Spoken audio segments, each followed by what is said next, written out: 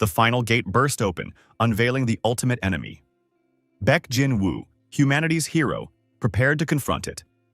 Authorities urged civilians to evacuate immediately.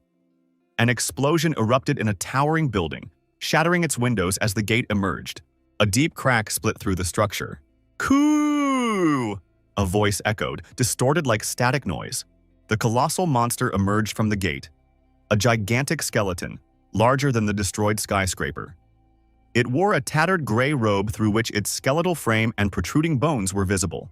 "Is this warrior already staring me down?" the skeleton questioned, its hollow gaze fixed. Opposite it stood Baek Jin-woo, the final hero, tall and composed. Without armor, only a sword rested in his hand. "What should I fear, death itself?" Jin-woo asked calmly. With determination, he began his charge. A bold cry erupted as Blue Swirl, the revered hero, ran toward the monster, shouting that he had long abandoned fear.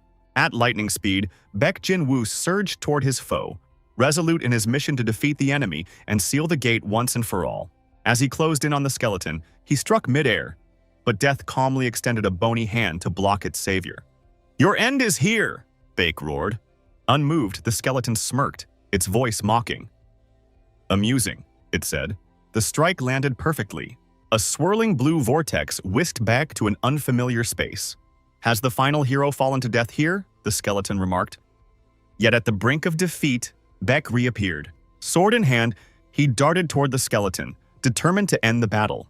This time the monster was caught off guard. Confidence and bravery burned in the hero's eyes. Baek slashed his sword with unmatched force, unleashing a devastating shockwave. The skeleton shattered under the impact, bones scattering. Defeating the villain is such a cliché outcome. You'll close the gate, become a legend, and bask in glory, the skeleton taunted, fragments of its essence fading. "Hero legend? None of that matters to me," Jin-woo replied, his voice cold. As life ebbed away, a woman's voice echoed, "Save the world, you're special," she pleaded. Blood stained his hands as he cradled her trembling body. Under the moonlit night, amidst a field of fallen swords and countless dead, she choked on her tears. "I've been a burden. Protect everyone, hero," she whispered. Applause broke the silence and a comrade called out, "We need you, warrior!"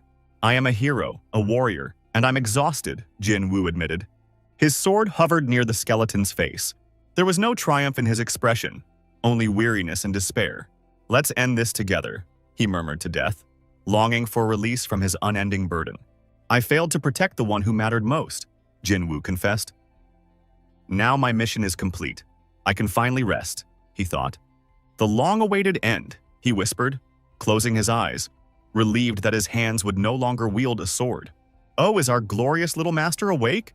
said a male voice. "Coo!" Baek opened his eyes and saw before him the enormous face of a man with long gray hair and small green eyes staring at him. Baek was frightened. "Am I being attacked by a giant?" A white-gloved hand touched his cheek. "Did I die when I closed the gate?" Baek grabbed the giant's finger, which had brushed his cheek. "Haha, madam, look at this," said the white-haired giant. "Little Riley is holding my finger so tightly. Such a firm grip for such a little boy." In front of Baek stood the gray-haired giant and a blonde woman in a bright orange dress, smiling. The boy stretched out his arms. "Ian, you woke the baby up. That's why he's like this," the blonde woman explained. "Look, Riley's not even crying." Baek looked at his tiny hands in shock. "What are these little hands? And Riley?" he thought, startled. "What a cutie! He's already showing his talents," the woman exclaimed in amazement. Could this be my childhood memories? Baek tried to calm himself. After all, he now realized he was the youngest son of the great swordsman, Count Ippolit. Baek was a baby, lying in a cradle and wrapped in a soft pink blanket. Am I in some strange world? The panic continued to rise. And yes, he was indeed in a strange world. Did that woman say something about an Ippolit? Baek wondered, trying to piece it together, as Riley seemed to stir awake. Are you ready to accept the blessing of the sword? A new man asked. I am the master of the sword, and you are my youngest son. We, the Ippolits, are a family of great sword masters. The blessing of the sword is a significant ritual, eagerly awaited by every child of our lineage, he explained. The man, presumably Count Ippolit, was tall, with gray hair and sharp brown eyes. Beck's expression was impossible to hide. He was stunned. Around him, several voices began chiming in, asking questions and sharing opinions. I can already imagine him receiving his first sword. Have you prepared Riley's sword yet? Another heir destined to be a master swordsman and the pride of his father. Beck was horrified. In my past life, I swore never to wield a sword again. And now I've been reborn into a family of master swordsmen? What does this mean? Why is this happening? Suddenly, swords came flying toward little Beck. Swords! What the hell are they doing? 3 swords were tossed at Riley simultaneously. Beck froze, his mind overwhelmed with memories of his past life. Those are real swords. Oh, the young master looks thrilled. He can't wait to hold his first sword, a red-haired man declared. Beck frantically waved his tiny hands in protest. What are you talking about? Your lordship, look at young Riley, one of the women exclaimed with excitement. He already loves the sword. These fools don't understand anything. I don't love swords. I despise them. Beck thought bitterly. Little Riley began to cry, overwhelmed by the situation. I swore never to touch a sword again, Beck's internal scream echoed. Reborn in the body of a child, he carried the memories of his previous life. When will this nightmare end? 19 years passed. Is the Ippolit family finally choosing an heir? Someone asked. At last, another voice replied. The people celebrated, chatting, drinking, and enjoying the occasion. The Ippolit family carried the blessing of the sword, yet none of the children had achieved mastery so far. Lion, Finn Ippolit's eldest son, stood tall, a serious, calm young man with empty gray eyes, resembling his father. He pursued the path of raw power and was renowned as a monster slayer. The middle son of the Ippolit family is Lloyd, a smiling young man with red hair and deep blue eyes. Lloyd is incomparable in agility and speed. He can cut through drops of water on the spot, the boy told me. What's the third son? You said he had 3 sons, asked the man. Yes, 3. But I don't talk about the third child just because he grew up completely worthless, explained the guy. What do you mean? The son of the Count of Ippolita, with no skill with a sword? The interlocutor was surprised. He's just lazy. Disgrace the Count, replied the boy. There was a man sitting near the 2 boys drinking a beer. He could hear their conversation and was not at all pleased to hear what was being said about the third prince. The man had long gray hair. They say that when the ritual of blessing the sword was performed, he took it. The interlocutor objected. That's probably just a story. I can't even say that he's going to do well in this life, replied the boy. The gray-haired man sitting next to him, after hearing this, abruptly put the mug of beer on the table so that when he heard this, the boy was startled. How dare you, commoners, said the man. It was now clear that this was the same green-eyed man who woke up little Riley 19 years ago. Only now he's not so big. Don't ever say that again, Dash replied the old man. The young lord is practicing with his sword, while you're just swinging a broom. Meanwhile, the prince was resting in a tree, humming a tune. He'll show his talents and his potential. He'll be no worse than his older brothers, shouted the white-haired man. At this point, the prince was thinking about which clouds looked like what, as if one of them looked like a hamburger. Don't talk about things you don't understand at all, Jan continued. Firstly, and secondly, he's doing the best he can and he's an honest man. The guy looked up and said he liked this new world, but he wished there was a Coca-Cola. Ah, I'll have a Coke, said Riley. I've been haunted by memories lately. Beck was thinking aloud, lying on the grass. Remembering the past, I thought I would forget my past life when I reached a certain age. When I was as old there as I am here now. I never thought it would happen to me. Inadvertently, I picked up a sacred sword that no one else could have. The bearer of the sword must save humanity from the Demon King. At that moment, I, as such, had disappeared. Now there was only me, the warrior. And I no longer had the right to choose. My fate was predetermined. So in this life, I will never pick up a sword, Beck promised himself. He fumbled with his hands in the grass and got down on all fours. His eyes were shining. Never, absolutely never, never pick up a sword. Jesus, Riley, someone called out. It was Jan, that old man with the gray hair and green eyes. Ah, Jan, replied Beck. I knew I'd find you here, said Jan. Have you practiced with the sword today? The election of the heir will be held very soon. The other families have been invited to observe your skills, young master. Let's go. They still say I'm an ugly, lazy duckling among my siblings. Why should I do anything for them? Riley yawned. Young master, do you know about this?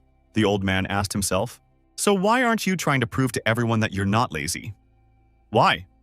They're right, Riley replied casually. But how can you?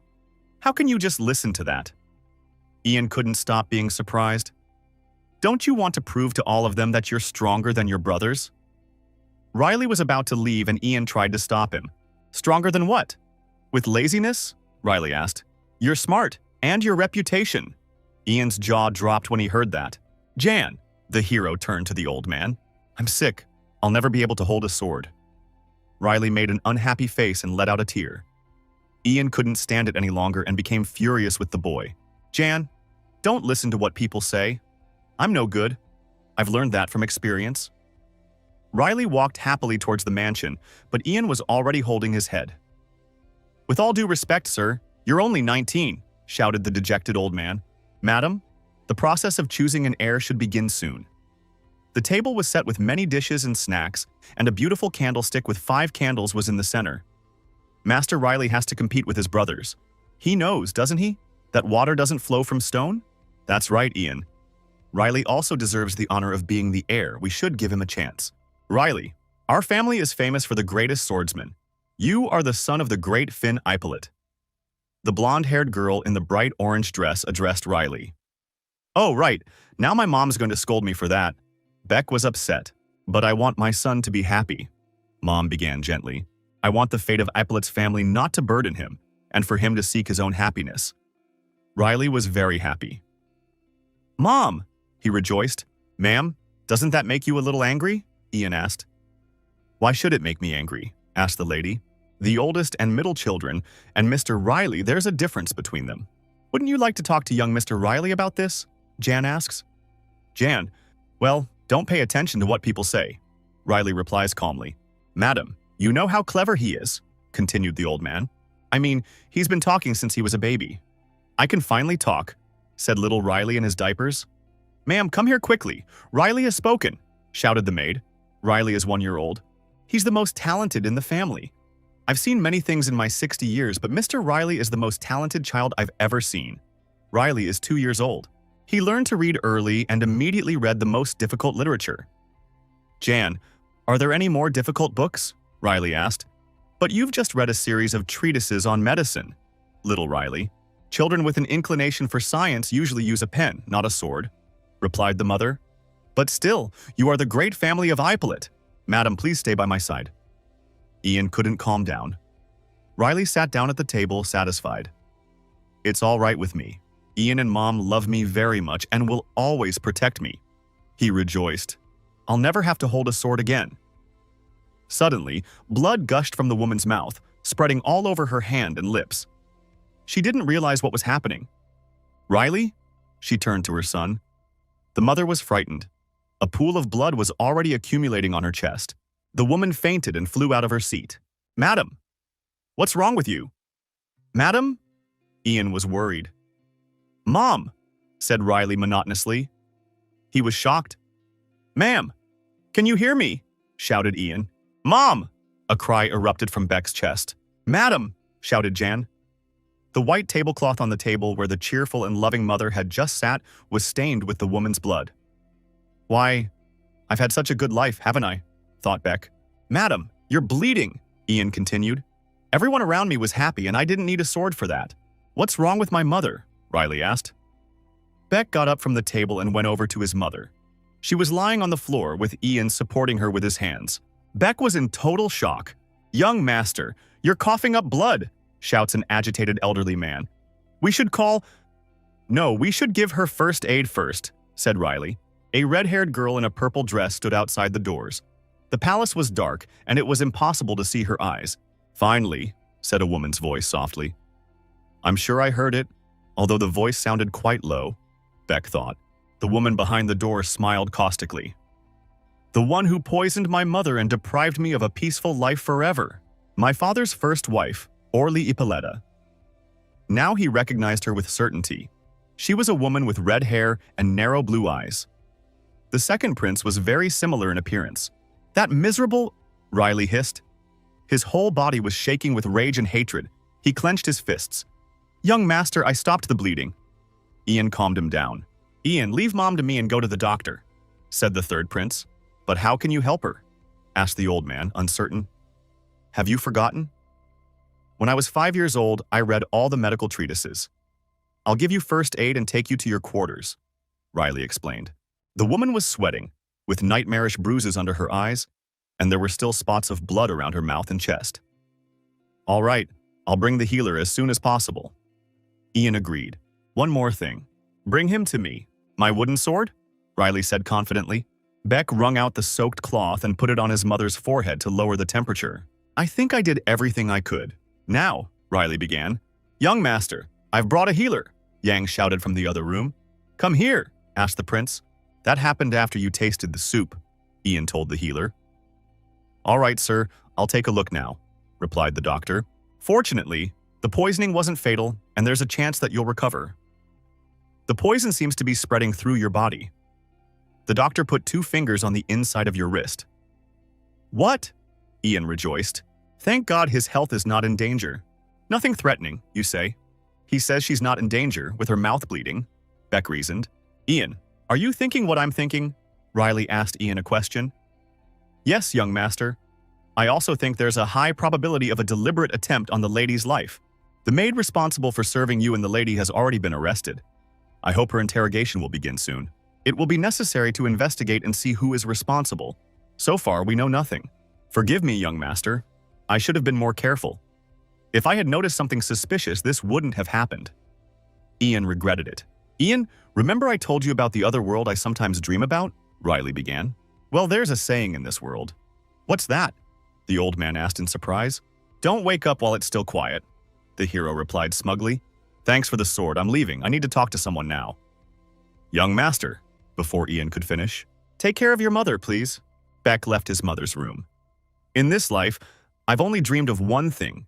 That is, to live happily and carefree next to someone I care about. Riley's favorite smile, that of a healthy mother, appeared in her mind. But, said the prince quietly to himself, someone dared to take away my last wish. Beck was furious. Now he saw his own mother's stunned face and the trickle of blood from her mouth. Who do I see? He turned to the woman in the purple dress. Then I'll have to get my sword again. And I was looking for you, he addressed Orly with joy. But this time, I'll take up my sword not as a warrior, and not even for the good of the good. Mrs. Orly, Beck called out to the woman in front of him. She turned away unhappy. But for the sake of your one wish, Enemy was displeased with this encounter and simply watched in silence. Hello, Riley, how are you? The woman turned around playfully. Master of the lazy sword, she boasted. My business is better than ever. The third prince replied casually. And thanks to you, I'm not the only one doing well. Orly became visibly tense. Her face no longer gave off a pleasant grimace, and now even more so. My mother too, for example. We'd like to thank you, Riley continued. My boy, Orly laughed playfully. I'm the owner of the castle. I do the best I can for all of you. I'm very worried about Iris because her son has a bad reputation and everyone makes fun of him and calls him Master of the Lazy Sword. I see the Master of the Lazy Sword has grown up. Now you're holding a wooden sword, sneered the woman. Some things have changed. I can smell the soup my mother used to eat from you. Is there something you want to tell me? Riley asked with a sly smile on his face. And you have a keen sense. You're right. I was in the kitchen before dinner. The scoundrel smiled. Ha ha, that's not like you, ma'am, laughed the boy. It's funny that you're telling me this, because you're the one acting very strangely right now. Orly turned around. There's a sign that when you try to change, it's sudden death. It's best to keep quiet and not try to muddy the waters, as you've been doing all along. The woman is gone. It's already evening. So, what did you find out about Riley? Orly asked. After meeting you, ma'am, he went to the courtyard to train, replied the servant. The courtyard, then? It's a good thing I sent you to keep an eye on him, said the unfortunate woman as she sipped her tea. Yes, I noticed that he doesn't even know how to hold a sword properly. Of course, what else could you expect from a lazy swordmaster? Orly boasted. A pathetic little dog, and he dares to speak to me in such a disrespectful way. There's no point in waiting any longer to finish what you started tonight. She ordered the servant. Yes, ma'am. Try to go unnoticed. Will it be that easy? Pondered the servant. At first it seemed completely harmless. But later, I had the feeling that he realized he was being watched. It was as if he was waiting patiently for my actions to trap me. Why are you standing there? Orly was angry. Go and do it. Yes, ma'am. A violet shadow passed quickly down the corridor. Riley's room is around the corner, commented the servant. I was waiting. Riley sat upstairs watching the waiter intently. Thoth raised his head when he heard the sound and was horrified, because I saw a bit of fire in the guy's eyes. I practiced and then waited for you in the hallway. You took your time, Riley said with a smile. How could I not sense your presence? The servant was horrified. Riley jumped from the ceiling, but the servant managed to dodge. But he hasn't changed. Maybe he deliberately located me that way, pondered the servant. Ah! The servant was horrified. He saw the gap in the floor where the third prince had just hit. Is that a single blow? Said the servant. Wake up, Riley told him. You're inattentive. Riley flew at him with wildfire in his eyes and a smug smile. Have you come to kill me? Riley asked, brandishing his wooden sword at the servant. On Lady Orly's orders? The wooden and iron swords met. Riley's savage face and the servant's frightened eyes were literally inches apart. How are you? Began the servant. You've wasted so much money and all for nothing. Oh, interrupted the prince. A mercenary who can't resist even a wooden sword. Made of wood? Said the servant. Beck snatched the sword out of the servant's hands with a light movement, and it fell to the ground with a loud clang. Enemy was terrified. Damn! The servant panicked. Riley swung his weak sword at him again. He stood near the window against the light. Only his red eyes and silhouette were visible now. A quiet nightclub. Silent night. Ian opened the door and entered Riley's room. Young master, so you're here. Riley was resting with a book on his face. Apparently, he had read it before. The third prince groaned lazily. What is it? Said the prince. Sir, a corpse was found in the mansion, Ian replied tensely. Riley looked wearily out of the book. I thought it was something serious. Count Appellet doesn't have many enemies, shouted the old man. That's not the case. It's not just a corpse, it's the corpse of an assassin. He got into the castle somehow. How did he die? A servant asked another servant. Your neck is broken, she replied. They were standing not far from the corpse. Mrs. Orly was also beside them, biting her gloves in irritation. And right in front of the ladies' room, added one of the servants, the news of Lady Iris's poisoning had reached the Earl. Ian spoke up. You did a great job helping Lady Iris. Young master, I'm just saying it's not time to relax. You shouldn't be alone. We don't know if there are more murderers on the estate. I don't know about the others, but you, began Riley. Let's be honest. I don't know if you can defend yourself. Riley stood up. Ian, I can fend for myself, but you'd better keep an eye on my mother. He turned to the old man. But Ian didn't get a chance to start. And another thing. Riley interrupted him. Here. Riley handed her a piece of paper. I've written a list of herbs to make a potion for Mom. This should help her. But when are you going to... Ian asked himself. Do you think I'm only good at relaxing? The prince smiled. I didn't waste any time. Go and see your mother, please. And you, young master? Ian asked.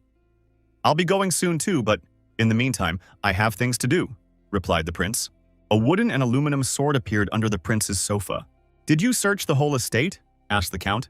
Yes, Dad, we've looked at everything, but... began the first prince. They haven't found anyone, finished the second prince. He came unarmed with the mark of a master swordsman. What arrogance. Finn Appellet was angry. Maybe someone from the mansion helped him. Judging by his clothes, he could be from a thieves' guild or an assassin's guild. Perhaps we should investigate this? In the same room with her back to her ex-husband and children, Mrs. Orly was sitting. Check the village of Yipa first.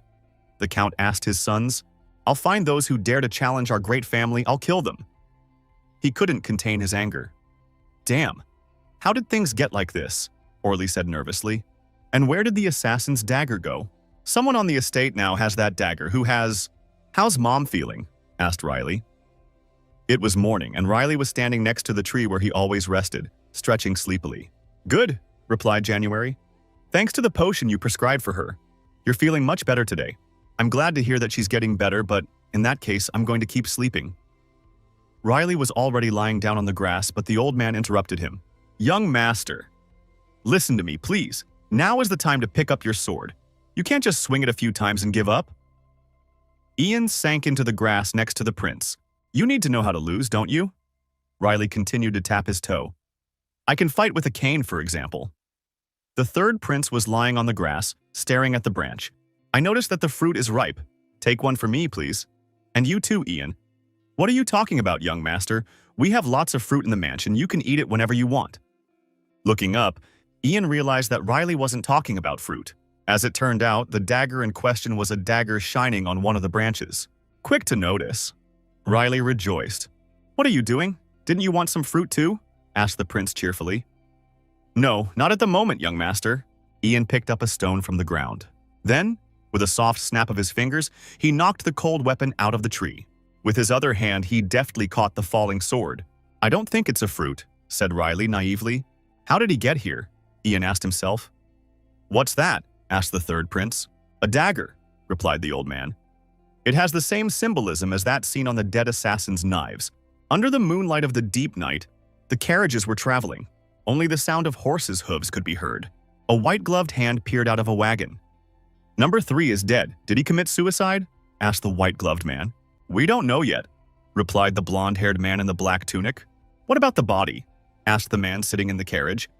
He had purple hair, an unshaven beard, and a menacing look. Left in Ippolit's estate. Lady Orly could be in trouble, the man was thinking.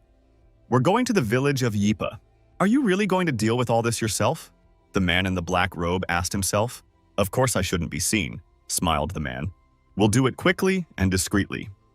The man put on the same black robe. After that, he covered his face so that only his eyes were visible. I have to help my daughter. Ipellet Mansion. Mrs. Orly continued to bite her gloves in one of the castle's rooms. She was getting very nervous. Damn, why did that idiot lose his dagger? She thought. Earlier, Ian and Riley had given the sword they found to the Count. The sword was shining. Stupid number 3, he couldn't even die properly. Why the hell did he give up his dagger? Orly raged. You bastard, she screamed. Who's there? Mom, it's me, Lloyd, came from behind the door. Come in, exhaled the woman. I was afraid Riley would come in, that bastard. You must be very busy, son. What brings you here? Orly asked. Then you already know, replied Lloyd. It's nothing, Mom. I just wanted to make sure you were okay. I heard that a murderer was found outside your room. That's right, well, thank you for your concern, dear, said the lady. Mom, are you really all right? You don't look very well. You must be worried, too. He was murdered right outside your door. You must be tired. Rest, Mom. I'll take care of your quarters. Well, son, actually, you came and I felt better straight away. Did you hear that? Grandpa's factory has arrived in the village of Yipa, said the second prince. Orly smiled wryly. The test factory, she said. Yes, that's what the employees who visited the village said. It seems that the factory workers came in large numbers. And I hadn't even heard about it. Could it be that they already know about the death of number 3? Orly pondered. Thank you for passing that on to me, sweet Lloyd. The woman smiled gently. Go on, you must have things to do. I'll be fine, son. Lots of workers, right? Maybe my father came too. Orly rejoiced. If that's the case, it means he wants it to be as it should be. Strange, pondered the trickster. Those two, the second wife and her bastard man, will have a hard time surviving this time. At dusk, Riley was still lying under the tree. The plan is the same. Number 2 will be first, then number 4 and number 5, the strangers whispered. Tsk. Everyone is making life difficult for themselves again.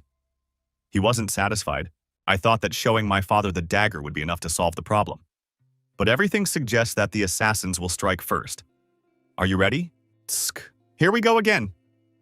Riley closed his eyes. 3 men in black robes were sitting in the branches of the tree. Our task is to capture body number 3 and take it out of the mansion. Be careful.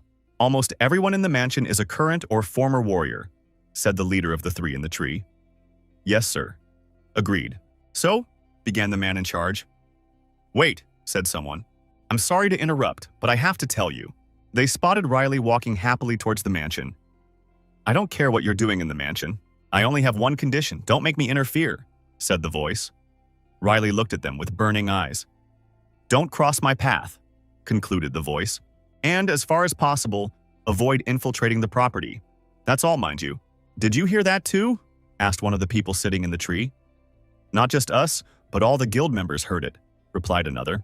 I don't know of any murderers in the Ipellet family. Should we give the order to withdraw? One of them asked. No, we need to put an end to this once and for all, replied the man in charge. I'll take the dagger. Everyone, from number 2 to number 10, their job is to capture and recover the body. Assassins can transmit information to each other telepathically. The rest of you must be a distraction for the residents of the estate. If something goes wrong, don't give yourself up alive and destroy the evidence. She may be the second, but she's still the wife of Count Stein of Ippolit after all. She may have guards," said one of the men in black robes. "Let's just do the action and try to go unnoticed," replied the other. "It's a personal request from Lady Orley. We can't leave without doing this. Her son is completely harmless. I hear he can't even handle a sword." The first guy didn't say a word. "Everything will work out if we stay out of sight. This is our chance to get promoted. I'm tired of following orders." "Didn't I forbid you to enter?" Someone was telepathically addressing the assassins again. The two black-robed men were really scared. In front of them, there was a corridor where only the light of the moon came through, and in front of them was a large, beautiful door. "And you got in, exactly where you shouldn't have. I warned them," Riley told them. The third prince stood in front of them. "But you've already made your choice." He smiled uncontrollably at the prince. Riley was wrapping the rope tied to his sword around his arm. He asked the two guys in robes if they knew what adults who broke inhibitions did to children. If they thought their methods were correct. The assassins relaxed when they realized that it was the same third prince, the master of the lazy sword. They were happy that at least they wouldn't have to look for him for long. In gratitude for that, they promised the third prince a quick death. One of them was immediately behind Riley's back. The other was out of sight. The hand with the rope flew upwards. Riley looked back and realized that the other man was invisible.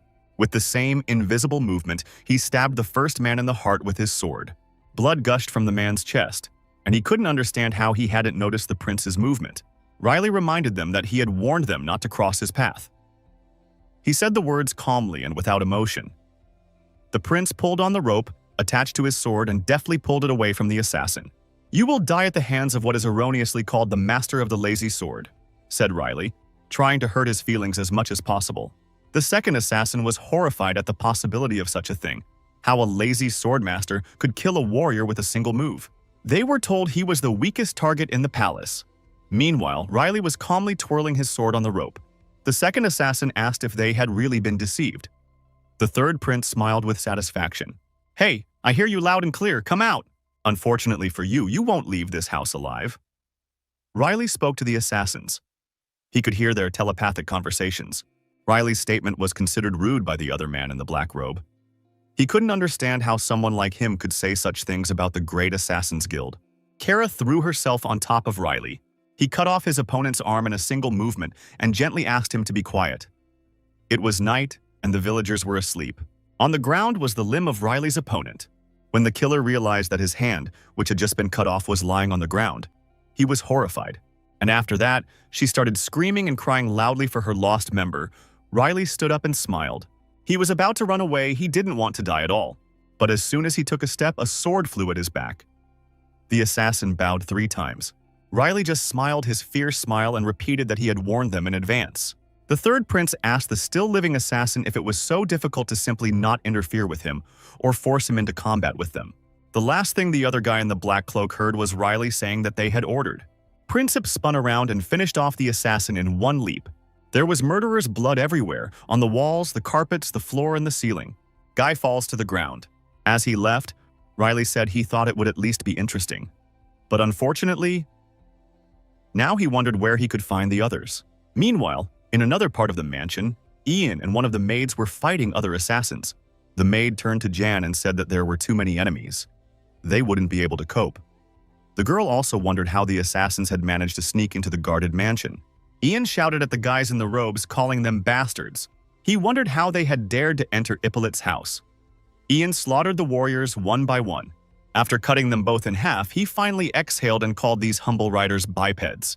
Sarah turned to the old man again, reminded him that they had already seen 15 murderers and said that if this continued.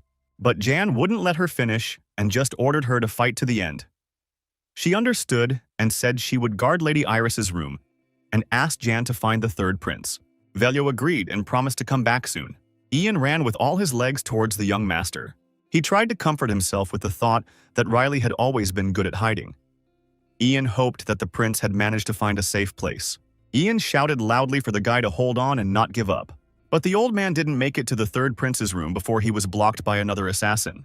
An elderly man stopped. On seeing him, Ian immediately realized that this bastard was a bigger fish. The old man warned him that he didn't want to be rude, but said that if he didn't get out of here immediately, he wouldn't be able to stay alive. Assassin didn't answer anything, just pointed his sword at Ian. However, John had no time for him. He simply drew his sword and flew at his opponent with the words not to play with it. Everything was fine, but the assassin blocked his attack with his sword, but the old man still managed to cut off his enemy's finger. However, this did not please Ian, for this brat dared to challenge the great family of Ippolit with such insignificant skills. Now he's guilty of killing his family. Ian's eyes lit up and he spun around a second time. Suddenly, Ian's gaze changed. The old man shouted loudly, "Stomach!" Assassin continued to stare at Ian angrily. After a while, the villain decided to waste no time and brought a sharp sword up to the old man's face. Blood splattered. However, things weren't going well for the enemy either, as someone also stabbed him. The boy looked at his chest and realized that he had been stabbed with a dagger from their guild. He didn't understand how he couldn't feel such an attack either. It was a great opportunity for Ian. He swung his sharp sword right in front of his enemy's face. In doing so, the enemy is cut in half, just like the previous two. Now he could get to the young master. Suddenly, the old man realized that the prince was in danger. Ian threw himself at him. Meanwhile, Riley found it strange that he had made a mistake, since he was aiming for the heart. Later, the prince thought that this was entirely to be expected, since so many years had passed and his body was already very different. Riley cupped his hands and concluded that he had done a good job that night. Now he was walking calmly down the corridor, with a few dead bodies of assassins behind him. The prince decided it was time to go back to being the naive aristocrat who was unaware of the attack. Soon, the old man was running through the forest to the tree where Riley used to cool off. He called out to him and finally found the prince. He was sitting in a tree, on a large branch that could hold two other princes like him. Ian, on seeing the prince, asked if he had been here the whole time and if he was all right. Riley pretended not to know and asked what Ian was doing there in the middle of the night, and also that he was sweating. The elderly man didn't answer his questions, but asked him to leave immediately and follow him. Riley asked cheerfully, wondering if the killer was back. The third prince climbed down from the branch. Ian wondered how the prince knew about the assassins, and then confirmed his words by saying that the assassins had sneaked into the mansion. Riley tried to recreate the surprise, but the hero who had saved the world was completely inept at feigning surprise. Now Ian understood why the young master was hiding in the tree. Old exhaled, saying that if something had happened to Riley, he didn't finish. However, he said that it was now too dangerous, and that this time he had to insist that the young master not be left alone. Velio also informed the prince that he and Sarah had killed more than 15 assassins. Ian headed towards the mansion, but Riley interrupted him with a question about his mother, and he wondered what was wrong with her. The old man smiled and turned to the boy.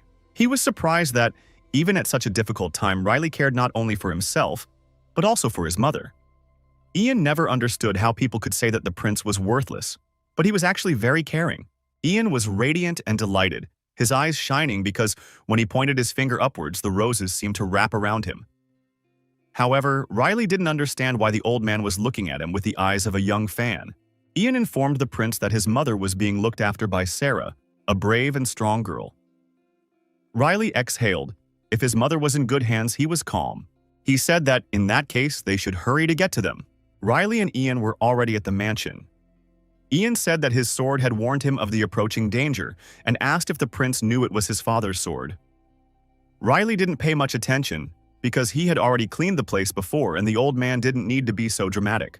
Meanwhile, Ian walked from one wall to another like a spy and said that the young master was the most defenseless member of the family and should therefore be especially careful. Old man asked the third prince to stay behind him, as they still didn't know what danger awaited them. Riley, of course, tried to pretend that he really needed it and thanked him. Beck is the strongest hero in the entire universe, who doesn't like to be seen as the weakest. Riley asked Ian to wait. He said something suspicious and I wanted to show it to him. Jan intervened. Riley rummaged through his pocket and found an old piece of paper and handed it to Ian, wondering if it might have something to do with assassins. "Young master, that's it!" Ian shouted, looking at the piece of paper Riley held out. The third prince became tense, but then the old man continued shouting, saying that the paper looked like it had been cleaned by someone. The old man covered his nose and waved his hands, and Riley was shocked. Prince refuted the old man's words, saying that although he was lazy, he definitely wasn't dirty. Calming down, Riley asked the old man to take a closer look and handed him the paper again. He wasn't burning with desire, but Ian grabbed him nonetheless. When the old man looked more closely, he could understand the words. List of things to put in the soup, lacasa leaf powder, moongrass, cockatine mushroom. Ian paid special attention to the word put, that underline, just before a meal. Ian didn't want to believe that at all. However, it turns out that Lady Iris put poison in the soup. Lady Orly. Meanwhile, the Count of Epaulet was also fighting an assassin. He was telling his enemy that he was the equal of all assassins, especially the fact that she runs away from him like a rat. The wounded and tired assassin didn't answer, and the Count kept saying he couldn't beat him. Later, the Count struck another blow. Assassin thought that the Count of Epaulet was absolutely right. Finn, the Count, kept humiliating his opponent, saying that if there were more of them, it would at least be interesting, and that he alone was too easy a prey for him. In short, the assassin didn't pay much attention to his words. He was just thinking about how to get out of here sooner, as he had already picked up the dagger. His smoke bomb was due to be lit in 2 minutes. The assassin decided that if he could buy time, they would save Lady Orly. "You can beg on your knees, but I won't spare you," Finipelle said. He flew towards the enemy with murderous fire in his eyes and a sword in his hands. A colorful battle began, with sparks flying around from the clash of cold weapons. Finn called his opponent a coward, because he was only dodging his attacks. The Count said he intended to take him alive, but left him no choice. By now, the assassin was making sense of the words of the head of Epaulet's large family, and he now realized that he was in great danger. Finn Epaulet, pointing his mighty sword at his enemy, promised to let him say his last words. But the fact that someone had entered the Count's office prevented him from finishing off his opponent. It was Ian, who rushed into the room with words to the effect that he had terrible news for the Count. He found out who tried to poison Lady Iris. The Count of Epaulet couldn't believe his eyes. Ian was holding Lady Orly by the shoulder. Mrs. Orly was horrified. Ian was worried about who the man in the black cloak was standing in front of the Count. Finn replied that he was just a lowly assassin and that he would kill him at any moment. Condé also asked why Ian thought Mrs. Orly was guilty. Ian didn't explain anything. He just handed the Count the sheet he had received and asked him to take a look at it. Lady Orly was practically hysterical. Finn began to reread the text on the piece of paper about the cockatine mushroom. Assassin tensed up at the joke. Condé clenched his fist with a piece of paper. Just like that, Kaki Yan paid special attention to the word put, and then to the text just before eating. After realizing what had happened, the veins in Finn Epaulet's face popped, and his eyes seemed to be gradually filling with blood. Ian said that, as the Count had probably already realized, this handwriting belonged to Lady Orly's hand. The woman was about to sob. She was panicking. Riley was on the floor next to his sleeping mother's bed, thinking about what had happened in his father's office. He wondered if Ian had already handed over the evidence to his father, and he guessed that it was all Orly's fault, which would soon be proven. It seems like an eternity to the prince as he pursues the unfortunate man. Lady Eric woke up to find Riley lying beside her bed and asked if he was all right and if he was hurt. The third prince assured her that everything was fine and that she had nothing to worry about. Madame placed her palm on her son's forehead and pondered the origin of these murderers. She said she was very happy that her son was in one piece. Now it seemed that roses were blooming around Riley. The mother cuddled her son, and he said he was also madly happy that his mother hadn't been hurt. The chambermaid Sarah was also enjoying this wonderful scene of mother and son. There was a knock on the door. Sarah said it was Ian, and Riley asked him to come in. When the old man entered, the prince began to question him. Sarah didn't understand what they were talking about. She didn't understand what Ian had to be right about. Later, he asked where she and the young man were. She explained that they had gone out and hadn't said anything, so she wondered. "You see, Lady Orly," began the old man. The girls intervened. Ian went on to say that Lady Iris's soup had been poisoned and that they had finally found the culprit. Lady Orly did so. Lady Iris was stunned. She asked Ian again if it could be a joke. Ian told me that Riley had found a note with a recipe for poison, written in Mrs. Orly's handwriting. Iris was disappointed and wondered why Orly had done it. She didn't understand why she had to poison her. "You're feeling unwell again." She fell off the bed and bent over. Sarah flew to her immediately. Across from her, Riley crouched down to her. The third prince's mother said that she knew Orly couldn't stand her, but she couldn't understand how the lady could do that to her.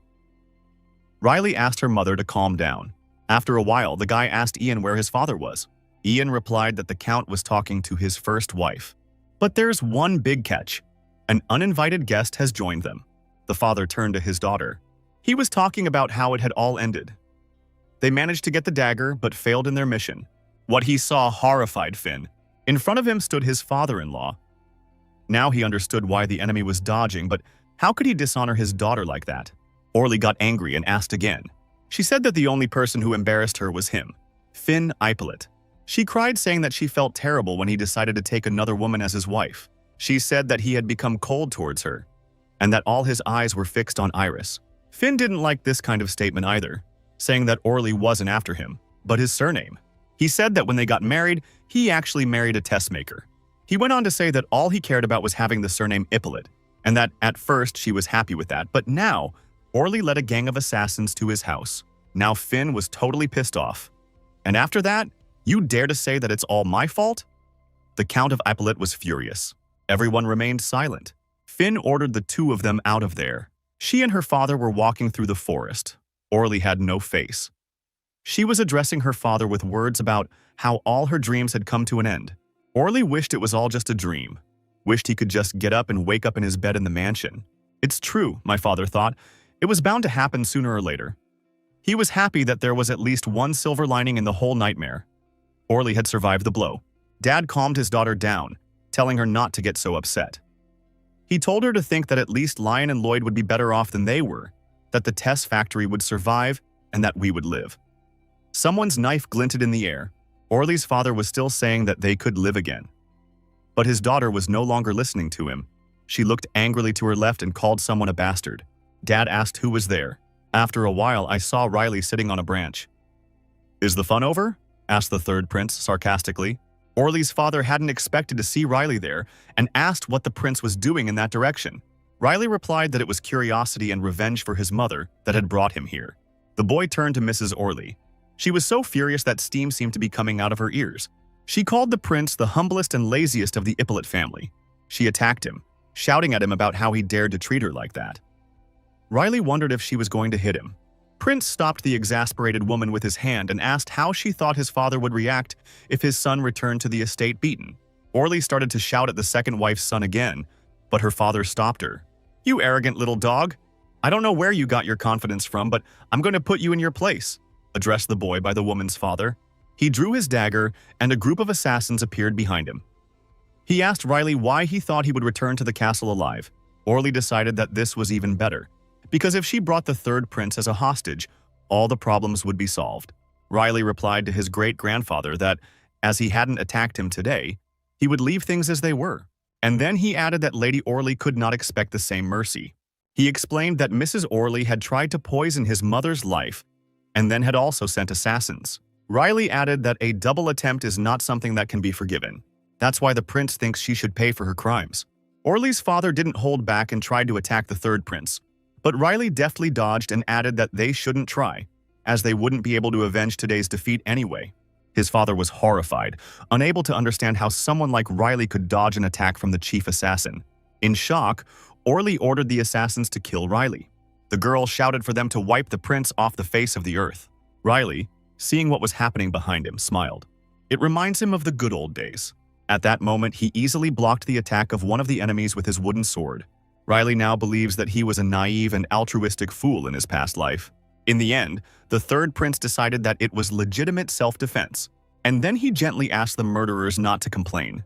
Riley stood motionless as his opponents attacked him from all sides. With a single movement, Riley killed everyone in his radius of action.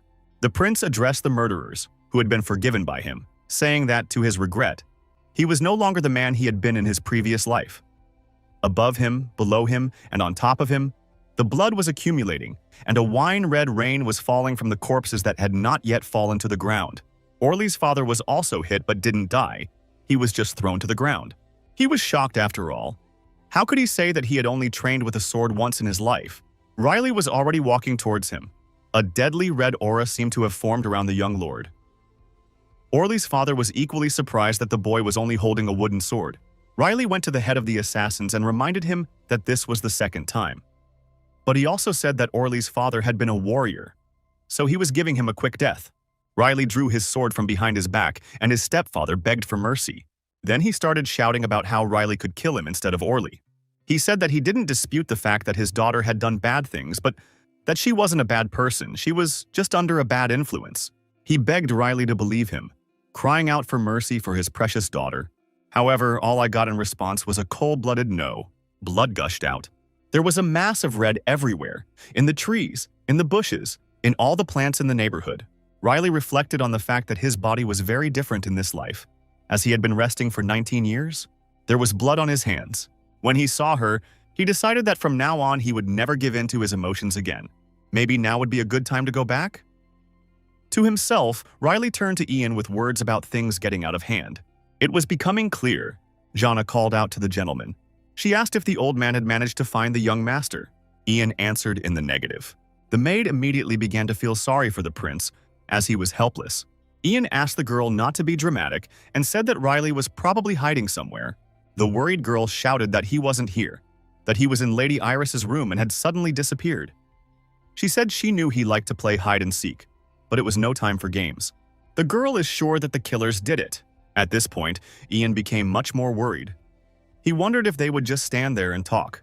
The elderly man said he would go round the property again. Sarah tried hard to go with him to see if she could find the third prince, but Finn Ippolit called out to her. He was on one of the mansion's balconies, watching the servants from above. When she heard the man's voice, Sarah tensed up. Conde concluded aloud that Riley was missing and they hadn't told him. Ian worried that the young lord had already lost his honor due to his laziness and lack of achievements. What would the count do to him if he told him that Riley had also been kidnapped by assassins? Ian had an image in his mind of the count's anger, saying that it was a disgrace that Riley had disappeared and forbidding them to look for him. He said that the house of Ippolit didn't need lazy, idle men like the third prince. He said that the house of Ippolit didn't need lazy, idle men like the third prince. The old man was already beginning to explain what had happened. Suddenly, Riley appeared out of nowhere. Ian attacked the prince with a hug, and Sarah asked him where he was. Riley's answer was simple, saying that he had just arrived and heard what they were saying about him. Sarah slapped the prince on the back and scolded him with words about how he had no idea how worried she and Ian were about him. For his part, Riley asked why only Jan was hugging him. Now Riley was approached by his father. The third prince replied monotonously. Finn Ippolit called his son to come with him to his father's office. The prince followed obediently. Lloyd was already in the office. He didn't look very happy. Dad said that he had been told that Riley had found the note and that the count had asked about it. Riley confirmed the fact. Lloyd shouted that his mother had ordered Riley off the property. How could he have a piece of paper? Riley intervened with an innocent look. This infuriated the second prince, who told Riley not to pretend he didn't know what he was talking about. In a calm tone, Lloyd suggested that his brother admit that he had forged the note. This left Riley in a state of shock. Lloyd was very angry that Riley had caused his mother's banishment. The other prince spun around and almost hit his brother, but he dodged. His second son shouted for Riley to confess what game he had decided to play with them. Riley tensed up. He didn't think Lloyd had noticed, but was he really that angry? The third prince's fist clenched. He didn't like being provoked. His father stopped them both. Lloyd started to protest, but Finn said he didn't intend to repeat himself twice. In any case, it has already been proven that Orly poisoned Iris's soup and also let the murderers into the house. Now he turned to his youngest son and said that it wasn't an interrogation, he just needed to know where Riley had gotten that piece of paper. The Earl added that it certainly hadn't fallen from the sky. Riley decided to confess. He said they might not believe him, but he was the one who killed the killer who went after his mother. That wasn't at all what Lloyd had expected to hear. He intervened. Riley said more, saying that they probably already knew that he had gone to the courtyard a few days ago to practice with the sword. They told him yes, and also that Riley had said he didn't even know how to handle a sword properly. Riley didn't answer, but went on to say that just after training, the assassin had caught him in the corridor. He said that he had barely fought him with the wooden sword he was carrying. Riley said he managed to escape, and when he came back, the killer was already dead. In his hand, the boy found the note, and Finn Ippolit didn't let him finish. He concluded on his own that Orly had sent that assassin. Lloyd didn't like such comments against his mother. He shouted that his mother would never do such a thing. His father said he understood that Lloyd found it hard to believe, but that Orly had let murderers into the house was a fact. He explained that this was why he had to exorcise her. The conversation ended and Finn told his children that it was time to split up, because it was getting late and it was time for bed. The children obeyed, and both were about to leave. Suddenly, his father turned to Riley. He asked his son to come to his office tomorrow, saying that he had something he needed to tell his son alone. The youngest son was in a stupor. After a few seconds, he finally agreed. Riley went out and closed the door with him. In the corridor, he saw Lion standing next to him. Big Brother ignored him defiantly. He doesn't seem to be talking to his little brother anymore, but Riley doesn't mind. Riley thinks they are two pontificators. Lion asked Lloyd what he thought about it. He replied that he didn't think Riley was lying. Lion said indifferently that it was certainly tragic about Mom, but that there was nothing they could do. Lion said that in such a difficult case, you can't give in to emotion. Lion reflected on the killers and said that he was even grateful to Riley. Lloyd was furious. He couldn't understand how his brother could say such things, but Lion only asked where he was going wrong and, if she was their mother, could she be forgiven for the murder? Lloyd shouted back that she was still their mother. Lion said again that contract killing was a crime and that there was no excuse for it. The second son was upset. He asked his brother if he really thought their mother was a criminal. Lion gently stroked his little brother's head. After that, he turned to Lloyd. After a while, he said they would leave things as they are for the time being. He then reminded his brother that the time was coming for the election of the heir to the House of Ippolit. It was then that Lloyd realized what Lion was getting at. The first prince said that the heir would be chosen, and that they could avenge their mother. He promised that when he won the right to inherit Ippolit's estate, he would put the house back in order. However, Lion reminded his brother that even though Riley was lazy and sluggish, he couldn't be written off, as his father still had hopes for him. Lion finished by saying that they would definitely avenge his mother, but that they had to wait for now. Lloyd cried and said he understood.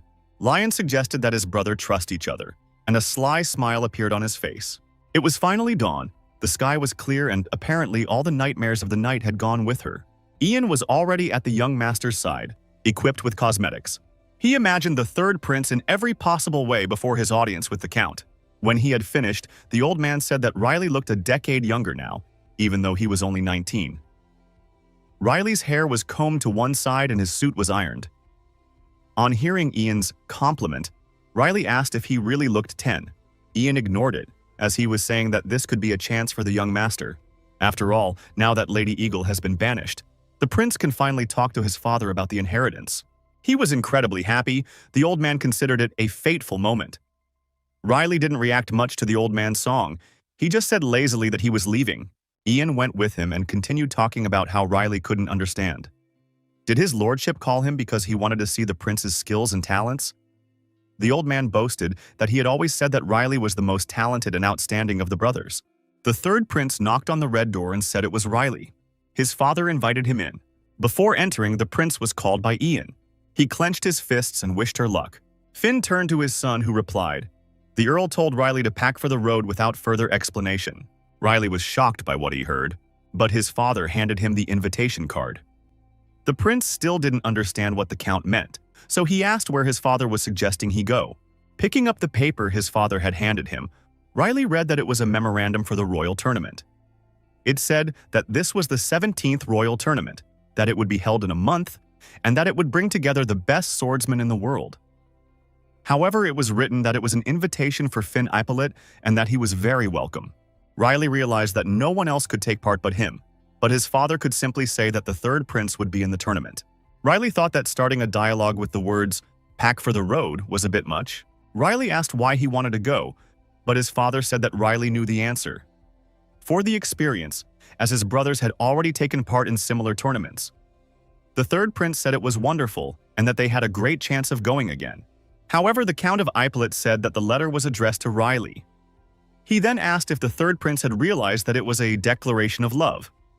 The father made a heart shape with his hands. Riley understood the last 3 words particularly vividly. A declaration of love? The third prince waved his hands in denial and said he wouldn't go. He decided that he would simply close his eyes and cry, as he had done in the first chapter. Riley kept saying that he wouldn't go, that he wouldn't take part in the tournament, that he didn't know how to do anything. His father closed his tired eyes with his hand. He asked the prince, how long can he go on talking like that? He also asked his son not to test his father's patience. His son tried to dissuade him in every possible way, saying that he had once decided to spin his mother with a wooden sword and almost had a stroke. Ian, who was listening to all this from outside the door, gradually turned pale. In the end, Riley asked his father not to force him because it wouldn't work anyway. He asked him not to be forced to pick up a sword. Dad said, with a benevolent and very fatherly voice and look, that Riley could do it. However, Riley was not at all encouraged by these words, as memories of his past life resurfaced. "You can do it, soldier." And everything around him was cherry red with blood. In the prince's mind were the phrases, "You can't do it without you. You can do it. You can do it. You're a fighter. It's your duty, fight. Soldier." Now he couldn't take his mind off the word soldier. Riley stood still for a while and then spoke, telling me that she was looking at him like that. Riley shouted worriedly so that his father wouldn't look at him like that. He reiterated once again that he would not take part. Finn left the table and walked towards his son. Condé said it was impossible to refuse. His father said that Riley was no longer a little boy and that he had responsibilities and no choice but to take part. And the Count of Ippolit ended by saying that Riley should defend his family's honor in the tournament. Riley was truly terrified. He wondered why he wanted to defend his family's honor. He almost fell out of the door, but Ian was there. When he realized he'd been seen, the old man started making excuses about not being listening, saying he was cleaning the place. Before Ian knew it, Riley was running away. Finn ordered Ian to go after the third prince. Ian didn't understand and the Count shouted his orders again. Riley hid in a woman's closet. He wondered why he remembered his past life. And he also wondered how he, who wished never to pick up a sword again, had been born into a family of swordsmen. He realizes that he is the son of a master, and it is natural for a father to want to pass on his skill to his son, but he doesn't understand why everyone on the estate, even the maids, wields a sword. Riley realized how much he had changed. Just a few sentences had left him confused. Why was he the only one to get everything? The voice of Riley's own mother asked what Sarah needed. The waitress replied that she was looking for a young gentleman. She explained that the reason was that you didn't agree with Riley, as the royal tournament was about to begin. Iris understood and asked if Riley was hiding. Sarah replied positively and told him that her ladyship hoped the third prince would agree to take part, but the young lord simply ran away. Meanwhile, Riley was listening intently to the conversation in his mother's closet. The maid asked if my mistress was worried about what everyone was saying about her, that her son wouldn't be the heir. Madame Iris replied that she did care, but that she was sure they would be fine. She told me that sometimes Riley looks at her like that. So sad. She asked what's wrong, but he immediately pretends that everything is fine and that there's nothing to worry about. He says, "Don't worry, it's all right, Mom." Lady Iris said that the prince had changed a lot. The third prince's mother told him that she doesn't understand him, but that, because she is his mother, she will do everything she can to understand her son. She said that even when everyone gets tired of his inaction, she will continue to love and support him, because she wants Riley to be happy.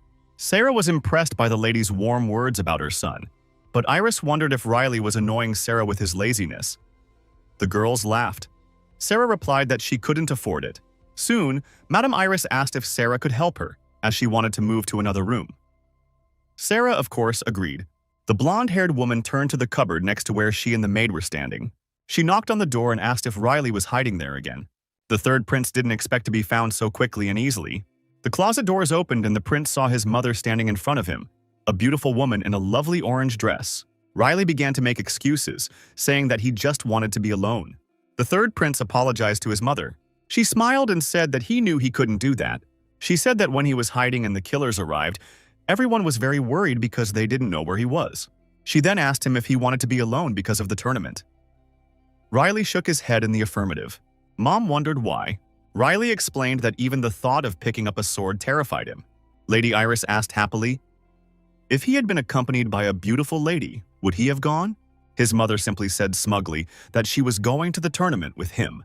Ian was adjusting the carriage and worrying if Madame Iris had taken everything. She said yes, and asked if Jan had forgotten anything. The elderly man assured her that he and Sarah had packed everything. He also asked if they had enough help, if they should take anyone else. Sarah said it would be worth taking at least 2 more. Riley shrugged and said that of course that was enough, as he knew how agile the 2 of them were. Ian was annoyed because, of course, a prince was a prince, but he thought this was too much. Finn Appellate came up to them, asking if they were leaving yet. Iris told her lover yes, and Ian simply greeted the gentleman. The Count began to say goodbye to his wife, almost crying that she wouldn't have to go with their son. Iris said gently that they had already agreed. The third prince's mother said that this was her first trip alone with her son. She kindly asked her husband to refrain from long goodbyes, or he might inadvertently upset someone. Finn said he wished someone wouldn't bother him. His lovely wife asked him to be honest and tell her if he was jealous. Conde coughed and said that she was going with Riley and that this was the only condition under which he would definitely agree to take part in the tournament. My lady frowned and reminded her darling that they had agreed not to talk about bad things. She turned away from her husband and said it was her advice to him. The Count of Ippolit and the servants said goodbye. The Count said sternly that the safety of his son and his beloved wife was in his hands, saying that if anything happened to them, he would chop their heads off. Ian swore on his life that he would protect the young lord and lady to the last drop of blood. Sarah said he had sworn that too. Saying goodbye, Lady Iris smiled from the carriage, and the young gentleman looked coldly and indifferently at his father. Along the way, the woman shouted the word solalo. She explained that she hadn't had to shout those words for a long time, and Madame was very happy to be able to say those syllables again. Riley asked what the word was. Now that the mother realized it was the first time her son was leaving the estate, she told him that Solalo was the name of the Ippolit family estate. The prince said he didn't know it had a name. The lady proudly stated that her father built the property and it was therefore named after him. Miss Iris now turned to Sarah and asked if she had been born in Solia, and where. The maid replied that she had been born on the right. Solium on the right was to the right of the mansion, and there was also a solium on the left and one in front. Sarah told the prince that the only thing in the northernmost part of Solia was the Solalo mansion, and the wall that kept them away from strangers. Riley said that was nice and asked if Solia was big. The maid said that Solia is big, and that it's an entire kingdom in a single city. The girl also said that Solia had something similar to what the young master often mentioned. She couldn't remember the name, something about K-Coal. When she heard these words, Riley perked up. Sarah said it was a drink that gave a pleasant tingling sensation on the tongue, and that, with ice, it tasted even better. She said it was a heavenly, refreshing drink, just as the third prince had said. Riley stood up, hovered over the maid, and demanded details. The young woman was embarrassed. She told me that the cola was sweet like wine, but not intoxicating, and also reminded me that the young master swore that it was the drink of the gods. She said that its color was its main peculiarity, blacker than black. Riley finally lost it. The guy stabbed his fingers into the ceiling and shouted the name of the drink, Coca-Cola! The women on the transport called out to him and asked if he was all right. Riley didn't answer, but asked if the drink was really available in Solia. The waitress asked if the gentleman was talking about non-alcoholic wine. Iris intervened and then wondered if Sarah had tried to teach Riley to drink. Ian intervened and said that the drink the young man was talking about wasn't alcoholic, and even small children drink it. Riley rejoiced because if this drink was available in Solia, it should be there. This has been his dream for 19 years. The carriage jolted forward without wasting any time. Sarah determined that it was an assault.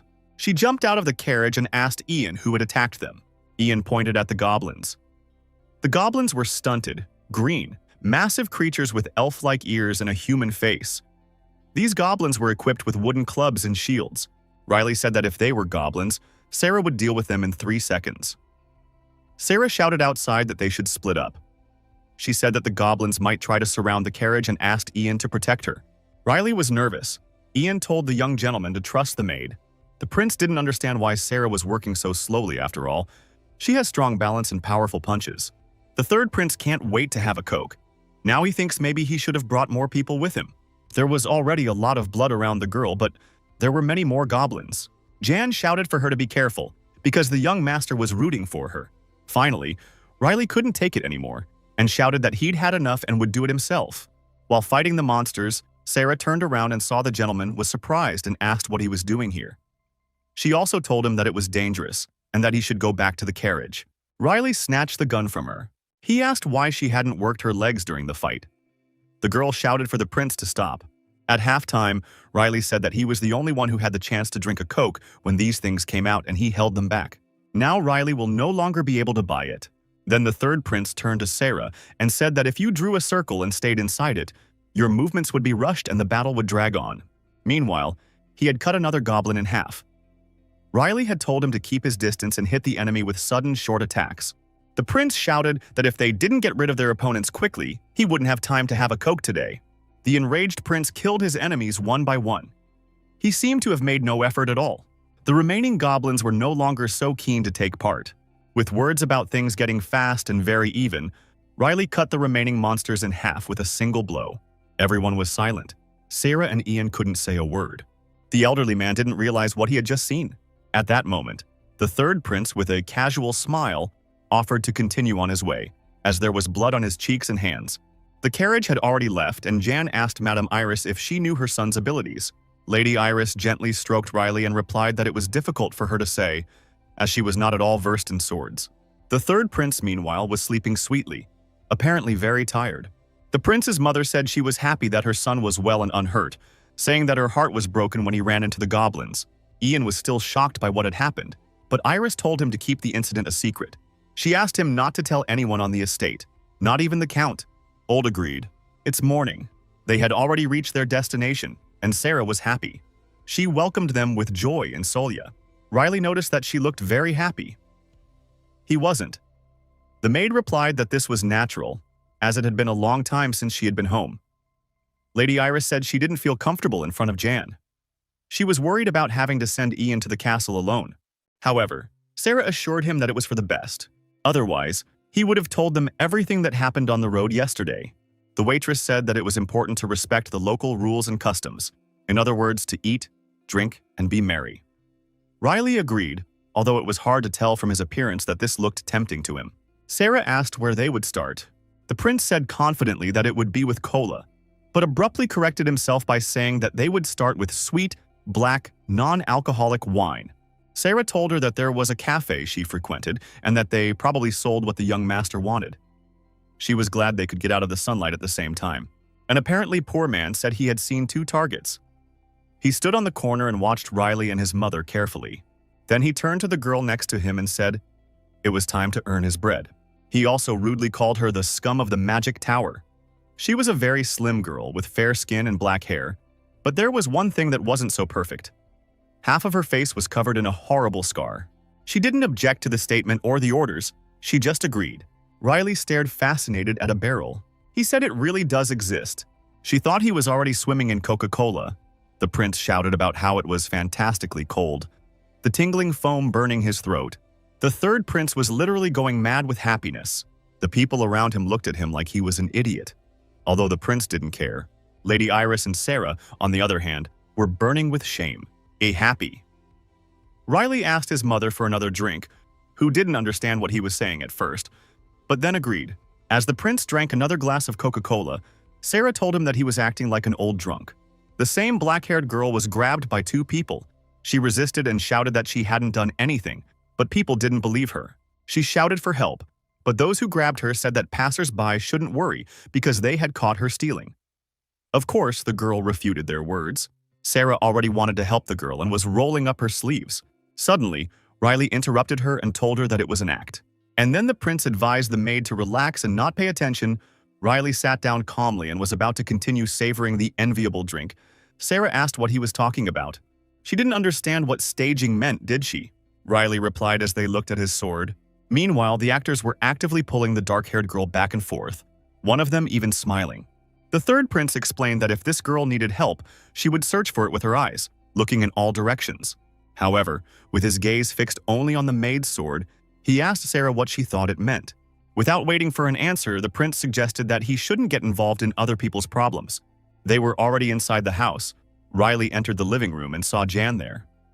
The old man was clearly not himself, and seeing the servant's condition, Riley asked what was wrong. Ian said that, to be honest, he wanted to do things his way. He said that if he had wanted to, he would have accepted the right to enter the fight. Ian took the glass and turned it over in silence. The elderly man swallowed the drink next to him. He then asked if the prince knew what had happened to him today at Solia Castle. At the entrance to the castle, John asked for 4 tickets to the fencing competition. The girl asked where they came from. Jan told her that it belonged to the Count of Ippolit.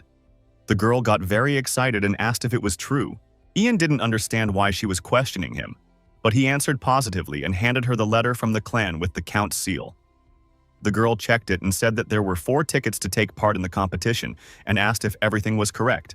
Jan remained silent and then asked him for tickets to the auditorium.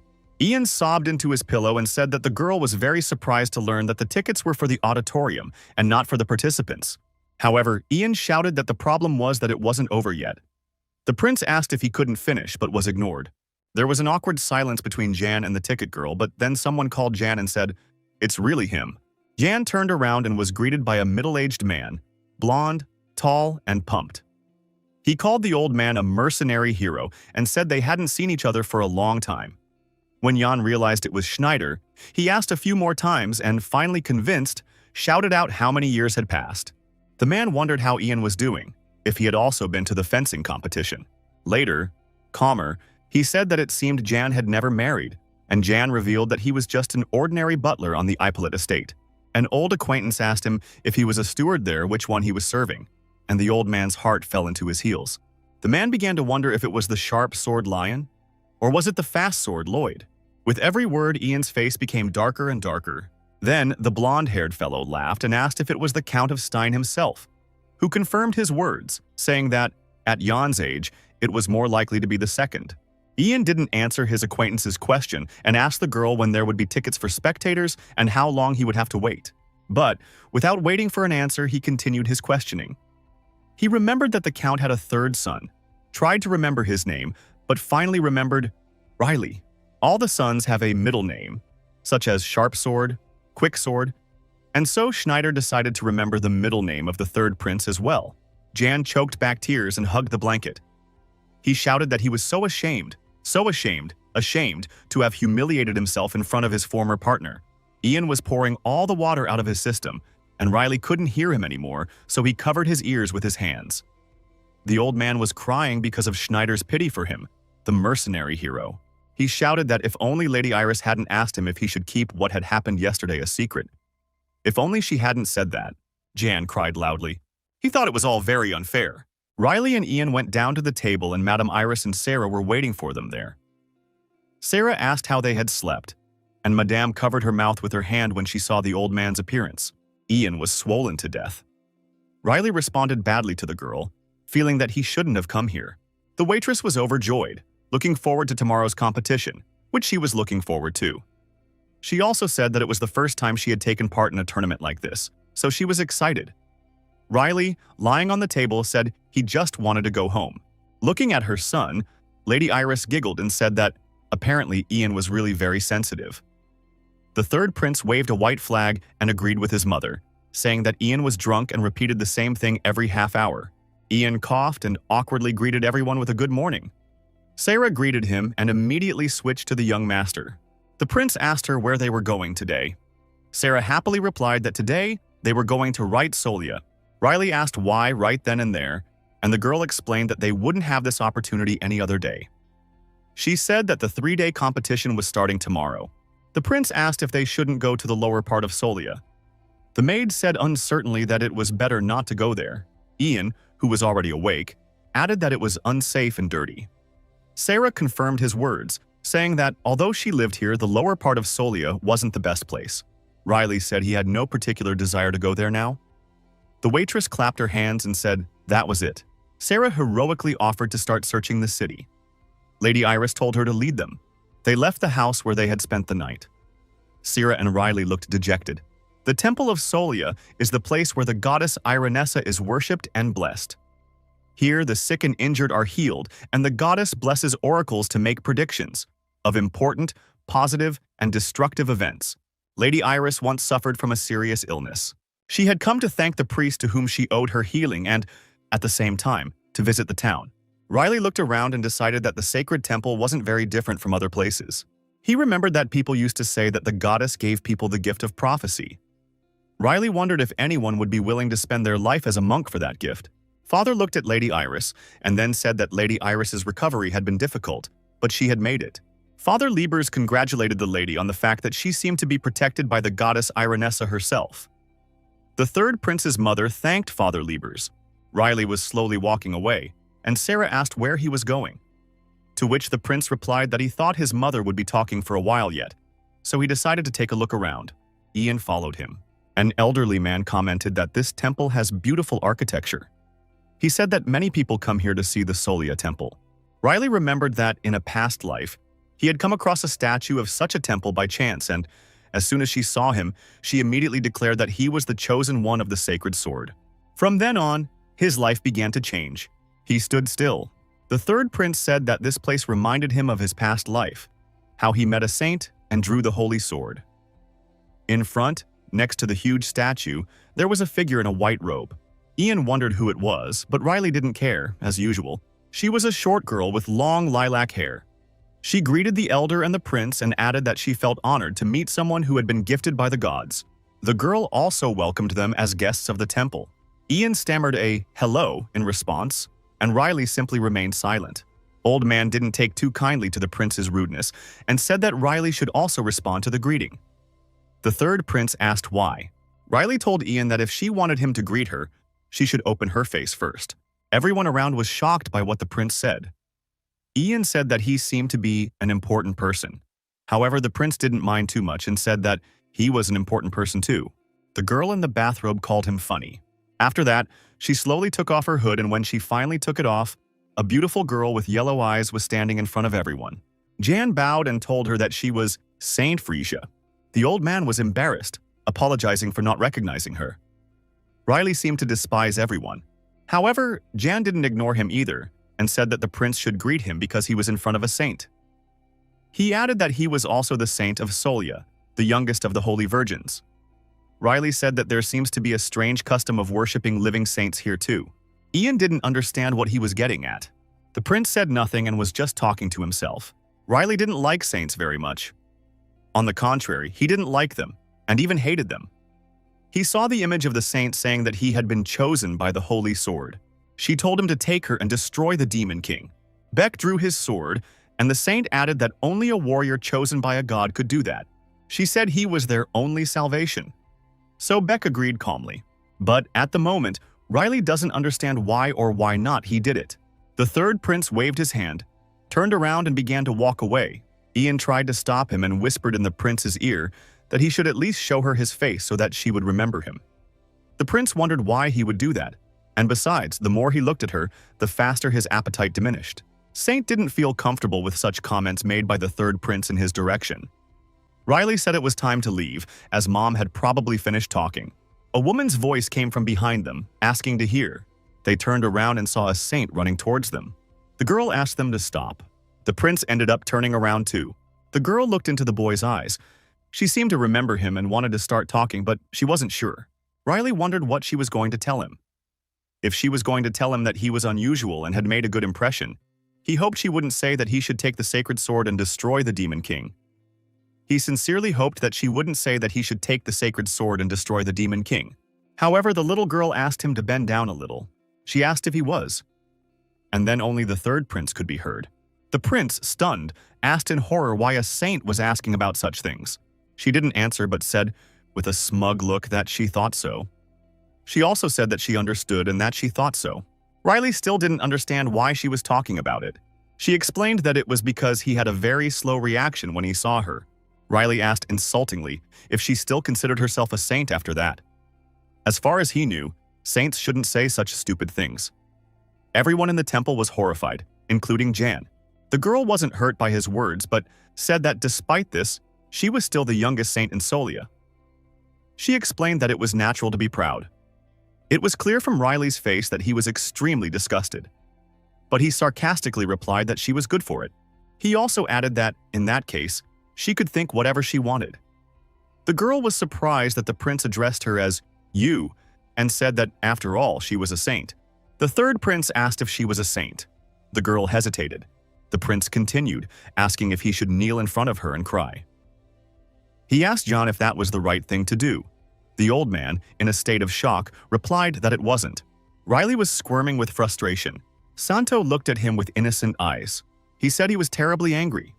He apologized and said that he couldn't stand the saints because one of them had made him feel very bad once.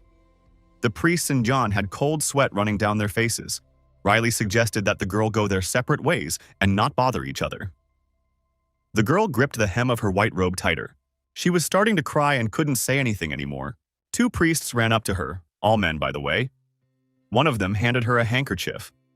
Meanwhile, Riley continued to pester the saint, asking her what was wrong and why she was crying, since she had started it. For her part, the little girl abruptly refused the handkerchief. She told Riley to listen, that such treatment of a saint was unacceptable. Since then, it's been sacrilege. The third prince didn't mind at all and told his interlocutor that he had no religion.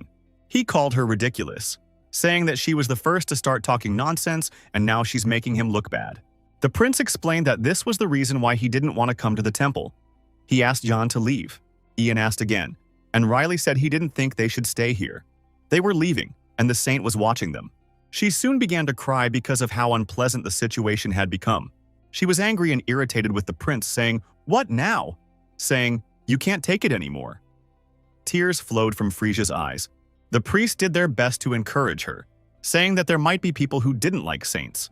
The girl screamed, "That's what they call consolation." Ogai explained that you shouldn't attach so much importance to what he said. He added that he was just a rude gentleman. The girl replied that this was true, and then asked if the priest had ever thought this of her. He shook his head negatively. He shouted and wondered how he could think that about her. He was sucking up to her, saying that she was the holiest person after the goddess Irenaeus herself, saying that sometimes he even thought she was the goddess incarnate. The priest said again that she shouldn't attach so much importance to this gentleman's words. The other two priests supported the first. The girl seemed to have finally calmed down. Frisia told herself that it was enough to think about this young gentleman, that she should go and pray. Suddenly, something struck her. One of the boys addressed the saint, but she ignored his words. She turned sharply to Riley, who was leaving, and then she said out loud that there was no such thing. She asked, "Is it really him?" On his way out, Jian asked the prince what the saint had said in his ear. Riley thought about it, remembered the girl asking him if he was the type who liked men. However, he told Jan that she was asking what type he liked. Jan didn't understand and asked what that meant. The prince replied that he meant the same thing. But that's okay. It doesn't matter anymore.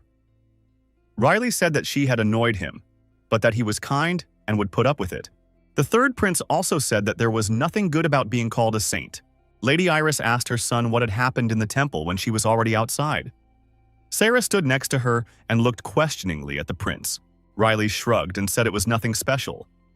A black aura seemed to float around January. The maid perked up and said that now they were going to the magic tower. The third prince was interested in such an offer. Sarah remembered that the Lord had told her that he was interested in magic, so she asked him about it. Riley was excited and said he wanted to learn how to move objects without using his hands. The prince thought this would be very useful. Ian told him in a low voice that magic was not used for such purposes. The old man's mind was racing, for there had never been a magician in Ippolit's lineage. Sarah and Iris laughed at the waiter, and Riley cackled unhappily.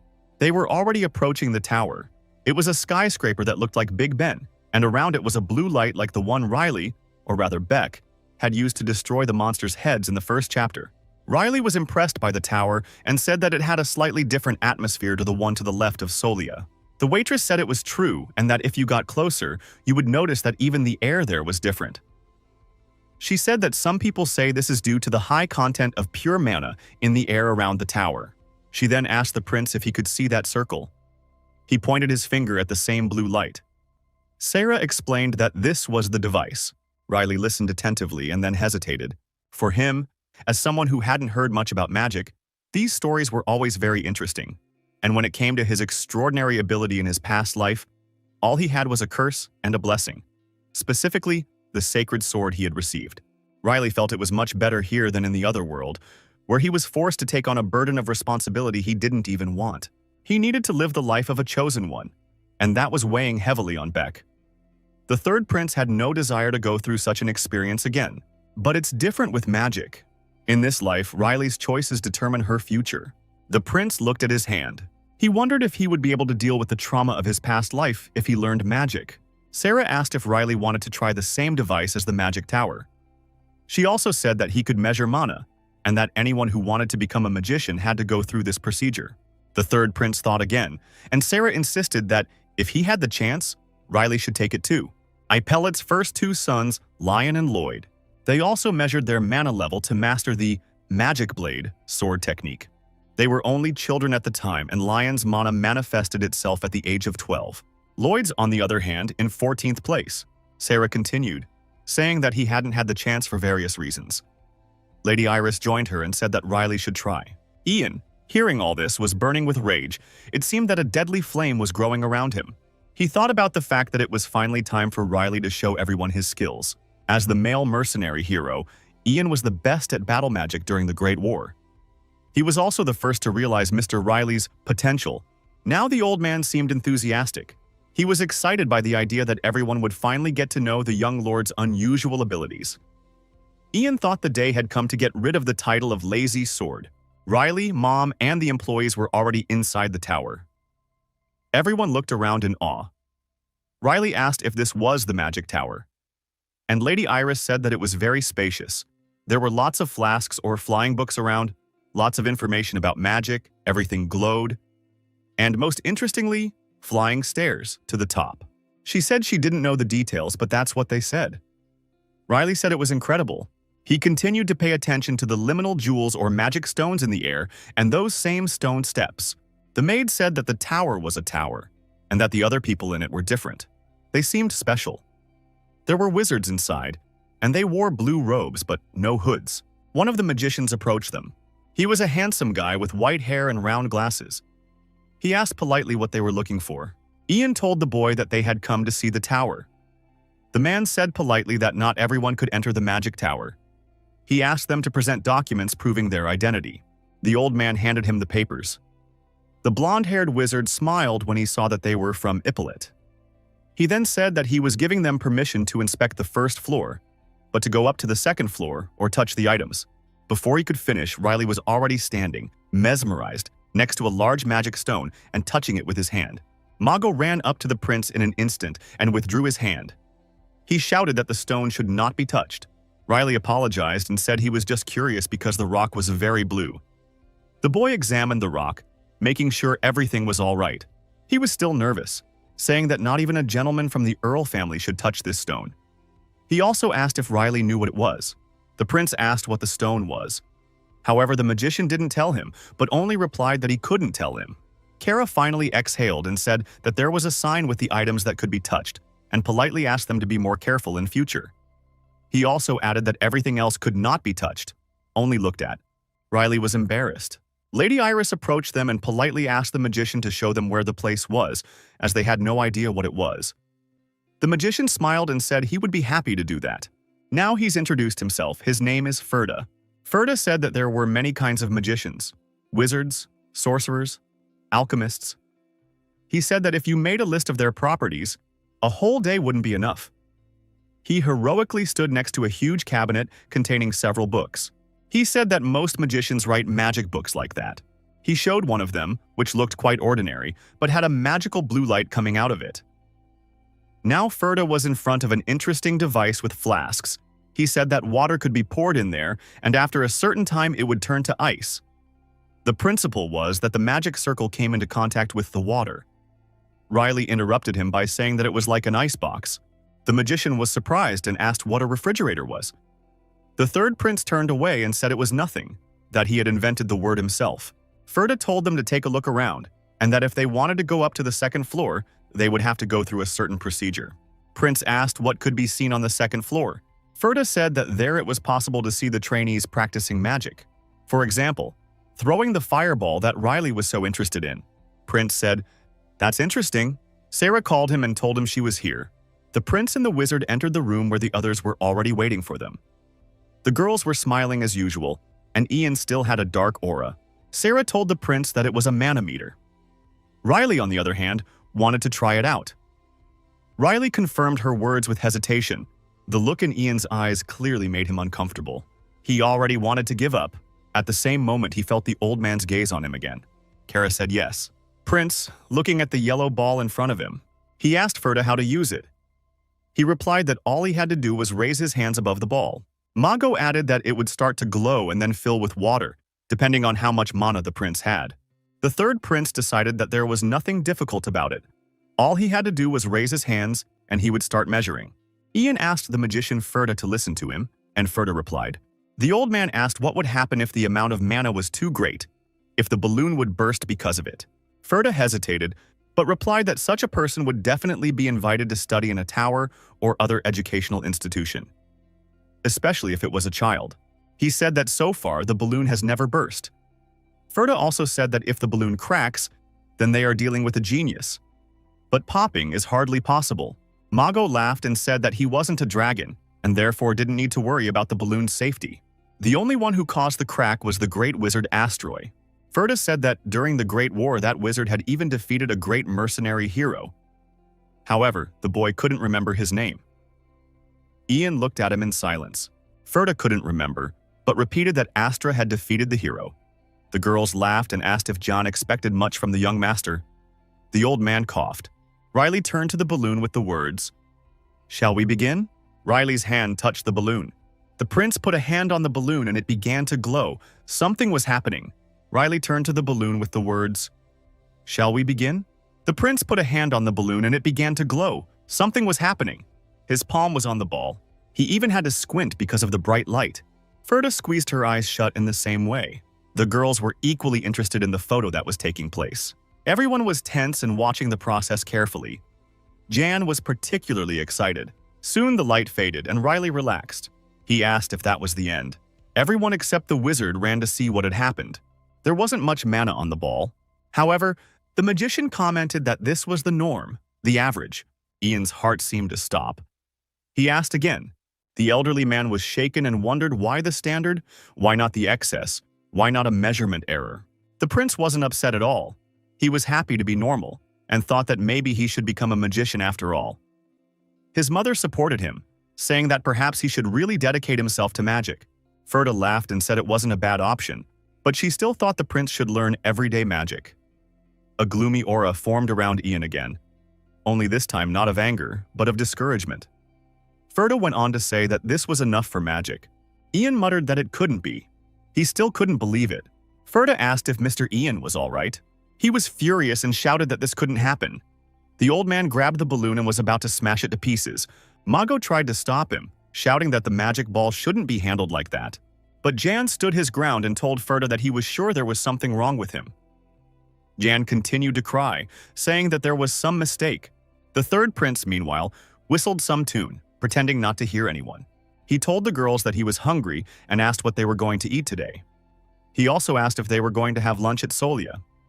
Lady Iris assured her son that Sarah had prepared everything, and the maid confirmed her words, saying that she had already booked a table at the restaurant and that was where they were going today. She also shouted to Ian that he had had enough and that it was time to leave. The old man was crying while holding a golden magic ball in his hands. Sarah looked at Ian in silence. Ferda was also crying, and it was possible to read help on his face, such was the look he had for the maid. A moment of silence. Suddenly, Sarah shouted for Mr. Yan to turn around. Since Mr. Riley uses magic, she pointed to the right. Ian turned around abruptly, thinking that the prince had channeled his power into another object. He thought so, because here great power and strength could be transferred to another object. Ferda seized the moment and snatched the orb from the old man's hands. The elderly man was upset. John gave a long cry of "No!" blushed, and fell on Sarah. The girl deftly picked up the broken Jan and said that it was now time for them to go to dinner. She didn't forget to remind Jan that she had made a reservation at a good restaurant. However, Ian stood his ground because he didn't think he could just walk away. For the Lord's great talent, all those looks of disappointment. Ian thought of the nickname Lazy Swordsman, but didn't know what it meant. Everyone was about to leave, so Sarah had to drag the crying servant by the back of his head. When the door to the room closed, Ferda finally exhaled. He was finally gone, a golden ball on a red sheet. It's already getting dark. Mago was sweeping the floor of the magic tower. Today left him exhausted and Ferda looked tired. He couldn't understand where the old man was getting his strength from. Ferda complained to himself that that lord was touching everything. A pair of mages descended to the first floor. The man saw Ferda and said that it looked like he was on duty today. Ferda replied positively and greeted the magician. The man said that Ferda looked tired and asked what was wrong. Ferda wanted to tell him, but their attention was diverted by the wizards who were examining something. The older magician asked what had happened and told the boy that he would go and see. Ferda agreed. Mago stared ahead in silence. The man turned pale when he saw what was there and turned to look at the boy. His face had literally disappeared. He was stunned. Ferda became tense. He ran into the pandemonium and asked what was wrong. He was an order of magnitude lower than the others, so no matter how hard he tried, he couldn't see anything. A green-haired wizard asked if Ferda was really on duty on the first floor today. Ferda said yes and asked what he was asking for. The green-haired wizard asked what had happened here. Ferda still didn't understand what he was talking about. But when Ferda saw what it was all about, he was stunned. Now he saw that the large blue magic stone was cracked. Ferd was shocked. He didn't understand how, because only the strongest magicians use this stone. He asked who had done it. Man said that since he didn't know either, that was a problem. He said he didn't know who it was, but if Asteroid's mage found out, he'd be everywhere. All the mages on the first floor turned even paler. The green-haired wizard said in a trembling voice that the culprit had to be found. Another red-haired wizard supported him and said that otherwise he might think they had done it, and they would be in trouble. One of them asked how they could find the culprit, as they had no proof. The other said that he didn't look like an ordinary person. Ferda was literally shaking with fear. Someone asked who was on the first floor today and if there were any witnesses. One of them approached Ferda, saying that he was on duty here today and asked if he had seen any suspicious people. They were going mad because they didn't have a single clue. All the wizards in the room had their backs to the damaged stone. In an instant, the stone was simply torn to pieces and the magicians were horrified. Especially the man, Ferda, and the green-haired wizard. There was a loud cry in the tower. A woman's voice called out to Riley. The prince turned around and his mother was talking to him. She asked him if he was going through a difficult time. They walked through the city hand in hand. He said no, he wouldn't do that, and asked why his mother was asking. Lady Iris says there are lots of interesting things here, but Riley doesn't seem to be interested in that, which is why she's asking. Riley looked up and then explained that a lot had happened today. He was in a temple for the first time in his life. Riley remembered that he had also seen a holy maiden there, whom he didn't want to see at all. Even so, he was worried about what to do if she gave him an oracle, as she had done in a previous life. The third prince said that he had been in the tower, but didn't mention to his mother that he had collected mana there in a slightly different way than before. He had to be careful not to let anyone notice. The prince laughed and told his mother that, in general, it was a good thing that none of this had happened. The lady replied that it could happen because Jan and Sarah were with them. The prince just laughed in response. Meanwhile, Sarah was calming John down and telling him to pull himself together. Ian didn't understand how this was possible. He couldn't have imagined it. He was still in shock. Lady Iris told Riley that something serious seemed to have happened to Ian. Riley calmly turned to his mother and asked if she was disappointed to hear that her son was irregular. She thought for a moment. She then smiled fondly and said that she just sighed with relief at having him on a regular basis. Riley was thrilled. He asked if that was true. He and his mother remained silent, holding hands while the servant stood behind them. Or rather, Sarah held Jan's hand. Prince suggested we take a look there and Mom agreed. People were moving around. The street was full of people, and on the next corner were the same two men who had committed the robbery earlier. The brunette turned to the blonde, calling him Beta and saying that it looked like, if they continued, they would be caught. Beta reluctantly replied that the secret things would still come out one day, and he was aware of that. But he said that today was useless and that he should devote himself to what really mattered. Moreno was shocked and asked if Beta was offering to go through his pockets on the day of the festival in Solia. He said it was no big deal, but if they missed this chance, they'd be sucking their thumbs until the next festival. He turned his attention to a guy. Said he looked a bit different, even dressed differently.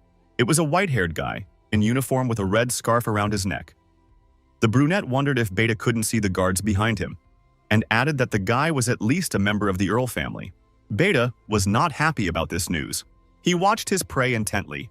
He turned abruptly to the man with the chest, calling him Hemel, and asked what he thought of it. Beta was talking about Riley, Lady Iris, and Syrah, who stood out a little in the crowd. Hemel asked if these people were the same visitors. Beta shouted that yes, it was definitely them, the ones who pretended not to notice the girl being attacked nearby. Beta licked her lips sarcastically and said that, as it turned out, there was an idle young man, his mother and a maid among them. He soon spotted an elderly servant and realized that there were 4 in total. Hamel asked if he had really chosen them. The blonde man happily said yes, because such heartless people must be punished. He assured himself and Hamel that they were not committing a crime, but punishing them, and therefore the goddess Ironessa would forgive them. Hamel wasn't too happy with his partner's idea, but he still thought that there shouldn't be a problem. After all, there are 2 aristocrats and only 2 servants, so it should be a simple matter. Despite all this, Hamel told Beta that he had a sort of bad feeling about it. Beta replied that they weren't in a position to choose. Finally, he asked if Hamel agreed or not. In the end, the brunette agreed. Beta shouted happily that he should have done it immediately. Beth, with a smile on her face, broke into the crowd. They were running so fast that their heels were shining. Hamel silently led the way. His target was a few rows ahead. Beta looked in Hamel's direction. They looked around. For themselves, they started a countdown from 3. The villains were on alert. Beth stood on the other side. The report ended and they ran to their prey. But then, when Hamill was very close to John, he was spotted. The old man silently kicked him in the chest with his elbow. Enemy groaned. Ian approached Hamill again. Moreno hasn't even managed to get up yet. Hamill was stunned, and Ian kicked him in the knee without wasting any time. The thief fell to the ground, his leg hurting badly. Hamill tried to get up, and the old servant looked down at him, asking who they were and where they came from. Hamill was sweating. In pain and with water in his mouth, he screamed in pain. Meanwhile, Sarah had already grabbed Bat. He was shaking, covered his mouth with his hand, and thought he had a bad feeling. Ian said that they remained silent, just rolling their eyes. The old man stood heroically over the thieves and asked them if they thought they could get away with it if they dared to touch young Mr. Ippolit. The surname resounded in Hamill's head, he thought. Was it really the same aristocrat who had obtained the status of count thanks to the sword? Bat was thrown back onto the stone floor. Sarah said she wondered where she could have seen them, but now remembered that they were the same as the gang from yesterday. She said you were right. She stood over the blond man and looked at him questioningly, nowhere near as threatening as Ian. The girl asked where they were from. Beta was still shaking and covering her face. Sarah leaned over a little and asked if they were from the lower part of Solia, adding that they smelled of garbage. Beta shouted that this couldn't happen, as he had perfumed himself, and the thief began to smell himself. Sarah asked him if he thought the smell of a commoner could be so easily overpowered by perfume. However, the girl also said that this was her homeland, and therefore she would let them live. But in return, they would have to pay for trying to hurt their master. The servant knelt beside Beth. Beth begged her not to do it. She stepped on his arm with her foot. Her eyes didn't look so kind now, and she told them to choose their target more carefully next time, as her master didn't like to be disturbed. Lady Iris and the third prince were eating sweets on sticks. Riley noticed Ian and asked where Sarah was. The old man replied that she had told him she was going to the toilet and would be right back. He also asked if the young master wanted to go away too. Riley turned and replied that he didn't know, and explained that he was asking because he couldn't find her. As they walked away, Riley said that since they had accepted the job, they should do it properly.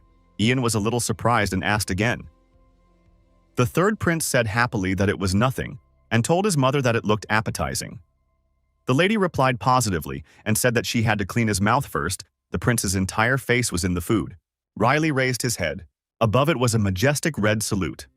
The whole crowd froze and stared at the beauty from above. Riley and her mother were mesmerized. Sarah said that it had finally begun. Madame couldn't hear the girl and asked her to come closer and tell her what she was talking about. The waitress smiled and said she was referring to the fencing competition. Today was a long-awaited day for everyone, since the fencing festival will start there. Riley, his mother, and his servants were already in the stands, as were the rest of the spectators. Everyone was excited. The third prince asked if Sarah had brought food and drink.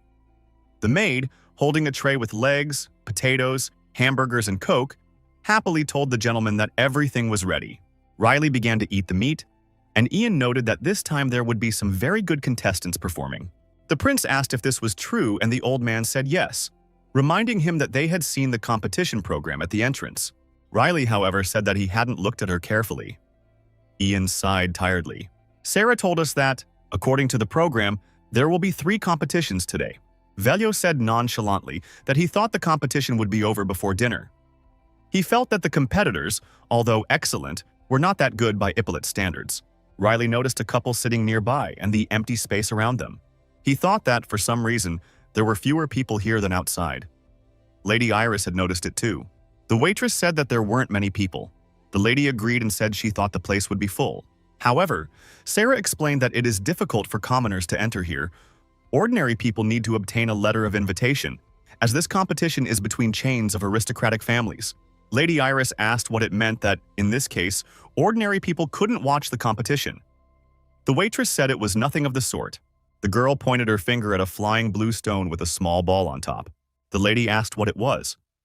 Then the maid explained that it was something to see everything that was going to happen here.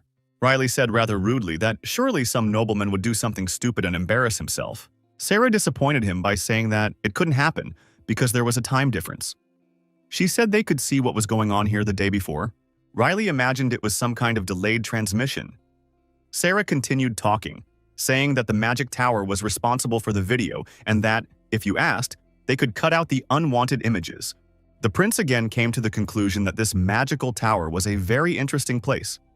He thought that, although it was a different time, just as in his previous life, all the comforts were organized with magic. Mom says it looks like it's already starting. There were shouts and loud noises coming from behind the wall behind the participants. Someone shouted for the others to listen and not shout in the manna room. Someone else shouted at him to shut up and where the hell he came from. Someone on the podium shouted that his son was leaving and that everyone should be quiet. Ian realized that the aristocrats had a very loud voice. He said he couldn't understand why everyone was so agitated. Riley, Madam, and the maid looked at him in bewilderment. For her part, Sarah thought that if their young master left, she imagined an excited Ian shouting for everyone to shut up because the master was leaving. She thought Jan would have shouted louder. The old man calmly informed her that 2 contestants were leaving, one from the Boiron family and the other from the Dries family. He told me that these 2 clans were known for their skill with the sword, although not as much as Ippolita. A boy raised his hand. Sarah even jumped up and down on the spot, excited that it had finally started. Lady Iris was also a little excited, and the third prince watched in silence. There was a colorful battle going on. A blonde-haired young man was flying at the dark-haired boy, their swords meeting time after time. Brunet deflected his opponent's attack and flew back a little. Their struggle was intense. However, it wouldn't end there, with the metal of their swords ringing out again and again. Riley said it was all, well, interesting, in a way. Ian looked at the prince and wondered if he was really interested. The third prince leaned back in his seat and said that yes, it was possible to see techniques that he had never seen before. He really didn't think there were any more techniques in the world that he didn't know about. But then he saw the new techniques and thought they were unusual. Sipping his black drink, Riley added that it was interesting, except for the fact that they looked like cute children playing with toys. Ian listened attentively. The third prince said that, although it sounded a bit strange, he had exactly that kind of interest. He said it was a bit nerdy and yet interesting, and Riley thought it was cute. Sarah shrugged and said that her lord could even kill goblins in one go, so it was possible. The old man didn't miss the opportunity and said that, in this case, the young master should have taken part. Riley, however, repeated once again that he was lazy. Ian was horrified at how lazy he felt. Riley said that they liked his nickname Lazy Swordsman, and, a little later, added that it was true. The old man remained silent. Ian asked, "So this isn't a joke?" He stood up a little. The old man didn't understand why he liked that after all. He was so talented. He couldn't understand why the expression on the prince's face looked so tired. Now he realized that the third son was hiding his talents and his true face. But why does he use the horrible nickname Lazy Swordsman? Ian wondered what the real reason was. The servant was called by Lady Iris. She said she thought it would be a good idea to find Riley a fiancé to make his life more interesting. She then asked his opinion on the matter. The third prince even choked on his expensive Coca-Cola. Yang and the prince were shocked and asked if she was serious. Finally, the lady smiled and replied that of course she was joking, but that Ian had such a concentrated expression on his face. The prince's mother laughed, and the prince himself exhaled with relief. Sweating profusely, he stood up and said he was going to walk away. Mom agreed, and for some reason the maid was a little apprehensive. In the hallway, Riley was pacing back and forth, shaking his head, saying that it had been a long time since he had been taken by surprise and wondering what all the talk about his fiancée was about. Ian stood nearby and watched. Suddenly, someone called out to them. Riley turned around questioningly. There was a blue-haired man in a suit and a red-haired worker. The man said rudely that he was addressing the third prince and said that Riley had just said some very rude things. Ian was a little shocked, and Riley wondered what he had said that was so cheeky. Man said it was cheeky that Prince had said it all sounded like child's play, and asked if Riley wasn't aware of the effort the participants put into their preparations. Now he said that apparently he didn't know a fraction of what was going on, so if he withdrew it, he would forgive him. Riley apologized indifferently and said he was wrong, which sounded extremely insincere. Riley signaled for Ian to leave, as it should have already started. The prince took Ian under his arm and let him out, with the man looking at them unhappily. He shouted for Riley to wait. After the young man stopped, he said it was false. He went on to say that there was no sincerity in the prince's words, and the man asked if such a thing could be called an apology. He really had expressed himself inappropriately. Riley gave him a haughty, seemingly superior look and asked what else he wanted. Now the nobleman couldn't stand it any longer. He became furious and shouted that he, Aplock, the eldest son of the Orenzium family, would teach him a lesson on behalf of all the participants. The third prince was beginning to tire of it all. Aplok said that if the prince was here, he belonged to some clan. He pointed his finger at him and ordered him to say which clan he belonged to. The prince was already thinking that he had spoken out of turn and that he should have kept quiet. Ian turned to the young man and asked with his eyes what he was going to do. Riley looked at him as if it were obvious. He was about to run, but the prince's bullet flew out of there and Ian didn't even have time to react. Aplok and the girl ran after him, with the man asking where he was going. However, Ian blocked their way and asked them to wait. The old man was already starting to say that he couldn't leave them. He didn't finish when Aplok attacked him, but Ian managed to block the blow. The man said that, as an old man, Ian's skill level was very good, and then lamented it by saying that it was a shame that it was 2 against 1. Aplok still managed to reach the prince. He put his hand on his shoulder and said that he would punish anyone who didn't respect the honor of the nobility. Riley stared at him with eyes as empty and indifferent as possible. Indifferent enough to make the man uncomfortable, Riley grabbed the other man's wrist firmly and lifted his arm. He towered over Aplok, so his serious words about having already apologized seemed particularly intimidating. Aplok couldn't get out. He didn't understand what was wrong or why this guy was so strong. Blue magic flowed down Aplok's arm, spinning in a whirlpool. However, he still felt that everything was useless against his mana. The third prince stopped his attack and squeezed his hand harder, and Aplok winced in pain. The girl who was busy with John at the moment feared for her master, and John watched her in silence. Aplok wondered who the boy was. He reflected that it didn't look like he was using mana. But how was he doing it? Riley looked at the man's hand and wondered why he was picking on him.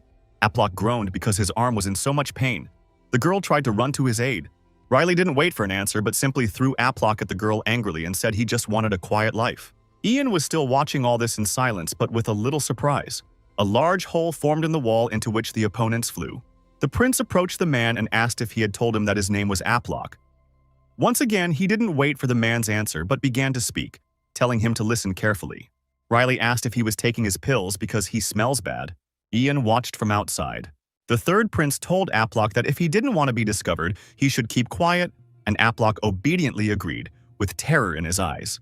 Riley said, with a murderous look on his face, that if he told anyone what had happened, whether it was Orenzium or Oranzium, he would pull him out from under the ground. This time, Aplok agreed more readily. Ian wondered in his mind what Mr. Riley had said that the man had said. Riley called out to Ian and put his hand on his shoulder. He ordered him to solve the problem here and, if anyone asked, to say that he had done it himself. Ian wasn't happy about this request, and he looked a little put out. The prince bade him farewell and, calling John a mercenary hero, said he would take full responsibility and asked him for a favor. Riley walked away and Ian, shocked, stood next to the aggressors. Riley went back to the living room and told the girls what had happened. And Mom said that he had been there for a long time. Sarah asked his master where Mr. Yan was. The prince casually replied that it looked like Ian had become big. Said he waited for the old man and then left. It seemed a long time had passed. The cleaner asked if they had heard anything like the sound of an explosion just now. Riley turned away and said he didn't know and hadn't heard anything. But maybe it was Ian. He also said that Sarah had good hearing. The girl hesitated, and Riley picked up his precious drink again. He took a sip, and then he rejoiced in the freshness. The prince looked like a drunk again, so his mother and maid didn't like his reaction very much. Riley realized it was about to begin and asked what the trick was to this competition. Sarah revealed that they say one side is claiming supremacy, and therefore many expect a high outcome from it, and she is among them. Riley spoke about the main candidate, and the maid asked him if he had seen a man with 2 swords. He was a young man with a blue feather, white hair, and blue eyes. The third prince thought the boy was very handsome and remembered that his brother Lloyd looked the same at that age. Sarah laughed and said that he is the only one who uses 2 swords in this competition, so she expects a good confrontation. The girl told him that he was from the Jinnier family and that there were rumors that this was his first competition. Riley was interested, asked if it was his first competition and he was already winning first place, and said that he seemed to be quite famous. Sarah revealed that there are secret competitions between the participants. She remembered that there was something else that intrigued the prince.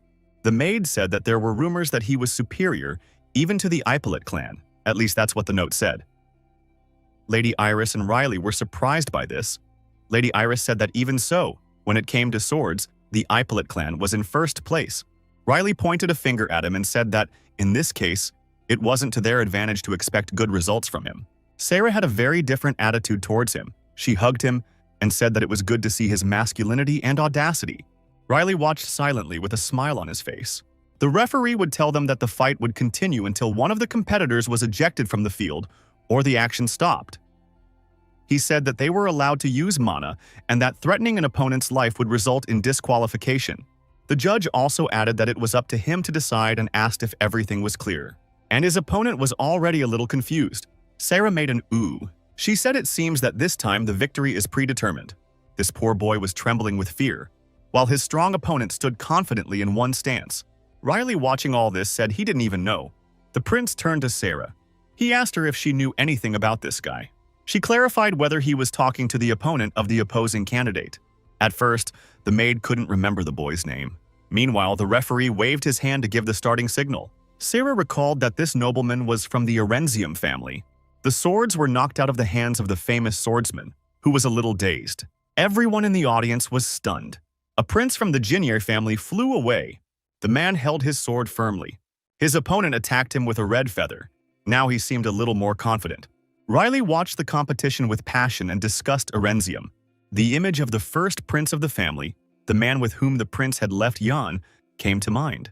The third son murmured that he had also used it at the time. The boy froze after the blow and looked at his opponent in surprise. Had he really succeeded? The prince of Jinye crumpled to the ground. The judge approached the boy and grabbed his arm. Then they stood up abruptly and shouted that the winner was the second son of the Erenzium family, Aplian. From somewhere came multicolored streamers, and applause was heard from the audience. Aplian seemed happy, but he still didn't fully believe that he had won. Riley thought that if he compared Aplian to his brother, the smell of the pills wasn't as strong. However, Riley thought that he definitely hadn't won by his own strength. Now that the prince remembered John, he wondered why the old man was taking so long to get in the way. Sarah was shocked, and Lady Iris stroked her to calm her down. Riley couldn't stop thinking about Ian. Maybe something had happened to him and he should be back by now. And there's no reaction to Sis. Sarah brought more hamburgers and said that the hostess and the master had eaten. Riley thanked the waitress. The third prince tried to calm himself with thoughts that nothing could have happened to Ian, that this couldn't happen. Meanwhile, Yan was gently lifting the red-haired girl, but she said to help her master first.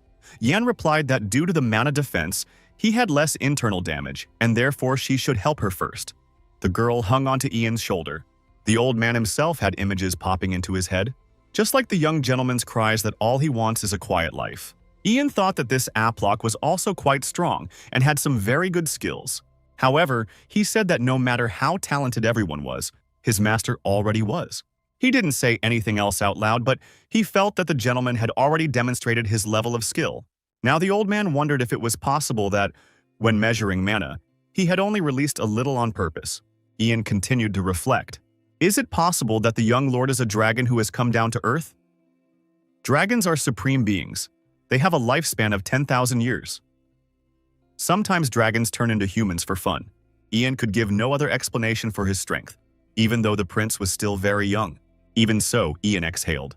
The old man didn't think that could happen. Ian was around at the time of her birth and saw everything with his own eyes. Suddenly, he remembered my mistress. He remembered Lady Iris holding his son in her arms for the first time. Now the old man was thinking of the lady. In that case, everything is clear. So it's understandable that you have abnormally great strength. However, the last time the lady spat blood when she was poisoned, Ian wondered whether a majestic dragon could be blinded by poison or whether it was due to the human body. Foolish thoughts haunted the old man, and coming to his senses, Ian forced himself to wake up and come to his senses. Ian was still holding the wounded girl by the shoulder. He said that the most important thing is the master. He didn't finish but went over to Prince Aplock and lifted him up. When he already had 2 wounded men, he proudly said that, as he thought, Mr. Riley had become the better man. The girl and Aplock could no longer hear this and still didn't understand why Ian was holding them back. The old man kept talking about what a splendid gentleman he was. He stepped forward with confidence and breadth. He said to wait and that, if you think about it, you won't regret it. Ian remembered the prince's mother's request to keep the secret. The old man stopped. He remembered being a little sad because they had agreed to keep it a secret. Suddenly, someone called out to them. Ian turned around and saw a group of people. The old man began to ask what they wanted. A girl with white shoes was walking ahead. When Ian looked up, He realized that it was the people from the temple and Saint Frisia herself. Ian wasn't expecting them here. Frisia said that there was a guest who had come to visit them at the temple, so they were informed. Ian was a little scared because they had really come because of the gentleman's antics yesterday. And because of that, they're looking for Riley. There was a moment of silence. Saint said that Ian should know that too. Sarah stretched. She said she had a strange feeling. She was stunned because the person she was rooting for had lost literally in an instant. Lady Iris said nothing but asked if there would be any further competition, and the chambermaid said probably not, as this was forbidden by the rules. Lady Iris said that the competition was over for the day. She said it went much faster than she expected. Sarah said that this year there are far fewer participants than last year. She talked about how the opening ceremony was held today, so they can see more competitions tomorrow, and it could be the day after tomorrow for the semifinals and finals. Sarah held the side of the balcony and added that, by the way, she hadn't expected such a result from a member of the Orenzium family. Lady Iris asked if the punch was really that good. The maid stood up and said that of course it was, because the strength of his punch was equal to the strength of Prince Lion's punch. The lady asked, "What if you compare that to Riley's punching power?" Sarah hadn't expected this question from her hostess. She hesitated and said that if she hadn't known about the gentleman's real abilities, she would have said that Mr. Riley was no match for him. She was very surprised when you fought the goblins. The maid remembered what she had seen on that occasion. Sarah corrected herself in an instant. She said that surprise wasn't the right word because she was completely and utterly amazed. Because, unlike the second son of the Orenzium family, the Lord didn't doubt his blows for a second. He remained confident. She decided to herself that what surprised her most was his imperturbable, cold-blooded gaze. But finally, Sarah coughed and said she couldn't say who was the strongest. She turned to Riley and asked him what he thought of it, but she didn't find the prince there, which surprised her very much.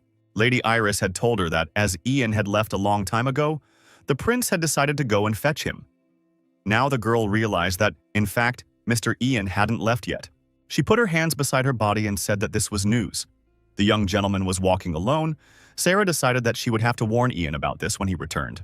The prince's mother laughed and said, "Suddenly, Riley not only Jan but also decided to look for a bride. Who knows?" Sarah was a little embarrassed by this. She asked that Madame wasn't joking about the bride after all. She asked if that meant that the lady really wanted the prince to settle down. All the aristocrats had already left the hall.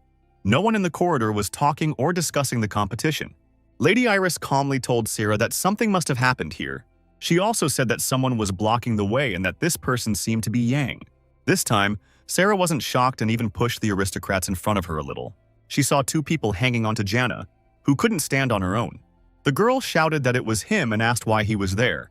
After a while, she noticed that Mr. Riley wasn't with him, and the lady asked why the abbots of the Temple of Solia and the knights were gathered here. They turned to the aristocrats and apologized for having unceremoniously blocked their way as they left. Saint Frisia said that they were now looking for people from the Ippolit family. Sarah was even more horrified when she saw Saint Frisia. Riley stood outside and leaned against the castle wall. He was holding some fabric object in his hand. The prince looked at him and said that he hadn't bought those things yesterday for nothing. He had a golden mask in his hands and a black cloth sewn around the perimeter to cover the other parts of his head. The prince told himself that this idiot Orenzium had to keep his mouth shut or things would take a serious turn, and Riley didn't want that. The third prince noticed a magical blue light next to him. He realized that Ian had apparently just sent the men from the Orenzium family away.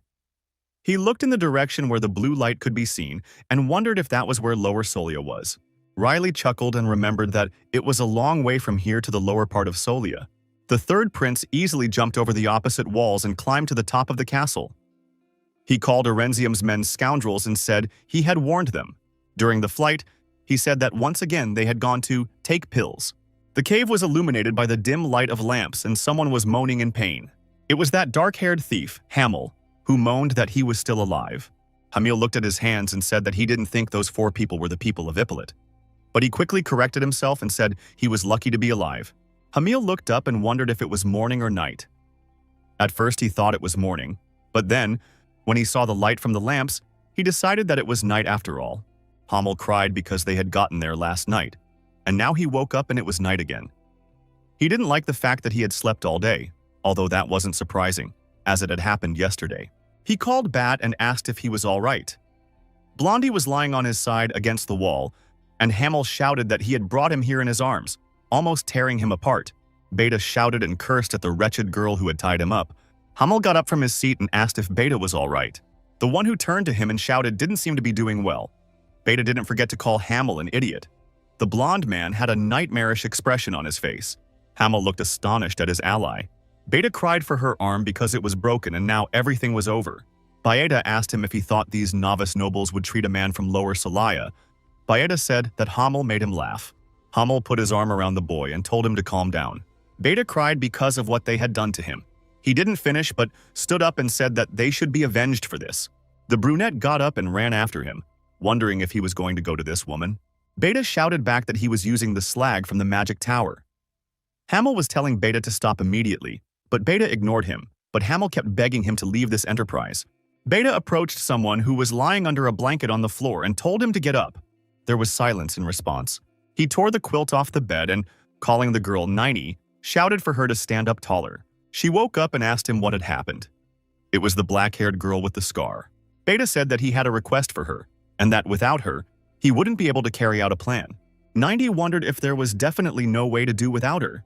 Contrary to what she had expected, Beta replied that it was true, and that it couldn't be done without her involvement. Beta smiled with satisfaction. After all, the girl had agreed to help. Nini finally stood up and Beta laughed again. He said he was counting on her. There was a carriage traveling through the city at night, and someone said that he attacked it and brought down the second sword with a single blow. And that's when he attacked him. It was Prince Aplion of Arenzium who won the contest, traveling in a carriage with his brother, the first prince, Aplock. Aplock was still trembling. Aplion asked what had happened to his brother. Aplion finally turned his attention to his brother and said that no, nothing had happened. However, Aplion shouted that the expression on his brother's face said otherwise. He said that the man could tell him anything. He was worried because Aplock was never nervous, even in a competition. Aplock threw his brother back into his seat, shouting that he had already told him everything was fine. Aplion was shocked by his brother's actions. The red-haired girl wasn't herself either. She sat outside the carriage and watched the brothers. Aplock repeated his words that he was fine. Riley sat on top of the carriage, he said. What a relief to be able to keep his mouth shut. He was sitting on the side of the carriage so no one could see him. The third prince praised the boy for not speaking. He wanted to hurry and guide him the right way if Aplock hesitated. Riley had already started to take off his mask and said that everything was fine, in which case it was time to go back. However, someone didn't let him do it quietly. A magic stabbed him in the back. The prince thought, what an impertinent man dared to stand in his way. On the road ahead, 12 meters from the carriage, stood Beta and Nani. One of them asked the other if he was the boy you were talking about. They were talking about Riley, he overheard, and then was a little shocked. Beta asked Nayini if he was the one wearing the mask. He said he didn't know and that he remembered him a little differently, but that he was unprotected and why would he get on someone else's family carriage? Nini replied nonchalantly that she didn't know why he was unprotected or why he had climbed onto the roof of another family's carriage. But she was sure of one thing. She was sure that he knew who they were after. The girl shouted for them to get out of the way, and Nini asked Beth what they should do. Beta, with a wild smile on his face, asked again and said that he had been known to kill him. Riley says he can't do that anymore, they're funny. Blue twists slowly enveloped his hand. The girl put her magic in her hand and shouted, "Lightning strike!" Nini pointed her hand directly at the red-haired girl. The girl screamed in pain and the lightning struck her body. The horses pulling the carriage scattered, so the carriage tipped over and the brothers fell out. Riley jumped onto the roof of the nearest house. He found it unbelievable as he had never seen such magical powers, even in his past life. Nayini said unwillingly as she shivered. Someone shouted that it was black magic, that someone was using black magic. Riley says he's sure he's seen this girl somewhere before. The boy looked at her again. He remembered the moment when the people in the street staged a robbery and this girl was the supposed thief. He realized that they had seen her when they arrived in Solia. The girl smiled as much as she smiled at Beta. She said that Beta had entrusted her with the case. He had asked her to take care of it herself. Beta looked at her suspiciously, and she went on to talk about how he said he needed her, and then he added that she could handle it. Blue magic swirled around her. Nini said that was why she couldn't let him down. Lightning flew towards Riley. He said that things are heating up and that this could be dangerous. Sarah said. Here he was sitting with them. Saint Frisia asked if he was sitting right there, and the waitress said yes. Frisia asked if they knew where he had gone now. Sarah was already a little annoyed, she said, when he told her he was going to the bathroom. Ian was also a little moved. and all because of the bitter expression on the maid's face, for Sarah was angry that Riley had gone to look for this old man. She knew she should have taken chaperones, didn't she? Lady Iris asked St. Freja what she would do and if she would wait for him here. She hesitated for a moment. Then, she picked up the glass that Riley had been drinking from earlier. Lady Iris called her again. Ian didn't realize what she was doing. He wondered if she was using her divine powers. He now believed that the Holy One had received her powers from the goddess Irenessa herself and that she would use them to find her master. Santa Frisia looked at the third prince's glass. Ian looked questioningly at the saint. Frisia grabbed the cup angrily, and the contents dribbled down her arm. The priests were worried about the saint. She finally came to her senses. The saint questioned Lady Iris about what she was saying. The lady covered her mouth with her hand. After a while, she asked if Saint was all right. Ian, in the background, was totally horrified. He thought it was all because of yesterday's incident. He remembered how furious Riley had been with that girl. The old man is sure that she is still offended by this. So perhaps it would be better if the gentleman avoided seeing Saint Pierre. Someone called out to the saint and she asked what was going on. He was a priest with blue hair. He said he had received news from the central district that something terrible had happened there. There was a kind of red light in the sky. Frisia asked what had happened there, and then they saw the sky. Everyone was shocked by the sight. Nayini's lightning struck one of the roofs. There was a lot of dust and purple electric light. The townspeople screamed and called for help and rescue. However, the attack didn't affect the masked man Riley, and now the prince was in a different place, observing what was going on. He realized that he had only read about these things in books or heard about them from other people. But this was the first time he had seen them in real life.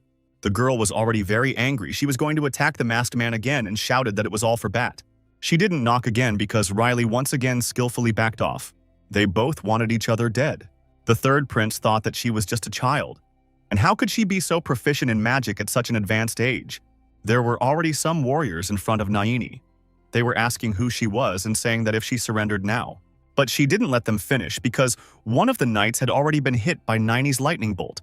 Riley, meanwhile, watched, wondering what he should do. He couldn't call Sarah. He said that, unlike the girl, Ian would be useful here. Then he thought that perhaps he should at least call the brothers of the Orenzium family. Aplock and Aplian were unconscious on the road and a ball of lightning was already flying towards them. Riley was horrified to learn why they lie down like logs when you need their help. The prince was upset that he would now have to intervene. Nayini shouted, "Fireball!" and launched another attack on the masked man. The third prince froze. Now, Riley had to run a little further away because the girl was launching 2 attacks at once. The third prince was amazed that she could use magic so easily. The girl was pointing her finger at him. Riley wondered if he should try to master this toy too. He thought it looked much easier than sword art, where physical strength was required. In addition to various techniques, teleportation is also possible with magic. Nayini set into space, ice spear, and after a while, sharp stones flew towards Riley. The third prince said, but she never realized who she was messing with. Riley repelled all the ice spears at once. Nayini stared ahead in shock. A male voice shouted at Nayini and asked what she was doing. He was ordering the girl to kill him. It was Beta, and he was very angry. At first, Riley didn't realize who the man was, but then he remembered that he was the idiot who wanted to rob him. Beta stood up, startled. Riley thought Jana and Sarah were a bit too rude. After all, if they had done away with them back then, none of this would have happened. However, Riley also decided that there was nothing he could do about it, since that was the way things were. He would have to clean up his own mess. Nayini was a little startled by Beta's screams. The prince looked at his sword and offered to do it. Meanwhile, in the magic tower, a man in a blue robe was shouting for Ferda to bring in the culprit who had broken the precious mana measuring tool just now. This had to be done before the master of the mood noticed the disappearance. Ferda was very scared. He whined to himself that he would be thrown out of the magic tower if he didn't find it. But he didn't know anything about it. He had no idea who had done it. The bespectacled man hesitated. Ferda thought and realized he had a suspect. He remembered how he had caught Prince Ippolit with the now damaged stone. Ferda wondered what his name was and remembered that it was Riley, the same lazy sword from the Ippolit family. However, Riley didn't have much mana, and Ferda didn't notice anything extraordinary about him. He was on the roof of some building. The magician was about to leave, and on the way he made sure that he couldn't be the third prince because that was impossible. Ferda thought it was simply unthinkable. After all, not even Grandmaster Astroy had managed to break off a piece of this mana measuring tool. Therefore, He thought that this lazy sword, which had attacked him once, had split it. Frida shouted that anyone you ask in the street will tell you it's nonsense. He said we should look for the culprit and he was making up nonsense. Frida was walking along the road and saw an explosion on one of the roofs of the houses. The guy took a closer look. He asked himself if a fireball was a fireball. The wizard crouched on the ground and touched her with his hand. He realized that the crackling and the explosion were definitely a fireball. A crowd of people ran around him, shouting to save themselves. Someone shouted that the wizard had gone mad, that he was going to destroy the place. Frida was starting to get angry and asked what kind of madman dared to use magic to attack without permission, and in the central square to boot. He felt he had to stop this wizard now. Frida ran towards the explosion. Practically the entire city around the tower was on fire, with everything ablaze in purple flames. Frida rushed in and questioned him again. Then he took a deep breath and asked why she was here. Meanwhile, the girl was preparing another attack, and Frida wondered if she hadn't been banished from the magic tower. Naini launched another fireball. She stared into the distance in confusion. Frida didn't understand what was going on here either. The man in the mask was ready to repel the attack and did so with his sword. Riley escapes the attack without much difficulty. He looked into the distance without much emotion. Frida was shocked and wondered how this guy had cut the magic ball with his sword. Riley blocked another beam. Naini was furious that once again she hadn't managed to at least hurt him. She was sure it was just a steel sword. However, he deflects all her attacks. The girl knew that this was theoretically possible, but she couldn't understand how he could do it so easily. Naini got angry, covered her mouth with her hand and bent down. His mouth was bleeding. She thought that this was not the right moment, as Beta had confided in her. Beta looked at her ally with extreme displeasure. Naini felt that she had to justify his trust, that she had to endure it. She decided that instead of putting all her strength into a single powerful blow, she could attack him continuously with small blows and still save energy. The girl shouted, "Magic arrows!" and her power gathered around her once again. Naini bit her lip and her mana turned into arrows and flew in the direction the girl's hand was pointing. They flew straight to the third prince. Riley tensed as she realized that it was she who was using a different technique. The prince jumped from the roof of the building, smashing the arrows in his path. He shouted that it was so-so and said that he used to be able to dodge the blows easily, but now they were getting too weak. He couldn't tell if she was aiming or not. Naini looked frighteningly sad and depressed, with a trail of blood on her chin. Beta jokingly asked if Naini could beat him. When he realized that the girl wasn't responding positively, Beta became furious and shouted for her to respond. Beta shouted that he could overpower the guy. A silent, short yes was heard in response. But then the girl still asked Bat to believe her, saying that she would carry out the mission at any cost. After all, it was her only friend's request. The girl finally looked up with confident eyes and said she would fulfill the task even if it cost her life.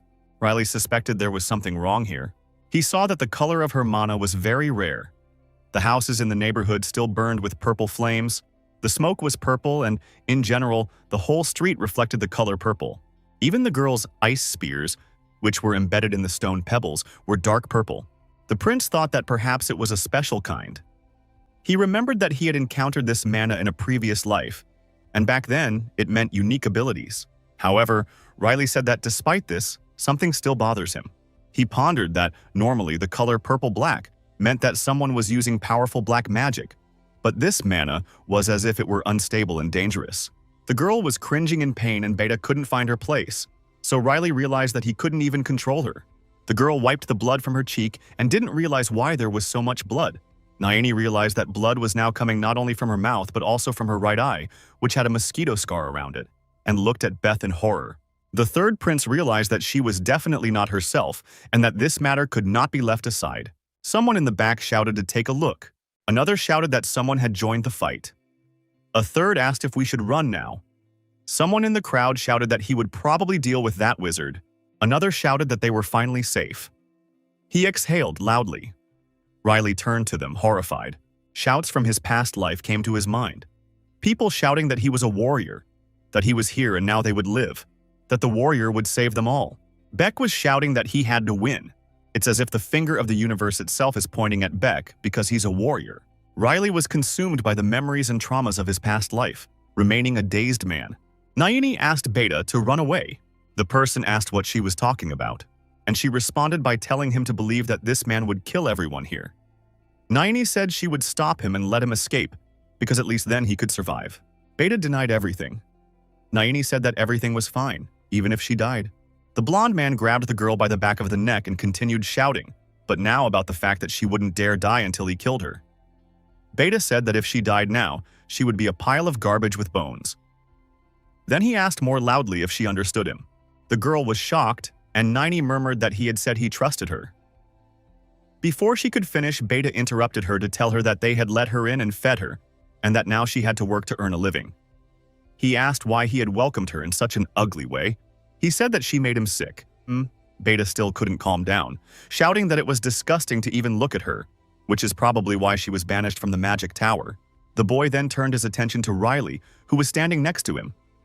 There was a terrifying black aura around the prince, and only his eyes seemed to glow. When Beta saw this, he couldn't stand up, fell into the road, and hysterically asked what it was.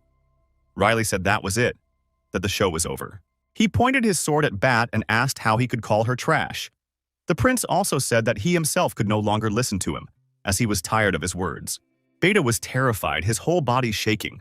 Meanwhile, the girl shouted, "Pillar of fire!" and Riley was enveloped in purple mana. The prince called the blonde man a donkey.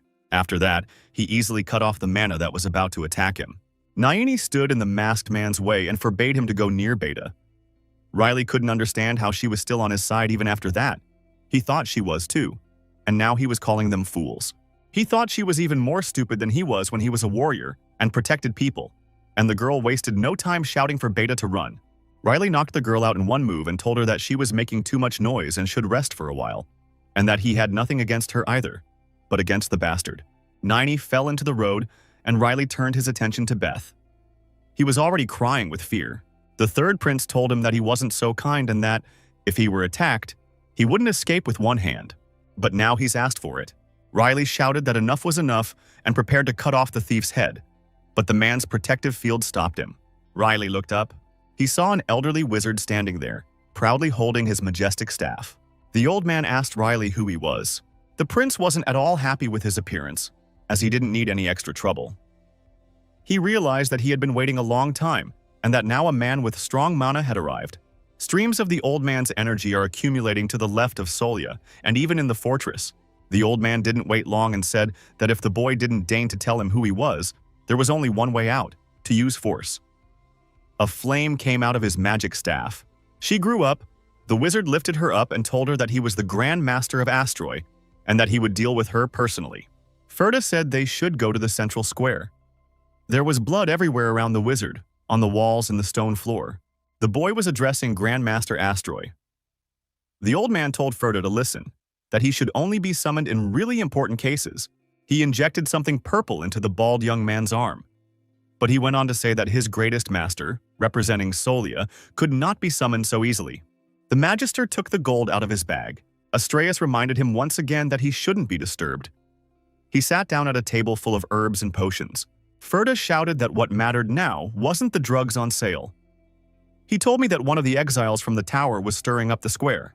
Now Asteroy asked again, said he thought they were all dead, and he said, more alive and angry. The old man laughed and said it was incredible. In that case, he decided to go and have a look and enjoy himself at the same time. Ferda remembered that he had one more thing to say. He told the master that there was another man there and that he was fighting with the old guinea pig. Later, the Grand Master would remember these words when he looked at the masked man. He asked if he was the one Ferda was talking about. The master said he didn't know where Riley came from. However, he asked how the man dared to cause a disturbance in Grandmaster Asteroy's territory and said he wouldn't let him get away with it. Riley's eyes widened, and he wondered if the old man was calling himself Grandmaster, for wasn't he disgusted himself? People in the street were discussing how dangerous it could be and whether it would hit them. Someone finally spotted Master Asteroy and couldn't believe their eyes. The third prince looked at the old man and wondered if they were going to test his abilities. He decided to see how powerful he was. Astra tapped his staff and said the word Meteo. The master said that there was nothing to be done in a case like this, and that he himself would personally put the guy in jail. Riley gets into a fighting stance. An attack of fire mana flew towards him, and he realized that there were 3 places he could hit. The prince decided that he should first split the light into 3. With one stroke of his sword, he did so. Now he needs to send them back immediately. Asteroid was not prepared for this and shouted that the man had gone completely mad. In response to his own attack, which was already flying towards him, he sent up a water balloon. There was a massive collision. The water eventually extinguished the flames. The master couldn't believe that this dead man was able to repel his magical attacks. Astru realized that she was in the middle of the smoke and couldn't see what was happening outside, so she shouted and asked where the masked dog was. Silently, he wondered where he had hidden. He was lucky enough to feel a sword flying straight at him from above. Astru erected a protective barrier, hoping to repel the attack. However, he failed, as the sword was thrown with such force that it easily broke the protective mana. The sword hit the magistrate directly in the shoulder, and he winced at the sharp pain. This time, he was terribly angry and shouted at how this insolent man had dared to touch him. He approached the road and didn't realize where the man had disappeared to. Knights, priests, and the saint walked along the stone road in their snow-white robes. They saw smoke ahead that seemed to be heading in their direction.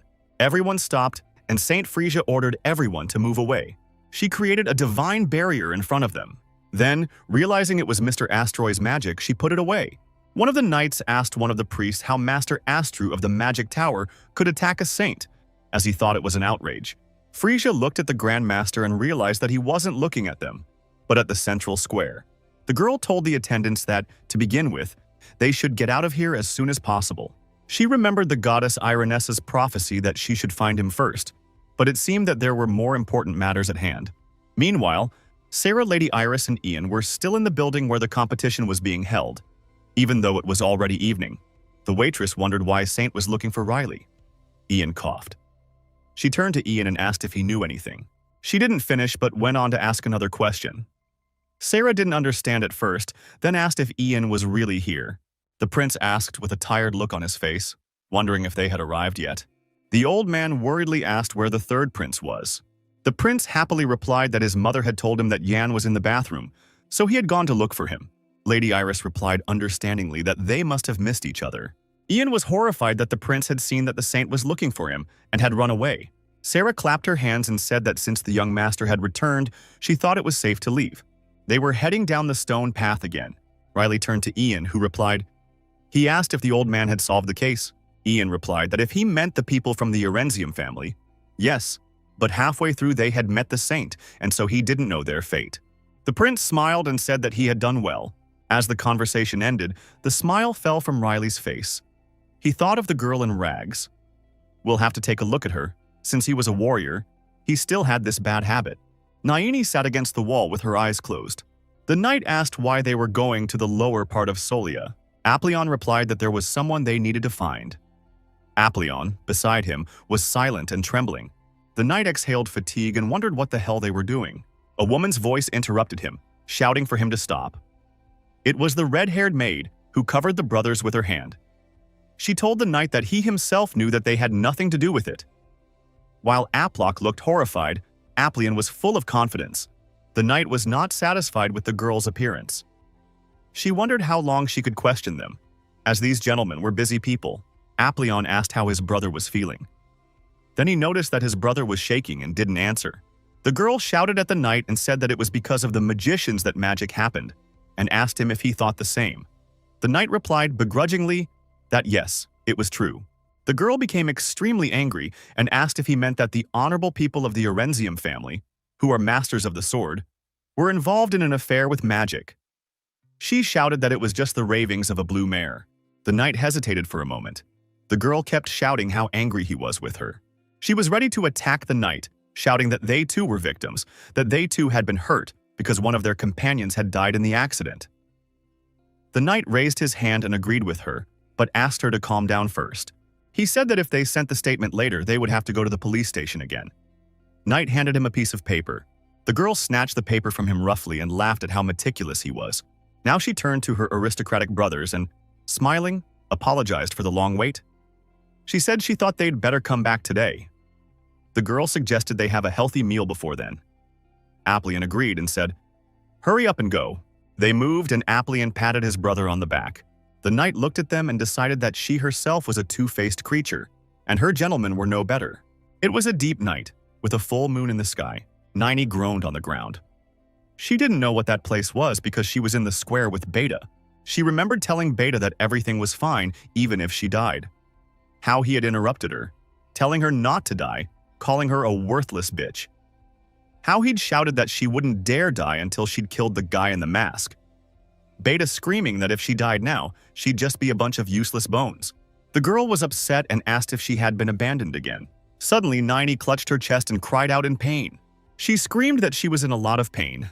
The girl curled up and remembered the words of her only friend, Bat, who said that she was a worthless slut, that he was disgusted to look at her, that this was probably why she had been expelled from the magic tower. She said she didn't want to be alone. The doors opened and the silhouette of a man appeared in the doorway. He asked if she had gotten up yet. In front of Naini was Riley. The girl hadn't expected to see him here, but she seemed to recognize him. Riley said that she hadn't woken up yet and that he thought she was dead. Naini asked what was wrong with Beta. The third prince, indifferent and looking at the girl with contempt, replied that he had no idea. Naini remained silent. The prince said he wouldn't beat around the bush and went straight to asking her what she used to attack him. Riley said that even her friends couldn't do it, so he asked her how she did it. Naini turned and replied that she didn't need to tell him. In that case, Riley told her to tell him what kind of creature she was, but she once again said nothing. He said that she wasn't just a mage. After all, the color of her mana was different. The prince asked if it was idiosyncrasy. Idiosyncrasy is an increased and painful sensitivity of the body to products, medicines, or certain influences, an acute aversion to something. The girl asked why he wanted the information. Riley picked up his sword and said that she didn't seem to realize where she was, so he had no choice and put the sword to the girl's neck. The prince said threateningly that he hated it when a weak person like her wasted his precious time. Nini was frightened and wondered if she would end up dying like that. The window was a little frosty. There wasn't a single leaf on the branches. A child's voice shouted to Mom that it was snowing. The child said he was as white as his hair and asked if that wasn't beautiful. The mother was a beautiful woman with white hair and gray eyes. She replied that of course it was because she was their beauty. The little girl laughed and affectionately called her her daughter. The girl was very pretty with the same snow-white hair and gray eyes as her mother. The girl was a teenager. She happily said that her little girl was Naini, just like her mother. Naini remembered her mother saying that she believed in her and that, when she was very young, she told her mother to believe in her.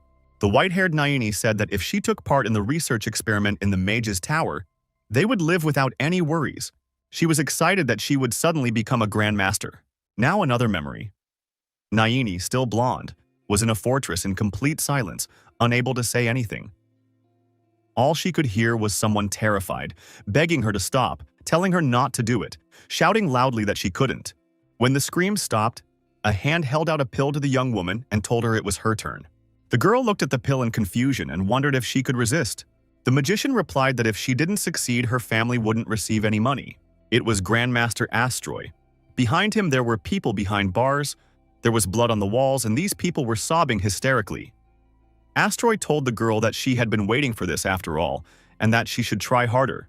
Naini was not happy with this news. She was now even more terrified and asked the magistrate, in a trembling voice, to kill her.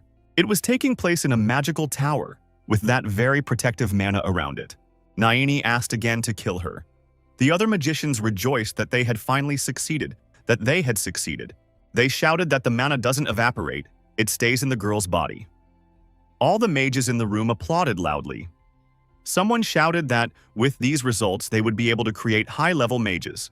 Naini realized that the experiment was finally over. Her hair was now black. There was a horrible scar on her face and purple mana was pouring out of her hands. The magicians told her that that was all, that she could go home. The girl came out, wrapped in a thick brown cloth, but it didn't save her from the cold. She asked if it was true, if she wouldn't have to take that medicine anymore. They told her yes, and that she had done the best she could. Nini was happy that it was finally over, that she could meet her mother. She walked home through the snow-covered city. From behind the door, they asked who she was, and she said it was her, Naini. It was his daughter Naini, with hair as white as snow. Tears were already flowing from her eyes. They wouldn't open the door for her, and she kept repeating her name and crying outside the door of her own house. Remembering all this, the girl cried and asked herself what she should have done. Her tears dripped onto the blade of her sword. She screamed, asking what was her fault. After all, she had done everything not to let anyone down. So why? Why had she turned out to be so unhappy? Riley even sympathized a little with the girl. He looked at her with pity. He lowered his sword, washed by Nayani's tears, and said that this was not the way to make her happy. The prince said that she had made a mistake, because she should have done things differently from the start. Her or him. He asked her if she wanted him to help her. The prince said that she had made a mistake, because she should have done things differently from the start. Her or him. He asked her if she wanted him to help her. Nayani interrupted, wondering if he was asking her if she wanted him to help her. The girl stood up and wondered if she could start again. She didn't believe that. With that face and body, and under those circumstances, she could do anything. Riley smiled and said that he didn't want to help her for nothing and offered her a deal. The girl didn't understand what he meant. He said that her life had been ruined by futile hopes and expectations. The boy asked if it hadn't been hard for her, and that she was now looking for someone to trust again. The prince said she wanted to forget everything and start again after all. Nayani was shocked by the prince's suggestions, but even so, she answered that yes, it was true. Riley said that the answer to her question, he would tell her what had happened and help her make a new start in life. The prince held out his hand to her. Nayani wondered why he was helping her, why an aristocrat like him was approaching her. The prince scratched his head and replied that there was no specific reason. He explained that when he looks at her, he remembers his past. Someone said that they didn't find him in the end. It was Master Astru. He was told that he was and that he had no excuse and apologized. Astroy asked sternly if they had found the criminal. At first, the wizards didn't understand what he meant. Now the Grand Magister was furious and shouting to ask if they had found the freak who had broken the stone. Ferda and another magician looked guilty. Ferda said that they had some suspects, but no direct evidence of involvement. Astroy grabbed the other wizard by the throat, who screamed. The fire was coming out of Astroy's hand, which he used to hold the poor thing by the neck. The master said he would stop making excuses and that if they couldn't find him, they should tell him or he would burn them in hell. The man in the master's arms was writhing in pain. Ferda began to bow and apologize, and the wizard next to him coughed. Astraeus cursed and threw the guy aside, then shouted that they were completely dispersed and told them to pack their bags. He also called them stupid pussies and punched Ferda in the face. He also slapped the third wizard and cursed them for letting the masked man go, as well as the bastard who had chipped the stone. Then he remembered the girl they had thrown out of the tower and realized that they had lost her too. Then he finally calmed down and said that, let's say, the masked man had been difficult to catch and that they had no proof of who had broken the stone. But he asked why they hadn't been able to find that slag from the magic tower. The Magister said that they had put the seals on after all, and that they should have stayed. One of the magicians was trembling on the floor, but he replied that the seal had disappeared. This news did not please Grandmaster Astroy one bit. He angrily asked what the hell he was talking about, asked how she could have disappeared.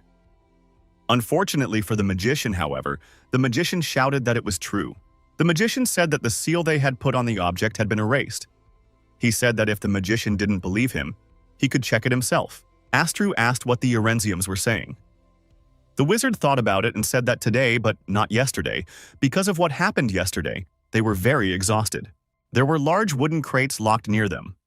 One of them said that it was a shame that yesterday was the last chance to pick up the goods, and that now they couldn't expect good marks in the fencing competition.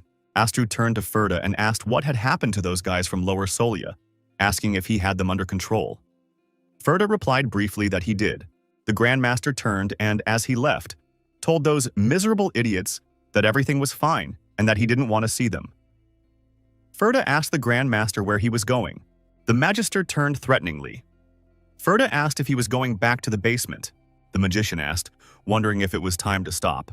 He bowed and asked if it wasn't enough for them that the medicine now allowed a mage to reach the 7th circle.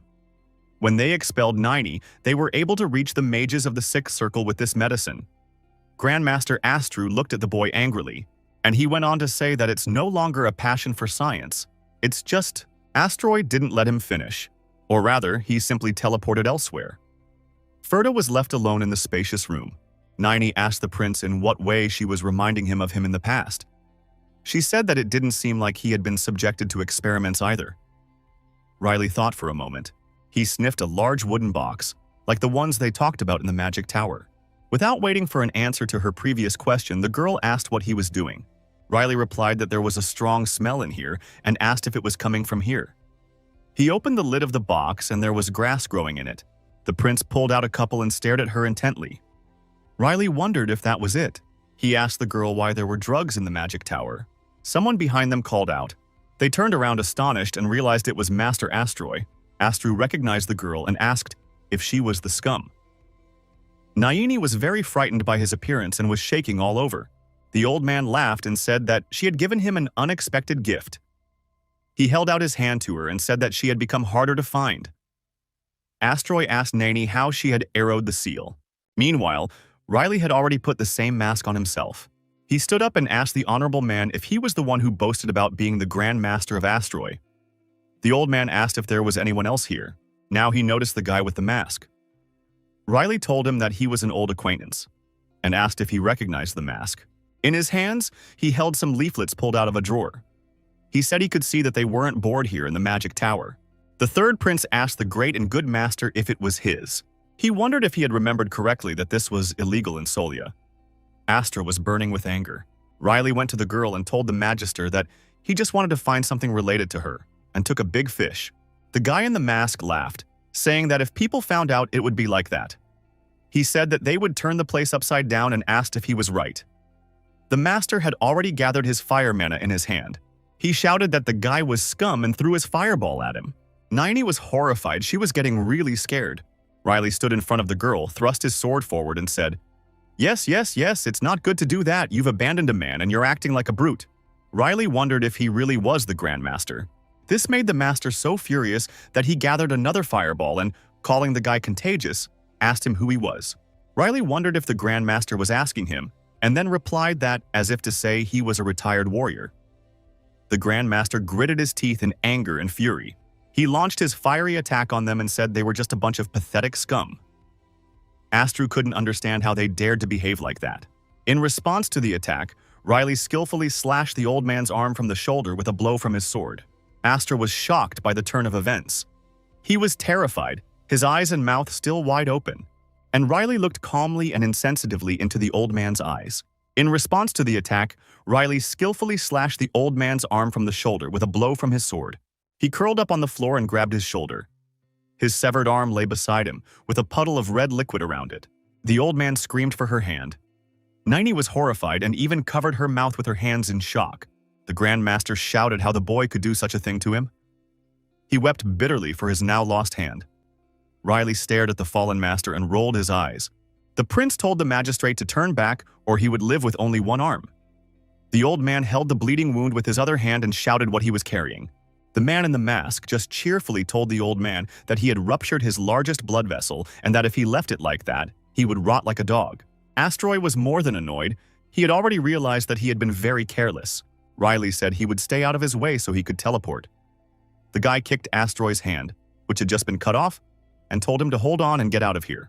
The prince approached the girl and asked if they would continue the search. He said that she had told him that they were somewhere nearby. Astroy didn't understand what they were talking about, what the search meant. Riley drove the tip of his sword into the ground and said that he was sure there was a staircase somewhere around here that led down to the basement. Astra was shocked by what he heard. He couldn't believe that this guy knew about the basement. Riley hit it so hard that the stone floor collapsed and a hole formed. The Grand Master cried out in surprise and horror. The guy in the mask said he thought he'd found it and asked if it was really here. The girl was shocked and a little scared. The magician was shouting that they had given him this chance, and she was sticking a knife in his back. Naini was looking directly at the magician, and Riley was looking through a hole in the floor. He was confused. The prince asked the master if he called him trained. Naini said a discreet no. Blue magic stones flew around them. Naini told Astroy that it wasn't he who taught her, but Ferda's teacher. Riley heard the familiar name and turned to the girl. The girl clenched her fist and said that his words were just an empty sound to her now. She activated her magic again, and purple mana appeared around her. She stretched her hand forward and said that this man said he would help her restart her life. A powerful purple vortex formed in the palm of her hand, and she shouted at Astroy not to dare interfere with them. Astra was angry and scared because the girl was aiming at him. The elder reddened and said that they would regret it. However, he didn't accept the attacks or attack, he just teleported away. Riley was saying that the old man was a good man, that he had cut his hand and had been talking about it for a long time. But he decided that everything would be all right. He was a wizard, so he would solve the problem somehow. Naini crouched down on the floor and said that he wasn't any better either. The girl asked why he had cut his arm when he could have killed him immediately. Riley realized what she meant. He was holding the sword he had just used to pierce the ground. The prince explained that he just wanted to get a full view. At his feet was a ladder somewhere below. They were already going downstairs and the girl was asking what the whole picture was. Riley gave the example that she was here, wanting to live in peace, and then something phenomenal happened. When he had finished, Riley turned and asked what she would do in his place. He said he would step back and stay back. Nini took a step back. They finally went downstairs and Riley said as they approached a door that they were. He said he would let the whole world fall or Satan himself rise. He told me that when something like this happened. He said that before someone detonates a bomb, he comes up from behind and lights the fuse to speed up the process, and then just watches from the outside. Riley turned around and, like a door, said he didn't know anything. He opened the door and said they were doing the same thing now. The girl started to ask what he was for, but was interrupted by Riley's question about whether she was coming. Without waiting for an answer, Riley walked through the door and said that, in that case, he would go first. Nini still didn't move. She just stared at the guy in silence. She was a little afraid to go there, but she gathered all her courage into a fist and followed the prince. It was a room with scales, vials, and potions. Blood was scattered everywhere. Riley asked if the medicine used in the experiment was here. Nini replied that she herself didn't know what medicine they had used in the experiment. Riley said that she had used magic to find him in the square yesterday. However, the girl replied that it wasn't magic, it was this. She pointed her finger at his eye, which had a horrible scar around it. This eye was a little lighter than the other. The girl said that if she imagined a person's clothes or appearance, she could figure out their location. Riley hesitated and replied that it looked like radar. The girl asked in surprise what the radar was for. Riley dismissed the question and said he was only talking to himself. He said that it looked like she had learned dark magic and enemy detection skills here. Riley asked if this was all the result of the experiment. The girl nodded positively and became a little upset. Nearby was a cage with people who were probably being experimented on. They were begging to be saved and crying. Riley said it well, and now they needed to add more fuel to the fire. Nini didn't understand what he meant, and the prince broke all the locks on the cage with one blow. He said that he had previously said that he would set the bomb on fire before detonating it. Riley had a gold coin in his hand. He explained that now was the time to stand back and observe. Riley snapped his fingers and the coin fell out of his hands. He told Nini that she was free. The girl looked at the coin that fell in front of her and wondered what he was talking about. She didn't understand in what sense it was free. It was morning and the referee, Aplian, and his opponent were back in the ring. Someone woke Riley up, telling him that the competition was about to start and asking him to wake up. It was Lady Iris. Riley was dozing off in his chair in the auditorium. The mother gently woke her son up and told him that not everyone has the opportunity to see something like this and therefore he should see it. The third prince rubbed his eyes and agreed. He asked if it was the Orenzium family. Aplian didn't look well today. He was clearly afraid and his body was shaking. They told the prince yes, that he was the youngest son of the Orenzium family, and that it looked like he would be the last to perform. Ian said he had heard that he had also fought yesterday. Sarah replied enthusiastically that yes, he had beaten his opponent in a high-level fight. She said that he was the one she was rooting for, the competitor with the two short blades. She remembered yesterday's duel and said she was still hurt that it had ended so quickly. Ian asked, "Two blades, is that Janir?" The waitress said yes. Riley asked if Sarah had noticed anything strange yesterday, when the Orenzium's youngest son was fighting. The girl intervened and said she didn't know. Riley asked about the smell and the maid didn't understand a word the prince was saying. Someone shouted that the match would start in 3 seconds. The girl said, "Speaking of smell, Aplian has no face today. He's shaking and clearly very scared. The countdown has begun. 3, 2, a resounding 1 rang out. That meant the duel had begun, Aplian shouted, and everyone in the hall gasped. The junior prince's sword flashed in the air. Aplian was lying face down on the ground. On the walls were flags with coats of arms, depicting a brave lion and 2 crossed swords. Aplok pounded the table in anger, shouted and questioned why things happened the way they did. He said they should have given the award yesterday. Aplok asked what had suddenly happened. The red-haired girl asked him to calm down. The first prince of the Orenzium family was shouting that he couldn't calm down because his younger brother had screwed up. He had lost. Aplian sat on the ground with his legs up and his nose down. The prince was trembling on the floor. The girl looked at them and said that they had traveled to the lower part of Solia this morning. Aplok's eyes seemed to twitch with anger. The red-haired maid was telling him that they had said they could no longer supply them with goods. The first prince intervened. Aplok's veins filled with rage. He wondered if the slugs of Lower Solia had betrayed them. The girl replied with restraint that it seemed that way. She said that she had tried to blackmail them, but they hadn't fallen for it. Aplok called them bastards and shouted that he didn't understand how they dared. He looked at his hand and his whole body in a cowardly way. The prince remembered Riley hovering over him and telling him that she would tell him once, and that he should listen carefully. Riley whispered that Aplok could smell it a mile away. Aplok remembered his evil smile and his words about having fun and stopping using dirty tricks. The first prince was already furious. He wondered how they dared, who they were taking him for, because he was a man from a noble family. He held his head. He felt as if there were insects crawling under his skin. A liquid was coming out of his mouth. He remembered that drug, It seemed that Aplok had finally lost his mind. He decided that if they didn't hand him over willingly, he would take him himself. Prince drew his sword. A mad smile spread across his face. He ignored the idiots from Lower Solia and thought he could easily defeat them if they got in his way. After all, he was from the Orenzium family. Aplok, bent over, was about to leave, and the girl asked in surprise where he was going. She nodded when the prince said that Aplion needed him. The maid kept calling out to the master, but he didn't think to answer. He simply moved on towards his goal. There was a beautiful sunset in the sky, with the clouds glowing orange. Someone was rejoicing that the competition was finally over. It was Sarah, who said cheerfully that today was a good day to see the local sights, as they would be returning home tomorrow. Lady Iris replied that she was very sorry that they were coming back tomorrow. Riley usually put his hands behind his head and walked relaxed. He wondered if she had managed it yet. Nini walked in silence. She remembered the prince's words about going to the temple 20 minutes after the competition ended. The girl asked him why. Riley told her that, as far as the bomb was concerned, she should set fire to it with her bare hands and tell her what had happened. He asked her again if she hated the man who had ruined her life. The prince told himself that this old man, an imposter, disgusted him. Nini faltered and began to speak. She told me that even her mother had disowned her. The girl asked if Riley thought the people in the temple would listen to her. The third prince replied that everything would be fine. In fact, his words surprised Nini a little. It must have been a long time since she had heard such words. The people in the basement that Riley let out of the cage said she wasn't alone now, was she? Another said she was one of them. A third said they looked alike. All these people had been mutilated by warlocks. They all had different but identical scars and the same black hair. People said that if they looked alike, then she was their friend too. The sun is almost down. Someone said that now would be a good time to put out the bait. Another asked what kind of bait. The first said it was the kind that no one could miss. The latter fumbled in his pocket.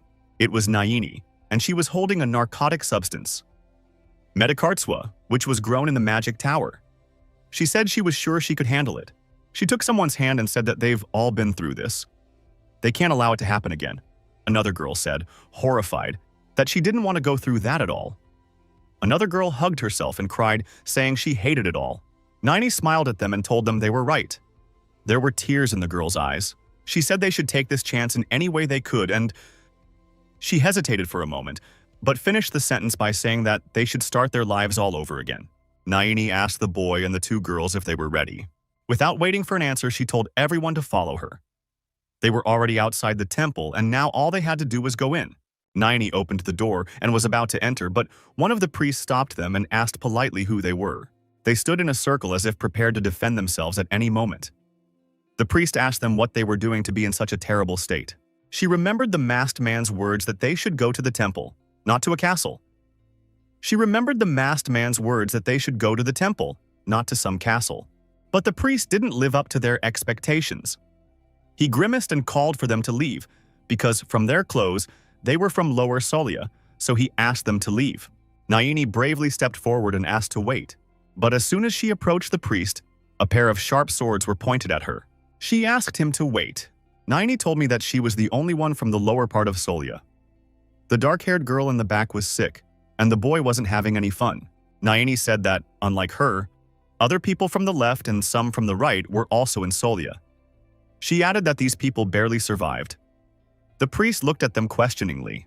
The girl took the Grand Master's medicine out of her pocket and said that she had something to tell the people in the temple, and that it was very important. She handed the priest a drug substance and said that she had come to tell him that they were carrying out brutal experiments on human beings in the wizard's tower. She said she wanted to tell him what they were doing there. When he saw what Nanny had brought, he was shocked. He was literally speechless. He wanted to ask something, but Nanny went first, asking them to listen.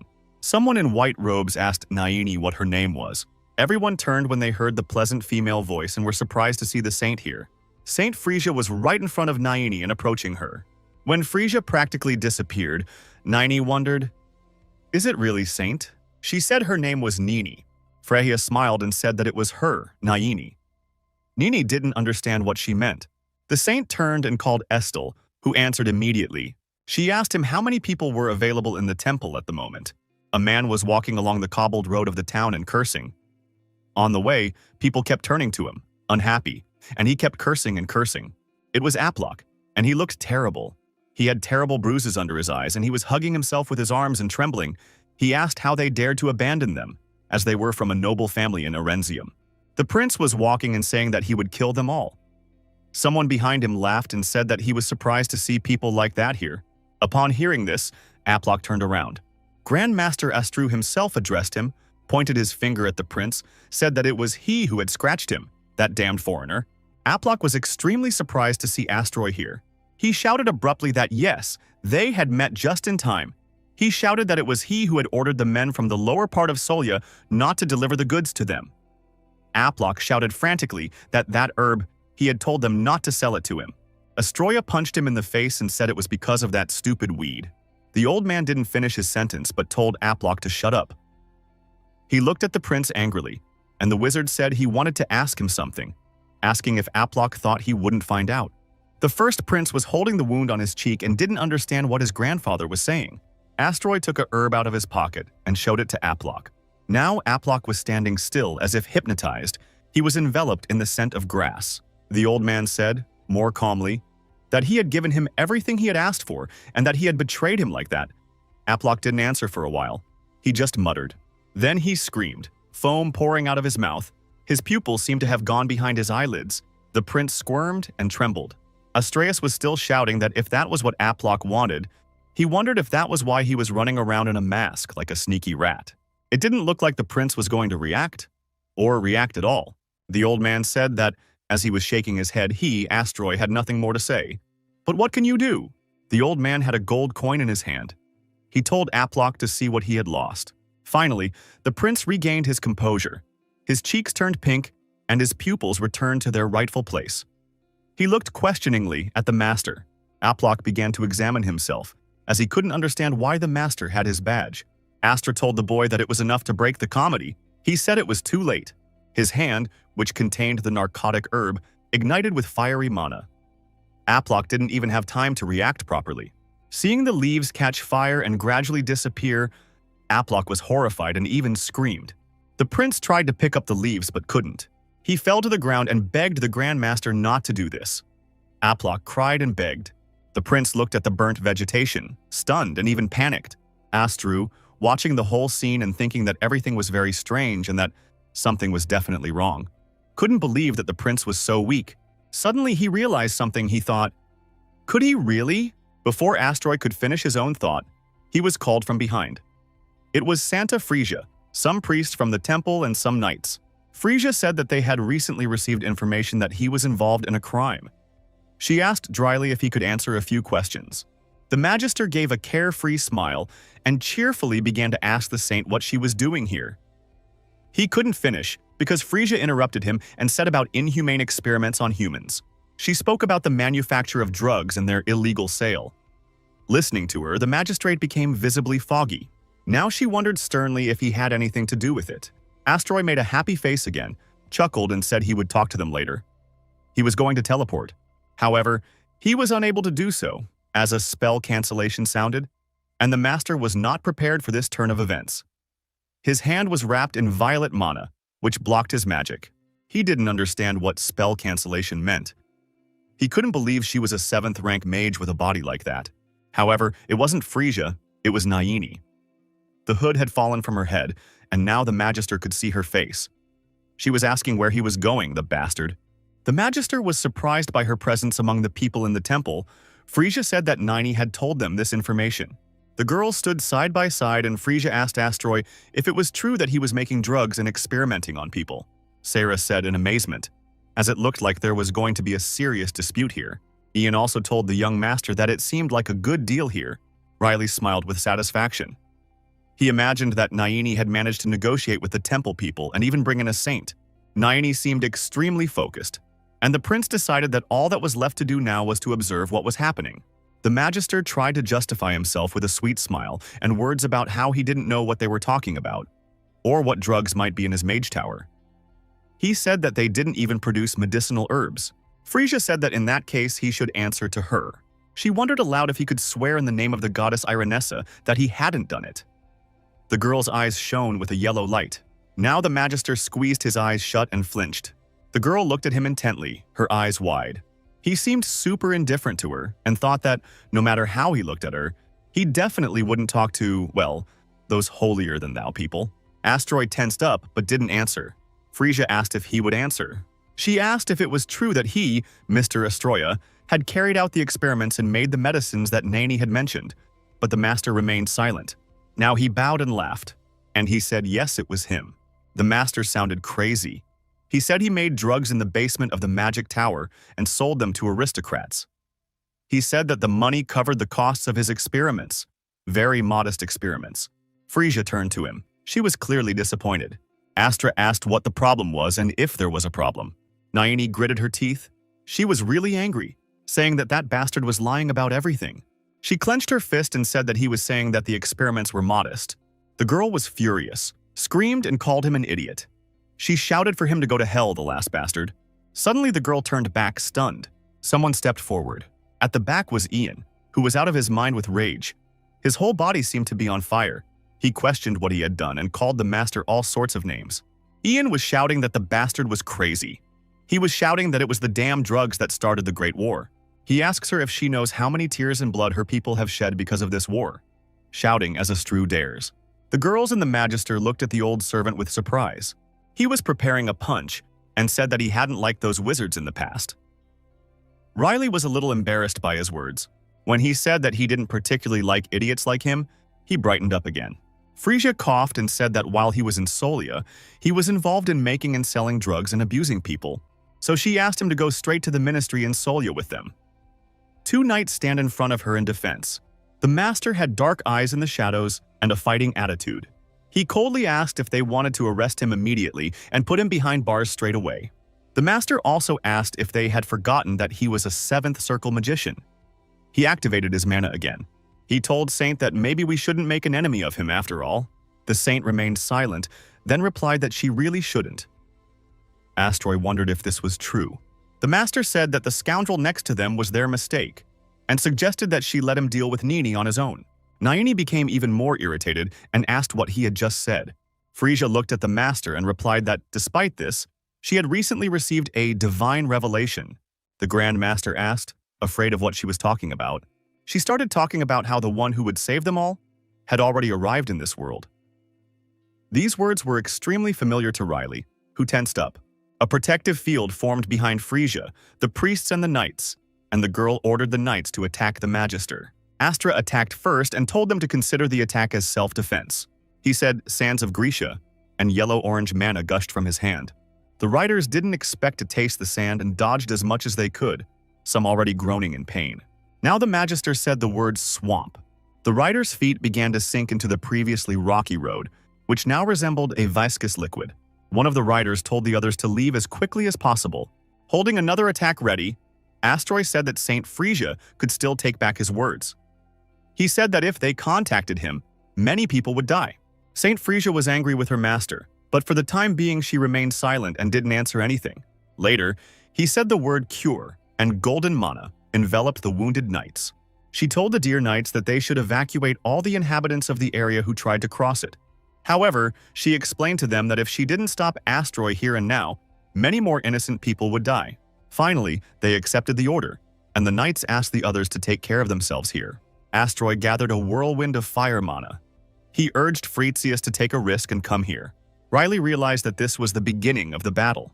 The whirlwind above the magistrate's raised hand grew larger. He told them to go to hell and blame the saint who was spreading. He said the word meteorite. The whirlwind from above flew straight at the saint and the remaining knights. Frisia raised her hand a little fearfully towards the meteorite that was flying towards them and shouted, "Sanctuary!" The Magister's mana and Saint Frisia's mana met. The knights held their shields ready. A few scratches appeared on the saint's arms and ashes appeared on his hood, which had previously been as white as snow. Nani looked at the saint a little anxiously. The Grand Master said that she didn't look sloppy. Behind him, a sphere appeared, releasing a multitude of magic arrows. He said that in that case, they should fight to the death. The old man decided to see if they could make it. The knights shouted to the saint that they were going to stop him. They said that they had requested reinforcements from Solia Castle, and that they should wait a while. They said that they had requested reinforcements from Solia Castle, and that they should wait a while. They didn't have time to finish because a stream of asteroids' arrows flew at them. Frisia formed a magical barrier in front of them. Someone shouted that the barrier wouldn't last long, and it was true, as each arrow formed a new crack when it hit the shield. Frisia asked Nani to reverse the spell. The shield had already been penetrated by arrows. Nani said yes. The girl gathered her purple mana in her hand. She raised both hands and shouted the order, "Cancel spell." The arrows and shield began to disperse in front of them. One of the magic arrows cut Frisia's cheek and she screamed in pain. Ian watched everything and drew his sword. Riley was behind him, and the frightened locals ran around him. Suddenly, Ian jumped in front of her. He had a belligerent look and even his gray hair was spread over his shoulders. Frisia was shocked by the old servant's appearance. She asked if she had seen him at the fencing competition. Meanwhile, Ian, ignoring the girl's questions, smashed the arrows one by one. His bright green eyes shone with fighting spirit. The Magister was amazed that he had cut all the arrows. Riley was frustrated that the servant had finally lost patience and interfered. Sarah was worried about him and screamed for him to come back. Lady Iris was also frightened. The third prince waved his hand and told her to say goodbye to her mother first, and he would watch for another 5 minutes. Lady Iris said he was really talking nonsense. Astroy, who was standing over him, giggled and said that everything was funny. Him, that there were so many good spesters in the city and that he seemed to have met the worst. The master said that the warm-up was over and that now they would play maturely. Evil Saint replied that he couldn't get away with a simple arrest now. The master laughed, saying that he wouldn't be innocent if he killed all the witnesses to the crime. His mana was now purple and he summoned the underworld. The words startled Naini. The girl knew it was a spell and that it was impossible to undo, but she realized that if she wanted to start a new life, Astroy would have to die. With extremely dangerous black magic, Astra looked particularly sinister. Naini wondered if they would make it. She stood still, not understanding why her legs wouldn't obey. Suddenly, a voice calling out to her sounded in the girl's head, and she was startled. The voice said that both she and the hero, who was predisposed to saving this world, wanted to start a new life. He said that, in the end, the person would have to go through the trials that fell to them. Riley put on his mask. Naini didn't really understand where the voice was coming from. Ian was asking what other underworld there was out there. And someone was shouting and asking the Saint what they should do now. But Saint was no less frightened. She hadn't known that Master Astroy had such immense magical power. Frisia asked him why he was doing all this. Astroy didn't answer the girl's question, but told her to remember the goddess Irenessa. Mana flew wildly towards Astroy's opponents. 90 shouted for them to move away, and she would try to stop him somehow. She channeled her magical power against the master of the underworld. Frisia asked what she was doing. It was extremely difficult for Naini, but she convinced herself that she could do it, that she simply could. She thought that perhaps she had only lived for this day, and tears came to her eyes. The girl realized that, although the moment she had waited so long for had disappointed her and robbed her of hope, she remembered how, kneeling in front of the door of her own house, she had told her mother that it was her daughter, with hair as light as snow. She remembered that man, specifically the moment when Riley had held out his hand to her. The girl's eye, damaged in the experiment, was bleeding. But despite the pain, she was happy that this man had shown her that there was still hope. So if she dies now, she won't regret it. The man in the black hoodie started fighting with her and asked her what she was talking about, saying she was talking nonsense. He said he tried very hard to save her, and all his efforts would be in vain if she died. It was the same masked man who had helped Nini before. Naini was shocked to see that, with a single stroke of his sword, the prince had destroyed the underworld spell. Ian and the knights were also extremely shocked and surprised, Frisia included. And there's nothing to say about Astro, he was simply terrified. The old man looked at the guy in the mask and shouted that it was him, that the magician was saying what he said, that it was the idiot he saw in the basement. Riley rubbed his head. He ignored the master, but wondered why Sarah was so slow, because if you wanted to save yourself, you'd have to move faster. After that, he told his master with a threatening look, irritating him even more. The prince's sword glowed with blue mana. He turned disrespectfully to the holy woman, Frisia, who was sitting on the stone path, and said that she had some kind of divine power. He then asked if she couldn't even stop him. The third prince brandished his sword and said, "That's just the way things are. She doesn't seem to have much power." He lifted the girl by the scruff of the neck and told her that the underworld, or whatever Go was gone, so she should take her minions and get rid of them. Frisia still couldn't answer anything. She just stared questioningly. When they let her in, she was still silent and wide-eyed with amazement. Saint and 2 other knights were already sitting behind the stone, and it was still silent. Finally, she said the word healing, and golden magical power spread from her body to the people around her. Naini saw it from afar. And then he asked the guy why he was here. She said he'd said he wouldn't interfere, didn't he? Riley said tiredly that yes, he remembered what he had said. However, he said he hadn't planned to do that. The shocked wizard asked why he had dispelled the underworld spell so easily. Riley looked at him coldly and said that somehow he had been joking for a long time. Naini was surprised. Astroya was really angry, shouting that he was a 7th circle wizard. He asked what the little shit had just said. Riley reminded him that he had said it was taking too long to sort things out here. And the prince said more sternly that his mother had almost been hurt. So now he would sort everything out quickly himself. The master was terribly angry. Naini reflected that she knew he was no ordinary guy, but if he dispelled Astroy's spell in one go, she wondered who he was. Someone grabbed Naini by the shoulder. It was Riley. He said cheerfully that they needed to finish what they had started. After all, he was right. He said she could think about the rest later. Now he turned to Yan and told him to come closer. Jan obeyed willingly. Riley guided the girl's hand and told her to take a deep breath. She asked what he was doing. Riley, however, just said that he'd had enough of fooling around and that it was time to put an end to it. The prince told the old servant to shoot as many arrows as possible. Ian understood. Naini's hand was pointing directly at the Grand Master. Toth asked if they had really decided to go ahead. He said it was no problem, because he would find the guy and tear him apart anyway. The masked prince replied that he would do whatever he wanted. He told him to go ahead and kill him if he could. A flaming circle appeared around the trio. Riley told Ian that he would deal with the spell and let him continue to hold it back. He said that the old man should trust him. Ian left the man without asking any more questions. One of Ian's handkerchiefs wounded the magister's cheek, and he sent a poisonous green mist over them. A green magic sphere formed over the boy, Ian and Naini. Then Frisia appeared and said she would do her bit too. Ian and Riley turned to the saint in surprise, and after a few seconds, the prince asked why she was doing this, as she could simply rest and walk away. Frisia was angry. She said that in such cases, she really just said thank you. The master's hand trembled slightly. He considered them all losers. He shouted that he didn't have time for little idiots like them. Astru clenched his fist and realized that he had about half of his total mana left in his body. However, he thought it would be enough. The old man became very angry and ordered them to die for him.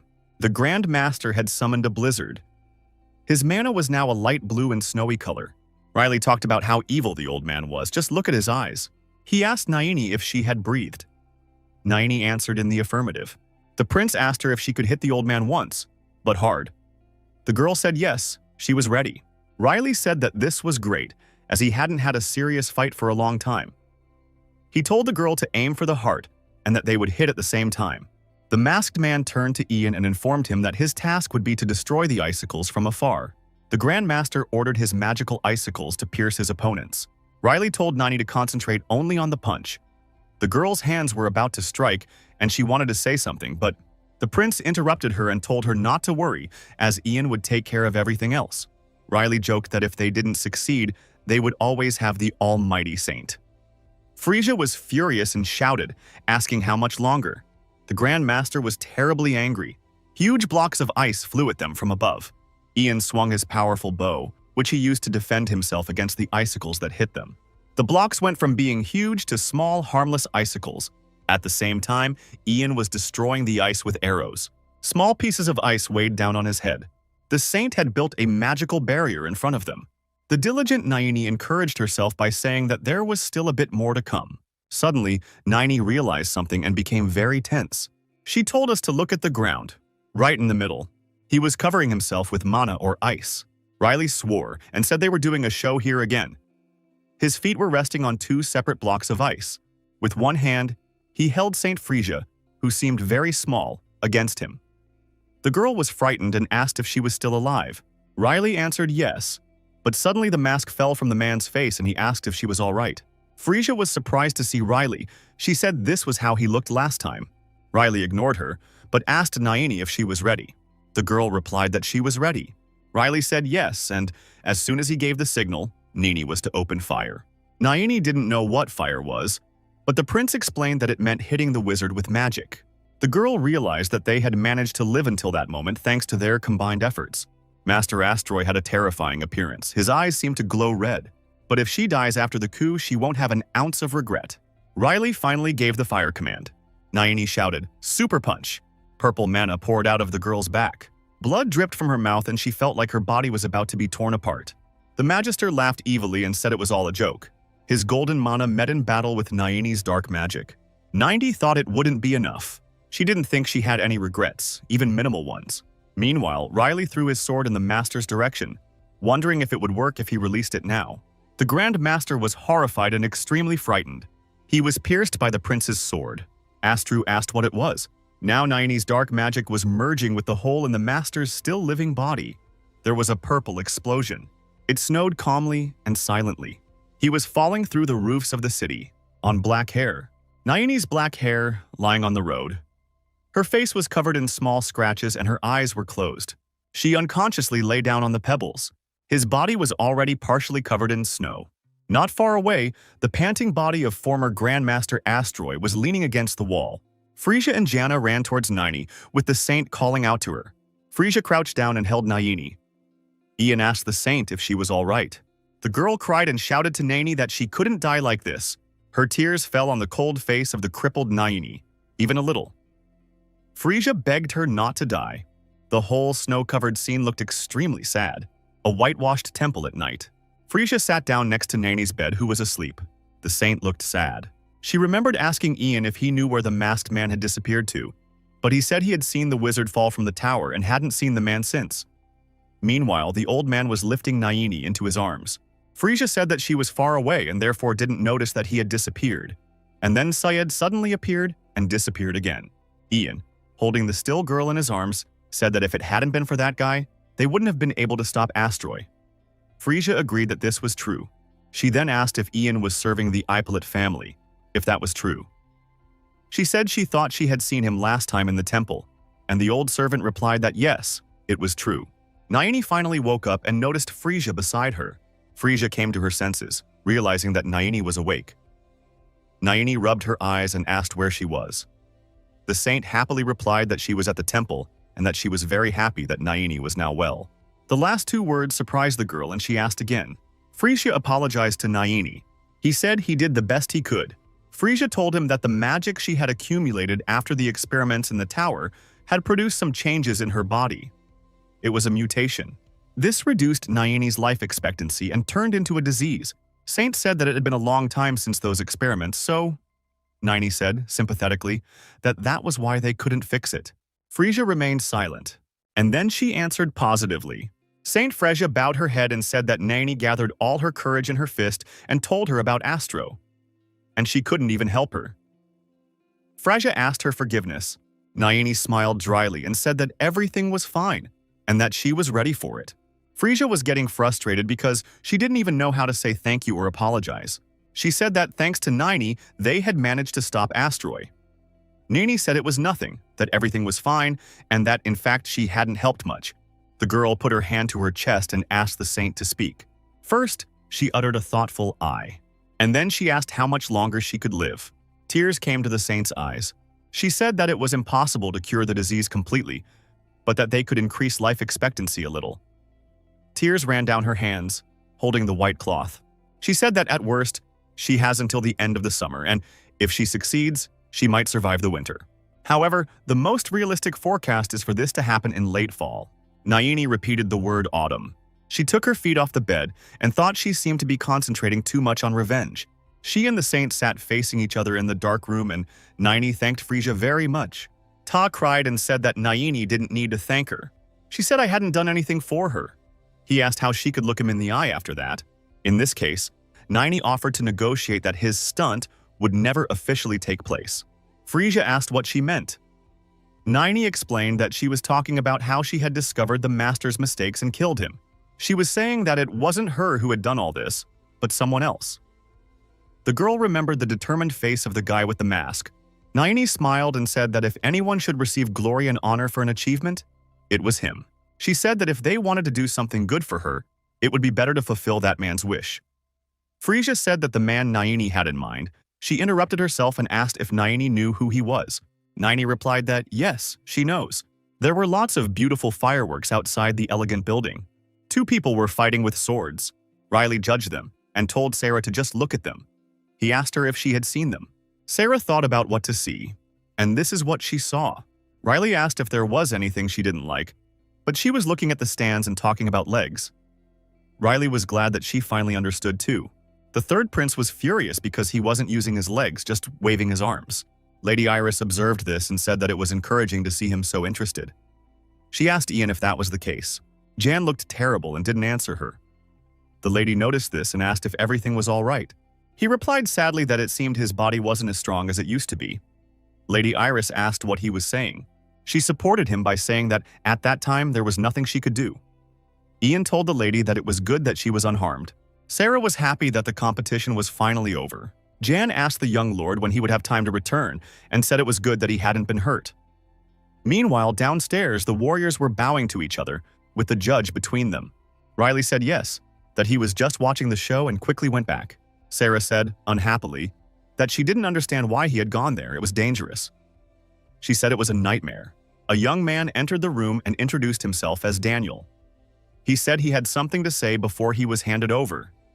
He said that recently, a man had revealed the terrible atrocities that had taken place in the tower, and that this man was a member of an aristocratic family. His words startled Riley, who tensed up. Riley grimaced, and Lady Iris asked with interest who it was. Daniel said out loud that it was a man from the Ippolit family. Now Riley was truly terrified. Daniel, for his part, continued calmly, addressing the young gentleman from Ippolit, saying that he knew he was taking part in the fair today. The young man asked where he was sitting and asked him to make a sign. Ian stammered, mumbled something, a suspense of separate words. Sarah turned to the third prince and asked if he had heard what Prince Daniel had said. However, she was speaking to an empty seat. Riley was no longer there. All that was left of him was a Coke and a hamburger. Sarah didn't realize where he had gone and called out to him again. But of course, no one answered. And the Coca-Cola and hamburger fell to the ground. Meanwhile, Riley sat in the dark cubicle of the bathroom and puzzled over how they knew. The prince remembered Daniel's words that the young lord of Ippolit's family had discovered the terrible atrocities that had taken place in the magic tower. How he had said that he had helped the temple of Solya and averted the danger. The words that he was the hero of the Ippolit family were particularly strong in the prince's mind. These nightmarish words, as he understood them, haunted him even in this life. Riley didn't understand how this had happened, after all. He had disguised himself and even changed his voice so that no one would recognize him for sure. The prince remembered aiming straight for his master's heart and calculating the force so that the sword melted with Naini's magic. Riley wondered why this had happened. Under the bottom hole of the cabin door, feet with snow-white shoes appeared.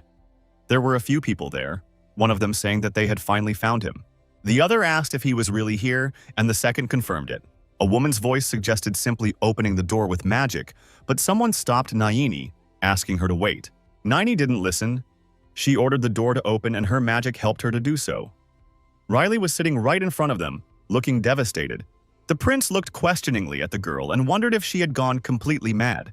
Santa Fresia, who was standing next to Naini, was embarrassed to see Riley sitting on the toilet and covered her eyes with her hands, while Naini stared silently at her savior, still holding out her arm. Riley lowered her head and sadly said she was going to sue them for sexual harassment. He looked at Naini and asked how they had managed to find her. The girl closed her healthy eye and pointed to the other one, saying that she had used that one. Now, that ability didn't seem to suit the prince at all. He remembered perfectly well how she had told him about it. She told him that he was right and that it wasn't magic, but his damaged eye. She explained that if she could remember a person's face, she could find out their location. Riley slammed his fist against the wall in anger and shouted that it wasn't fair to use the radar. The saint asked what radar was. Riley replied that she was a saint who used the men's room as her own. These words were extremely embarrassing for young Frisia. Riley made a judgmental face and said that there didn't seem to be any saints left in this world. The prince's remarks made the saint terribly angry. She shouted that he wasn't saying that to her. She said that he himself had said that she wasn't his type. Once again, the third prince said nothing to her. Finally, he got up from the bathroom and asked what they wanted from him. Frisia coughed and said she was a bit embarrassed to talk about such things in the bathroom, but no one had ever seen such a smug smile on her before. She seemed to glow with divine light. The girl held out her hand to the prince and said that he had been blessed by the goddess Iranessa herself. Fragments of his past life flashed through his mind when a saint whispered to him that he had been chosen by the holy sword. Riley was determined not to believe it again. The boy remained silent, and Frisia continued, saying that this is why he… Mr. Riley… Riley didn't let her finish her sacred speech. He asked her to stand up. The third prince smiled mischievously and wondered if she had accidentally said that he had to destroy some evil. A drop of cold sweat ran down his cheek. The saint was puzzled and asked what he was talking about. But then she realized he was right and asked, surprised, how he knew. That wasn't what Riley was honestly expecting to hear. Was it again? The prince thought deeply, his constructed, happy and carefree world falling apart. Again? The boy gritted his teeth. Then I wondered if they were trying to turn him into a knight again. Frisia tells us that, according to the revelation, the prince had received the power of… Riley was sure that she was about to say the familiar words about the need to defeat another villain. But, contrary to her expectations, Frisia said it was because of a dragon. He was surprised and asked, and the saint confirmed his words. She told me that a dragon was about to appear and that it would bring disaster not only to Solia, but to the whole world. She said it would be a real disaster. Riley asked what would happen now. Frisia said that, as the goddess Iranessa herself said, the person who would have to capture the evil dragon is him. Riley pointed a finger at himself and asked again. Riley remembered that she had said she was the goddess Iranessa. He had the idea that she must be omnipotent. He looked at the saint in confusion, with his nose turned up. The prince thought there were so many planets in the universe, and she clung to this one, and she was making him work hard to save a few small towns. Riley reminded Frisia that she knew what his nickname was. The Lazy Sword. He repeated the word lazy one more time. The third prince waved his hands and said that he was planning to live the rest of his life doing nothing, so why on earth were they asking him to catch a dragon? He also asked her if she remembered what she had called him the last time. The prince didn't wait for an answer. He said he was gay himself, resenting the fact that he was gay.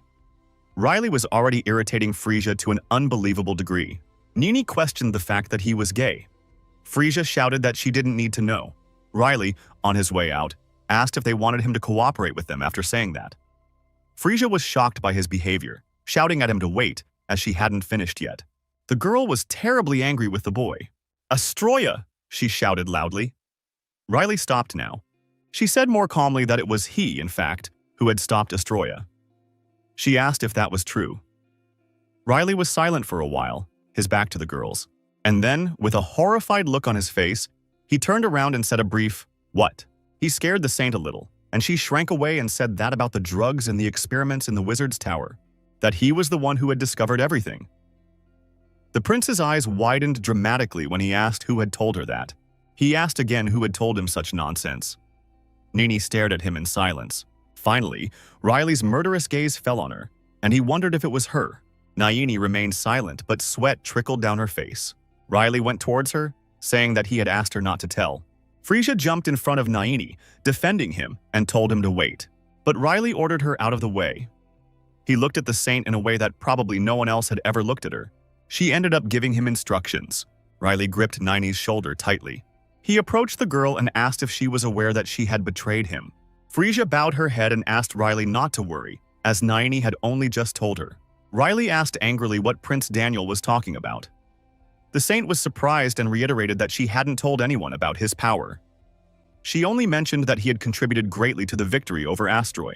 Naini fell into a corner and Frisia told her that Naini had been against it until the end. that she had asked her not to reveal her secret. Frisia said that, in any case, one thing was definitely clear. His power was incredibly great. Riley finally turned away from the unhappy nanny and asked Frisia what was wrong.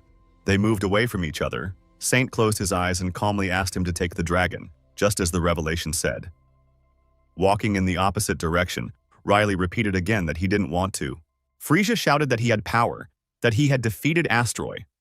The word power didn't please the prince one bit, but even disgusted him. Riley said goodbye to her and asked her, for God's sake, to leave him alone and let him rest. Frisia asked in what way. There was no reply. Riley turned to Nini and began to say something that worried her. Nini tensed up. Riley gave a cheerful smile and offered to come out and talk.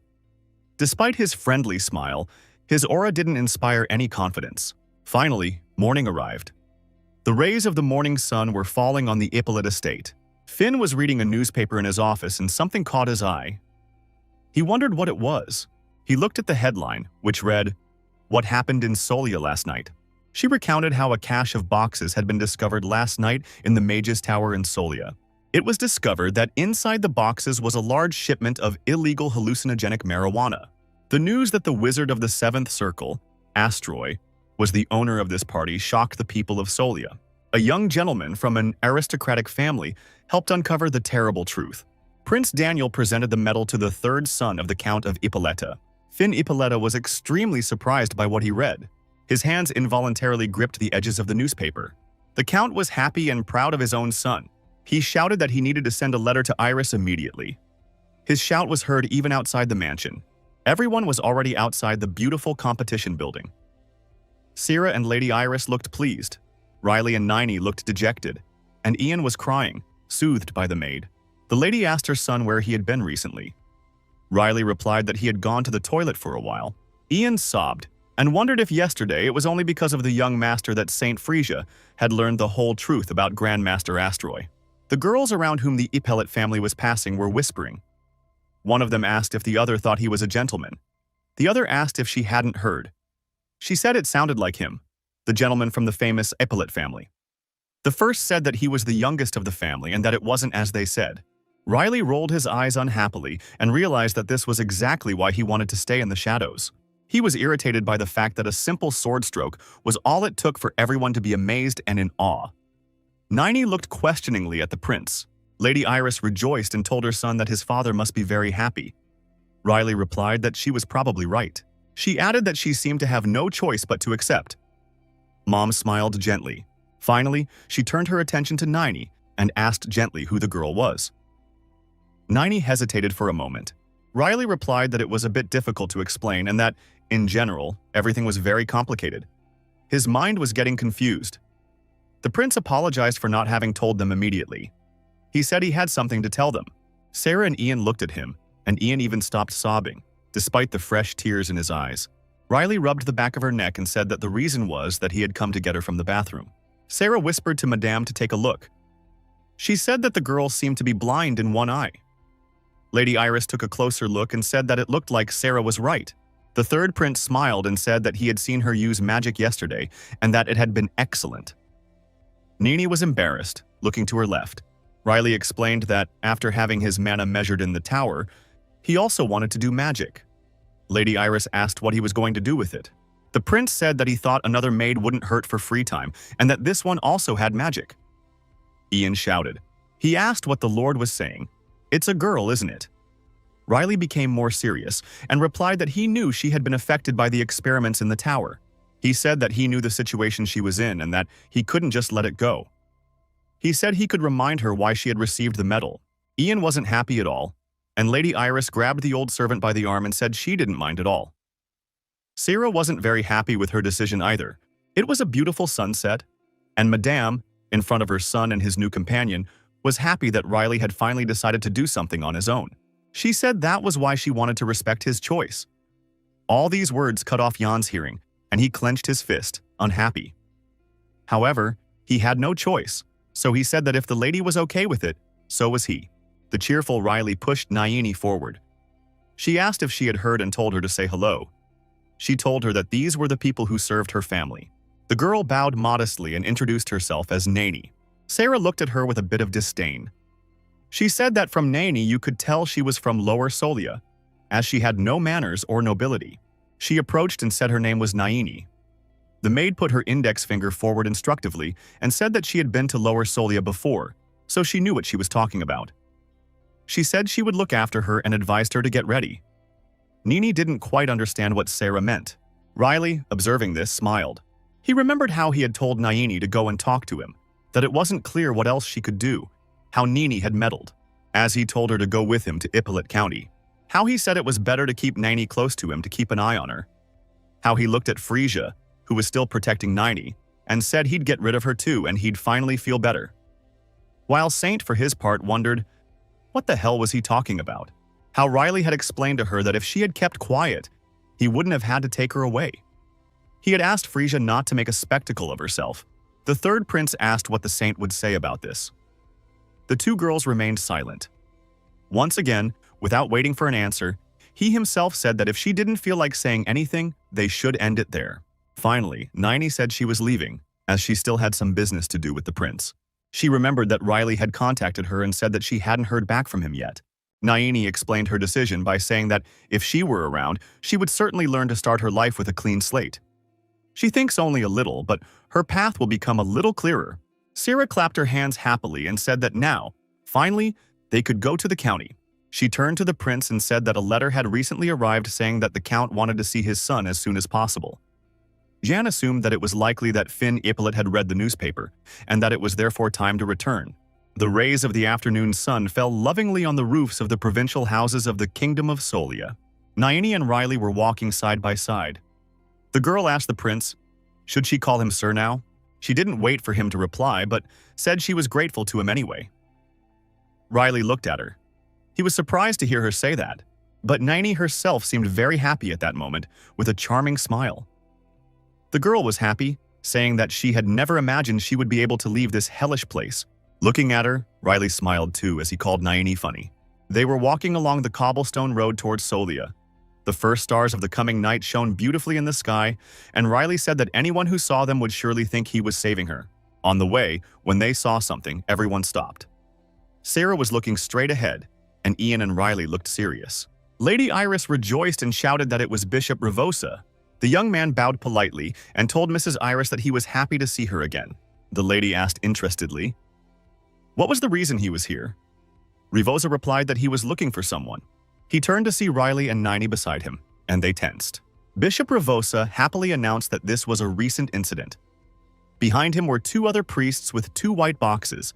He looked directly at Riley and Naini and said that it looked like the two young men had forgotten their things in the temple. They didn't understand a word Revosa was saying. A box was handed to Riley. The other was given to Naini. Revosa gave an evil, malicious smile and said that these were their trophies. Riley asked in disbelief what other trophies were there. In the box, he found a purple garment. Revosa said that it was a public place, so he couldn't say it directly. But he started to say it, which Riley stopped him from saying. On the third prince's hand was a gold bracelet and a transparent cloudy ring. Bishop Revosa approached and whispered that these things were his. He said that, unfortunately, the staff was broken, and that was why he was only giving them away. Naini begrudgingly asked if they had to accept. Revosa asked her, what's the problem? The girl explained that, to her, he was an insignificant person whom she hated with all her being, and therefore, it was logical that she didn't want to take them. However, contrary to Naini's words, Revosa asked them to take the things. He asked who, if not them, the temple would give the items to. Riley and Naini looked at the gifts with remarkable disdain and disgust. Revosa smiled broadly, closed his eyes, and swore that these things were pure and safe. Behind him, Santa Frisia remained silent with her head down. She looked out of her hood. A question crossed Riley's mind, and he wondered if the bishop himself had made it up. Naini asked her current master if he would accept. They had two large boxes in their hands, covered with the same white lids. Riley looked at her and asked how she was. The girl replied that she had already checked and that there was no more magic in them. Riley bowed his head and said, "That's the way it is." Now the prince smiled at the bishop, thanked him, and said that since they were giving it to him, they should accept it. Lady Iris appeared from behind and said that it was time for them to leave, as the count had asked them to hurry. The bishop said, "Ah, that's right." He said that you should be proud of your son because he won a medal. She replied that he was right and thanked him for taking care of everything personally. Finally, Ravosa said that she hoped they had enjoyed their stay in Solia. Lady Iris replied that they would definitely return here at some point. After saying this, the natives and servants of the Ippolit clan turned and left. Frisia was angry. In the temple, Bishop Ravosa said that he was indeed different. At first, Saint Frisia didn't understand who the young man was talking about, but the young man explained that he was referring to the young master. He went on to say that, however, Frisia had already told him that a revelation had been made to her. He remembered his words that this aristocrat was destined to put an end to evil. Frisia didn't answer him, and Ravosa, leaving, said that in that case it was live and see. The door behind the bishop finally closed. The saint was angry with Ravosa, her eyes burning with rage. She addressed him to herself, saying that she didn't know what he was doing, but there were 3 revelations. Frisia sat down in a beautiful armchair. The girl knew that she had received 3 revelations from the goddess Irenisa. In one of them, the majestic goddess addressed her daughter, Saint Frisia, saying that the hour of her first trial would soon come. The goddess wore a golden mask adorned with beautiful white flowers. Golden leaves were scattered around her. She asked Frisia to be careful who took her to him. The goddess held out her hand and said that the hero was destined to stop him. She added that she needed to watch out for the dragon that would soon arrive on Earth. Frisia realized that her first test definitely had something to do with Ravosa, but she reflected that perhaps young Mr. Riley could ruin the bishop's malicious plans. Who knows? His eyes lit up again. She explained to herself that this was why she hadn't told him about the existence of the first revelation. Frisia thought that whatever Ravosa was up to. She didn't have time to finish her thought because the priest called out to her, telling the saint to hurry. She said that everyone was waiting for her. Frisia couldn't stop thinking about that man. She told the priest that she was on her way. She knew that man wasn't as simple as the bishop thought. It was late at night when Riley, his mother, and their servants finally arrived at the mansion. They were greeted by the serious Count of Ippolit. He crossed his arms over his chest and said they were back. He had asked the family to come home soon, so he was a little disappointed by their late arrival. Riley called his father and was surprised that he was still awake. Lady Iris giggled lightly behind her son's back. Fin Ippolita put his hand to his mouth, tense, and asked his son where the medal was. Sweat trickled down the count's forehead.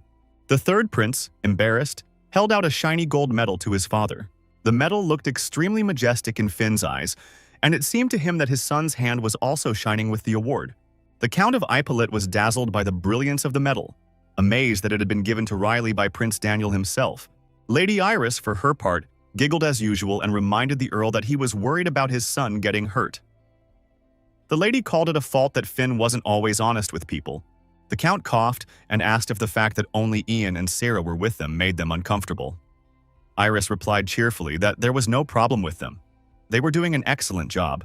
Ian and Sarah in turn bowed and greeted their master, Finn Ippolit.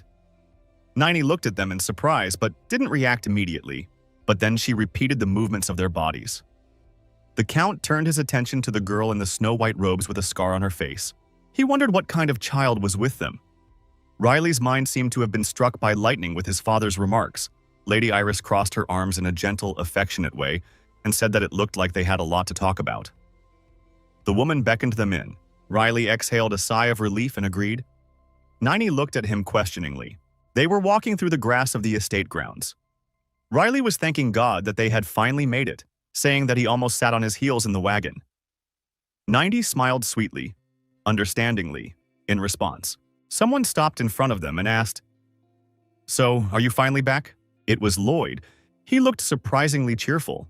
The other prince smiled and said he had heard that his brother had won a medal in Solia. He held out his hand and asked permission to look at her. When Riley didn't obey, Lloyd once again calmly told him to give him the medal. Riley looked at him with a terribly disgruntled countenance, as if he had worked hard all night and all day. The third prince reflected on the fact that he had just arrived and thought that he could finally rest in peace. For a while, Riley was silent. By then, Lloyd was smiling smugly and asked his brother what was wrong, why he wasn't handing over the medal. He asked sarcastically if all the news about his medals was a lie. The second prince deliberately provoked Riley and asked what had happened to the righteous man who never lied. He joked that Riley couldn't be lying, could he? And then he asked if it was true. Now, for the umpteenth time, he held out his ugly little hand and said, "Hurry up and show me." Riley agreed wearily and said he would show him. The prince rummaged in his pocket. In fact, Lloyd was a little surprised to see her in real life. He took it in his hands. It glowed brightly. Lloyd was fascinated by the thing, calling it incredible. Now he knew what Solia's medal looked like. But he couldn't leave his brother without asking if it was a fake.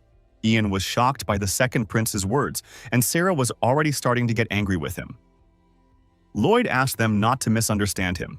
Riley heard him and rubbed his neck. The second son said he was asking because he didn't understand how he could have her. Lloyd was haughty and arrogant, and repeated that he didn't believe Riley had received the award. Riley smiled and called his brother. Nini was tense. She didn't like the other prince either. The third prince told his brother that if he liked her so much, maybe he could have her for himself. This was not at all what the second prince had expected to hear. He intervened and a vein appeared on his forehead. Lloyd's maid was also shocked by what she heard. Riley put on an innocent face and said that she just thought Lloyd liked her a lot. Lloyd listened to his brother with amazement, and he said that he didn't need the medal anyway, that it annoyed him. The prince relaxed, put his hands behind his head and asked, "Wouldn't it be better if the heir to the family stayed with her?" At this point, Lloyd realized what Riley was getting at. He was angry, and the medal in his hand shone with the same intensity. Looking at her, Lloyd hesitated. She was, in fact, strongly attracted to the swordsman. Lloyd smiled and began to ask if Riley was really ready to give the medal. He couldn't finish the sentence because Riley snatched the medal out of his older brother's hands, saying that if he didn't want it, he didn't need it. Lloyd was shocked for the umpteenth time. The second prince grabbed Riley by the neck and asked how he dared to mock him. However, Riley only said his brother's name calmly. Finn Ippolita finished his sentence by telling his second son to stop clowning around. The beautiful Lady Iris was by his side. Lloyd reluctantly let go of his younger brother and said he understood. Madame Iris approached and politely asked Lloyd how he was. He didn't answer the question but said her name and asked how their trip had been. Lady Iris smiled sweetly and kindly, said everything was fine, and thanked them for the inconvenience.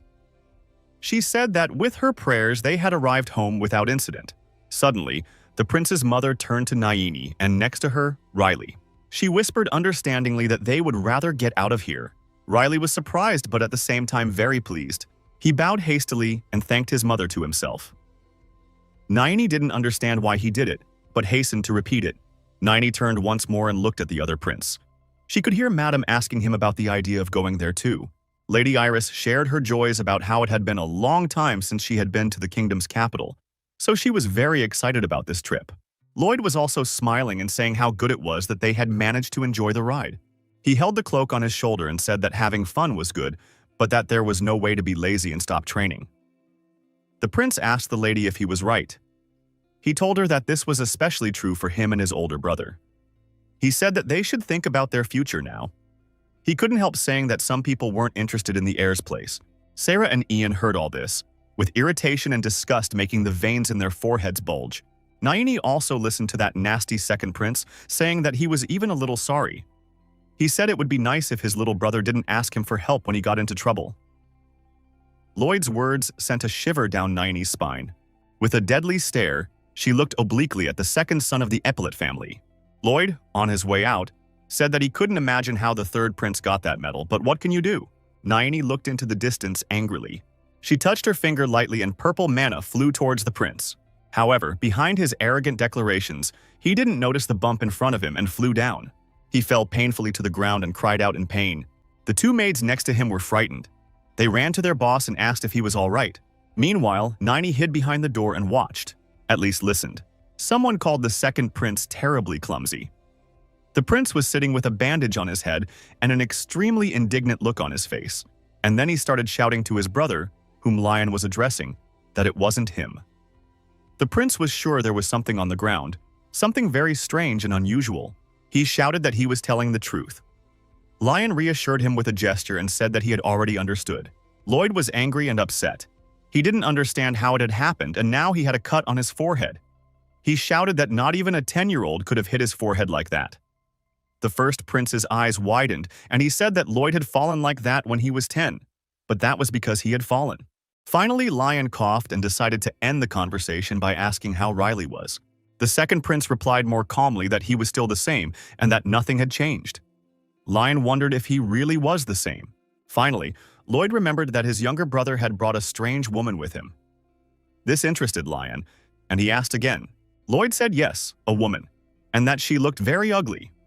He said that you could definitely tell from the way she walked and her manners that she wasn't an aristocrat.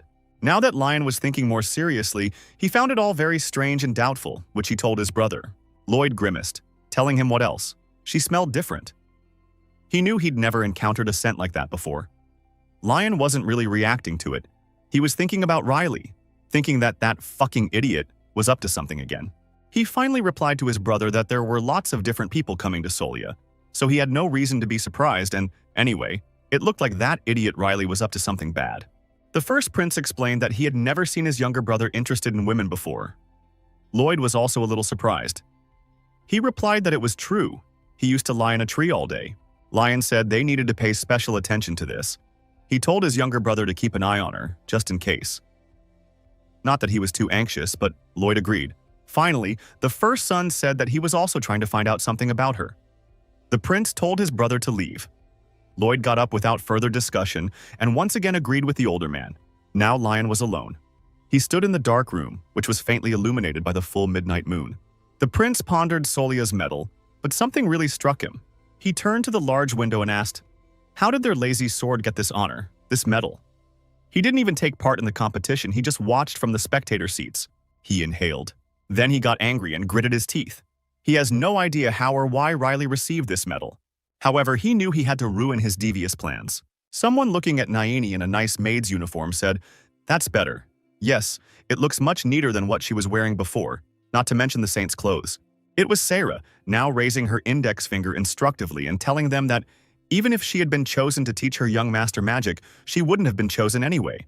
The maid approached the frightened girl and said in a louder voice that she still had chores to do. Sarah asked assertively if she had understood. Naini, confused, answered yes. Finally, she pulled away and asked if Naini remembered what she had told her before they came here. Naini replied, embarrassed and polite, that Sarah had said she would take her seriously. Sarah said happily that the fact that she has a good memory is great. The maid told her that Ippolet's house rules were very strict, so Nini should forget everything she had learned in Lower Solia. The words about Lower Solia hurt Nini a little. Sarah smiled cunningly and caustically and offered the girl to work together. Naini even sighed at her ex-employee's penetrating gaze, stood up in a huff and agreed. Sarah turned around happily and Naini was able to relax a little. She thought about the fact that she seemed to be more afraid of this girl now than of Beta. Riley, sitting on a chair, asked, those two have to do it in his room. Ian explained that Sarah hadn't had any fun with the newcomers for a long time, so he had thought of establishing order and discipline. In fact, Sarah looked downright terrifying. Riley wondered if that was why she was smiling so much when they got home. Jan didn't answer his question, although he didn't demand an answer. However, Yang remembered that he wanted to say something to the master.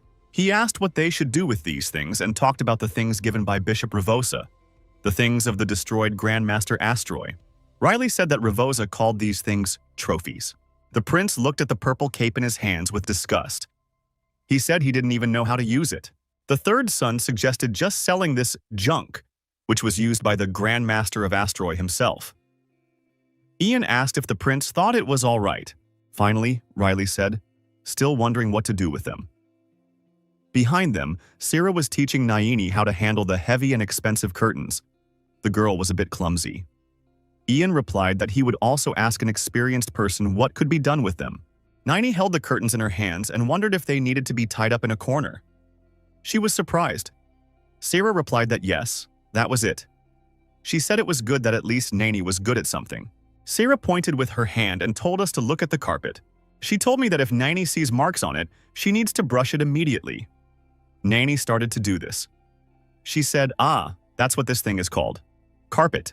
Sarah turned to the master and said that they had finished cleaning and were about to leave. Riley said that this was good and that they were good. When the maids left the young master's room, Sarah told him that when you're about to leave, you have to say goodbye and bow. Someone called out to Sarah. It was the second prince, Lloyd. He waved his hand in greeting and said, there she is. Sarah bowed to him, but Naini didn't. She looked straight ahead. Then Sarah bowed her head. She gave Naini a sidelong glance and whispered that she had probably noticed that the man had a rather bad temper. Nini was tense and serious, and it was obvious that Lloyd didn't like her. That's why Sarah whispered to her to keep her face simple, because if she looked so disdainful, she would notice. The second prince wasn't so polite to Naini and asked if she was the same girl Riley had brought last time. Naini replied discreetly that she did, and that she was now being updated, i.e. shown the house and told what her responsibilities were. Sarah asked him why he was here. Lloyd replied that it was no big deal, he just wanted to ask something. He asked Naini what her name was. Ta called his name briefly, still staring at the ground. Lloyd approved of the idea and said he wanted to talk to her. He explained that it was the first time Riley had brought a man into the house, so he was very curious to know who his little brother had chosen. The girl was not at all pleased with his remarks. The second prince approached Naini and asked her if she knew how the sloth had gotten the medal. Naini rolled her eyes. She couldn't understand why that idiot kept talking about his master like that. With a tense smile on his face, Lloyd asked if she wasn't going to answer him. As he spoke, the girl managed to measure the amount of mana he had. Now she knew he didn't have much. Sarah saw what was happening and where it was going, so she had to intervene. Naini ignored everything, only thinking about the fact that this second son and half of Mr. Riley's strength. Sarah said that she hadn't finished training Naini yet. However, Lloyd ignored her too, turning to Naini once more. The prince no longer seemed cheerful and friendly. He wasn't even smiling. Lloyd wondered since when the maids could ignore their master's words. He was angry with the new maid, shouting that she didn't want to be kicked out so she should answer clearly. Naini stared at him, wondering if he was her master. The girl was telling her not to do anything stupid. Sarah was terrified. Naini went on to say that he hadn't brought her here. Lloyd heard everything, the veins in his forehead popping. Naini finished by saying that Mr. Riley had brought her here. Something seemed to explode behind her. She seemed both confident and angry.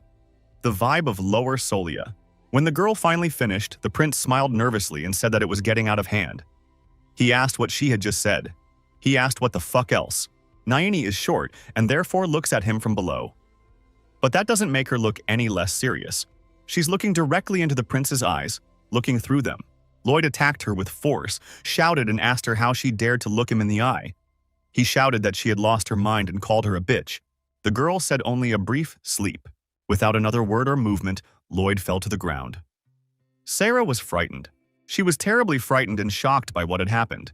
Naini told her, in a calm tone, that he was asking for 30 minutes and that he would wake up. Sarah asked in amazement, wondering if she had succeeded. Naini told her that yes, he was indeed the son of a noble family. She attributed this to the fact that he resisted when she performed her magic. Lloyd slept sweetly on the elegant carpet. Naini was not hampered by his resistance, as she is a 6th circle mage. Sarah still couldn't say anything. She opened her mouth and thought that the gentleman had really brought a very strange person into the house. Sarah was almost in tears because she didn't know how to deal with it. Naini reassured her that it was no big deal. They could put him to bed and, when he woke up, he would think it was just a strange dream. Naini tightened the hem of her skirt and asked if she remembered correctly that Mrs. Sarah had said that a maid's main duty was to serve her master. Sarah didn't understand what she was getting at, but replied that she did. Naini thought about it and modestly said that if she had been here in the past, she would have covered it with a 3-story swear word. She remembered swearing at him left and right. Sarah let it go and wondered if she hadn't just cussed.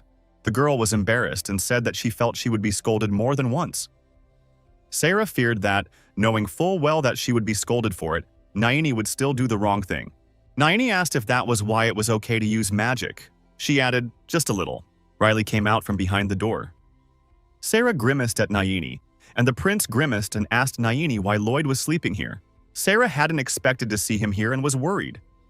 However, Riley didn't demand an explanation, said it didn't matter, and asked if they had finished and if he could pick up Naini. Sarah reacted immediately and replied that yes, the training was over. Unexpectedly for Naini, Riley grabbed her shoulder and pulled her closer. Riley was delighted and replied that it was great and that it was finally time to do magic. The girl was a little surprised by the Lord's behavior. Sarah decided that this time she would forgive poor Nini. They split up, with Sarah going one way and the prince and Naini the other, discussing something and laughing. Sarah explained to herself her own forgiveness, which was because Naini had promised to forget the way she had behaved in Lower Solia. Naini hesitated and offered to make at least some tea for him. He gave her a tired look and refused. He closed his eyes and asked what kind of tea, after all, she was a sorceress. Naini replied unceremoniously that he was a fool and said that she was a servant here, even if she didn't look it. Realizing what had just come out of his mouth, The girl cringed and covered it with her hand. Riley hadn't expected to hear such a thing from a servant either. He turned to her and sighed at the words. Oh, those grumpy sorceresses from Lower Solia. Naini, for her part, bowed and apologized. The third prince decided to skip this unpleasant moment after all, saying that he thought she would quickly learn to speak politely. In front of him were the items donated by Master Astroy. The prince asked the girl to come closer and take a look. He said thoughtfully that he had taken a closer look at these things. Riley fiddled with the gold bracelet with the blue stone and said he still hadn't figured out how to wear it. Naini replied that she only knew that these items could contain mana or a trap. How to use either of them, she didn't know.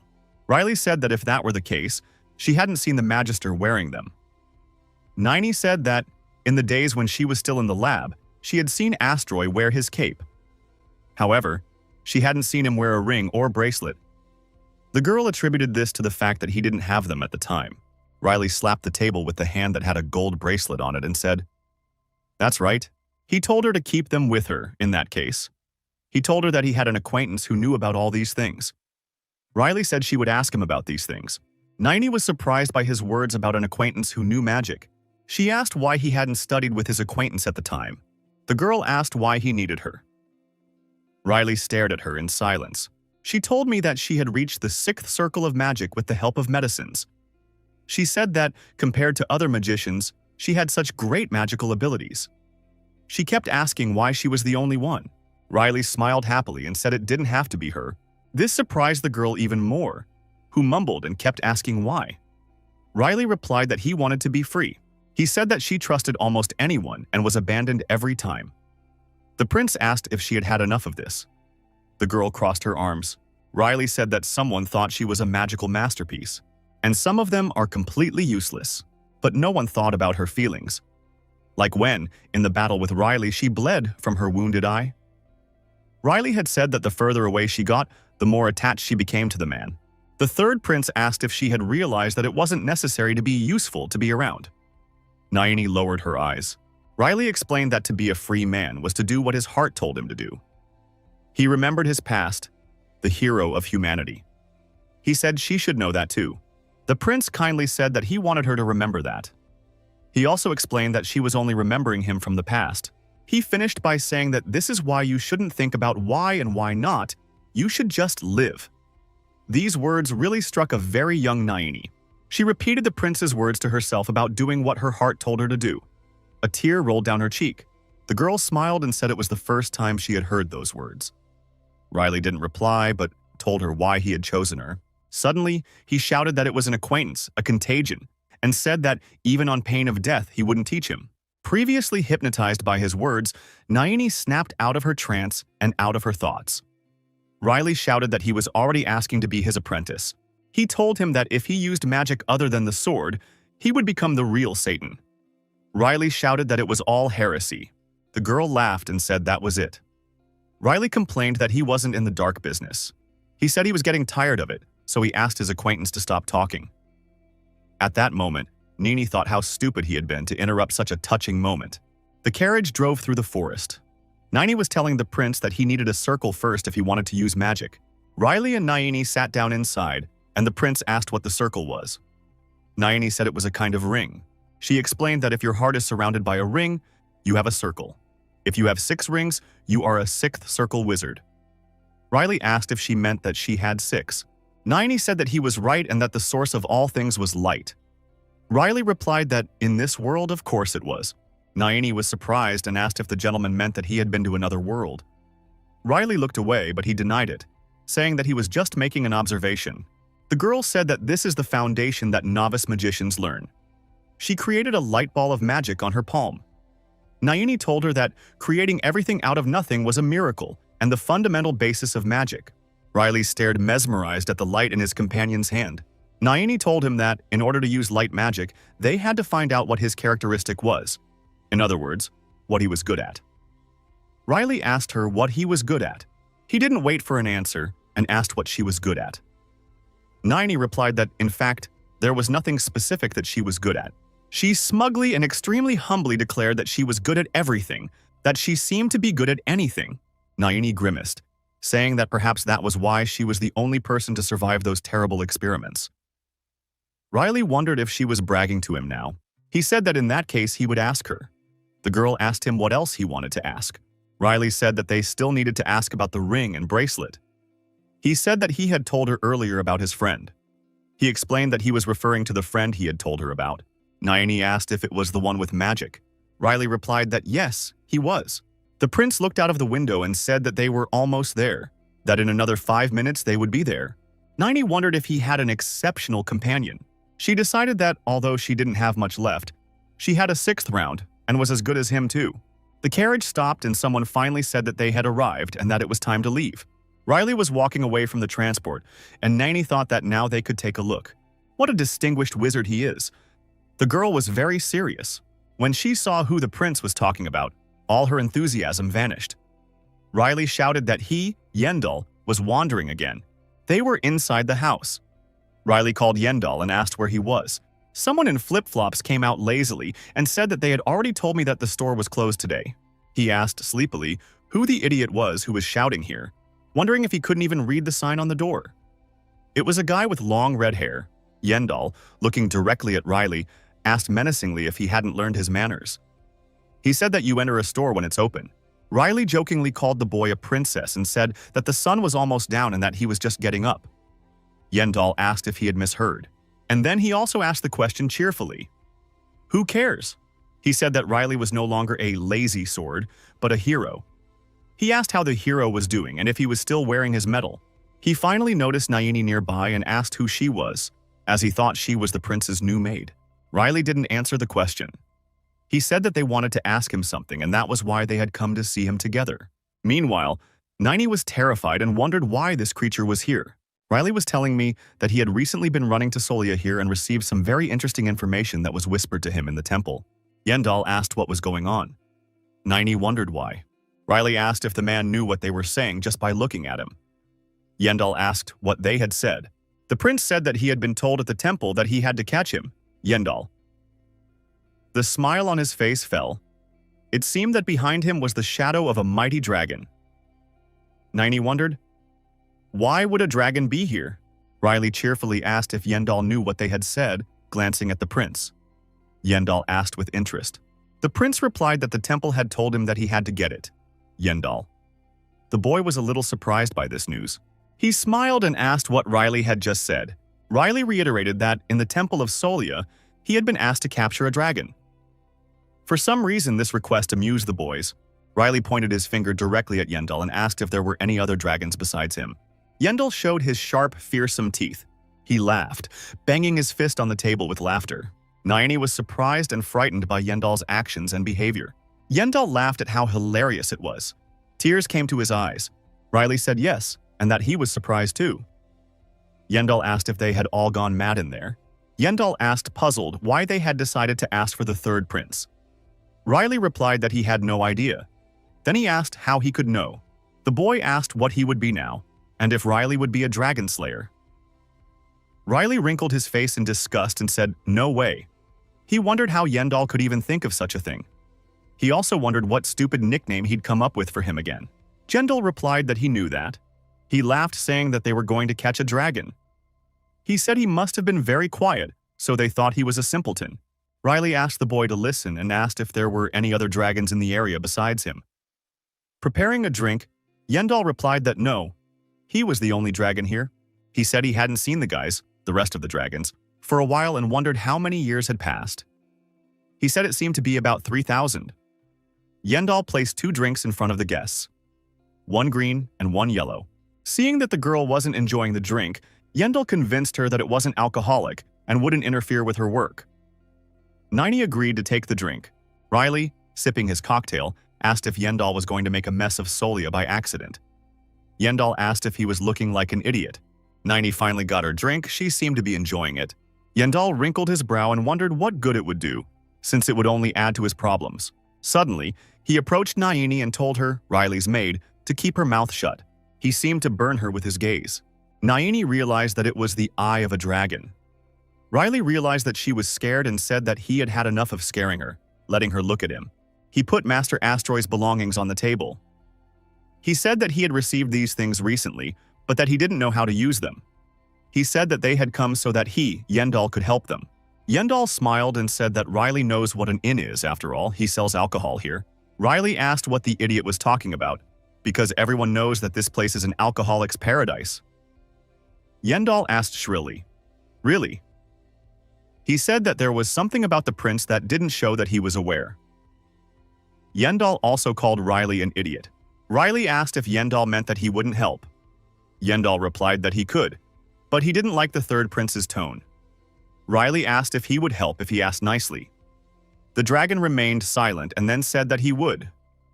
He took the golden bracelet in his hands and asked if it was something he needed to check. Riley replied with satisfaction that it was. Yendal asked what was with the money. The prince laughed and asked what money was involved in their relationship. Yendal grabbed the bracelet in his hand and called the prince a brazen thief. In his other hand hung the magistrate's purple cloak. The boy continued to curse Riley. He said he was a damn devil and had no heart. Nini was impressed by the fact that the dragon was investigating 3 things at once. Shortly afterwards, Yendal said that the assessment was finished and asked where to start. The girl was shocked by his speed. She realized that he was in fact a dragon. Riley wasn't the least bit surprised by his friend's abilities, telling him to start with the cape, since he was more interested in her. The dragon replied that there was nothing special about it, just that if you put it on, it would prevent any weather conditions from affecting it. Nayini said yes, it ensures that the magic is used effectively, that it is always at its best. Yendal stretched out his arm with the bracelet and said it was in some kind of pantry. Riley intervened. A huge box formed on the man's arm, and he explained that it was a matter of letting some magic into the bracelet and a deposit would open. Riley realized that it was some kind of inventory. Yendal took off the bracelet and said that there was nothing there at the moment. Riley asked what would happen if it broke. The guy said that, of course, he'd lose everything inside and that there's no way of fixing this thing. Nini held the magic bracelet in her hands and said that it was the equipment of a smaga from the 7th circle. She wondered how he had managed to figure it all out so easily. He smiled and said that it was a dragon after all. Then he told him to take the ring and put it on. Yendal threw the ring into his hands. The girl put it on her finger without question. Mana poured out of it. Yendal said that when you put the ring on, you would absorb all the mana around you through it. Riley asked if it really absorbed mana. Nayini replied to the gentleman that, without a doubt, yes, it is still like that. Riley said that the last time he put it on, nothing happened. The girl intervened. Yendal said yes, and that it was all because Riley was a monster. Nini asked her master what Yendal was talking about. Yendal asked her if she was with him and didn't know that her master was a monster. Riley told him to stop, because if he told, no one would be better off. The prince told Nini to keep everything and now it's all hers. He said he didn't really need them. Nini was surprised and said she couldn't accept that. Riley tells her to keep them, in that case, as he doesn't want to carry them around. The third prince asked Yendal if he could randomly measure the volume of mana. Yendal was surprised by this request. He rubbed the back of his neck and said that a guardian had recently given him a measuring stone. He asked why the prince needed it. He laughed, wondering if Riley would like to use it. Yendal said he was giving it to him and asked what he would measure. Riley shook his head in denial. Riley said it was for her. Nini didn't understand what he was getting at or why she wanted it. Neither did Yendal. He approached the girl and concentrated. The guy sniffed her, and then he said that she was unusual. He looked directly into her damaged eye and said especially here. He said it looked like a lot of things were mixed up here. Riley wondered if that was why she had such a strange mana color. Yendal hadn't heard of her strange mana color before, so he asked about it. He also asked if it was for all spells. The prince replied that yes, whether it's flame or ice, all her mana turns a kind of brown, dark purple. Sweat broke out on Yendal's face and he said he was clean. He turned to Nini and told Riley that he had met a very interesting person. Yendal let slip a little and wondered if Riley knew that this girl didn't have long to live. Nini looked upset. Riley said he could measure him too, and why not? Yendal's face was irresistible, and he wondered why the prince wanted him. He reminded Riley that he had told him the last time he was here that there was no reason for him to do magic. Yendal asked if Riley was going to conquer the whole world. Riley slammed his fist on the table and asked if Yendal had accidentally fallen from the oak tree. The boy wondered what the reason was in that case. The prince remained languidly silent for a while, and then explained that he was tired of picking apples. Yendal was disappointed by his companion's response, and Naini was surprised. The dragon even swore profanely. Riley hesitated and placed his palm against the rock. He asked what was going on and why he was so late in answering. Naini started to say something thoughtful to him, and the dragon said he hadn't seen anything like that for a long time. Riley wondered if Yendal had such a bad meter. This offended the dragon, who shouted to woo him. He asked how bad he was. Naini, immersed in her thoughts and reflections, said the word time. Riley asked what she meant. Naini replied that his peculiarity had to do with the weather. The prince asked if it was any good. Something began to happen to the stone.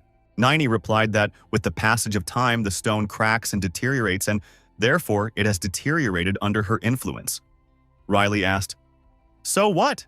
Now Yendal intervened and said that, to cut a long story short, Riley can only use time magic, the rest can't. This didn't please the third prince at all, who was horrified. Yendal offered to show him instead of explaining. He had fire mana in his hand. He said it certainly wasn't his element, but here was the fireball of an ordinary, normal magician in front of the prince. Then he changed something and said that this was how it would look if Riley used it. The sight was a bit pathetic. The light just spread out and cooked on the floor. Riley says it's like the fire of a match. Naini nodded positively in response. The third prince was shaking with disappointment. He had convinced himself that it couldn't happen, because his dream was to become a wizard. Yendal had persuaded him to give up on his dream. Riley complained about how this life would be even better with magic than when he had the internet. Yendal didn't understand what it was or what the prince was talking about. Naini had an idea and said that she had learned in the tower that people who used time magic always became chiefs and held high positions. Riley asked if she was joking with him. He exhaled and asked if there was any magic that could turn back time.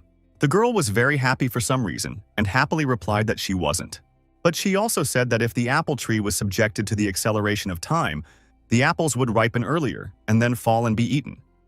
However, not even this pleased the disappointed and sad prince. Naini wasn't really paying attention. She was clapping and talking about how beautiful it was and that they wouldn't have to wait for the next season. Riley remained silent, and then he said that she was the one who was going to collect them. The girl didn't understand what he meant. Riley repeated that he had said she would pick the apples. Night had fallen and darkness enveloped Ippolit Manor. Riley sat down at the dining room table and told me that he didn't have anything extraordinary after all.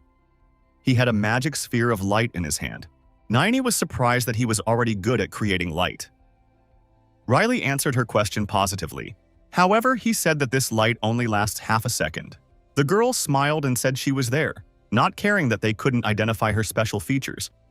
She tried to cheer the Lord up, saying that Asteroid was dead anyway, that she wouldn't have to use as much magic as she did back then. Someone entered the room and said that they, Riley and Naini, had arrived. It was Lion, and behind him was Lloyd.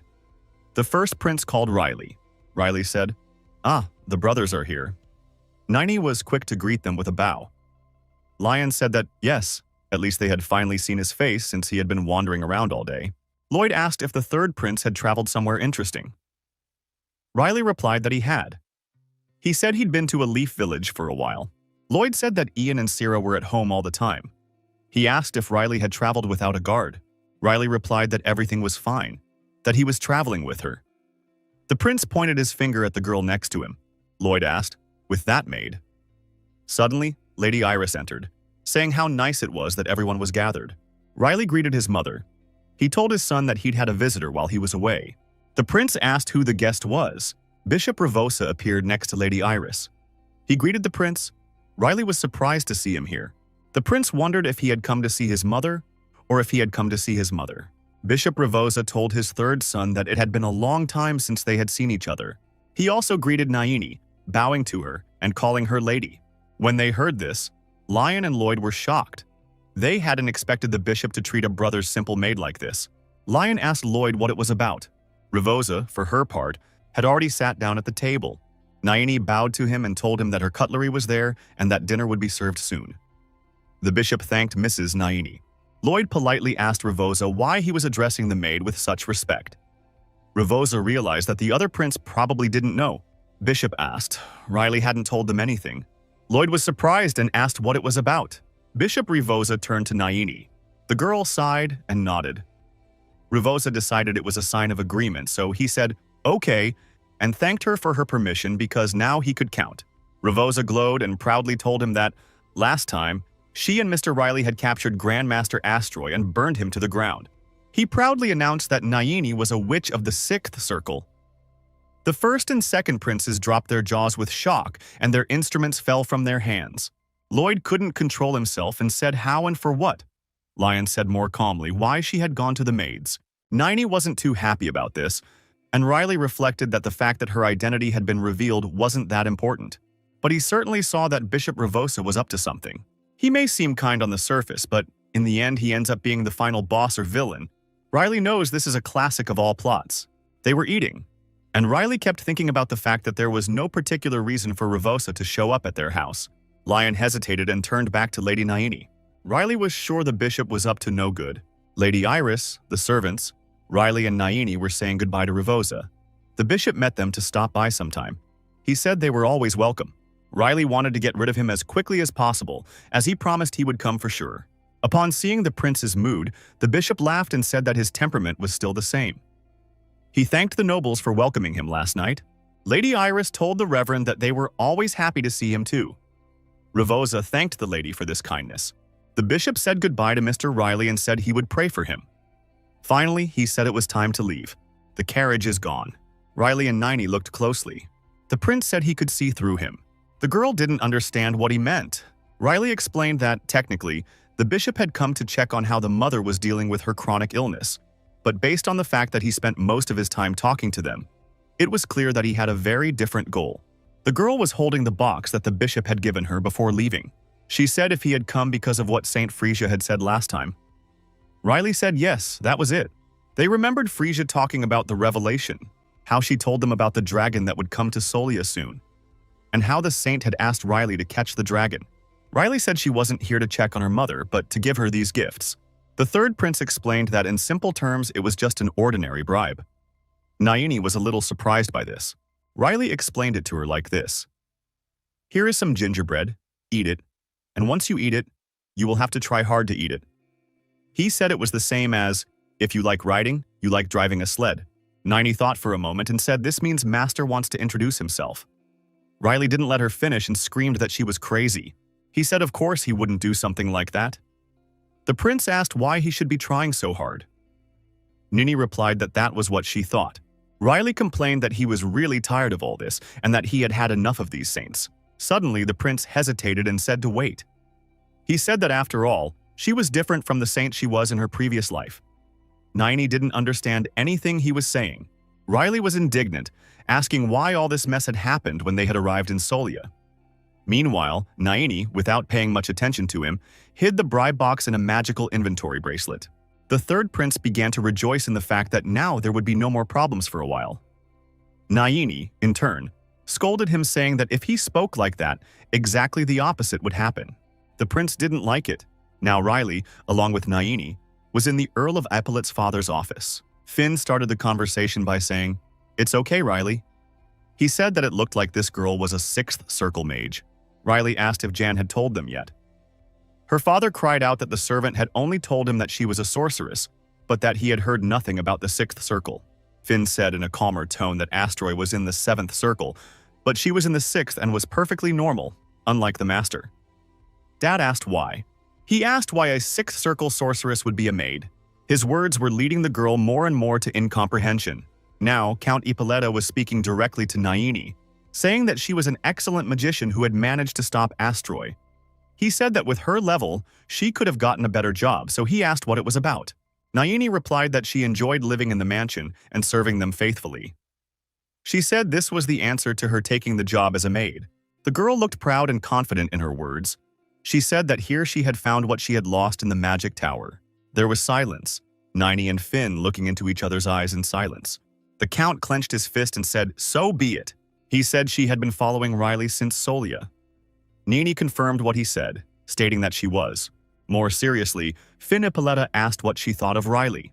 Riley was shocked by her father's question, and so was Nayini. But after thinking for a while, she laughed and said she thought he was a good man. Finn was satisfied with her answer, and Nayini happily asked if it could be otherwise. Lush pink roses seemed to bloom around them. Riley didn't sympathize with this image at all. He shouted and asked what they were talking about and what was the reason for this strange atmosphere. But it turned out, the girl bowed and said that the sixth circle was just the result of her past and that she wanted to live in the present. She squinted her eyes, remembering that Frisia had said she would only last until autumn. Nini realized that she might not survive the summer. She looked at her master and realized that in the remaining time, she wanted to live a quiet and ordinary life. She convinced the Count that she was living a much happier life now than in the past as a sorceress. The Count asked if there was anything she was not satisfied with. The Count asked if there was anything that left her dissatisfied, but she waved her hands in the negative and assured him that there was nothing like that and that everyone treated her very well. This seemed to please Finn Appellate, and he said that in that case it was good. He asked him to continue to help his third son in any way he could. In response, the girl bowed and replied that she would try very hard. The Count laughed good-naturedly at the fact that she was a sixth circle mage. Riley told his father that he had something he wanted to tell him. Her father asked what it was. The prince replied that summer would soon begin. The sun was hot, but it was still spring. Riley, as usual, put his hand behind his head and said he wanted to go to Rainfield again this year. The prince asked his father's permission. Meanwhile, Lloyd was in his brother's room, racking his brain with questions. How could she be a sixth circle mage? How was that possible? Lion was silent in response. Lloyd asked how Riley got the medal. Lion responded that it probably had something to do with him receiving the medal. The second prince shouted that he could no longer sit idly by. He said that they too should do something great. He thought this was the only way they could win the battle for inheritance. Lion agreed with him, saying that now, because of Solia, Riley was definitely one of the claimants for the inheritance. He was looking through some papers. He had a document in his hands, and underneath was another, writing about a hunt for a dark wizard last seen in Rainfield. He handed the papers to his younger brother and told him that a dark wizard was being sought in Rainfield. Lloyd was excited by the opportunity and offered his brother to capture and kill the dark wizard. Lion asked his brother to wait a little. He smiled, as the prince was obviously up to something. He said it would soon be summer. Lloyd said yes, it would be warm in a few more days. Lion understood why that boy, Riley, was heading to Rainfield as soon as summer arrived. The father allowed his son to go to Rainfield. He said Riley could go to Rainfield. Riley was very excited about this.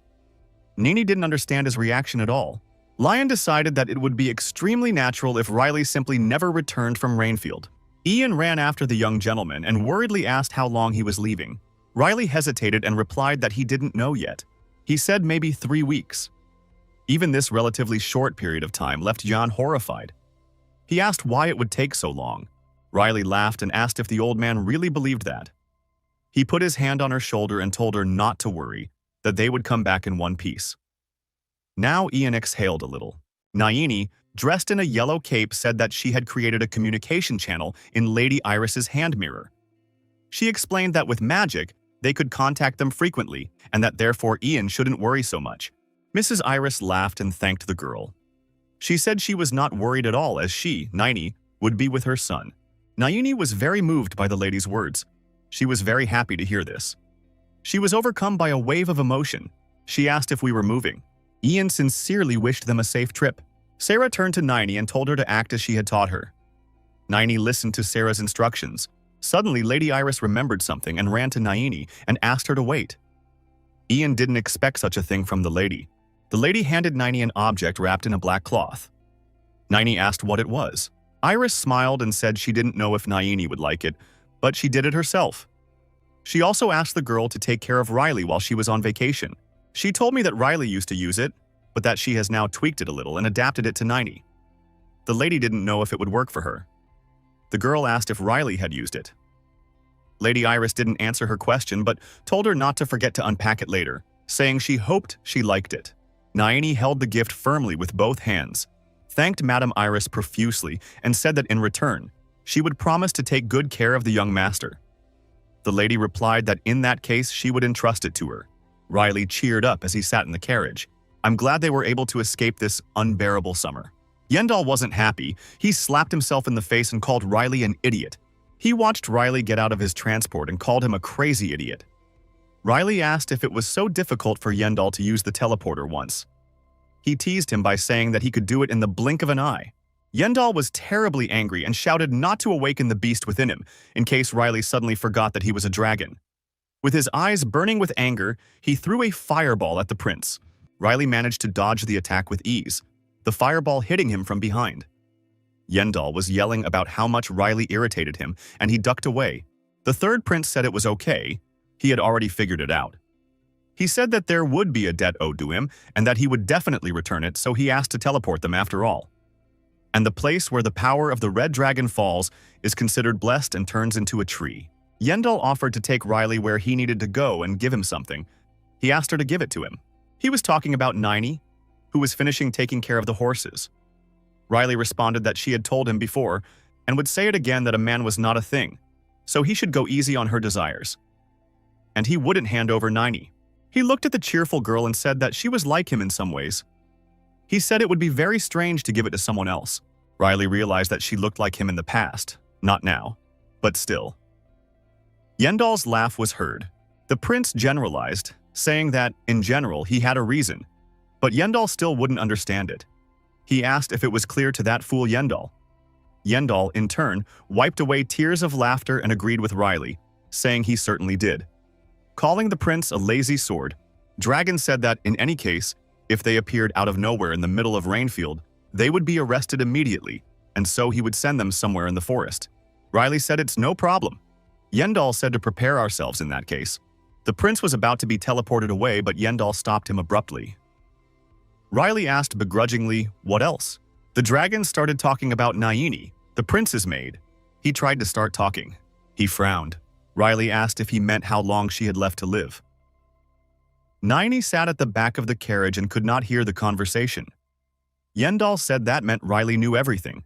He replied to himself that he was right, that he was not an ordinary person, and that it would be strange if he didn't know that.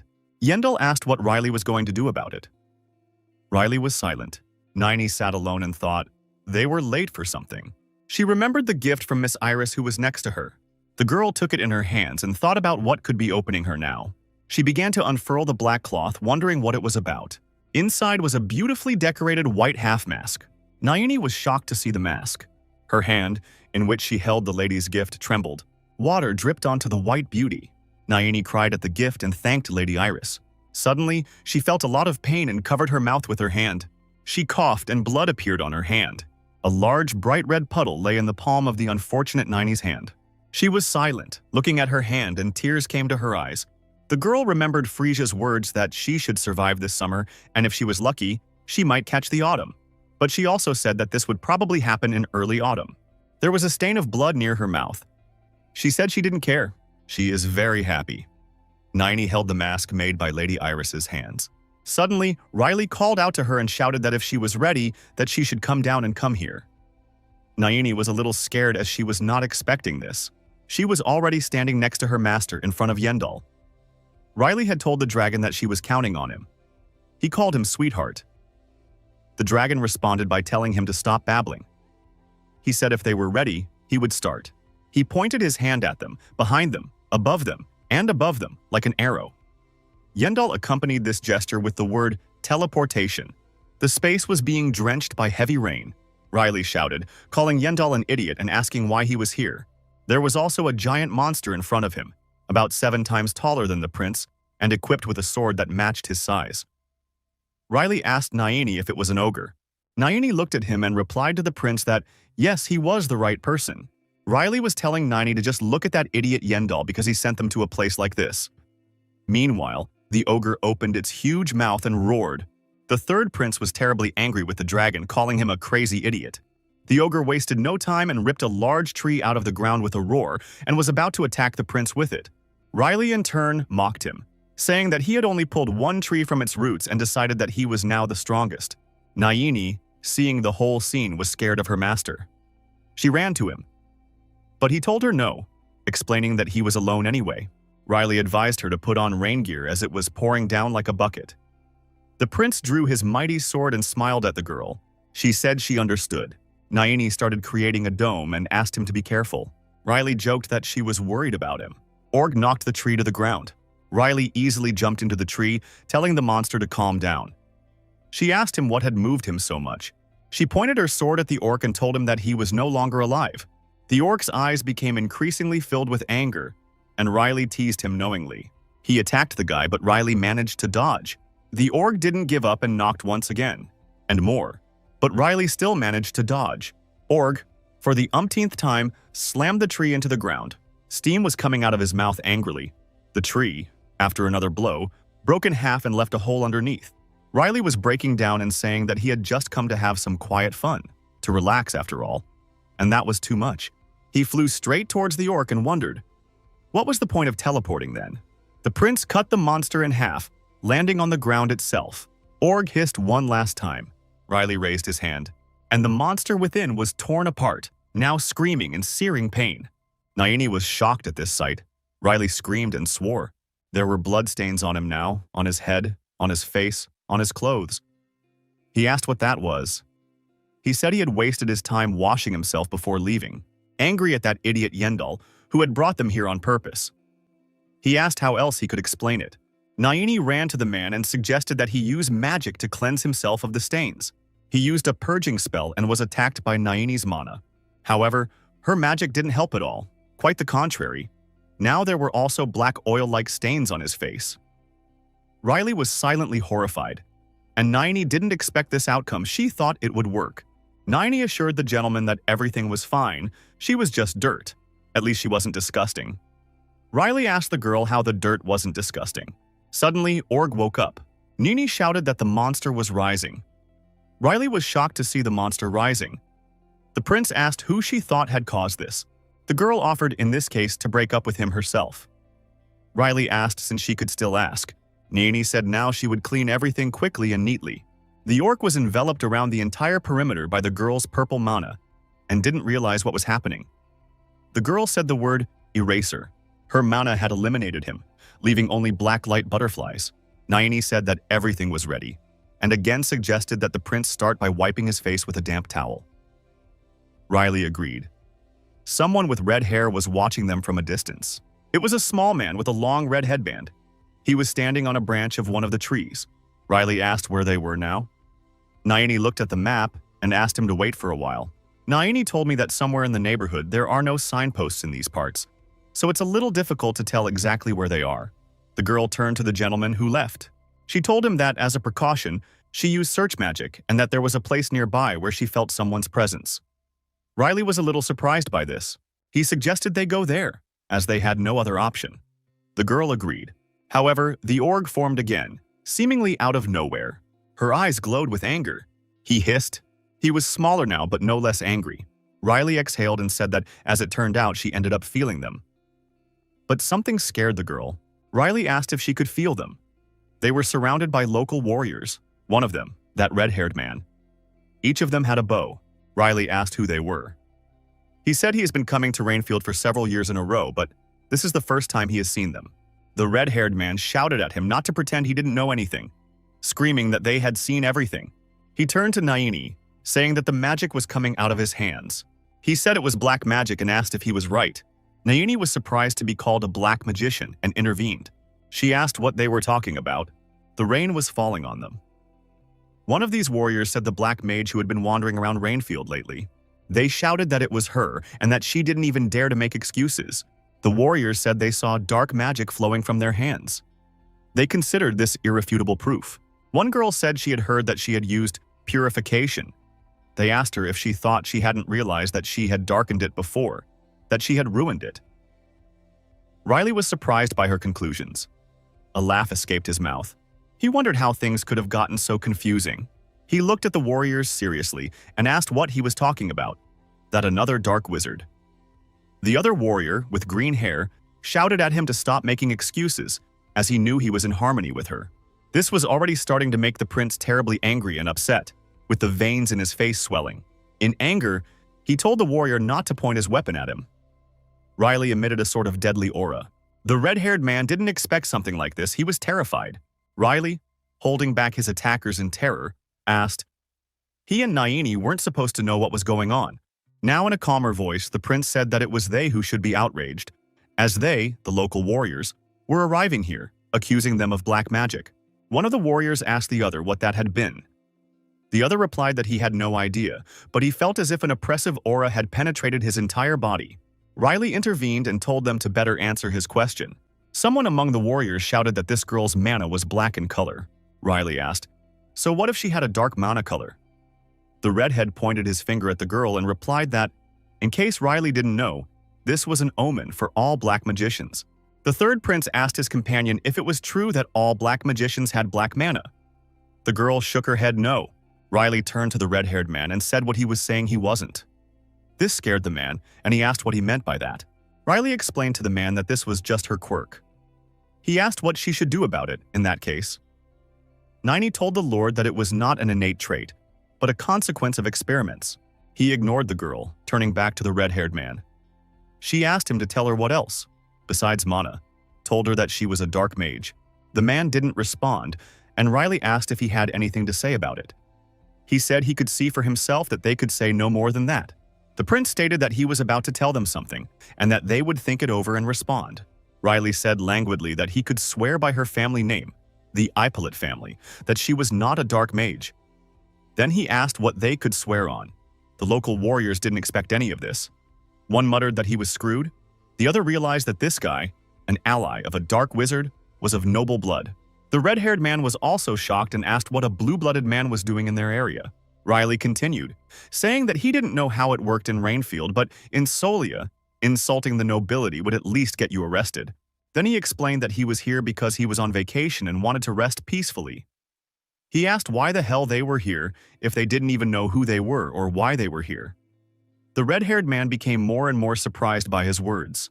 Without waiting for any response, Riley agreed to do as they wished. The prince drew his sword. He said he would do what a real black magician would do. He would kill all the witnesses and be on his way. Nini was shocked by these statements. She asked her master to wait. The girls shouted that they would understand if she and Riley told their story. The wind had blown her hair away from her face, and now the damaged half was perfectly visible. The warriors wondered what was wrong with the girl's face. Nini heard their questions. She turned to them and came face to face. She asked me to listen to her. The red-haired man, who was a girl, was crying heavily. She covered her mouth with her hand and said, now realizing what it was like, horrified by how horrible the magic tower in Solia had become. She screamed that Astroya was an idiot and that she would have him. Nini laughed and continued to regret not knowing and accusing them of such a thing, apologizing with tears. She sobbed furiously and asked how it was possible that the girl had fallen on the wet floor. The red-haired girl begged for forgiveness, begging and pleading, saying she was wrong, tears flowing. Nini handed her a towel and told her to take it and use it.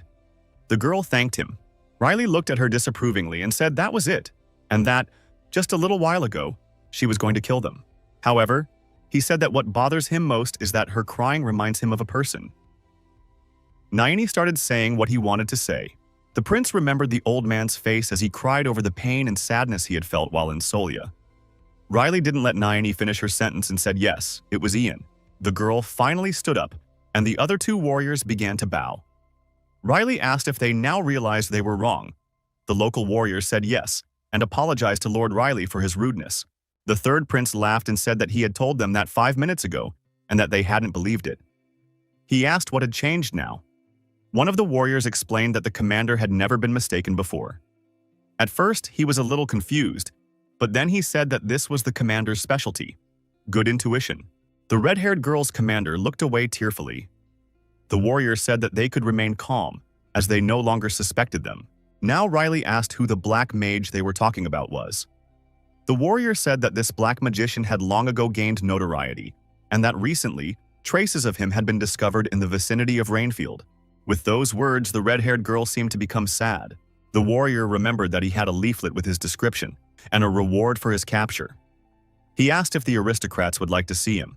Riley took the piece of paper and asked again what it was. The prince read aloud the lines. Characteristic: dark-colored mana. Can control the body of a dead person or other creature. One of the warriors explained that they were actually trying to reach him. The other reiterated that this black magician could control corpses. The red-haired girl confirmed his words. She lowered her head sadly. She told him that her father had been a victim of this criminal. Riley asked if he had heard wrong and if the magician really could control dead bodies. The girl said yes and started saying that he was the reason for her father's death. However, one of the warriors didn't let her finish. He interrupted her and asked everyone if they were hearing anything. He said he thought someone big was walking towards them. He was the same ogre who had already been killed twice and had a large number of scars and wounds. He growled loudly right behind Riley's back. Nanny shouted to the Lord that the ogre was after him. Riley drew his sword for the umpteenth time. He said it would be deafening to hear that roar. The prince brandished his powerful sword and seriously injured the ogre. The girl commander was amazed to see such a thing. She asked what it was now. The two warriors were also impressed by the prince's strength. In the forest, someone in a black cloak wondered. I went back and wondered what was wrong, if the first one had already died. Someone was angry because it was an ogre. He called him an ungrateful creature and the wizard had saved him. The man threw himself into the middle of the forest, wondering what he was talking about. He complained to himself that lately it was difficult to find a good carcass to use efficiently. Running through the forest, he told himself to look for that basilisk-like creature. It was all over. The ogre had finally been killed. Nanny held the umbrella over herself and the young master. Riley was pleased, saying how good it was and enjoying the freshness. Nini wondered if it wouldn't be better to conjure a shield against the rain. Riley looked at his companion and refused, saying he didn't need it. He said it was very romantic to take shelter under an umbrella in a pouring rain. Suddenly, a red-haired girl appeared between them, happily talking about how good it was that they hadn't said goodbye yet and that they would now be by each other's side. Riley didn't look at all happy to see her again. She added that she was a little surprised to learn that that hero uncle was now working for them as a butler, to which Riley responded that he was surprised that she was moping and crying like Ian. The girl asked him to forget the matter, saying that she was now embarrassed. She handed them a small piece of paper and told them that she was now indebted to them, so they should have at least that much. The red-haired woman smiled and said that since they had been here for a month, they could come any time, and she would offer them a delicious lunch. Riley picked up a piece of paper and said, "Oh, that's great." When saying goodbye, the girl wished them a happy vacation and to have fun. Naini thanked them and wished them good luck. Nini and Riley were already leaving, walking under an umbrella in the pouring rain. Nini said that a lot had happened, but they still managed to reach their destination. There was a city in front of him. Riley was happy about that. After that, he looked at his companion with a smile on his face. Naini had said that, as they say, black follows white. She was also happy with the fresh air now. Riley was pleased, smiled, and said that the long-awaited real vacation was finally starting. Riley offered Naini to decide where they would go and where they would start the journey. The girl was already wearing the mask given by the lady. Apparently, Naini was on cloud 9, so she didn't immediately realize what the Lord wanted from her. Riley assumed she was saying she was hungry and said he knew she was, and that she needed to eat first. The third prince snatched the umbrella from Naini's hands and shouted happily that it was time to try the traditional local dish. Naini was a little surprised and even scared by his behavior. In fact, she didn't even know what pajan pancakes were. Her order was ready and placed on the table. The girl looked at the food with some displeasure, and Riley, in turn, was happy that they were finally cooked. He shouted that they could eat now, telling Naini to try them. The girl looked at the plate with disgust and asked if this vomit was called food. Riley was shocked and asked what. Riley, with blank or frightened eyes, ordered his companion to immediately apologize to the pancake lovers on a rainy day. The girl wondered what the hell that was. The prince said she hadn't tried it yet, advising her to eat first and judge later. He warned her not to ask for more when she was done. Unhappy, Naini looked at the pile, holding her chopsticks. She said she was very grateful, of course, but she said this wasn't the kind of thing you wouldn't eat in Lower Solya. Riley didn't let her finish. He was screaming for her to do as he said, to finally try it. After all, the girl stuffed the food into her mouth. The taste surprised her. She had probably never tasted such delicious food before. The girl looked so pleased and surprised that roses bloomed everywhere. Naini screamed and asked what that was. Now Riley was relaxed and he knew it. He asked how she was doing, if she was okay. The girl, still with her eyes wide with surprise, replied yes, it was delicious. Riley said it was his turn. Skillfully and quickly, he picked up the noodles with his chopsticks. He looked so happy to be eating pancakes again that fireworks exploded around him. The prince said it was a real nostalgia for the old days, saying he used to eat them often back then. Naini asked, when was that time and what were the old days? Riley took the rice wine and told the girl not to bother. He said now would be a good time to drink it. Naini held a saucer of wine in her hands and looked at it. She asked the man if that was alcohol. Riley was silent. Naini went on to say that Mistress Iris had asked her not to get drunk. Riley thought about how she was bothering him and how annoying Naini was. The girl noticed that Riley wasn't denying anything and said it must have been the alcohol. The prince replied that it was okay, that Naini wouldn't die because of this, so let her drink. Nini replied that it wasn't about whether she died or not, but about Lady Iris. Riley, once again, didn't let her finish her sentence. He encouraged her to try. He said it wouldn't hurt her if she tried. She asked if he was right. Naini looked a little disdainfully at her master. Finally, though, she took a sip. She was surprised again as the rice wine was also very tasty. Riley said, "You see, Naini drank the entire portion in one gulp." The prince was shocked, as this was not at all what he expected from the girl. She took one sip after another, and Riley was even starting to stop her. Naini placed the saucer back in its place happily and loudly. He shouted that it was really incredibly delicious. Riley was shocked. Then he relaxed. They were sitting at a table near the window. Some sounds were coming from outside, the sounds of slurping. Riley looked out the window. It turned out, however, that the sounds were not coming from the street, but from a neighboring table. There was a man in a black robe sitting there, chewing and coughing as he ate his bread. It wasn't that he was giving him a bagel, he was just pushing him in. Riley was not at all pleased with this sight, as he was ruining the entire atmosphere for them. The man ate very sloppily and mumbled something. He was saying more, that he had to do more. Riley got up from the table and told the girl that if she was finished eating, it was time for them to leave. Naini happily agreed. As he walked away, Riley glanced at the black-robed man. The only consolation for the prince was the fact that he would never have to see him again. The doors closed behind them. The man finished his meal and sat back tiredly in his chair. The waiter came up to him and politely asked if it tasted good and how he would pay. Apparently, the man had completely forgotten about the payment, so he asked again. Then he said that of course he had to pay, that he could in no way act ungratefully by not giving the waiter the money. The waiter was in a good mood, said he was right, and started saying the amount that came out. However, the man didn't let him finish, and instead, a black-gloved palm hit the waiter in the face. The robed man said he was sorry that only one had been caught here.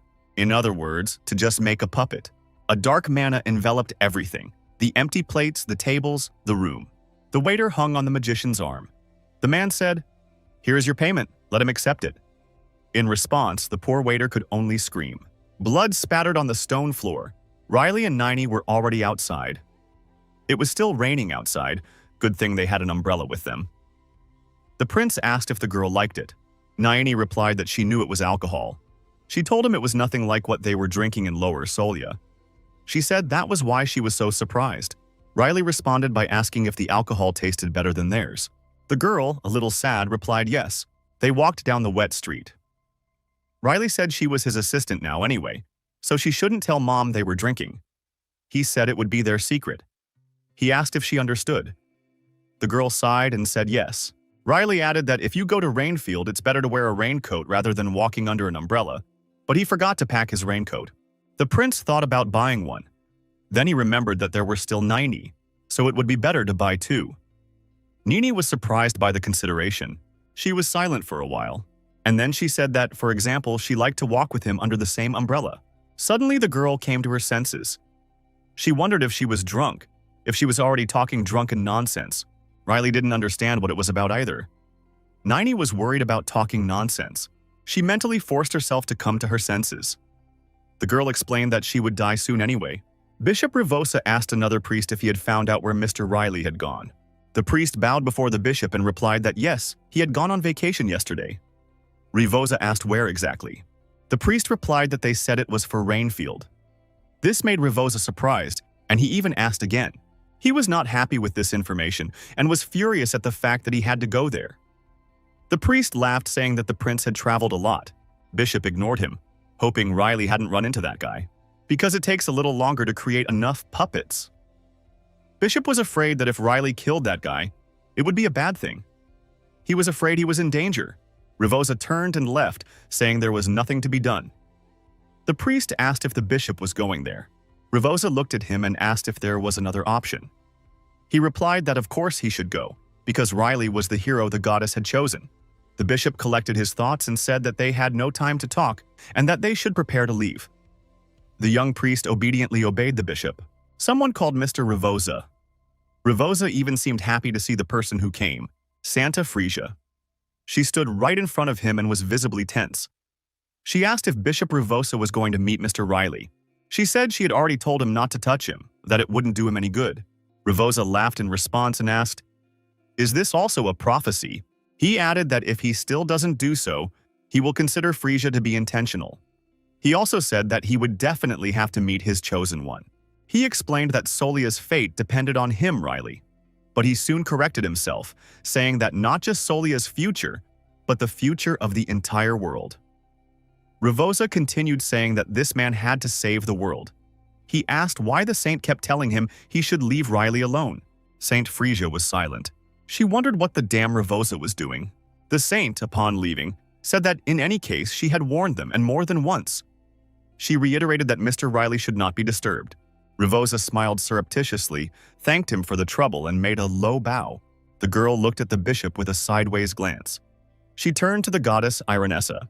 She asked her what she wanted to convey with her revelations about Bishop Ravosa. Riley and Niney were in a huge library. Niney marveled at the fact that it was raining all the time, all day, and that the books, even though they were wet, were in immaculate condition. Riley was surprised by what she had noticed.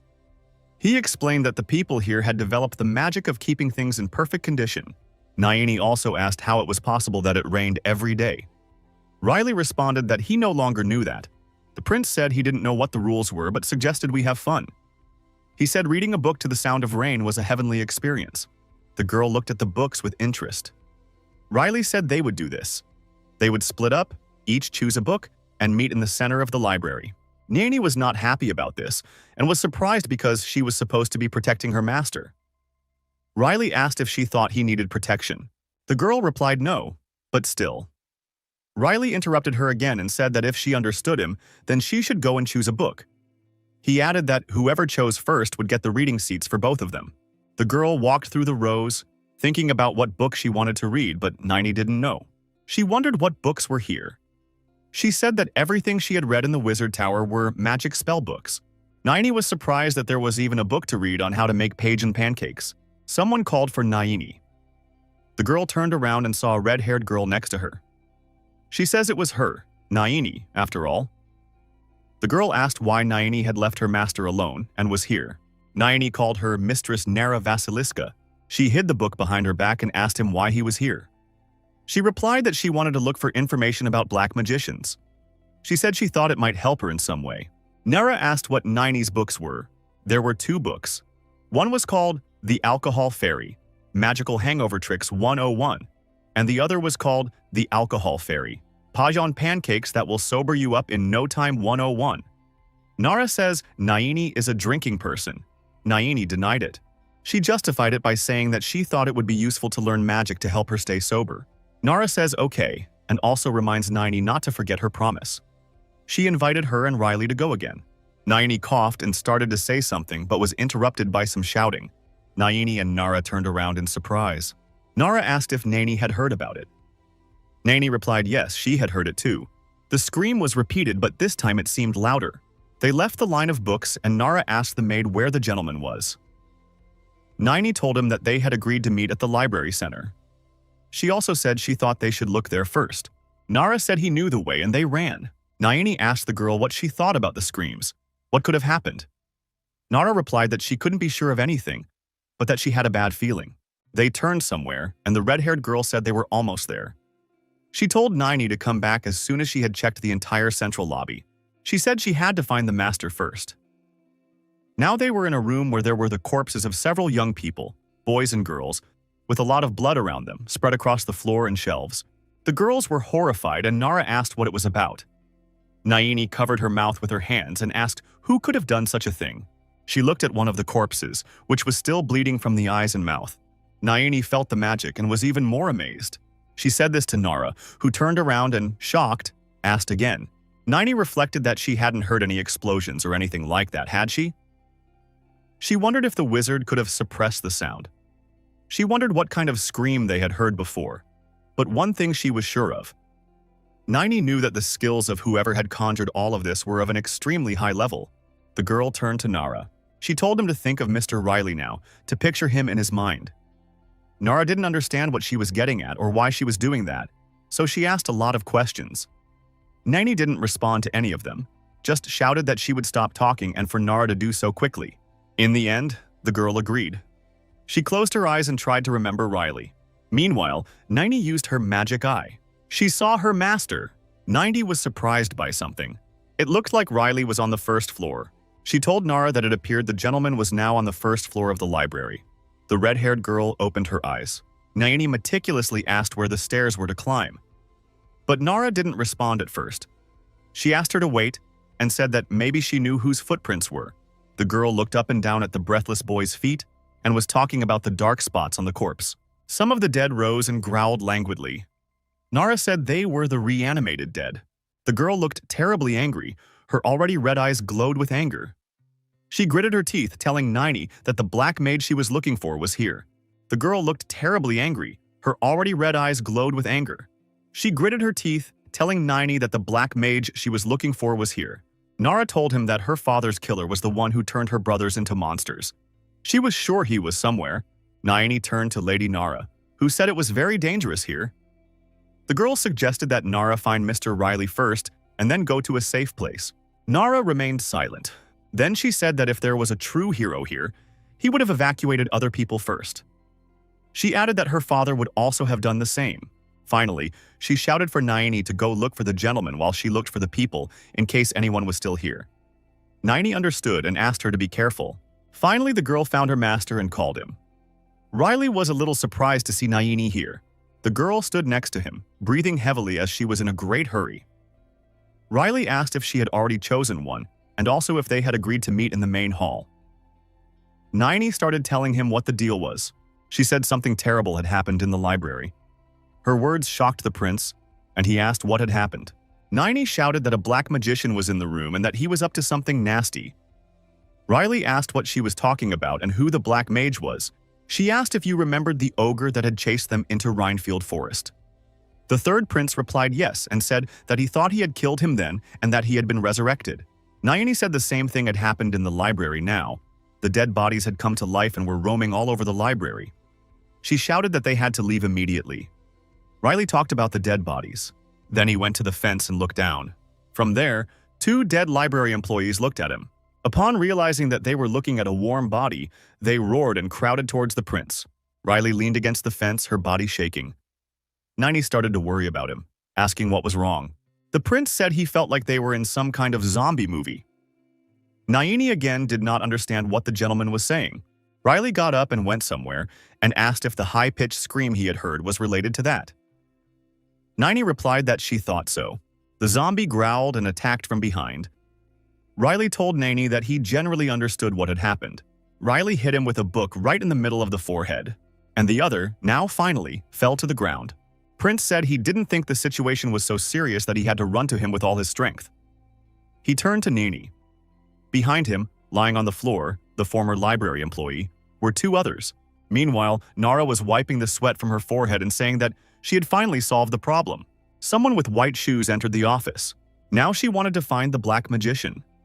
The girl was left alone in the spacious hallway. She remembered how, when she was just a little girl, her father had stood in front of her, defending her and yelling, calling the black magician an underling, asking why he was doing this to them. The black magician, the man in the black robe, laughed and said that he would end their suffering, that they would become soldiers in his army. How little Nara cried and begged her daddy to run away quickly, while her father screamed that he had killed Uncle Teo and Sister Lana, while the little red-haired girl cried saying that they couldn't die like this, while her father gravely told Nara that someone had to stop him. Then, she touched her father's hand one last time. She remembered his smiling, hurt face when he told her to run, that at least she would be saved. The girl gathered all her fighting spirit into a fist and told herself that she would definitely find her father's killer and avenge him. Nara focused on the black magician's thoughts. Suddenly, a familiar voice scolded her and shouted this, which was too much. The girl reacted quickly to that voice. It was the black mage shouting, asking where Rainfield's damn clouds book was. He was yelling at the 3 library employees, saying they were of no use to him. He called them ungrateful bastards. They said he had recovered their brains, brought them back to life, and they couldn't find a single book for him. One of the young men handed him a book. The wizard was surprised and took the book. When he picked up the book and realized it was the right book, he applauded and praised the boy, saying that finally someone had found it. He shouted that he was doing a great job and should keep it up. Nara looked at him and wondered, could he really be the Black Magician? He flipped through the book and said that, with her help, he would rain acid on Rainfield. The girl was horrified when she heard her plans. She was very angry with him, shouting at him to repeat what she had just said. He ignored her, shouted triumphantly, and laughed that a few hundred more warriors would be added to the army. The Black Magician said that all this was to end his suffering. Nara was about to attack him, but he managed to escape. White shoes touched the puddle. Naini and Mr. Riley left the library and were walking down the stone stairs. It was still raining heavily outside. Naini turned to the gentleman, but he told her not to say anything. Nara suddenly appeared behind them and called out to Ippolita-san. When Riley responded, she said that she still remembered how he had killed the ogre with a single blow. Riley recognized her and asked her name again. She didn't respond, but said she had just seen the Black Magician in the library. She said that before he disappeared, he had managed to take the book, The Clouds of Rainfield, with him. Riley listened to her in silence, and in the process, several hundred people died. The girl clenched her trembling fist and said that he was also talking some nonsense about praying to get rid of suffering.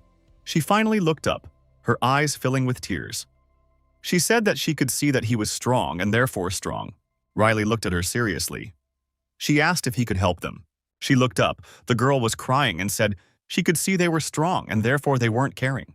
Riley looked at her seriously. Nara asked if they could help them.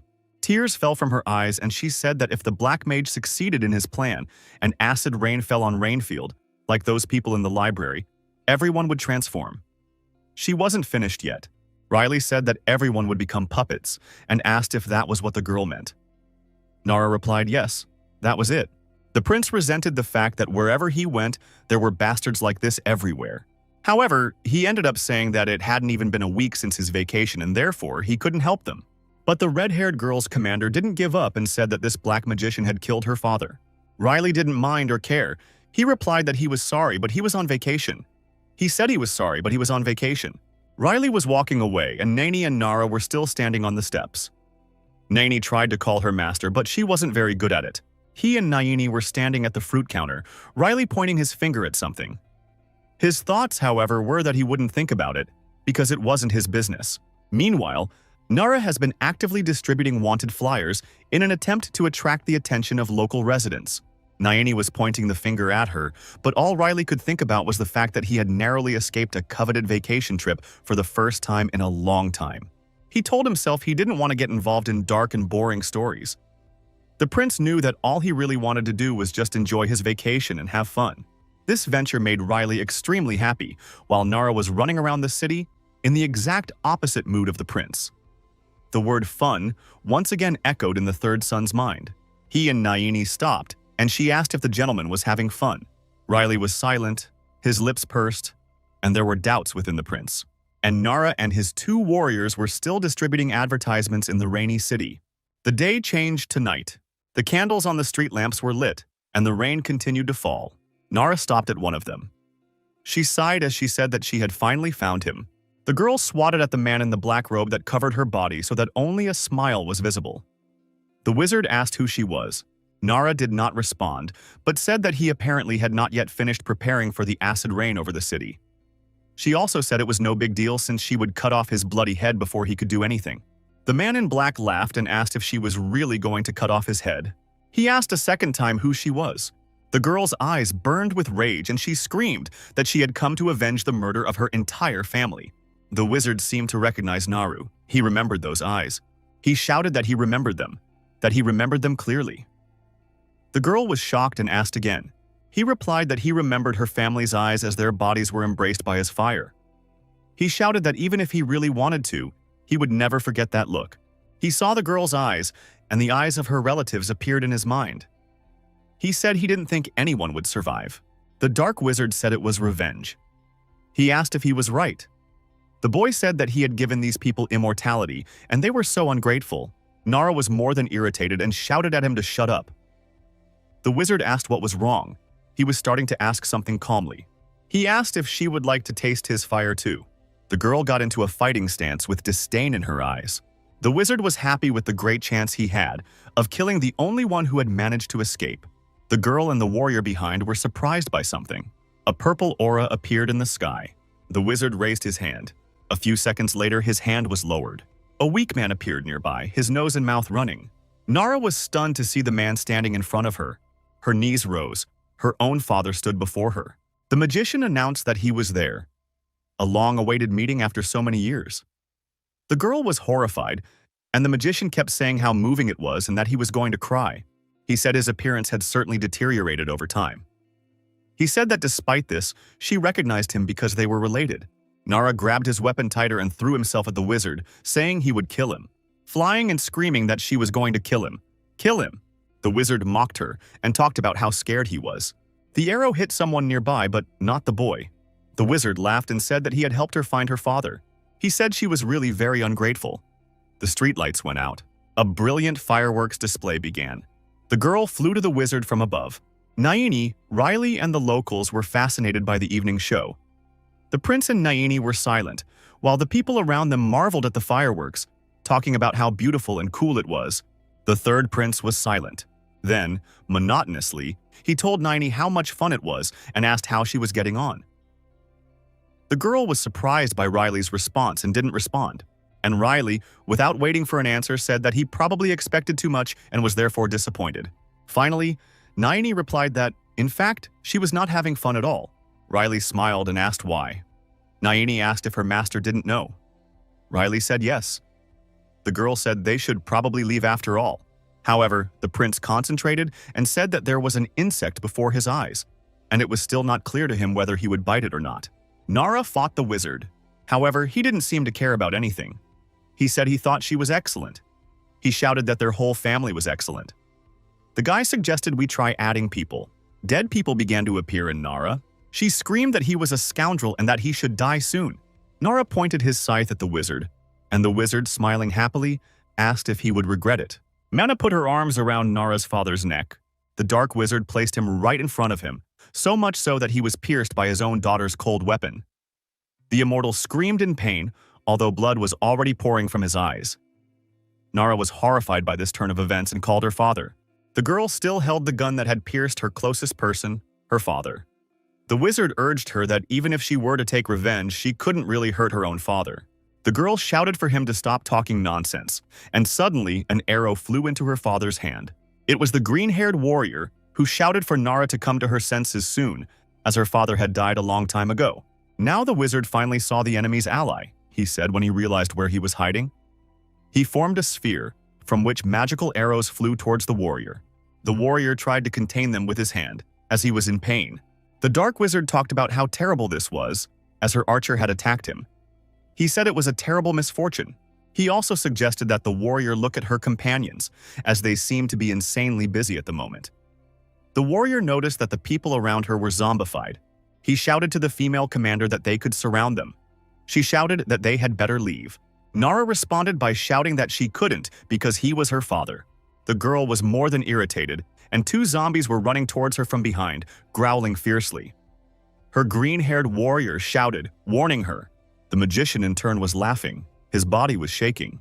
He screamed if she could actually stab her own father. The boy's words made the girl terribly angry. The magician added oil to the fire, saying that it would be ungrateful of her to do so. The girl got up from the wet floor and interrupted the boy. Nara flew towards the wizard at lightning speed, pointing his sharp staff at him. She screamed angrily at him to shut his ugly mouth. Upon seeing all this, the warrior was terrified and shouted for the girl to stop before it was too late. But it seemed that no one was listening to him anymore. The wizard, in response to her attack, just smiled. Nara threw his cold, deadly weapon directly at the man. In the neck, in the throat. Blood gushed out and he groaned at the excruciating pain, but he wasn't wearing a hood, because he ended up being Nara's father again. The unfortunate girl was astonished as she had hurt her loved ones again instead of that damned psychopath.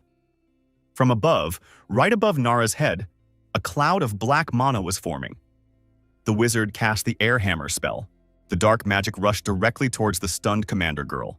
The warrior was terrified and called for Naru. The air hammer hit the poor thing, knocking her to the cold, damp ground. The warriors, scared and shocked at the same time, ran to the commander and asked if she was okay. And the black magician, absolutely calm and satisfied, was telling them that they had reached the limit. the point of no return, and that they therefore needed to be granted immortality. He said he had just finished all the preparations.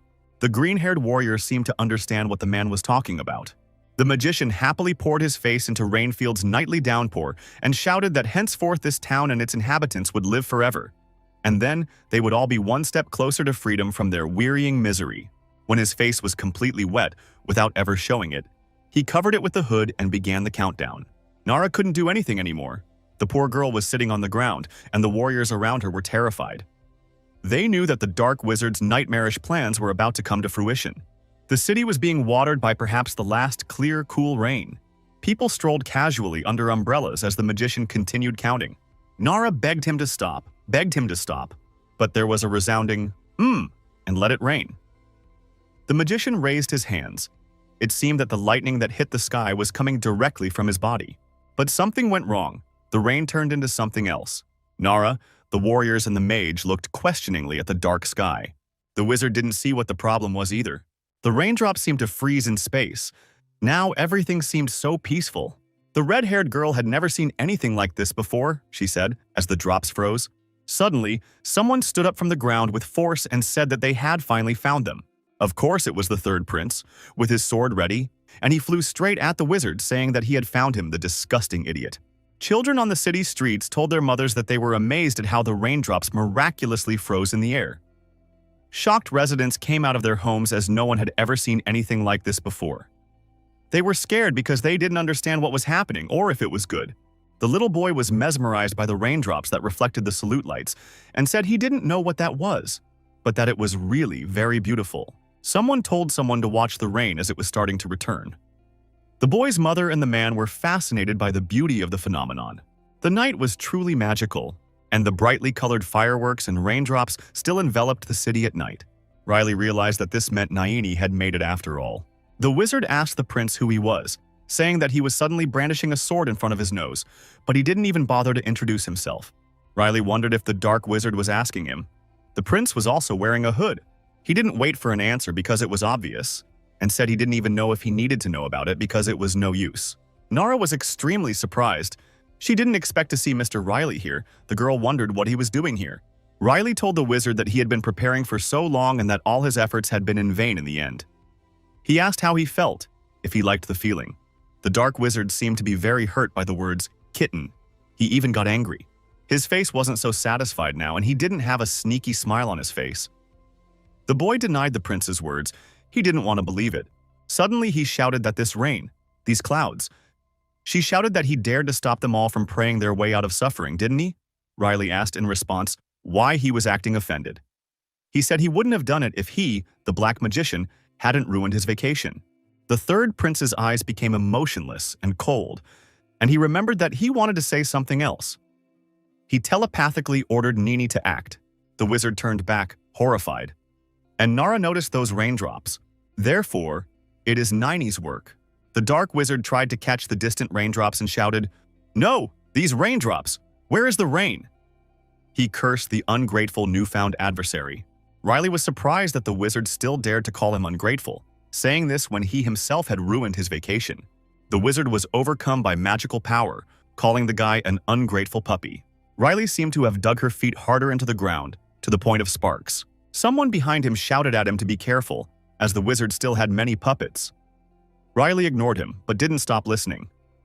The prince laughed, saying that this black magician had an unusual talent, but he knew it, which, of course, is a great talent. His bright blue mana swirled around Ippolit's third son. From all sides, screaming zombies rushed at him. The prince finished the sentence by saying that, although the wizard was good, he was also good. He is not a coward. Upon hearing these words, Riley tore the dead men apart in a single movement, killing them for good. The wizard was irritated by the fact that he was ungrateful. He spawned new immortal dead and said he couldn't let this go. Now, there was an ogre in front of them. He had been tortured for a few deaths, but he was still scary to see. There was also a goblin near him, which was an order of magnitude smaller than the ogre. But the psychopath didn't stop there. He even had his own wizard in his arsenal. Riley was interested. They attacked the prince in every possible way, but he just dodged easily and said he was sorry, that all the local dark wizard could do was play puppets. This had already infuriated the previously cheerful wizard to the extreme, and he asked how this impudent man had dared to say such a thing about him. Riley stood in a circle of monsters and dead men with different abilities and said if he wanted to show off his skills, one of the zombies roared horribly loud. Riley smiled and said that for that, he should be able to do at least that much. Something happened. For the umpteenth time, Nara wondered, dumbfounded, if he would really be able to control them now. The prince said that he had tried to do it without mana. He asked the sinister wizard how he was doing and what he had to say about it. Riley seemed terribly excited about the poor wizard. His eyes were reading him. He shouted that the stranger had no right and asked, horrified, what to say about their prayer. The prince replied that he must die soon and brandished his mighty sword. The drops in front of the black-haired Nara's eyes separated due to the shockwave. Riley said that the crazy man had finally been caught, and the wizard was already flying immobilized off the cliff where he was standing. Only pathetic fragments of tissue and mana remained of him on the mountain. The dead man's disguises also began to evolve after the death of his creator. Nara looked at her poor father's shadow. She cried for what she hoped was now his soul, finally resting in peace. Riley wasn't particularly moved by the whole scene. All he could think about was whether Naini was handling the situation. The girl's mouth was already bleeding, but she was smiling. Naini stood near the church bell, which is very high, and held the raindrops. She thought about how nice it would be to hold them silently like that.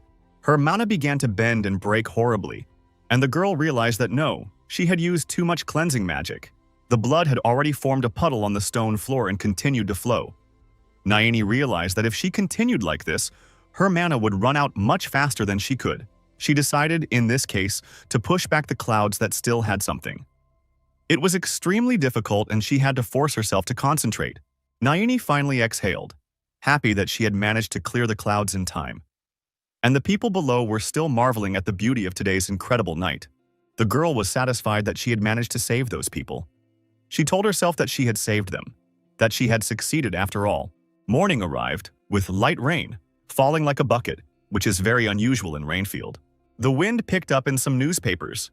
Naini took the letter, which said that a very strange phenomenon had been noticed in the city, that the rain had suddenly subsided and that drops of water had begun to rise, and that the vision that opened before the people of the city had become the most important topic of discussion and the headline in every newspaper today. The girl wanted to give it to the man, but he told her to give up. However, Naini was not listening to what he was saying. She was considering something in the text. She had read that the dark wizard who had been seen in the library yesterday had not been captured. The newspaper said that the injured and the relatives of the dead were extremely outraged and blamed the library guard for incompetence. Naini informed the prince that the press ended up writing that the wizard could not be captured. Riley said the basilisk team appeared to have followed him. The prince even considered their work good. Naini replied that personally, she felt he should give him the credit. Riley asked if she was going to do the same, to irritate him like Ian liked to do. Naini felt a little embarrassed and said, of course she wouldn't do that. She looked pleased and said she was very happy that they saved innocent people. She said that she was very happy and that it would be great if the prince could share her joy. Riley didn't respond at all, then waved his hand and said, come over here. The poor girl was afraid she had said the wrong thing again.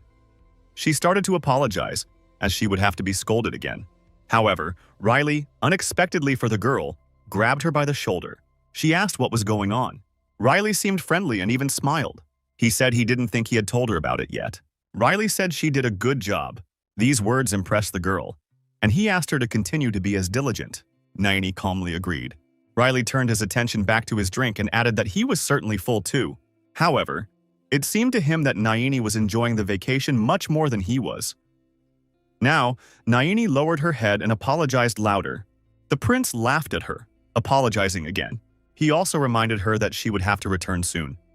He said everyone should be worried. Nini looked up in surprise. She looked very strange, the water on her face mixed with sweat, and she raised her head to the sky. Riley didn't realize what was wrong with her. He asked more seriously what she was doing all of a sudden. Naini turned to the gentleman, and he replied, the girl said nervously that she and he had completely forgotten about each other. Riley found her behavior very strange and asked what they had forgotten. He hesitated for a moment. Then Riley replied that after all, they didn't seem to have forgotten anything. The girl was holding something in her hands, said no, that's it, they didn't care. At first, Riley didn't notice who hadn't been called. It was then that Naini finally explained about the house. She said that since they had come to Rainfield, they had never contacted the house, never called them. Riley was horrified, and he had completely forgotten about that, hadn't he? With trembling hands, the girl held out a mirror to the prince and reminded him that they had promised to communicate through this thing. The two were equally confused, with Riley asking how they should be and what to do now. The prince screamed that it was all her fault, that she was the one who should have gotten involved. The girl screamed for him to forgive her, for him to forgive her. Behind Naini was the image of a disgruntled mother. Riley ordered for starters to stop apologizing and turn the thing on. The girl agreed. In the mirror on the other side, Solia's, was the reflection of Lady Iris, who didn't look as friendly and cheerful as usual. She sarcastically asked who was calling, if it was Riley. Now the three of them were smiling at each other. The atmosphere was terribly depressing. The madame asked if her son would like to explain why it had taken him so long to contact them. In the mirror on the other side, Solia's, was the reflection of Lady Iris, who didn't look as friendly and cheerful as usual. She sarcastically asked who was calling, if it was Riley. Now the three of them were smiling at each other. The atmosphere was terribly depressing. The madam asked if her son would like to explain why it had taken him so long to contact them. Riley started to waver, said he would explain right away, which was pretty much it. He wondered if he should tell her. The prince swallowed with difficulty. Now Mrs. Iris turned her attention to Naini, asking why she was so quiet. Naini hurriedly replied. Ms. Iris noticed that they were silent and even thought that they might be having communication problems, but Naini assured her that everything was fine. Riley didn't understand why she had done this and asked if she didn't have a pot to boil. He screamed about the fact that she had read so many books and still had no brains. Naini wanted to object, but the prince interrupted her with a question about whether she thought it was all her fault. The girl said no, not at all. Lady Iris could no longer hear this and sighed heavily. Her mother asked if they were okay, if nothing had happened. Naini said everything was fine. Nothing had happened and she could guarantee it. Lady Iris said it had calmed her down a little. However, nothing is that easy. Behind Madam was Ian. The old man was crying. He was sobbing and asking if they were okay. Riley replied that he would be back soon anyway. Jan was cool with that. They also apologized to the old man and the lady for calling so late. Lady Iris finally relaxed and returned to her normal appearance, saying that she was glad that Riley understood. She added that he would know what to do after apologizing, right? Riley responded that he was sure and that it wouldn't happen again. The lady said that what he remembered was good. She said they would be waiting for him at home and that he should come back soon. Suddenly, Sarah appeared next to Ms. Iris and asked to wait for a while, as she would like to talk to Naini for a moment. Naini turned pale and greeted Lady Sarah. Riley laughed at this and told Sarah to show Naini where the crayfish were. The maid turned to the poor girl. She got a little angry, telling the girl that even if the gentleman had completely forgotten, she was still obligated to contact the house. Naini apologized silently. Sarah shouted that it was Mr. Riley who had gone on vacation, not Naini. Naini bowed and apologized, saying she was sorry. Sarah exhaled and asked if she had seen the fireworks. Naini replied yes. The maid asked how she was. The girl began to remember the beauty of that night and could say, she can say it's the most beautiful thing he's ever seen in his life. The rain continued to cover the street lights. Meanwhile, Bishop Ravosa remained on that same cliff, the battlefield. There was still a trace of the dark mage's blood and mana there. The bishop ran his finger over it and told himself that he had warned Urieli, hadn't he? I warned him not to meddle. He squeezed the magician's mana into his fist and said it was all to pray for freedom from suffering. The bishop realized that he needed to be much more careful now. The heavy wooden doors opened ahead. Could this really be the place? Nara entered and looked around. She turned her attention to something. At Riley and Naini's house, she greeted him and told him that they hadn't seen each other in a while. She said she came because she wanted to talk to him. Suddenly, the prince asked why. The girl started to say something. Nara revealed that she looks like a human but is actually something else. She was told that she was the only remaining member of her basilisk family, that her family had been greatly helped during the Great War by the famous heroic successor Jan. Riley tried to remember something related to this, to Ian, to Basilisk. He wondered what was wrong and what he needed. The girl began to respond that if he didn't mind, she would like to go with them. Riley responded shortly, no. She asked again as she only wanted to see Mr. Yang once. The prince asked her why she wanted to see him. The girl took out some kind of bag and said it was her father's request. She said that before he died, he had said that she wanted to see Mr. Yang again. She wants to scatter his ashes after seeing Mr. Yang. She pleaded with the prince so hard that she fell to her knees. This surprised the workers and everyone became alert. Nara screamed for them to take her with them to Solia. The carriage was already traveling along the rainy path. Nara was handling the horses and was extremely happy as she was excited about the fact that they were finally leaving. But Riley wasn't happy at all. He said that one look at her and she should meet Ian. They cry the same way. The tears of the two were isolated, said Naini, very pleased that his mood had improved a little. Her hands were shaking. Riley turned to Naini. The girl lowered her head, and he wondered where she got that shiver from. She did not respond to the prince, and he called her again. Naini thought that perhaps it was because she had used a lot of mana recently. The prince called Naini for the third time and she finally responded. He asked if she was feeling unwell. She replied no, that she was fine. She replied no, that she was fine. Naini asked Riley if he remembered the conversation she had with Mrs. Nara yesterday. She reminded him that she had also told him about the Basilisk family. This interested the prince, and he said he had been meaning to ask her. Naini said they can recognize a person's ability and the kind of energy they have. Riley said it was true that they recognize the nature of mana, something like that. Now Nara had already intervened, saying that yes, they don't judge a person by their appearance but by their inner energy. She told me that there were red, blue, and white energies, but there was also a dark purple one, and that black magician from Rainfield had exactly that energy. Riley was surprised by the information about the purple-colored mana and asked him to tell her what she knew about it. The girl replied yes, but it would be worth the wait. The horses were going very fast, and then they slowed down and someone shouted, "Wow, what a crowd!" He was a large, muscular man with a long mustache. He wore some kind of strange armor. He asked if this was Captain Thunderrock. He was going crazy with how small the world was because 6 months later they met again. He asked if she was coming from Rhinefield. He went to Nara, who called him Kaval, and asked if he was going there. He replied yes, that they had said that an old friend of his had arrived there and that therefore he was going there.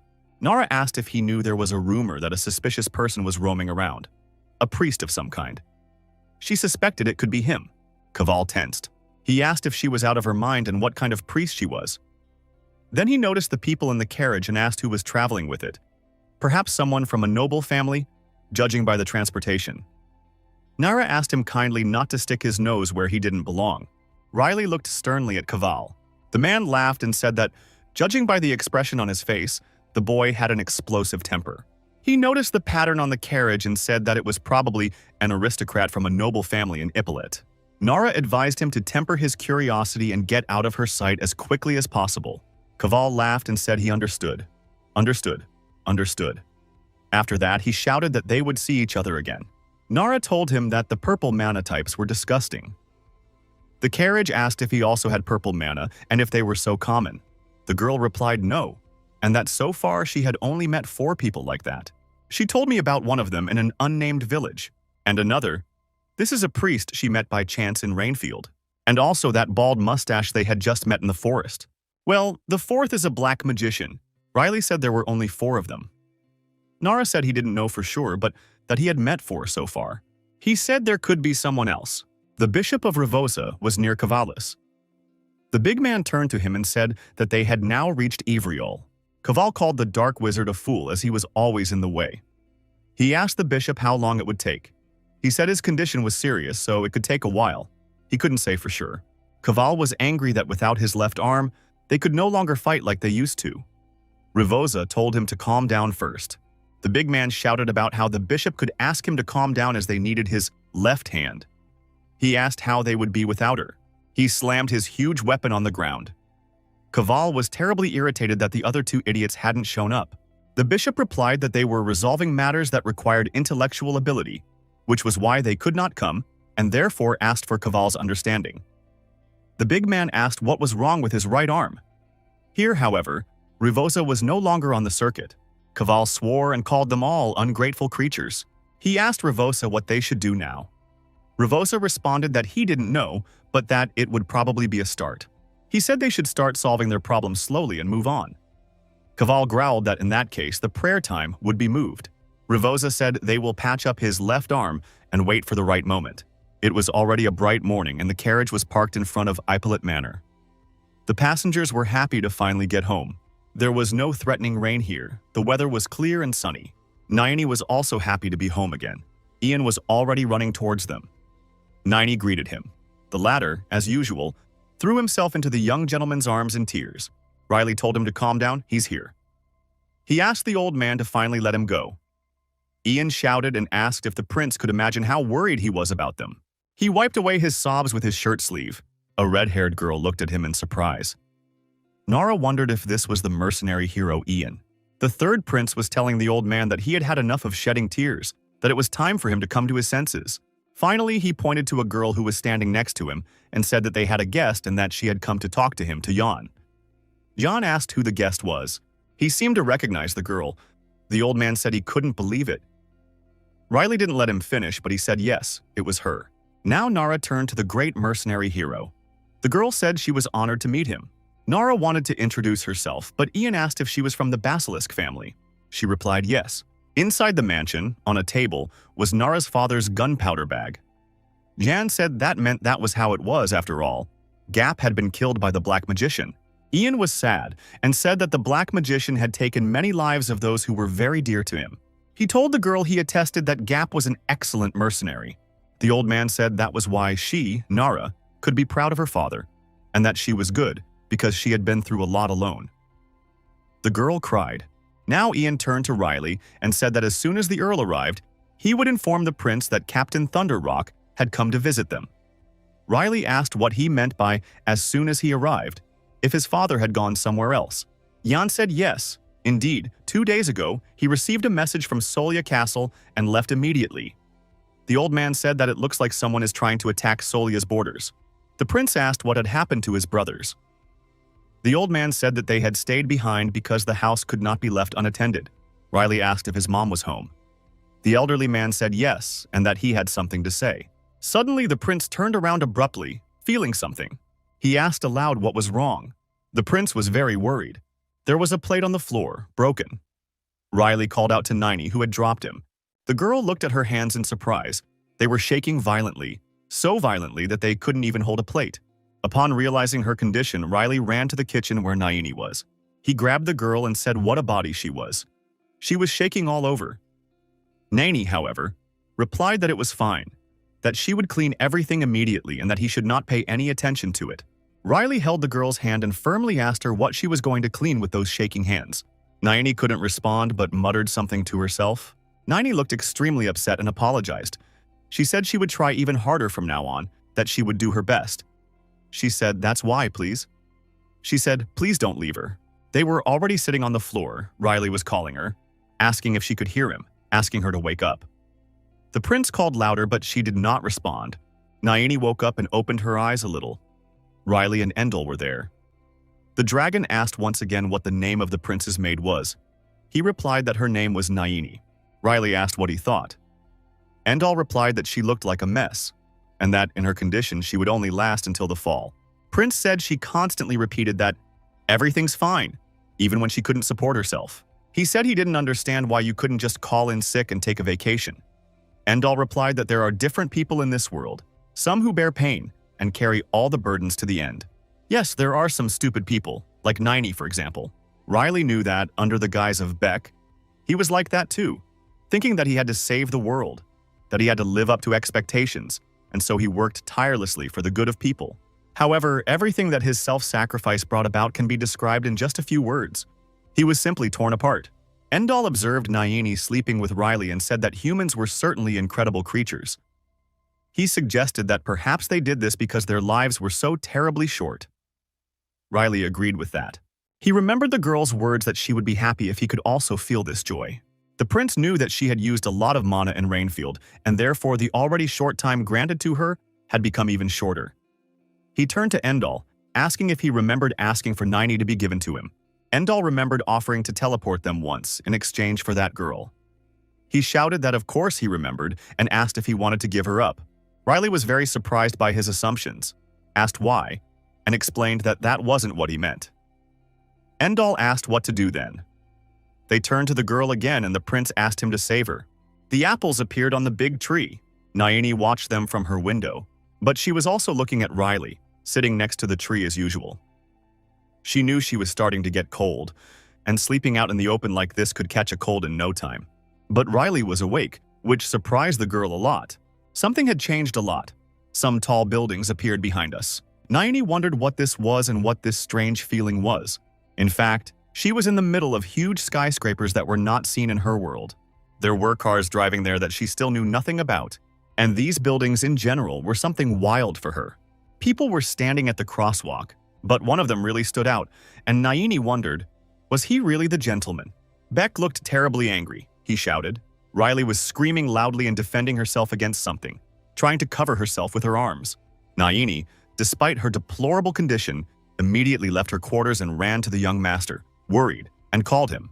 The discomfort wouldn't let her get there in silence. Her insides stabbed her, and the girl had to stop and wince in pain. Then Jan came up from behind and took her by the shoulder, telling Nain that she should rest today. Ian explained that Sarah had said that Naini was not feeling well. Naini lied, saying everything was fine and she was perfectly fine. She walked away from Ian, and he asked if it was true. He looked at the girl and asked if it was for nothing that she was shaking like an aspen leaf. And it was true. The girl's body couldn't reach peace. She was shaking. After the old man's words, Naini held her stomach, struggling to hide a noticeable tremor. Her condition prevented her from moving freely. Ian stood in front of the girl and told her to go and rest. Naini wanted to say something, but it was useless. In fact, his tone and words scared little Naini a little. When Naini finally left them, old Ian turned to young Mr. Riley and asked if everything was okay. Ryle replied that he would, rubbed his head and explained that he had just had a nightmare. Meanwhile, Naini had to lean against the wall, felt sick again and coughed up a bunch of blood, which was now running down the hand the girl was using to cover her mouth. Riley noticed her and asked how she was. Naini couldn't answer anything. All she could think was that she couldn't see anything. Her eyes were slowly closing and everything around her was blurry. She tried to call out to the young master, but she coughed violently, so Ian and Riley ran to her, calling out to her, asking her to come to her senses. Soon, Naini was already lying on the bed. The second and first son of the family were in the same room, looking for something. The second told his brother that he was not here. The first was silent. Then the girl coughed hard again, and there was a stain of bright red blood on the white pillowcase. That's when the boys noticed Naini. The insolent second son shouted at his brother to just look at her as he was angry and insulted that a maid was lying on the bed and resting. After Lloyd said those words, the first son grabbed her hand tightly, stopping him. They both saw Naini and the blood on the girl's bed and arm, and the first son told him to leave her alone. His brotherly words startled Lloyd, and he wondered if he had misheard him now. The brother was silent. He shouted to his brother that their father wouldn't have just walked away from the situation as they remembered their father saving children in fires.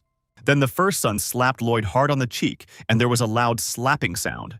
He seriously advised Lloyd to wake up. Looking at the blood on the pillow, he said she wasn't a survivor anyway, so he should just leave her. Let her die. Lloyd was speechless. He didn't know what to say to his brother, but he was very surprised by his words. Then, they both realized something and turned around.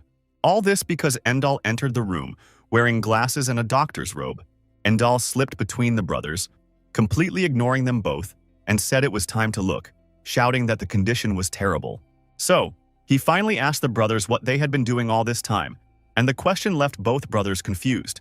The first brother even asked Endal who he was, and Endal again didn't say anything, just looked at the girl and said it was bad.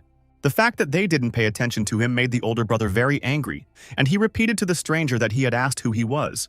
Endal again did not pay attention to her presence. He still looked at the girl and said that her strength did not contradict her character traits. He said that if that happened, he would have to rearrange some things. Her spirit would be strengthened, and she would make it even stronger. He was interested, very interested. Already louder, with a shout, the old man asked who he was and ordered him to answer, pointing his long, sharp sword at the dragon. Endal didn't much like having a cold weapon pointed at his neck, but he finally gave her a name. The eldest son intervened with an extremely displeased expression on his face. Endal, not as kind as Naini, asked if he was deaf and repeated what he had said, that he was Endal. The first son laughed at his answer and asked if that was his name. The red-haired dragon turned to the boy and, showing his sharp teeth in a wide smile, asked what he meant. Now he approached the aristocrats and told them what he was seeing, and they became very interested in him. He said yes, his name was Endal, and asked what would come next. Endal towered over the boys. Everything seemed to glow within him, and his eyes widened from the inside out. One of the brothers asked who he was and what he was doing here, And Endall smiled widely, adjusted his glasses and said he was a doctor, asking if there was any problem. The first son had a million questions for the stranger. He talked about the doctor, and Endall looked very convinced. Lloyd was about to ask if Endall was joking when Riley entered the room and greeted the doctor with a smile, happy to see him here. Riley asked his brothers for forgiveness for not introducing the doctor to them.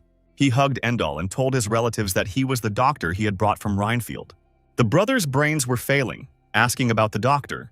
Then Riley responded that yes, that was the case, that he was worried about his mother, that her chronic illness would flare up again, that he had completely forgotten to tell them that.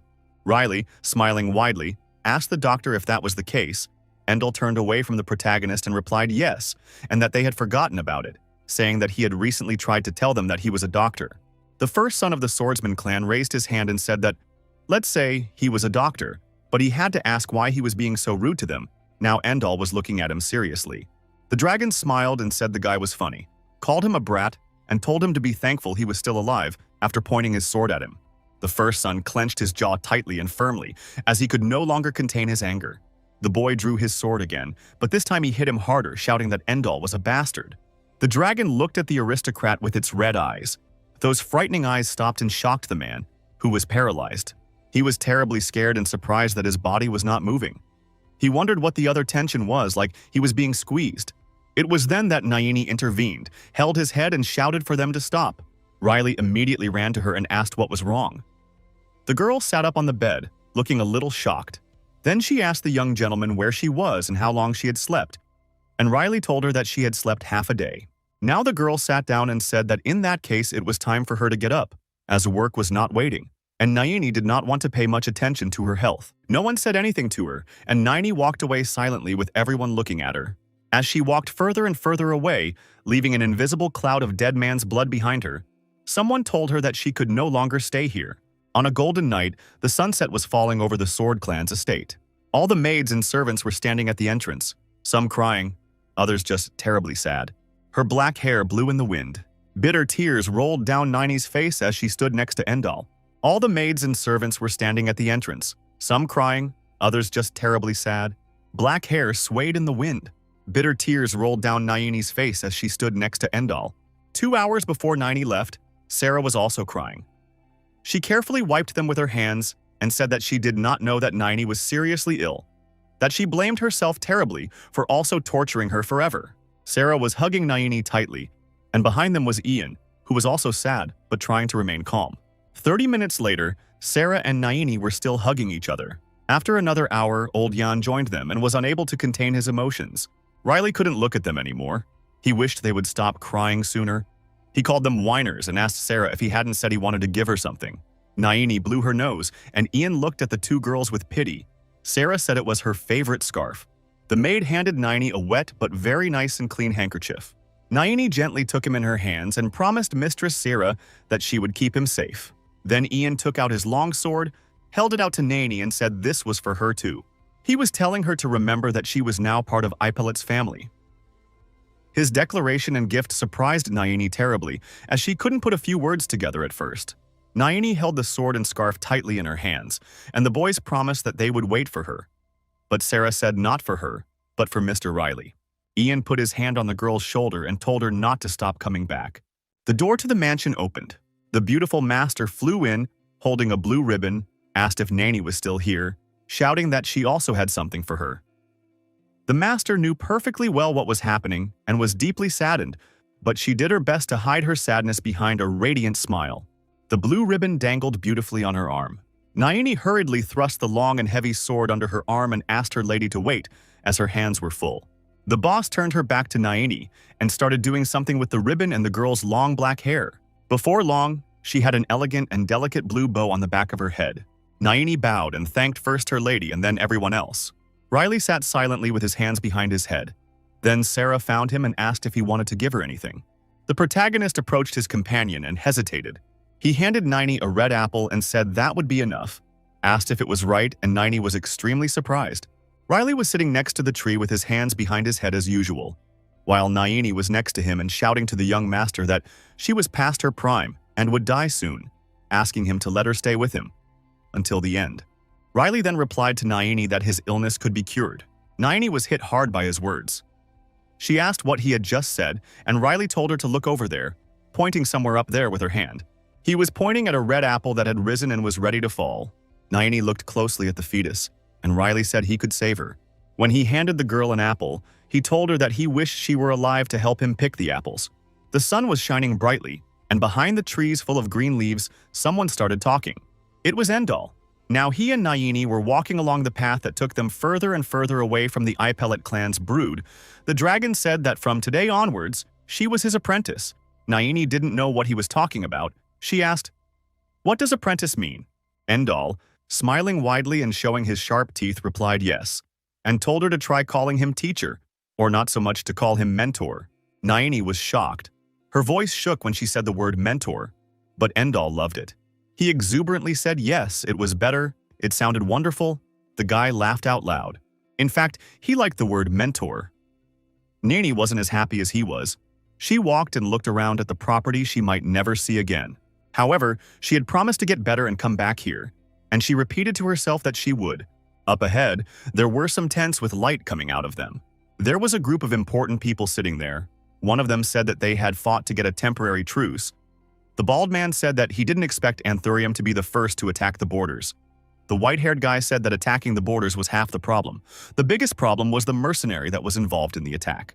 The men said that the rumors of his extraordinary strength were true. They said of a pumped-up warrior with a long mustache. They said that many warriors had fallen by his hands. He said that if it weren't for Steiny Paletta, they would have lost this battle.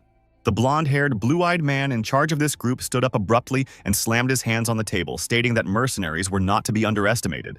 He said everyone here should get this into their heads. The guy got up from the table and asked the guy with long black hair how Stein was doing, and the guy groaned. He lowered his head and replied that his condition left a lot to be desired, and the boss asked what that meant. Guy replied that it was not possible to sew up Earl Stein's right arm as it had been cut off in battle. The blonde man was very angry about this. He didn't know what to do in a case like this. He ordered them to put an alert on the entire Cabal team, including him. He said that the Count's sacrifice could not be in vain. Meanwhile, Earl Stein was in his quarters on his bed, feeling unwell. The girls who served in the Bishop of Ravosa's church were running around him, one of them asking if another thought it worth reporting the Count's condition to the county, another asking if he had already chosen an heir, a third worrying about the great misfortune that was. The sky had darkened and was covered in black clouds, as if before a storm, and the property looked gray and dreary. Inside, Lloyd, the second son, was walking the red carpet. He remembered his brother telling him to wake up, yelling that she was going to die anyway. As much as he was surprised by his older brother's words, he still wondered why his brother had suddenly changed so much. Lloyd thought about the fact that if it were his father, he would certainly do it. He always understood that father, brother, and mother, they always did the right thing. Lloyd's thoughts tormented him, and he grabbed his head and shouted to himself that no, he shouldn't think about it. The second son stared out the window, his thoughts consuming him from the inside out. In the courtyard, he saw Riley and old Ian. Suddenly, someone called everyone, shouted that the Count had arrived, but there was a catch. The three brothers ran to their father and were very excited.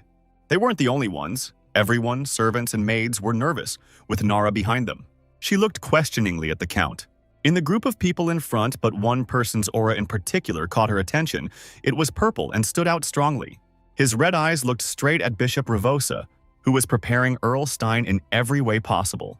The girl saw his hand, and even though purple mana was coming out of it, Nara didn't understand what the hell it was. She wondered what the idiot was doing here, as she could clearly see his evil, yellow eyes. She wondered what the idiot was doing here, as she could clearly see his evil, yellow eyes. The two brothers approached their father, but only Riley remained behind. The first son was horrified and asked who dared to do such a thing to his father, and his anger made the veins on his forehead stand out. Lloyd was also extremely shocked and asked his father if he was okay, even though the answer was obvious. Riley didn't have the words to comment on that. Earl Stein was terribly thin, but he wasn't going to argue that. He held out a wanted poster to Cabal and told him that he had found a mercenary on the battlefield. He told me he was known for his extraordinary strength. The father kept telling his children that his name was Cabal, that he had his own gang. Relia listened carefully to her father's story, as she was sure that was it. The one they met on the way back from Rhinefield. He remembered the Cabal well, his smug face. But Count Ippolita kept telling me that, besides that, his abilities were quite unusual. He said that in battle, when he swung his weapon, a whirlwind would immediately appear. Said fought him one-on-one and tried to fight back, but everything on the battlefield was covered in blood and the bodies of the dead knights. Only Cabal was full of strength. He is an incredibly strong warrior. Although without his last strength, Stein fought bravely against him, his eyes full of determination. Soon Cabal's heavy hammer fell upon the poor Earl's arm, the weapon stained and bathed in another man's blood. The Count of Ippolita reported that, unfortunately, his arm was broken and his entire sleeve was covered in blood. His father said that's what happened and that he lost his arm. Ryle was shocked by his words. He was terribly angry that his loved one was injured. He thought that it didn't matter what was happening. He tried not to notice. He did not interfere in other people's affairs under any circumstances. It was easier for him. That's how he wanted to live. He also thought in the fact that in this life, he had made a promise to himself that he would not let any of his family members die. He did not think that would happen to his father. Steen said his body wasn't what it used to be, so it was time. He said it was time to choose an heir for the Ippolit family. The carriage passed through a forest filled with orange leaves, with Riley lying peacefully on the roof of the vehicle. The protagonist managed to relax there. Previously, the Count had gathered the three sons in his office and told them that to become Naslanic, they would have to perform only one task. He told them that because of the Anturium gang's attack on the borders, many villages in Solia were in decline, and he told them to go there and help the people, as he figured that would be their task. The brothers had already left the office when Nara ran to young Mr. Riley and, still on the way, shouted that he had something to tell him. She approached him and asked if he remembered that priest who stood next to Earl Stein. She said yes, that he had purple energy, just like that Kabbalah scoundrel. Nara's words alerted the protagonist. He was sure that there was something wrong with this divine prick. He wondered if this was the right time to choose an heir. He continued lying on the roof of the carriage. They told him that the village for where they were going there were not even 100 inhabitants. It was called Alevi. The surroundings of Alevi were covered by a dense forest. It was Ian who spoke. He was driving the carriage and said that recently there were rumors that there were orcs hanging around the settlement. He felt like he wasn't being heard, so he had to ask the young gentleman about it. He wasn't really interested in what he was saying. But he said yes, of course. So Jan asked, in case he was listening, what was the name of the village? Riley guessed her name was Olive. Ian replied no, that his name was Alevi. Finally, Riley stood up and laughed, saying that there was almost no difference. He was a little embarrassed in front of old Ian. Ian laughed at him, and the horses ran down the path. The golden autumn leaves were falling from the trees. Autumn had already affected the beautiful nature, and Riley's carriage had already arrived at Alevi village. Riley asked Jan if that was it, and Jan said yes, it was Alevi's deal. A man with blonde hair and a small cap was already standing in front of the carriage. He was short in stature, and with a trembling voice, he asked the newcomers about prosody and was about to ask something. Ian interrupted him, but politely told him that they were from the Ippolit family. This greatly pleased the elder, who was pleasantly surprised that they were from the Ippolit family, and thanked them profusely. The old man said his name was Malto, who was the head of the village. When servant Yang approached him, the old man shook his hand and thanked them again for coming. Riley looked at them and suddenly said, "Here's the thing." He asked John if he didn't think it was a little crowded, and indeed the streets were empty, a nightmarish emptiness. Riley said that, let's say, some people got scared and hid, but even so, the village seems quite empty, and the old man became increasingly saddened upon hearing his words. Then he said sadly that he was right. 10 people from the village had recently disappeared, and Riley intervened. The elderly man said that this happened 4 days ago. At first, only a couple disappeared, but then the number of missing children increased. The protagonist asked about the children. Then he got out of the carriage and said that the situation was terrible. He thought yes. The situation was not good. He realized that now he would have to deal not only with the orcs, but also with the missing children. There were children left behind in my past life too. They were in the heart of the city. Everything was on fire at the time. Cars, buses, and ordinary houses. Then the children lost their minds and were covered in blood. They looked like zombies and their eyes were bleeding. The protagonist used his magic on them, which glowed brightly. This helped the children. Their eyes returned to their usual direction. The blood drained. A little boy asked his uncle who he was. The main character called the boy a fool and told him to look at the sword in his hands. The children were surprised by the sword and asked if their uncle was a warrior. For some reason, this made the protagonist very angry, and he replied yes. The children were emotional. One girl said it was true, asked if he had come to kill them. In the background, another boy was crying because he missed his mother. The same girl approached her uncle and said that they only had one request. In his eyes, she read the sincerity and innocence of a child, but she asked him very much to end their suffering. She asked him to kill them. The children told their uncle that they were in a lot of pain. A lot of pain? They asked him to kill them, to kill them, to kill them quickly, to whimper that he felt bad. To die without pain and without effort was the only request of those children. And Riley, of course, did it. It's unknown whether he regretted it or not. But he certainly didn't feel comfortable killing ordinary innocent children. Ian realized that the Lord had fallen into his thoughts again and called him. Riley turned around in surprise and asked what was wrong. Then the old man asked how he was going to look for the children. The protagonist replied that he didn't know yet. Malto decided to intervene. He said that this was not a situation in which they could find any trace of the disappearance, and they probably knew that orcs roaming their forests would not help solve the case. Riley scratched his head and said that, although it was a nuisance, it was something to think about, and judging by the village chief's words. Then he went on to say that the children had started disappearing 4 days ago, not all at once, but one by one, saying that if this were true, the children were still in the vicinity of the village. He became much more serious and, with his mouth open, concluded that this meant the remaining villagers with the children. In fact, he realized that the mob that had kidnapped the other children and tormented them were orcs.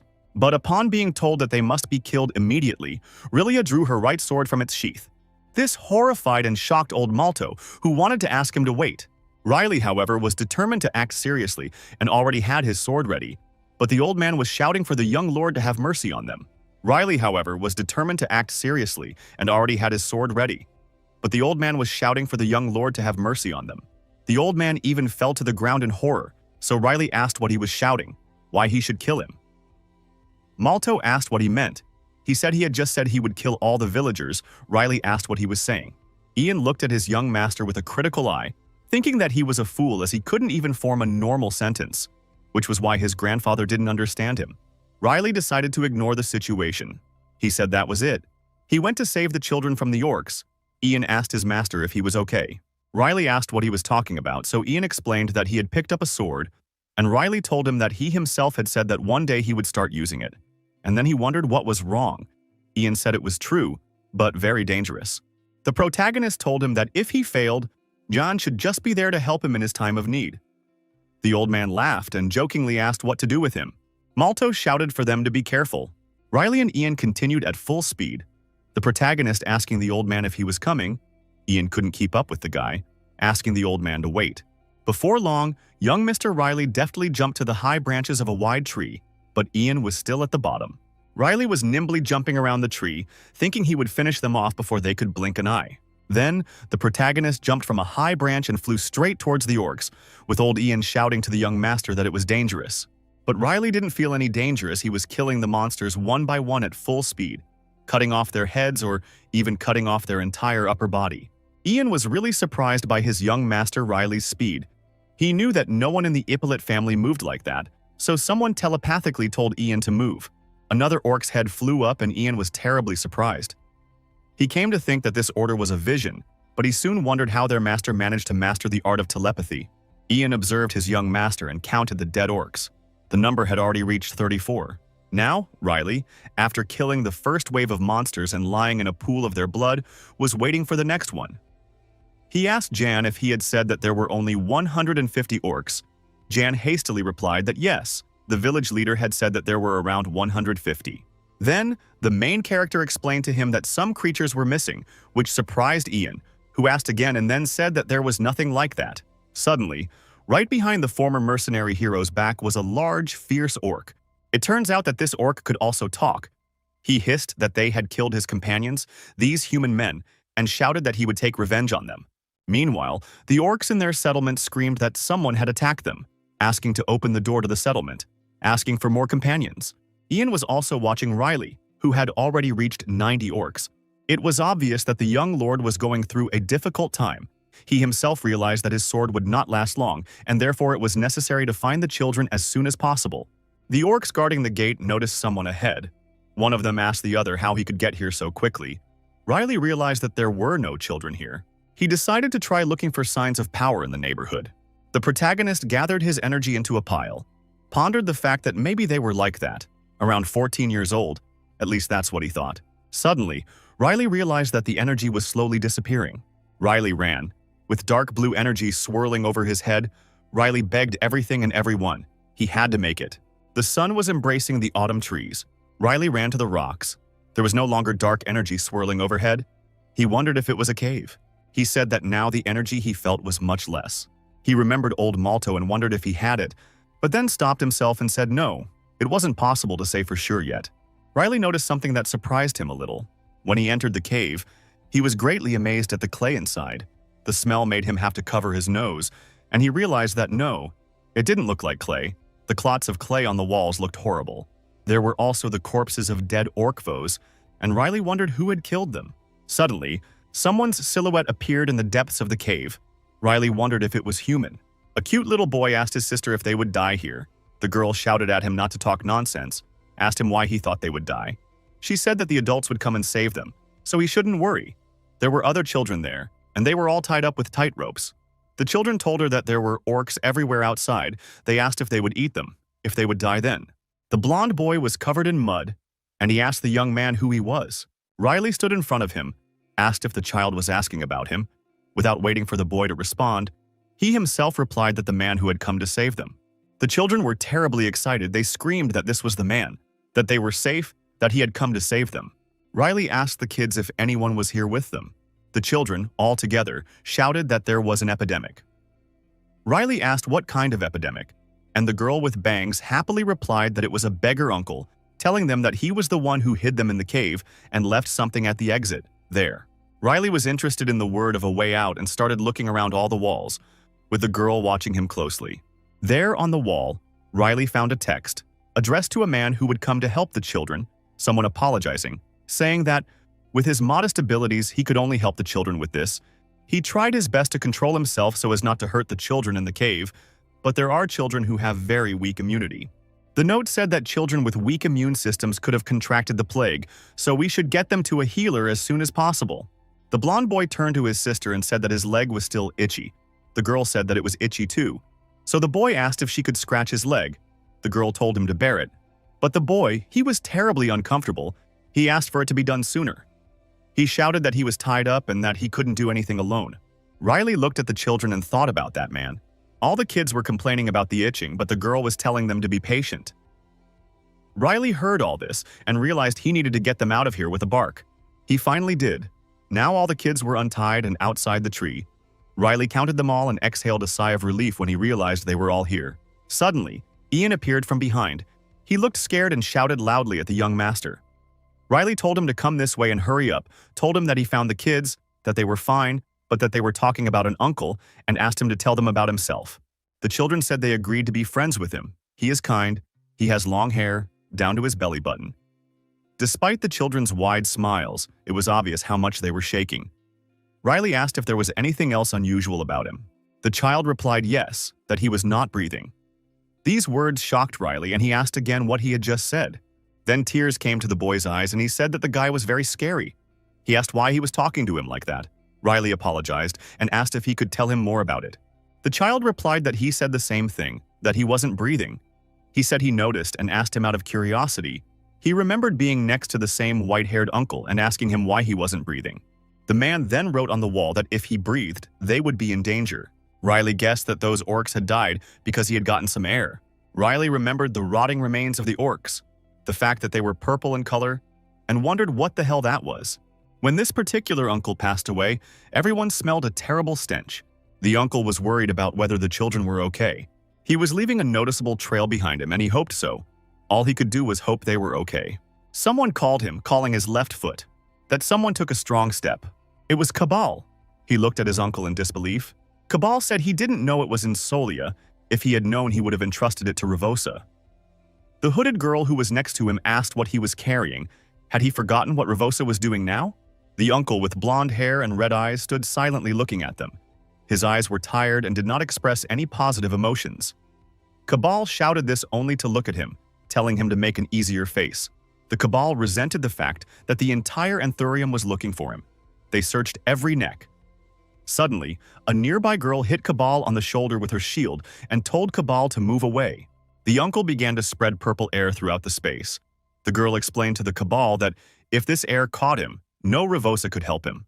The stranger's actions made the Cabal very angry, who asked what the idiot was doing. saying that out of the 6 body parts, he was a leg, asking why act like a brute when he was their associate. The boy, now with blonde hair, was also angry and replied to the Kabbalah that he was not interested in their business with prayer or anything else, therefore, to leave him out of it. The Kabbal covered his nose with his hand and the girl with a fan. He said he didn't like him from the beginning. Now he grabbed his big gun and headed towards the blonde-haired boy. Finally, the children returned to their parents and relatives, and old Malto thanked the newcomers very much for rescuing and bringing the children back safe and sound. Riley told the old man to take the children to the temple to be checked and treated, and Malto replied that of course they would go to the temple immediately. Now Malto waved his hands at the children and shouted that it was time to go, and the children agreed without further questions. The children climbed onto the carriage like normal children. They were pushing each other and asking each other not to do it, shouting who and what started first. It was only when the wagon with the children finally left that Riley could breathe a sigh of relief and tell Ian that they had worked hard today. Now they would get at least 2 days of sleep. After that, Ian turned to the young master but didn't say why, so Realm had to ask what was wrong. Ian explained that he was always wanting to ask him about the sword, said that Riley had never trained or held a sword in his hands, and asked how he had learned the skill. Riley calmly replied that, yes, somehow it came on its own. I was visualizing in my head how to move, and there it was. His answer left the mercenary hero astonished and shocked. What had he imagined in his head? Sword fights, constructions of such and such. He then asked about mana. He said that he had sent him a vision recently. Riley asked about leadership and what it was. He laughed out loud. This angered Ian and he shouted at the gentleman, who asked him what he wanted. Ian said that he didn't know what the master was hiding there, but he always believed in him, he cried, and it was as if roses bloomed around him. Riley didn't really like his behavior, wondering why he was picking on him so much. A large black bird with yellow eyes flew over the Alevi settlement. It had a ribbon tied around its leg, so Riley knew immediately that it was a homing eagle. Jan stretched his arm in front of him and told the eagle to sit down. He said that Nara sent him. The eagle brought a note for Mr. Riley. Nara was telling him that the enemies were coming, that the black magician from Rainfield survived. This alerted Riley, and Ian asked what that meant. Ridley remembered Bishop Rivosa's face and thought about how suspicious this all was, especially this type of Rivosa. Recently, he had asked Naru to investigate him to find out something, and here he receives a note like this. The fact that the black magician survived did not please the protagonist Ian. Realizing that he was ignored, asked once again what had happened in Rainfield. Once again, Riley didn't respond to the servant, and Ian wondered if the master was hiding something from him again. Riley turned around and asked what he was talking about. Ian replied that the young master knew exactly what he was talking about, and the protagonist remained silent. Then Ian ran up to Riley and started shaking him by the shoulders, calling him over and over again, and Riley screamed that his head was about to fall off. Riley tried to assure Ian that there was nothing serious, actually. However, this didn't work. The servant turned red with anger and shouted what that was, saying that he wanted to hear it anyway. An hour later, Riley said that this was how things went at Rainfield, and that, whether he believed it or not, it was Ian's problem. He told him everything that needed to be said. Ian replied seriously that he believed him. Riley was a little surprised by this, but said it was good. Then he grabbed Riley's shoulder and shouted that you must make a decision, and Riley begrudgingly asked, "What else?" Ian asked what to do to get back to the center of Solia, explaining that if what was written in the note was true, they needed to get on the road immediately. Riley smiled and said that his father hadn't decided who the heir would be yet. He asked if that wasn't true, if Ian really thought he could leave so suddenly when the family's fate was being decided. Ian absorbed the fighting spirit, said that they would find that idiot in the black cloak right now and kill him, asked if there was anything more important than that. Riley agreed and said that they had to go. They were moving towards the carriage that had brought them to Alevi village. Ian had been waiting and rooting for Riley to become the official heir of the Ippolit family since a long time ago, and now, without blinking an eye, he had given up. Of the most coveted of all, and now it was going in a different direction. Ian didn't know if there was a more important cause than that. It was what gave him strength at the moment. Stopping a black magician who was killing and abusing people was much more important to him. In other words, human life always comes first. Riley fell into his thoughts. He realized that even though he was hurting his family now by enjoying their company, they were once again trying to take away that precious time he missed so much. There were cute little fans hanging from the wooden roof, although they gave very little light. Orcs, elves, and other monsters were sitting around a round wooden table in the room, asking each other about how long it had been since they last met there, 1,000 years ago. And suddenly, someone asked, Really, said about how quickly time flies. The green orc asked where Endel was. The elf girl said he hadn't arrived yet. She said he had to get an apprentice and that he should wait. Someone asked who the apprentice was. The fish girl had told him that humans called people who were learning something, with education and everything, and the orc had laughed at Endal's strangeness. Right after these words, the red-haired Endal entered the room and shouted at the orc that he himself was a weirdo.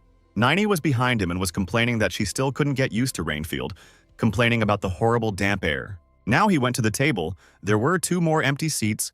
Endal asked what the name was. He was even surprised that everyone was here, and then someone said no, there was one missing. Endal was also a little surprised by this and asked why he wasn't there. The elf replied that she had not been able to contact him and that Leo was not there either. The girl also asked about the stranger who had come with Endelim.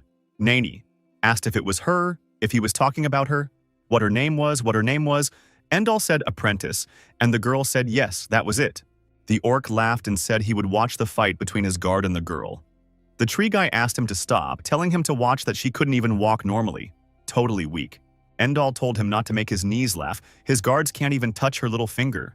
The green orc laughed and told Endal that it looks like he has been learning to lie for 1,000 years. Endal laughed and asked if he thought that was lying. He said, "Welcome, 5 high elves."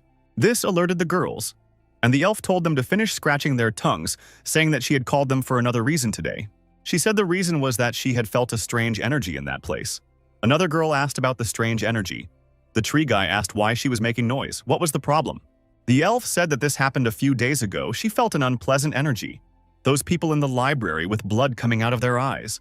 Her dark energy, the girl had said that ETG was something like mana, but she didn't. When Ravosa passed his hand over the black remains, and as he looked at her with contempt, someone asked if it was something else, not cis. The elf said that compared to mana, it was a very dark and negative energy, and there were only 3 people with this energy. They were all in Rainfield. There was a big candle in front of the girl, and she continued saying that if not had he seen it with his own eyes, with his spiritual powers, he would not have believed it either. Now Endal sat down and Nani stood beside him. The tree man asked the elf woman if that was the only reason she had brought them together. The orc supported him, asked if it was something important. He said there was nothing of concern. Wrong with 3 people walking around. Then, the girl replied that she thought they were threatening the balance, which already surprised and stressed the fish girl, who asked what she meant. The elf said that they themselves intervene in matters of life and death to decide people's fates. Those words had already horrified more than just the orc. Oh, and the fish girl. She screamed what idiots they were, slamming her hand hard on the table. This scared Nini a little, so the girl explained that with the help of spiritual powers, she saw the past. And there she was. She actually asked Nini to tell her what happened that day. Nini was drenched in cold sweat. But she started counting. Nini perfectly remembered that rainy day, the flashlight that illuminated the road. This scared Nini a little, so the girl explained that with the help of spiritual powers she saw the past, and there she was. She actually asked Nini to tell her what happened that day. Nini was drenched in cold sweat, but she started counting. Nini perfectly remembered that rainy day, the flashlight that illuminated the road. She said that they had found a black mage, the one with a black cape and purple mana. Nini stretched her hand forward and black magic began to stir there. She said he had the same dark purple mana as him and used it to bring corpses to life and control them like maginets. The treeman snorted and said it was a skill, nothing unusual. He said that their dragon could do it too and that it was very easy for him. The elven woman replied that this was certainly true, but the problem here was the human soul, and the female voice intervened over the soul. It was a fish girl. She widened her eyes and asked if they meant that he not only controls bodies but completely resurrects a person. Everyone saw how much this horrified the girl, so she was advised to calm down and listen until the end. Nayini started talking again and said that, however, Mr. Riley managed to kill the black magician and at that moment all the bodies disappeared. After saying that the elf girl decided to talk about Nayini's eye, she said that it was said that it could be used to locate a person. Nayini replied that yes, it was. In this case, the elf asked what would happen to the dead man, if he would find him. Then, the girl suggested asking in a different way. She said that the black magician was where now, and this question surprised Nayini a lot. Her silver eye was wide open. A purple cloak wrapped around the tall man. Nayini saw him and was even more shocked. Nayini grabbed her damaged eye and asked what else was wrong with her eye. Nayini didn't really understand how. She thought it was impossible. How he had survived. Ian stood next to the horses and Riley suggested they eat first. Ian said he thought that in this situation it was better to hurry. He asked if it wasn't more important than the food, and Riley told him that it was his duty to leave as quickly as possible, but that they had to be well prepared for the trip. Now they were heading down the road, past the market, and Riley said that officially he was now vying for the title of heir, so he had to act cautiously, secretly. Some sat at tables, others perused the merchandise, and Riley simply walked by. Suddenly, he saw a counter with masks, and they caught his attention. Naini flashed into memories of him when she put on her talented mask, and smiled so genuinely and beautifully as she looked in the mirror that Riley didn't understand why he suddenly remembered her.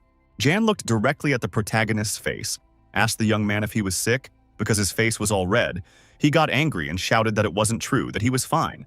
Riley then picked up 2 similar masks and asked the salesman to sell them. He shouted, smiling a lot, that it was a great choice. Riley just replied that it would be useful and threw a black mask with a feather into his hands. Ian agreed. Riley was about to leave when Ian called him and told him to wait. The main character, as usual, asked what else. Then the servant pointed a white-gloved finger somewhere, and Riley turned away unhappily. There they saw a group of people with their capes, which really surprised the protagonist. He paid a lot of attention especially to the first one, a blonde guy with glasses. He asked if it was Ferda. Jan said it was him, said he seemed very anxious. Riley asked Ian if they were heading to Lower Solia. Ian replied that judging by the direction it looked like they were. Riley suggested he see what he was going to do and he agreed. The guys in blue cloaks said they were coming from the Wizard Tower. They asked people to disperse. The townspeople jumped back in different directions in surprise, and they kept asking them to move away, apologizing politely. Riley and Ian watched them from around the corner. Soon the boys came to a dark staircase leading down, with dark energy swirling there. The stairs were intimidating and dark. The boys asked what that was, if it was a beast that emitted black energy. Ferda ordered the men to get out of here. After his order, all the boys lined up and shouted to the people that it was dangerous here, asking them to leave the place as quickly as possible, repeating once again that it was very dangerous here. Someone grabbed the stone slab, leaving a pool of blood on it. It was a human hand, but that someone growled like a beast. He was a bald guy, with bleeding eyes and mouth full of blood, running up the stairs screaming, leaving a trail of blood behind him. People prayed to God and asked what the hell that was. The sight was truly terrifying. Ferda used his magic. Many plants and vines appeared around. He shouted for everyone to stay away. He was asking a lot from the townspeople. Ferda directed her vines and plants towards the strange man. They enveloped him, and the wizard wondered if it was a man. Why had he become like this? Suddenly, more people came from below, all the same as the first, and the other wizards were shouting to Mr. Ferda that there were even more people. Ian was horrified, drenched in sweat. But Riley was only interested in the fact that the corpses were moving and suggested he find Nara first. Ferda was held down with difficulty, he said, blocking the hallway. Vines wrapped around the stairs. Now the eyes of the dead were glowing red, and there were no bodies in sight, as if they were just silhouettes. Meanwhile, the Bishop of Rivos was meeting with the wizard that Riley had defeated earlier. Behind the long-bearded wizard was the spirit of the Rainfield wizard. He said that he really liked his new body, as he was now in the body of a wizard. Rivosa called him a lefty and told him to try not to lose any more limbs. The man agreed. After all, he couldn't die again. It would be terribly ungrateful. The left-hand spirit stood over the trembling old man and told him to calm down, smiling widely, promising to take revenge on them. Bishop Rivosa pointed his hand at the mountain of human corpses and said with the power of his left hand. People agonized in fire, magic, and dirt, screaming loudly. People were going somewhere and said it was here. It was Ferda's group of mages. They approached the same corpse dump that Bishop Rivosa and the Black Mage had just stopped at. There was a terrible stench. One of the guys asked the others what had happened here. Of course, no. No matter how much they wanted to know, no one could answer. Suddenly, someone shouted, calling the honorees, asking for permission, and Ferda and the others turned around in surprise. There they saw the bishop and the black magician. They both looked extremely hostile. The boys were terrified and asked how they survived and what it all meant. Rivosa told the magician to take care of these fools. He was ready to fight. The group of mages was surrounded by undead on all sides, although the main danger was the Black Mage and Rivosa. Ferda was well aware that they had to flee. They were shouting that they were evacuating urgently, that there was an army of corpses. Ferda decided that they should ask for help from the Wizard Tower and the Castle of Solia. Someone said, "No, that won't work." And a large black tentacle appeared in the sky, full of purple energy. She was far from alone. Powerful and strong tentacles were grabbing the men in blue cloaks by the legs and lifting them up. Getting out was terribly difficult, if not impossible. The black mage said it was lunchtime. Then Ferda reached forward and activated her magic. Now it was up to him, he said. This wasn't going anywhere. Shortly afterwards, everything exploded into flames, which surprised the wizard greatly. Under the influence of Ferda's fire, the tentacles began to detach from the mages and they flew downwards. The black magician was furious. He shouted that Ferda was an ungrateful contagion. Rivosa replied that normally the lunch didn't talk so much. On a dais, in a beautiful room, stood a dark stone sculpture in a beautiful white dress, wearing a mask and a crown, a girl praying to the goddess Irenessa, asking how she should be now. It was Saint Solia. She was crying and saying that she didn't know what to do with Rivosa, also that dragon. She said she couldn't manage it alone. Then, the goddess Irenessa finally responded to her daughter, which greatly pleased and courted the girl, who was happy to hear the goddess. As if the statue had spoken, this is how it all seemed. The goddess said that if she had gotten lost and was wandering, it would be worth finding the black butterfly. Irenessa told her that the black butterfly child would help her find her way. They asked Mr. Yang if he was okay. He said it didn't look good, but Yang remained silent. It was Nara who asked. Now they are together with Mr. Riley. Nara asked if they had ever seen an invasion of corpses. Riley said it was the same thing in Rainfield. They have no mana. They move on their own. Ian said he is right. Riley, eating a crab stick, asked what was going on with Rivosa, what she had managed to find out. Nara told him that he had done his temple work in the morning, then traveled to Lower Solia and returned in the late afternoon. Riley asked if he had been to the lower part of Solia. Nara confirmed his words, saying yes. Ian was silent, and Riley continued talking, saying he was sure there was some connection between him and those corpses. Ian finally decided to speak, turned to the Lord and said he had something to tell him. Riley decided to ask him about it, but he said that what he saw was not the corpses themselves, but their eyes. Talking about those black empty eyes, the main character asked when that was. Now Ian started to tell more details. He said that the case was 26 years ago and that he still regretted it. At that time, Ian was still young and full of vigor. One day, he went as a mercenary to one of the villages. In that village, there lived a certain witch, a girl despised by society, with a questionable purple energy that emanated from her house. She, like the corpses in the lower part of Solia, had completely black eyes, and he thought that was why they called her a witch. But when he met her, he realized that they were just absurd rumors. As he and the girl fought, young Yang noticed that she was skilled with a sword, which surprised Riley a little. Ian replied that yes, the black-eyed girl taught him swordsmanship and became his mentor when she defeated him. When he asked her what had happened to her eyes, why they had gone dark, Riley wondered what she had said. Ian revealed that she said she received a blessing, which surprised Ian at the time, just as it interested the protagonist now. The servant said that, in her words, she didn't want any blessing, that she didn't need those eyes. Then she made a sad face, and Ian remembered it perfectly. The girl said that this power was from another world. The last words literally shocked Riley, and Ian, realizing his condition, asked the gentleman what was wrong. What was the matter? Suddenly, something really surprised Naru and Ian, and they both stood up from their seats. Ian ran to a barred window and, peering through them, asked what the hell it was. With green eyes wide open, he told the Lord about the Wizard Tower. What hit them so hard was the fact that it had collapsed. The Wizard Tower now literally split in two and kicking up an entire cloud of dust. Nara was shocked. She screamed that it was true, that she had just fainted. Riley asked what she meant by fainting. Ian was still standing there looking out the window too. Riley remembered Ferda and wondered where the hell that wizard was sleeping when the Wizard Tower fell here. Ian had said that the biggest problem was where the tower had fallen. Riley asked where she had fallen. Ian replied in a trembling voice that he was in the temple. He told her that he was worried. He said that, if he was not mistaken, the saint was praying there at that moment. Then, the protagonist put a dark blue mask on his face. Ian asked what they would do, and Riley told them to go to the temple. He looked terribly determined and shouted that they should hurry. There was a lot of smoke and dust coming out of the fallen tower. Many exhausted people with torn clothes, the living dead, wandered the roads. The guards showed the way to the common people, shouting that they should run in that direction, as there was shelter there. People ran as fast as they could, shouting loudly and covering their heads from the falling rocks. She was terrified, for the dead man was approaching her slowly but surely, and she begged for salvation, for someone to come to her. The masked Ian quickly slashed through the air, and not just with his sword. He lifted the slab that had crushed the girl and freed her. He asked her if she was okay. He told her to leave and get away from here soon. The girl thanked him, but told him about the baby. Jan, noticing the boy who had also been crushed by the stove, stopped her and assured her that he would take care of him.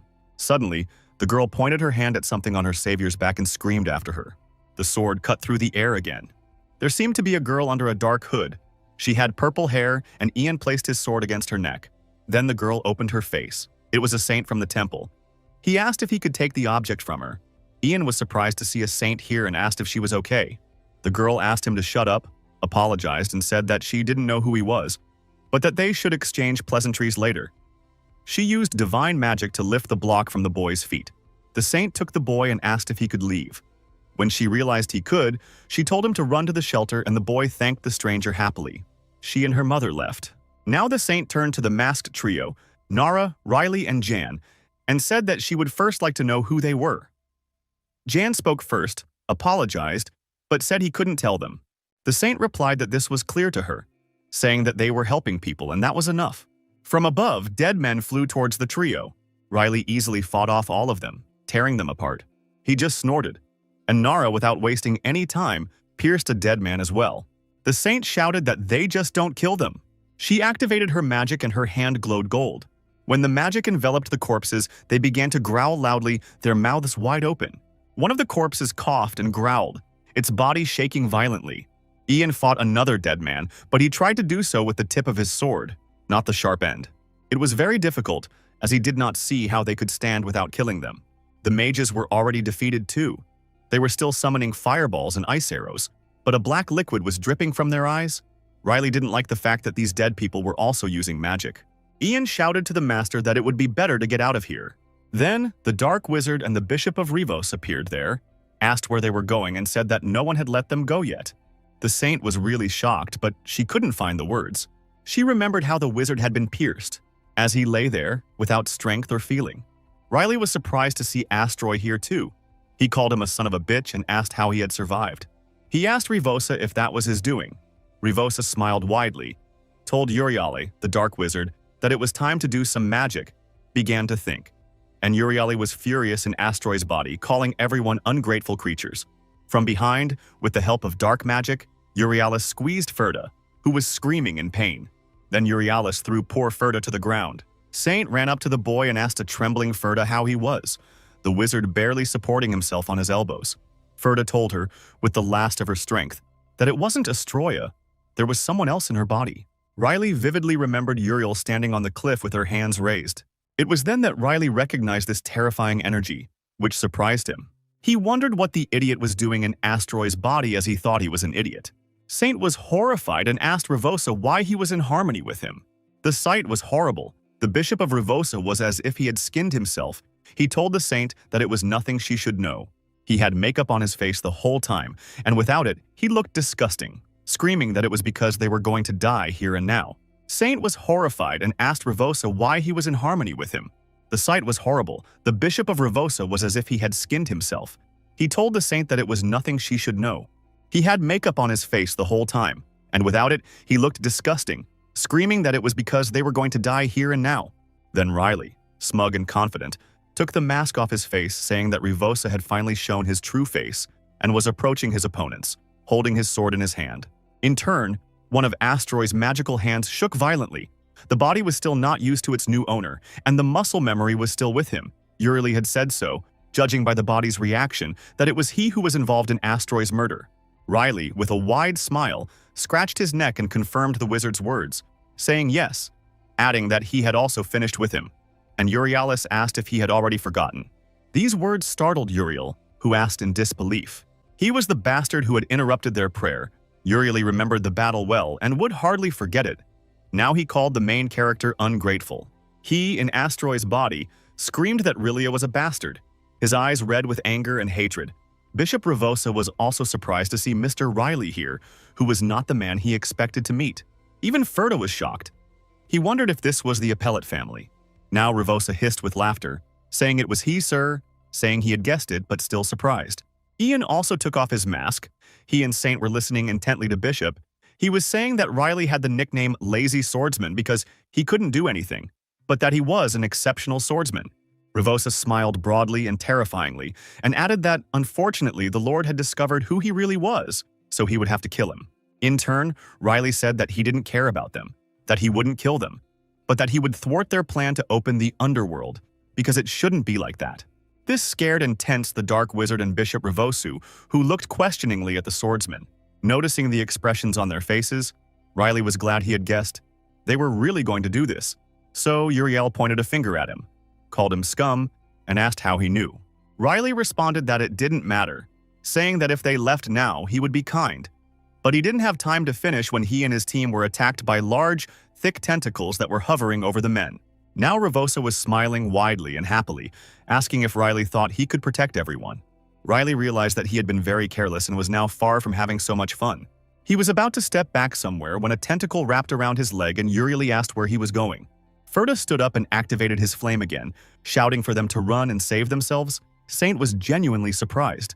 She turned around. The Saint realized that she no longer had any strength, which didn't make her happy at all. The fire spun to attack, and Yang shouted at the Saint to dodge the attacks. He considered the protection of the Saint as one of his main objectives. The Saint never came out of her reverie. She just observed the scene with wide yellow eyes, with thoughts raging inside her. Mentally, she turned to the goddess Ironessa, and bitter, stinking tears came to her eyes, and she wondered if these were her steeds. The girl turned again to Saint Ironessa and remembered how, calling her to her children, she had told them to follow the black butterfly. The tentacles slowly dissolved and were destroyed by the flames. Everything around was on fire. Sparks of fire and traces of purple energy rose into the air. One girl said that, thank God, she hadn't arrived too late. The Saint seemed to recognize that voice and finally opened her eyes. There, she saw Nayini, smiled widely and calmly at the Saint, and Nayini looked much better now than before. In fact, Saint Frisia did not expect to see Nayini here.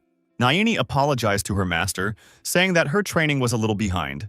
Riley was shocked to see Nayini. He wanted to say something but couldn't find the words. Revosa asked who the other girl was, and Uriel asked, horrified, if she was using the inversion space. The bishop asked what that was, and Urialis replied that it was a magical technique that allowed the creation of a barrier, but that it could only be mastered by magicians of the seventh circle. Ferda also immediately noticed the inversion of space. He knew that she had only reached the sixth circle last spring, and therefore he could not believe that she already had a seventh. Ferda approached Nayini and asked what had happened. Nayini, breathing heavily, said that she had not seen Professor Ferda for a long time. She said that she wished she had talked to him longer, but that she had more important things to do right now and apologized for that. Now, she turned to Riley and asked if the gentleman could tell her briefly how things were going, and the protagonist replied that the enemies were attacking. Nini asked how they would proceed. Riley told her to suppress the zombies but not kill them, and that she could do whatever she wanted with the others. She threw herself into the fight, with the gift apple in one hand and her magic swirling in the other, deciding that she had to deal with them quickly, and then she could return the apple to its master. The zombies rushed to attack. They roared loudly and looked extremely scary. Nayini drew her sword, now completely confident in her powers and herself. She spun towards the monsters, killing them in her path, slicing the air with their cold, magical weapons. When the girl's magic burned the zombies, the ones that screamed a lot growled. It was an unbearable pain for them. Ian stood close to Saint Frisia and watched everything closely, ready to attack and defend, and the Saint asked what it was. All the Bish wizards called upon ice and fire, fought desperately, not for themselves, and the Saint shouted to Nani that the dead men were using magic. Nayini turned and used his on them, extending his arm forward. The mages whose magic had started to choke, and now they too were growling and coughing. Nayini's magic was incredibly strong and attacked her opponents with a glowing pillar. Nayini's sword flew out of the same pillar and landed right in front of Old Yan's face, who couldn't move, shocked. But the sword flew past him and struck directly at the throat of one of the dead men, who opened his bloody mouth in searing pain. Nayini turned to Mr. Yan and, smiling sincerely, thanked him for the sword, telling him that he had handled it carefully. Ian smiled, still in shock, but also very proud of the girl and happy that she was really Nayini. Urielo was more than irritated. He asked her how dare she.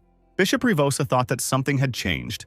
The girl's magic was right behind the main opponent's backs, which surprised Revosa and Urieli, but they realized that she was behind them.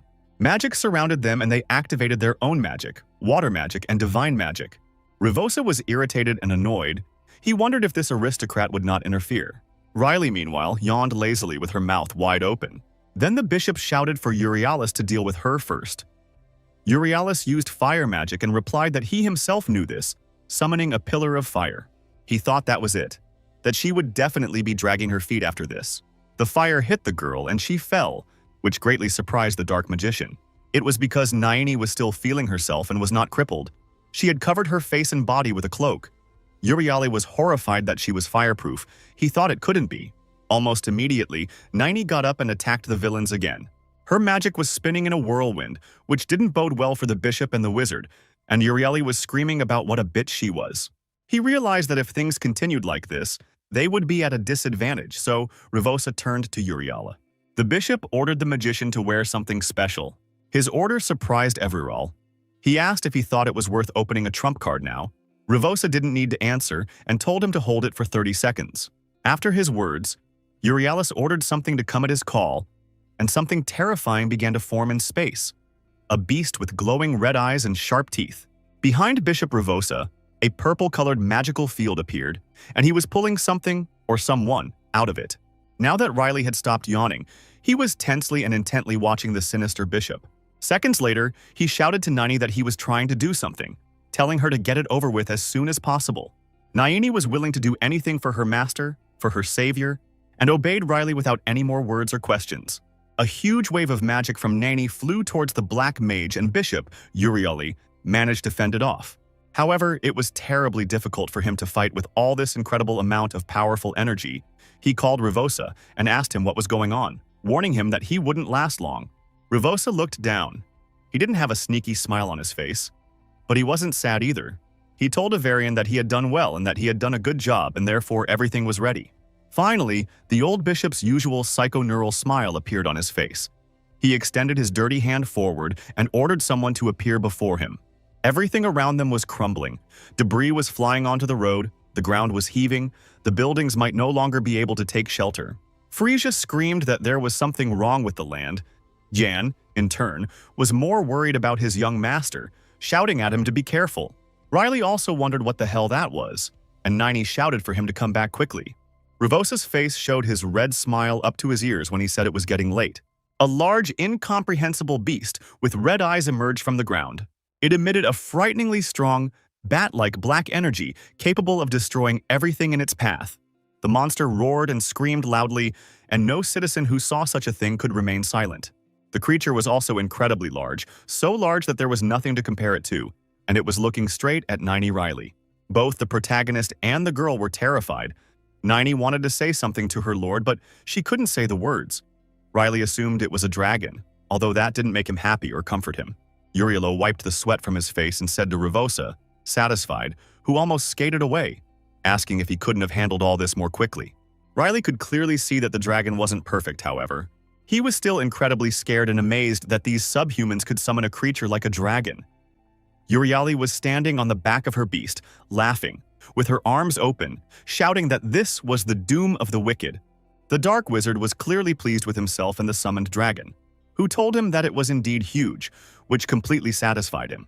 Rivos was becoming terribly irritated by Euryalus' delay, shouting at him to stop and get to the point. The main character realized what was happening, but still didn't want to believe it.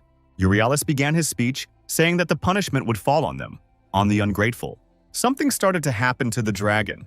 He was trapped by the magical tentacles of a great dark wizard Asmonog, which were squeezing him. The dragon was shaking all over and his eyes stopped glowing red. Then he opened them completely, and now they were purple. And they were as scary as the old red eyes. Euryalus in Astroy's body was saying that he should pay their debt in full, asking if it wasn't so. Of course he wasn't serious. Finally, the dragon's eyes lit up again and steam began to escape from its body into the air. The tentacles released the dragon and released it. The creature seemed even more powerful and determined now, like a warrior. That was when Riley realized that it wasn't just a dragon. It was an undead. Naini also wondered how a creature similar to her mentor got here. She couldn't understand. Moreover, it made the girl very sad. The dragon opened its mouth wide, showing its opponents its sharp white teeth, as sharp as Endal's. Something spread through the city streets. Many fragments of the magic tower and other destroyed buildings were flying across the lower part of Solia. Riley realized it was the Draken sucking in the air. The protagonist had difficulty staying upright, with only a sword, a cold weapon that he stuck into the ground. Riley told himself that this couldn't happen. Endall extended his magic-filled hand forward and said with a laugh that they would all be killed at once. Nayini looked at the dragon in horror. She remembered something, and when she realized what it was, she refused to believe it, just like her young master had done. She remembered Endall saying that no matter what, she must avoid the dragon's breath, and then Nayini asked her mentor why he couldn't be stopped. Endall responded to her, saying that the only thing that could stop the breath was another dragon's breath. He was serious when he said that if she couldn't dodge, he would definitely die. Nayini was amazed that they, who had barely fought off her attack, the attack of the 7th Circle Mage, would use Edricon's breath. She thought no, it couldn't be. But even so, it was obvious that Endall was feeling terrible.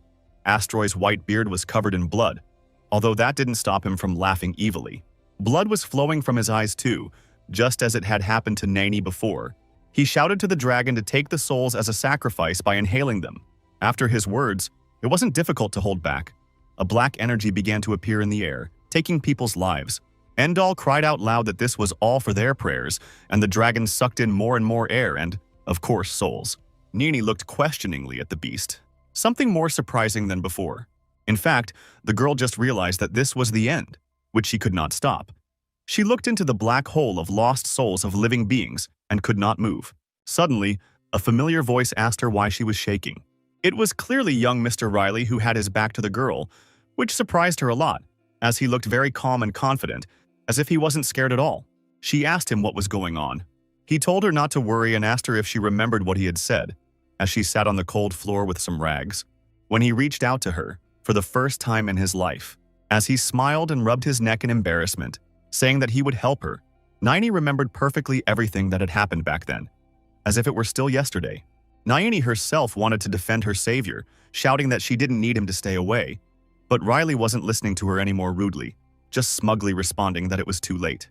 Endall, as usual, was more than irritated and arrogant with the guy. He was shouting 2 birds with 1 stone, saying he was a beauty. Ruvosa seemed more pleased than the dark wizard. Riley gave Nayini a loving hug, and the girl was shocked. Still holding her, he turned to Nayini. When she looked up, she saw a smiling Riley telling her not to forget to give him that apple in the next life. It was after these words that an explosion of incredible proportions occurred, decorated in various colors and shades of purple. All that could be seen were the black silhouettes of Riley and Nayini, still hugging each other. Nayini pressed herself against him with her eyes closed. She thought that because of her, sir, the girl was suffering unbearable pain. She begged forgiveness from Mrs. Iris, Mr. Ian, and Mrs. Sarah, from her admonisher. Riley wrapped her arms around the girl, protecting her with her tight hug, and Nayini was a little shocked. Then the protagonist turned to her, who raised her head with her eyes wide, already scared to hear what he wanted to tell her. Riley smiled widely and said that in her next life she should give him that apple. Immediately following these words, an incredibly large explosion occurred, equipped with pink, blue, and purple lights. Nayini closed her eyes. She was quite calm on the outside, but inside was chaos. She thought the young master was because of her. The girl was scared to even finish the thought. She just started mentally apologizing to Iris-san, Ian-san, and Sarah-san with their mentor. The dark wizard Urialis opened his arms and laughed loudly, shouting to the ingrates that they were finished. Suddenly, the cheering was interrupted by flying lights, similar to comets or rain. Ruvosa calmly turned to Uriali. He couldn't understand what it was, and then asked the dark wizard, who was already terribly angry, and shouted, asking the bishop how he knew. The red limb of a powerful dragon appeared in the dark sky. Your spine and neck.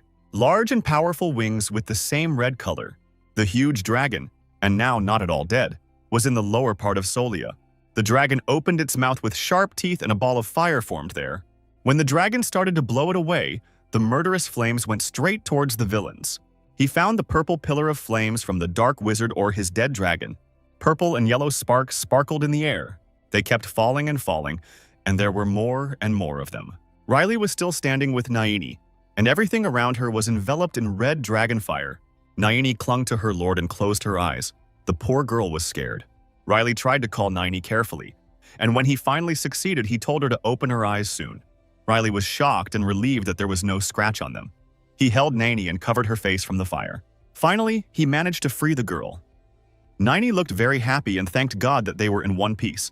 Nayini smiled genuinely at her savior, and the man looked at her with some incomprehension.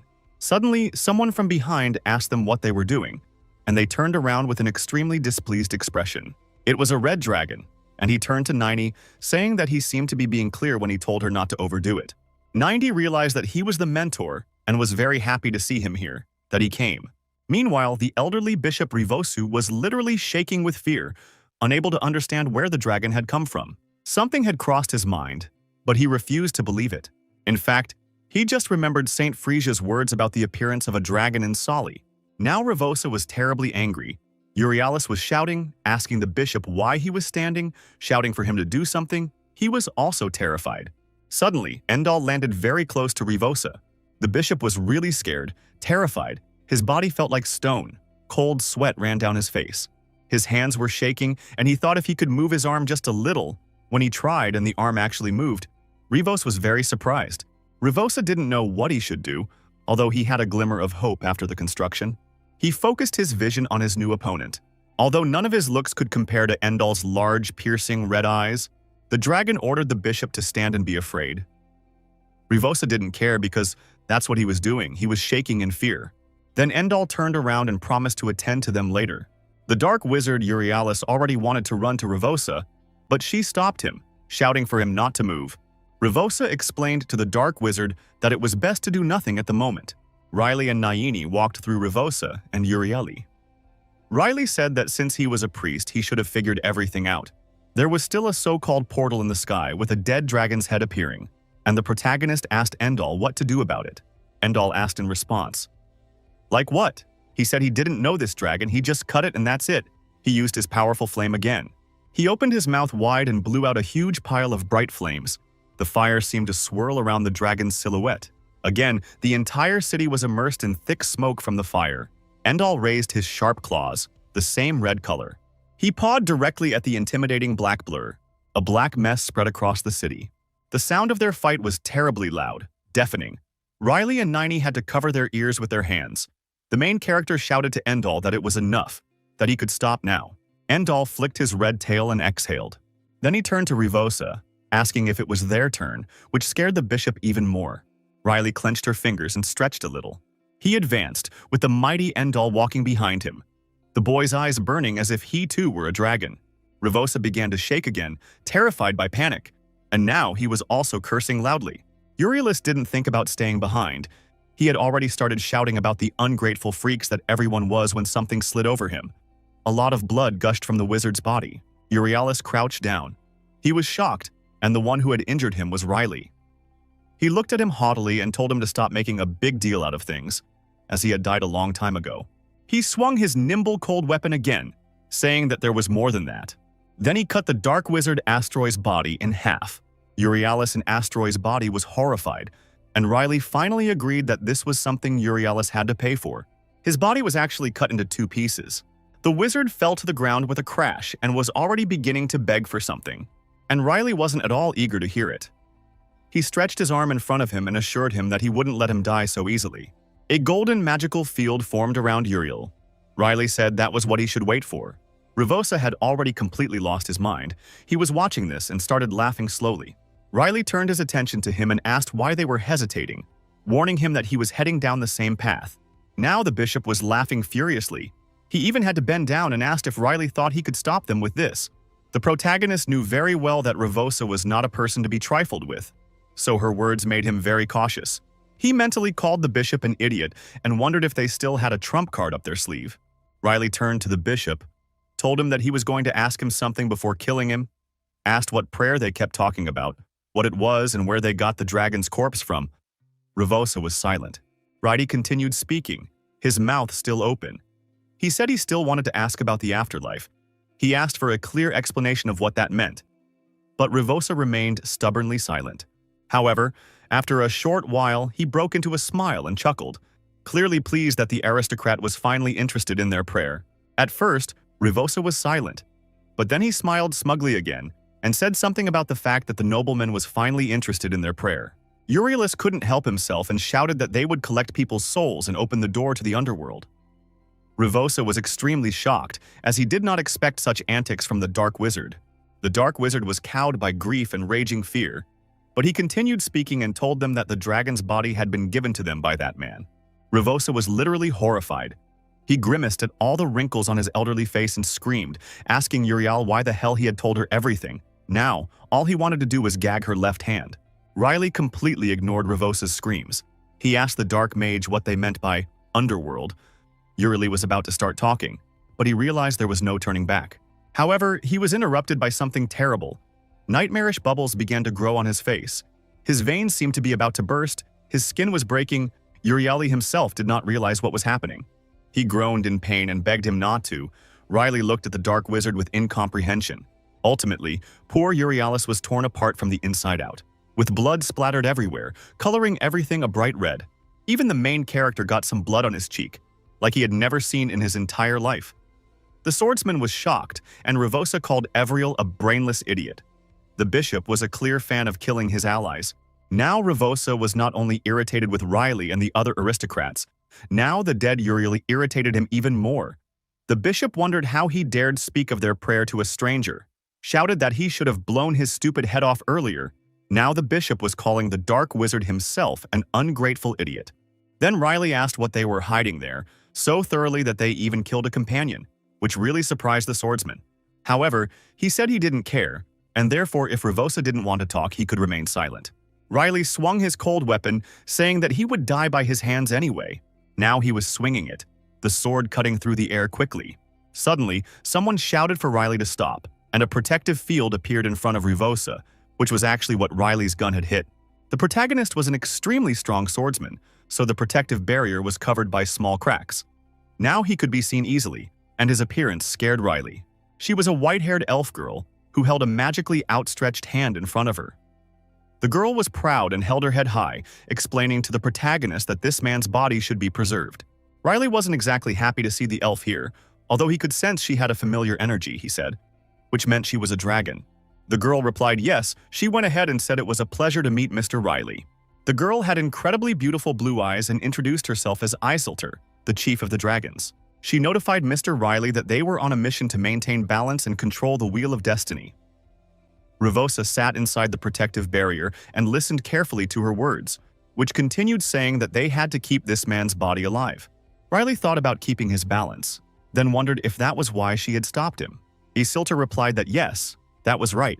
She said that it was never too late to eliminate him. It was more logical to get the information from him first, and then she was about to say something else, but the protagonist interrupted her saying that he didn't want to. Now it was his turn to explain. He revealed that Revosa had resurrected the goat he had recently killed, and therefore why should he let him get away with it? Isiltur responded that if Riley killed him now, yes, things would be peaceful for the next 100 years, but she could not guarantee that things would be okay after that. She said to think about the future of humanity and save this man. Riley smiled and asked if in 100 years. The girl said yes. She told him that this had happened in the past, so this time they wanted to nip it in the bud, so that it wouldn't happen again in the distant future. Without further ado, he attacked the protective barrier the bishop was in. Isiltur didn't expect this. He stretched out his arms and began to reinforce her.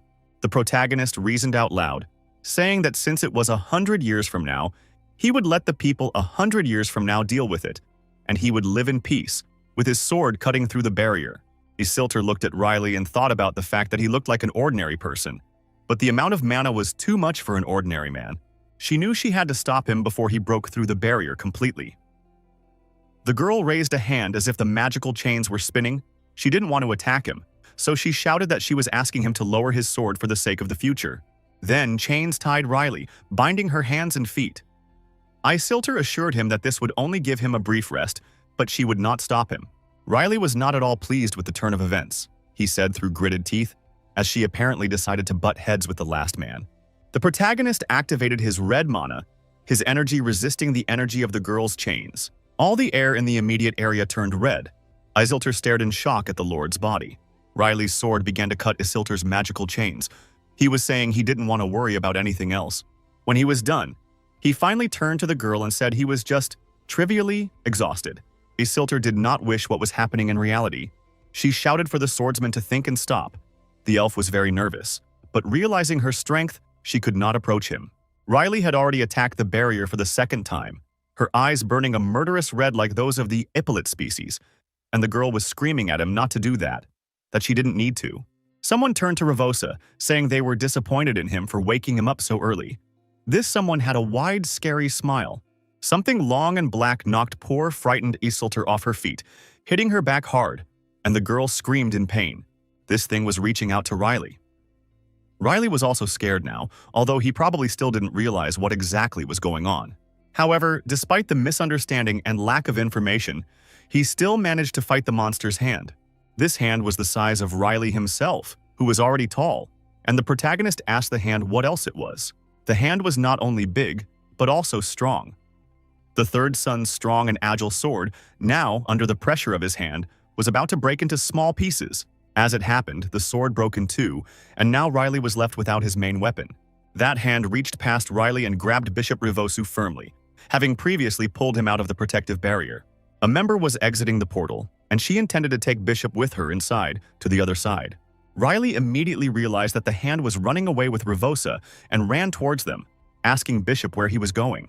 Suddenly, the silhouette of a man with that intimidating smile appeared in front of Riley, and he sat relaxed right in front of the protagonist's nose, smiling and asking if he was there.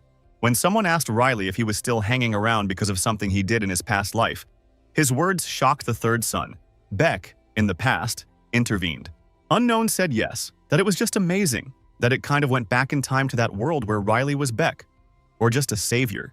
The unknown man said that, thanks to him, he had seen a very amusing vision, and in return, he promised to give him a small gift. His purple embossed fist rushed forward, then at an angle, and then he hit Riley very hard, so that Trot didn't even have time to notice. Blood gushed from Riley's mouth, and he had to cough a little to get it out. The blow was incredibly strong. Riley felt like he was completely out of mana and being spun around at will. Rivosu, or the protagonist, had already been sucked into the portal when Isildur wrapped her magical chains around his arm. Suddenly, Endal came running around the corner, running towards the girl, asking if she was okay. The girl didn't have time to respond to him. All she could think now was that she shouldn't let them go. Unexpectedly for Isildur, Nini joined them and activated her black mana. John Doe's fist was really big, but that was all they had time to notice, as the portal closed and Nini wondered if they had disappeared. Isildur fell into Endal's arms. She had tried so hard. Endal asked Nini if she had managed to see where they had gone. The girl replied that she was looking for them now. She was in fact concentrating to the point of being horrified. She opened her white eye a little. Suddenly, Nini felt as if she had realized that she had seen something clearly. She was very surprised because she saw the road, the cars, everything completely unknown to her. However, she also realized that all these tall mirrored structures, this entire place was like what Mr. Riley had seen in his nightmares. But then she realized that no, it wasn't like that. It was exactly the same thing. A black silhouette of a man flying between the tall houses. She opened her white eye a little. Suddenly, Nini felt as if she had realized that she had seen something clearly. She was very surprised because she saw the road, the cars, everything completely unknown to her. However, she also realized that all these tall, mirrored structures, this entire place was like what Mr. Riley had seen in his nightmares. But then she realized that no, it wasn't like that, it was exactly the same thing. A black silhouette of a man flying between the tall houses. Now, Nini found herself in that same environment, in that world. All around were tall glass houses, paved roads and planted trees. School children, students, and office workers walked the streets of a city unknown to the girl. She thought about this underworld and the Lord's strange dream, and realized that the Lord was hiding something from them. Nini was standing at the curb of the road, and in front of her was the silhouette of a man in a robe, the silhouette of Beck, and she was looking straight at him, but one thought scared her. Riley came out of the hole where he was thrown by the stranger's fist. He was rubbing his neck and complaining about his weak head. He was already calling for the bastard, but then he realized that he wasn't here and asked where he had gone. The main character had a lot of bruises in him. Endal hugged Isildur, laughed, and asked if the young gentleman was still alive. He said that his skull must be strong, probably because it was empty. He was amused by these words, but neither Isildur nor Riley liked them. The swordsman asked who he was calling it an empty head. He said he wanted to sew Endal's mouth shut. Riley still managed to compose herself. She said that they were already past that stage, then turned to Nini, asking if she had met these types of people. The girl remained silent. Then, abruptly, she grabbed Riley's hand and said she had something to tell him. The boy looked at her intently, and she told him that once, in her dream, she had seen incredible things. She talked about strange little cars with black wheels. She talked about cars, but She had no idea what they were. About the buildings above the magic tower, the homes and offices of the modern world, and the earth covered in black gravel. Also about people fighting monsters that she had seen for the first time in her life. They were scary, red, horned demons. Nayini said it seemed too real for a normal dream, and in fact, she vividly remembered a man crying. The girl said that she decided to discover that man with the black hand and saw the world itself from her dreams. Finally, she loosened her grip, let go of his hand, and said that she didn't think it was just a coincidence, but that she was asking the Lord to tell her. She said he had been there before, asking if he knew what that place was. Riley was completely shocked, terrified by what the girl had said, that she could guess everything. After those words, Riley himself couldn't contain himself and grabbed the girl's hand tightly, calling her. He lowered his head and said he was ordering her to erase everything she had just seen from her memory. Nayini was surprised by the master's words. The girl addressed the gentleman with a trembling voice. Someone in a red cloak was listening to their conversation from afar. That person is gone.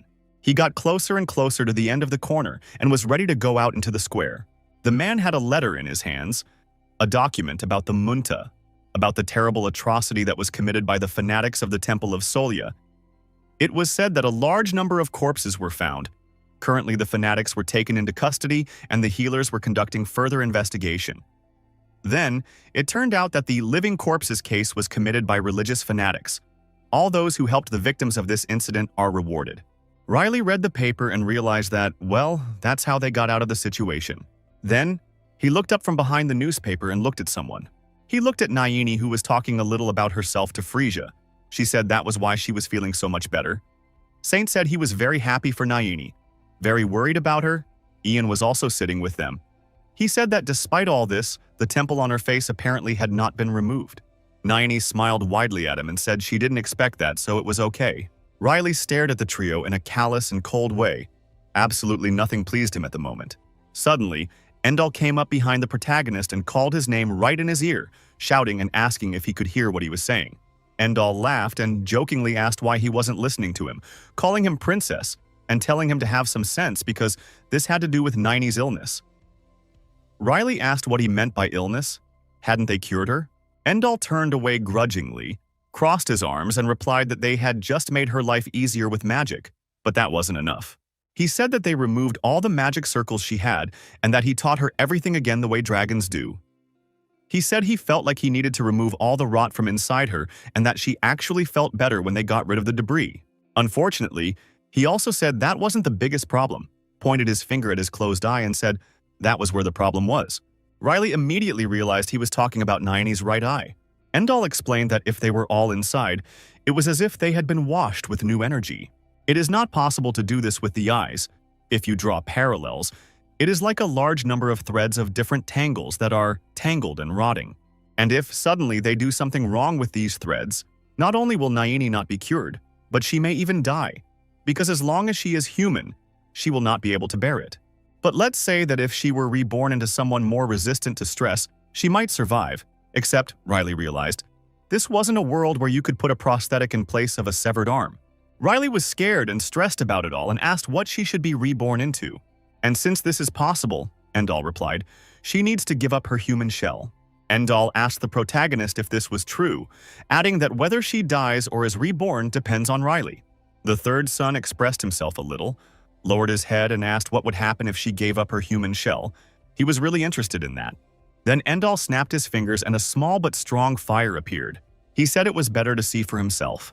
Eyes emerged from the fire and that person greeted Mr. Riley. In fact, it wasn't any beast or scary creature, just a cute little fire fairy, who smiled and said that she was serving the red dragon. Her name was Heliona. She was circling above Riley's head, and he was very surprised to see the fairy.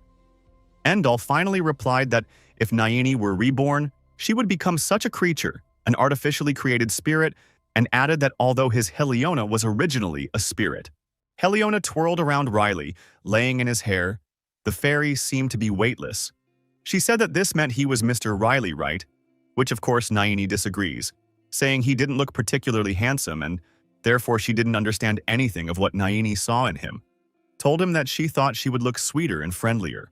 Riley didn't like what she was saying at all. He tried to squeeze her with his hand, but she seemed to blurt out, although she screamed and covered her face with her hands. Then she hurriedly hid behind her master, Endal's back, and the dragon told Riley that he couldn't catch her because she wasn't material. Endal had said that it was a peculiarity of such spirits, so he realized that if he started counting now, it would take forever, he swore. Heliona was now sitting on his shoulder and stroking his cheek. She was asking what was there, asking that. When he told her, she repeated it many times, begging, pleading. Finally, she even poked Endal himself, who kicked this intangible creature and shouted for it to hit the glove on the ground. The fairy screamed loudly and flew somewhere far away. Now she was hiding behind Nayani's back. The girl looked cheerful. Endal shouted that she had angered him and that if she were not the daughter of the King of Spirits, he would have her. Finally, he turned his attention to the protagonist, sat down at his desk and asked him if he understood what he was talking about in general, saying that these little mosquitoes retained all human memories and advantages when they were reborn. Riley, judging by Helion, asked if Endal was sure there was anything good left. He doubted it. Endal said, well, actually, they also had flaws. I told him that to maintain their essence, mana must constantly circulate in them, and that artificial spirits need to avoid ordinary spirits because these spirits don't like them. Afterwards, he even told the swordsman not to worry, pointing his finger at him and saying that he shouldn't worry about the mana either. Yes, and if Nayani is going to be with a high-class spirit like Heliona, then no problems with pureblood spirits would threaten her. Riley asked if that was true. Endal didn't answer anything, but the protagonist still said that it would be good then. He seemed indifferent and looked askance at his maid. Dragon slapped the table and said, "Noted." He was about to leave and Relia asked where he was going. Endal replied that he was heading west for a while, as he thought something suspicious was going on there. Heliona asked the host if he was leaving yet, and he told her yes, and that she would stay with Nayani because they had received permission. For some unknown reason, Heliona was very happy about this, but Riley didn't like the news about the fairy, so he asked his companion to wait and asked what he meant. Endal simply replied that they were just discussing the matter. Riley was horrified that it wasn't a dragon that was driving all of this. Endal asked him why he had to do this himself. He said it was his turn to go on stage. He called him a crooked friend. The protagonist didn't like this news. He asked why he had to do it with an extreme face displeasure that reflected the depth of his indignation. Endal replied that he was his mentor and Riley was his master, smiling slightly. After saying that Heliona would give him the rest of the details, the doors closed behind him and he left. Heliona sat on young Mr. Riley's head again and tried to imitate his mood, saying that she had no words. Two men were walking through a vast sandy desert, over mountains of sand.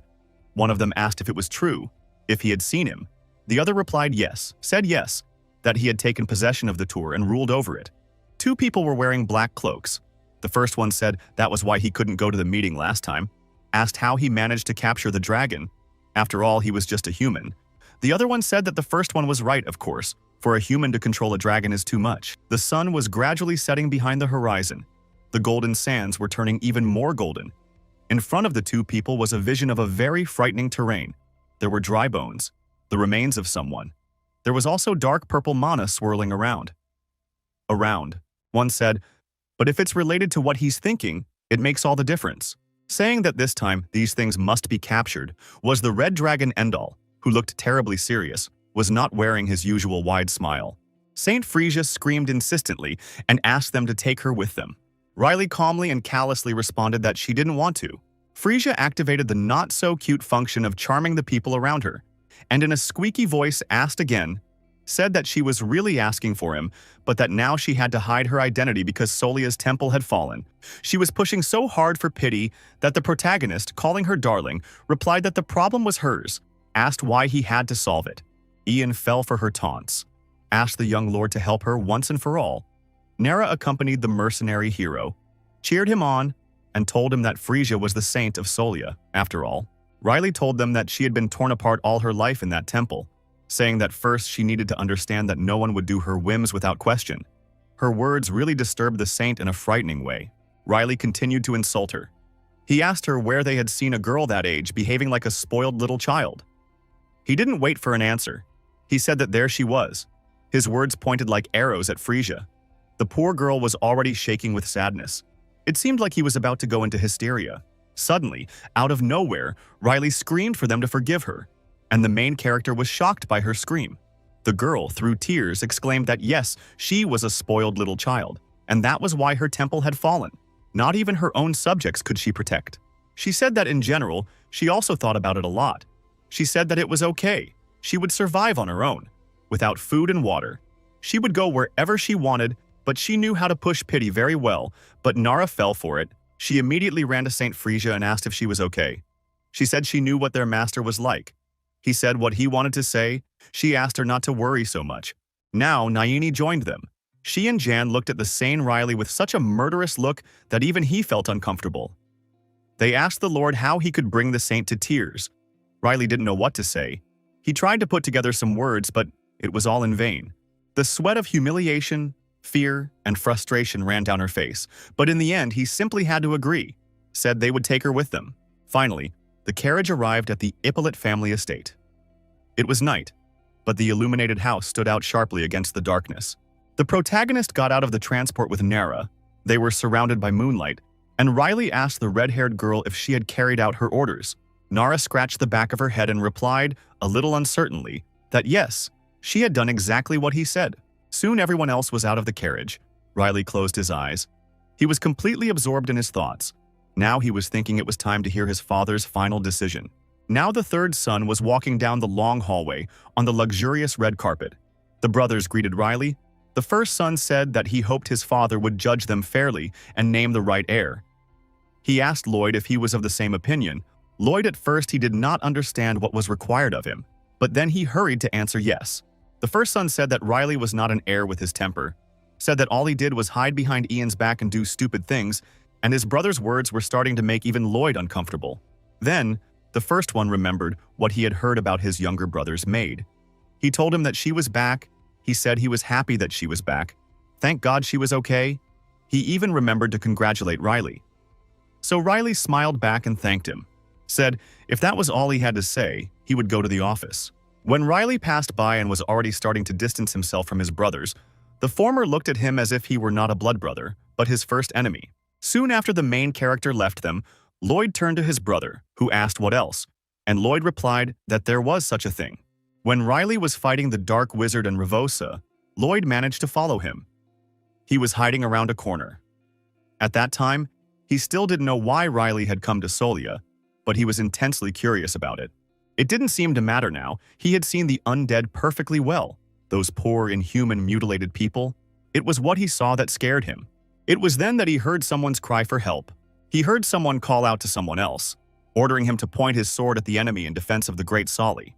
As Lloyd sank deeper and deeper into those nightmarish memories, he became truly sad, as it was unlikely that anyone would want to see such a thing once in their life. He never said anything to his brother, who, realizing his condition, asked what was wrong. Lloyd closed his eyes and said no, it wasn't like that at all.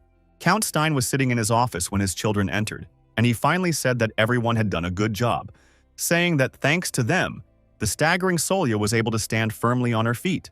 First of all, he addressed Lion, the eldest son. Lion was very proud of himself, and his father kept saying that he knew that he had helped people from many villages, that he had even gone to villages that he had not even mentioned. Now the Earl of Ippolit turned to Lloyd. The second son was not as satisfied, confident, and calm as his older brother. He looked sad. His father told him that he had made a great contribution to saving Solia, said that he had done well. Lloyd bowed, thanked him, but said that he didn't think he had done it, so he shouldn't talk about it like that. That's when Lion suspected something was wrong.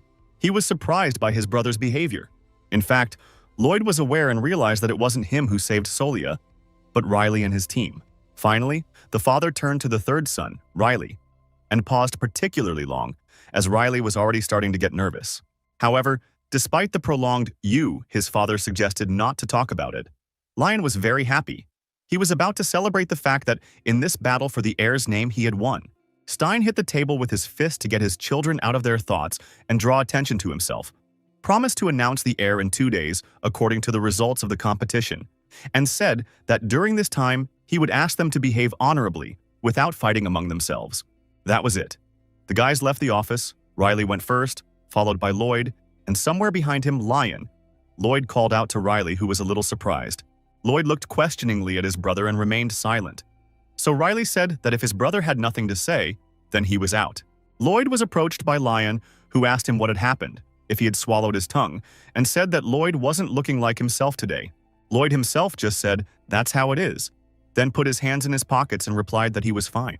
The sky was shrouded in dark clouds that preceded the threat. The leaves, once yellow, have dried and almost all of them have fallen to the ground. Epellet Manor sank into the darkness of an autumn day, the wind rustling the last leaves on the tree branches. Finally, 2 days later, the sun came out.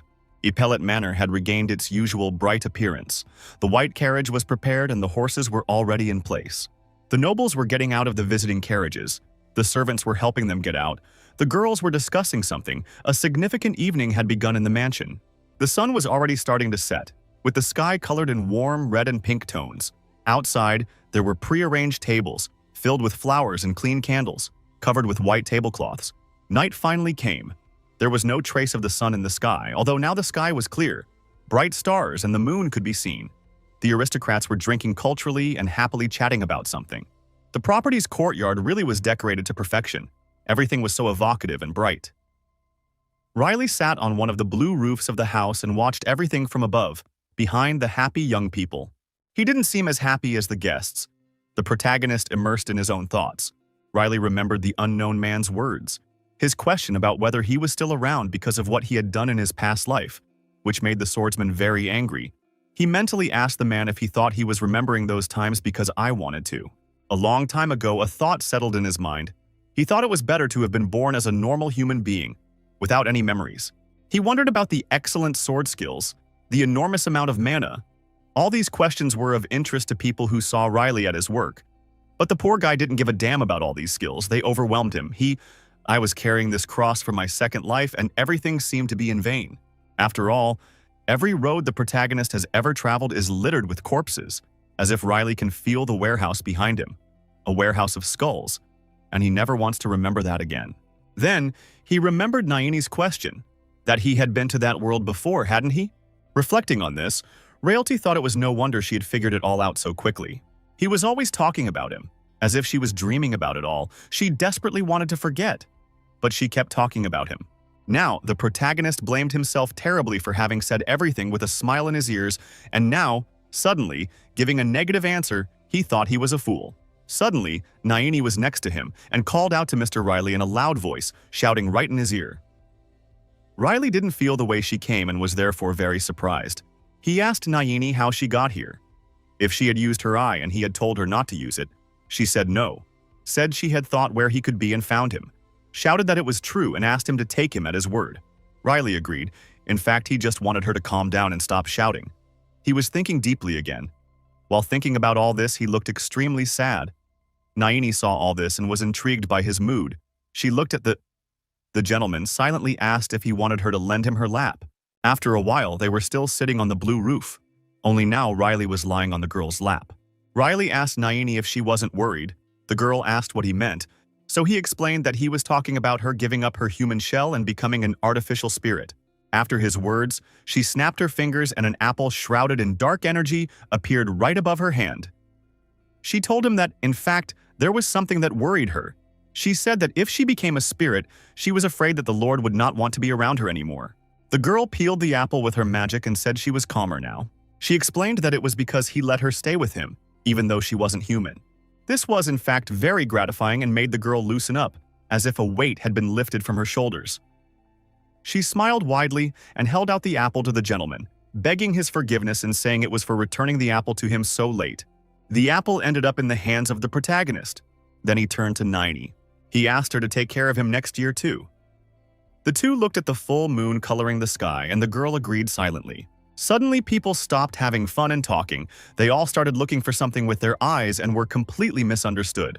Mrs. Iris, unlike her husband, smiled at the guests, and people were shocked to see Earl Stein in his current sickly state. The guests began to whisper among themselves. Someone said that they say that during the attack on the state's borders he was seriously injured. It seems to be true, apparently. For this reason he decided to choose an heir. They said that I could feel the tension hovering in the air, and all of Solia is anxious now. Someone asked the others what they thought about the heir, who the heir would be. Someone said that it was obvious that it would be Mr. Lion, because he was the eldest son and had made a lot of progress, but someone else said that the others hadn't. They knew. But after the rumors about Orly's eldest wife, he thought that Mr. Riley would be the heir.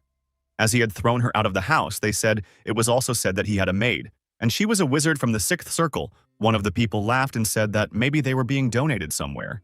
He wanted one too. The black-haired girl was listening to all this. She said it was interesting. Someone asked this girl if she was having fun. The aristocrat covered her face with a fan, and she replied, yes, she was just asking. She stood alone, a little away from the other guests. The girl said that she was looking at the aristocrats, who could barely be called aristocrats, scratching her tongue like the last scum. She called them fools, for God's sake. This terribly infuriated the aristocrats. Many cast sidelong glances at the girl, and 2 of the young men asked her, in one voice, what she had just said. Their discussion was interrupted by Stein's speech. He and Ms. Iris were on the stage. The Count told them that they were gathered today to name an heir for the Ippolit family. They all started to approach the stage.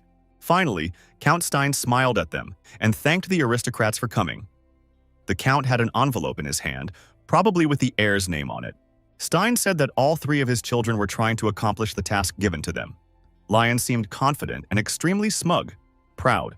The Earl of Ippolit also said that he meant that they judged them fairly. Riley was a little indifferent to what was going on, but joined the crowd and listened to the speech along with everyone else.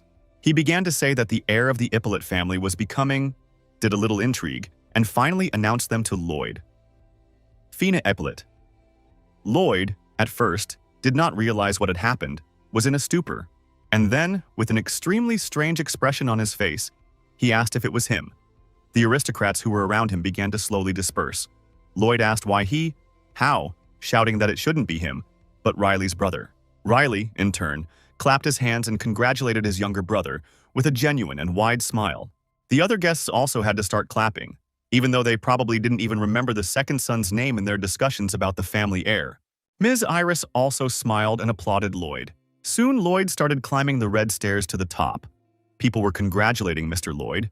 His father was smiling at him, waiting at the top. When he got up, the father asked his son how long he would keep the guests waiting. A loud applause resounded in the courtyard of Ippolit Manor. A shocked Lloyd stood next to his father. Stein started to tell me what he thought. There are a lot of people who don't understand why they made that choice.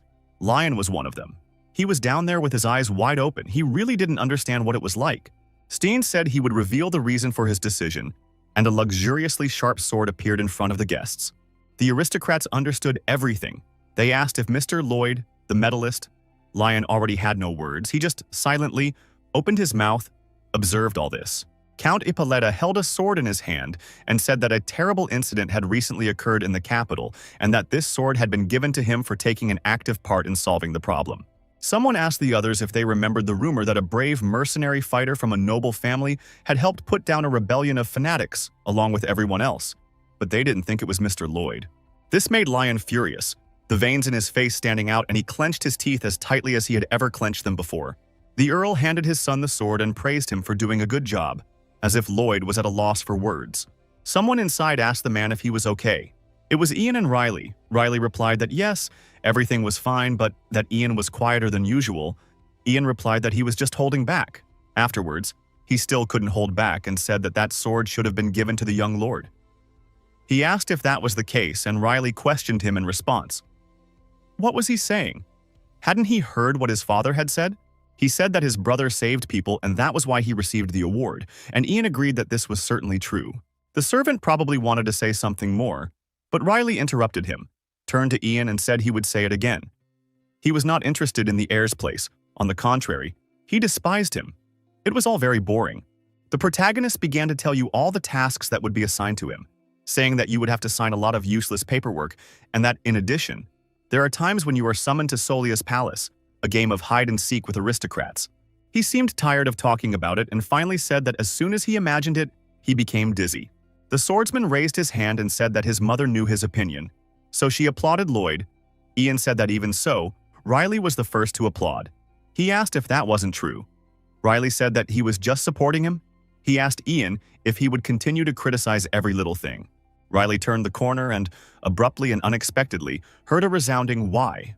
It was Lion. He intercepted his father and asked why they had chosen Lloyd and not him. Stein calmly asked him to keep his voice down, as there were still guests in the house. Lion kept yelling, asking for answers as to why not him, saying he just didn't understand. Stein repeated that, as he had said, Lloyd had been honored for his fight at Solia, but Lion hastily interrupted his father. He said that was why he didn't understand. Asked if he hadn't fulfilled all the conditions of the contest magnificently, shouting that he had saved many more villages than him.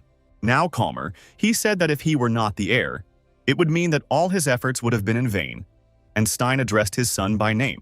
He asked if he didn't know what the difference was between them and Lloyd, and Lion became irritated. Stein spoke about the availability of prizes, about how to master the art of the sword.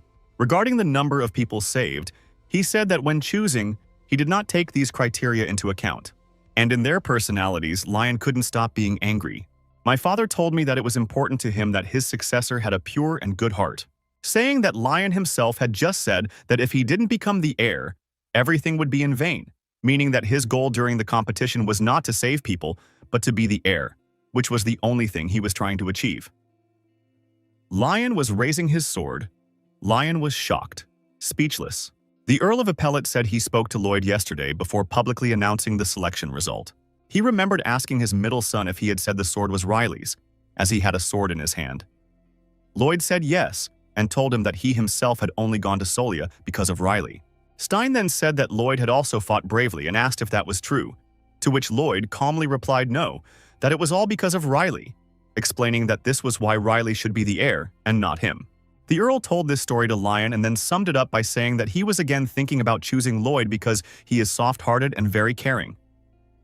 Lion was literally beside himself with rage, gritted his teeth and mentally called his younger brother impudent. Stein saw the horrified, distorted expression on his eldest son's face, told him to look at himself, and asked if he was blaming Lloyd for everything now. His father didn't wait for an answer. He answered it himself. He explained that that was the difference between him and Lloyd, and that all his words about Lloyd made Lion more and more furious. Suddenly, his anger reached such a point that he drew his sword and reiterated that he did not understand. With his eyes shining with pain and despair, he threw himself against his own father, screaming that he couldn't take it anymore. Watching all this from around the corner, Riley and Jan were literally shocked, as they didn't expect any of this from their first child, especially Jan. Ian was about to shout for the Count to take control when he was distracted by the abrupt disappearance of his own sword, so Riley warned Ian that he would borrow the sword for a while. The protagonist swung and threw Yang's sword with tremendous force. The sword in the sheath quickly cut through the air. Lion certainly noticed this too. A wrapped sword whizzed past his head, and the guy himself was only interested in where it came from. It was the sword that repelled the attack on Count Ippolit. Stein didn't know what was happening. However, he was sure of one thing. This man had crossed the line. By saying that man, he was referring to his firstborn son, Lion. He punched him in the solar plexus with his fist, which briefly cut off the air for Lion, who was in a lost mind. Stein told his son how disappointed he was in him, said that if Lloyd had been in his place, he would not have behaved in such a way. And all these comparisons ended up making the already unhappy Lion unhappy. The furious father grabbed his son's head with great force and ordered the black sword to show his face. He also told Lion that he had only trained for nothing. Now he would have to see what he had become. Right after those words, something large fell from the ceiling and collapsed right on top of them. A black palm cupped Lion's face, which seemed to be in terrible agony. Finally, the air around them calmed a little and Lion found the strength to take control of his body. He still couldn't get up, but Earl Stein stood confidently, looked at his crying son, and told him to choose. Either he dies here and now or he kicks him out of the house, as Stein has never been a fan of indulgences and favors. A sad and saddened Lion stood up, scolded himself, and asked in a low voice what he had done wrong, as he no longer had the energy for anything. Lion didn't say anything to his father. He walked further and further down the long corridor and muttered to himself that he was doing everything for the family. When Lion left, Ian approached Stein and asked if he was okay.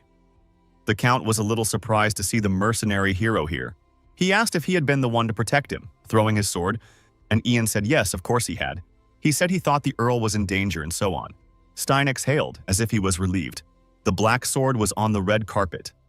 In fact, upon looking at her, Stein realized that it was not Ian but his prankster again.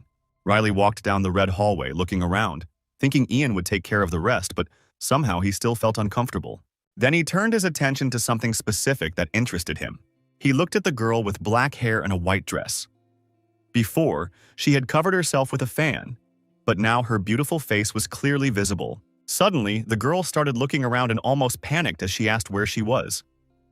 The other aristocrat leaned over to her and replied, yes, and that in fact, he didn't know either. Then the girl noticed Mr. Riley, and it seemed that the protagonist himself was not very happy about it. This girl seemed to glow as she ran to Riley, apologized and explained that she was a little lost here, asked if he could help her. Riley said yes and asked what her problem was. The girl hesitated. She couldn't find the words. She said that there was such a thing. How to say what she was looking for. Riley couldn't help herself and asked if she had seen the bathroom. The stranger hurriedly replied that she hadn't, so Riley ran out of ideas. She said it wasn't the bathroom, she still couldn't say right, so Riley asked if she was looking for her room. The girl said again, no, it wasn't a bedroom. Riley said the living room was that way, but the girl. He denied it again and said he was talking. The stranger paused again for a moment and then, with a kind of jest and lasciviousness, she told him that she was looking for Mr. Riley's room. The protagonist himself didn't understand the reason he asked in disbelief, pointing his finger at himself. The girl was clearly very surprised as well as feeling a little embarrassed. She covered her mouth with her hand when she finally realized it was Mr. Riley. Then she bowed before him and said that she was very happy to meet him, telling him that her name was Litrina Felicnian, a girl who doesn't show her nose at official events. It's not like she's ugly or has a terminal illness. Plus, there were rumors that the Duke's daughter would get married soon. Riley sat down on the white couch and calmly asked why she was looking for him, saying that she had heard that she had a wedding soon. The girl replied that of course she had received marriage proposals, but that she had not yet found a man whom she liked with all her heart. She smiled widely and explained that there had been a misunderstanding and that was why the rumors had spread. His mother, Miss Iris, was sitting next to Mr. Riley. She said that was it.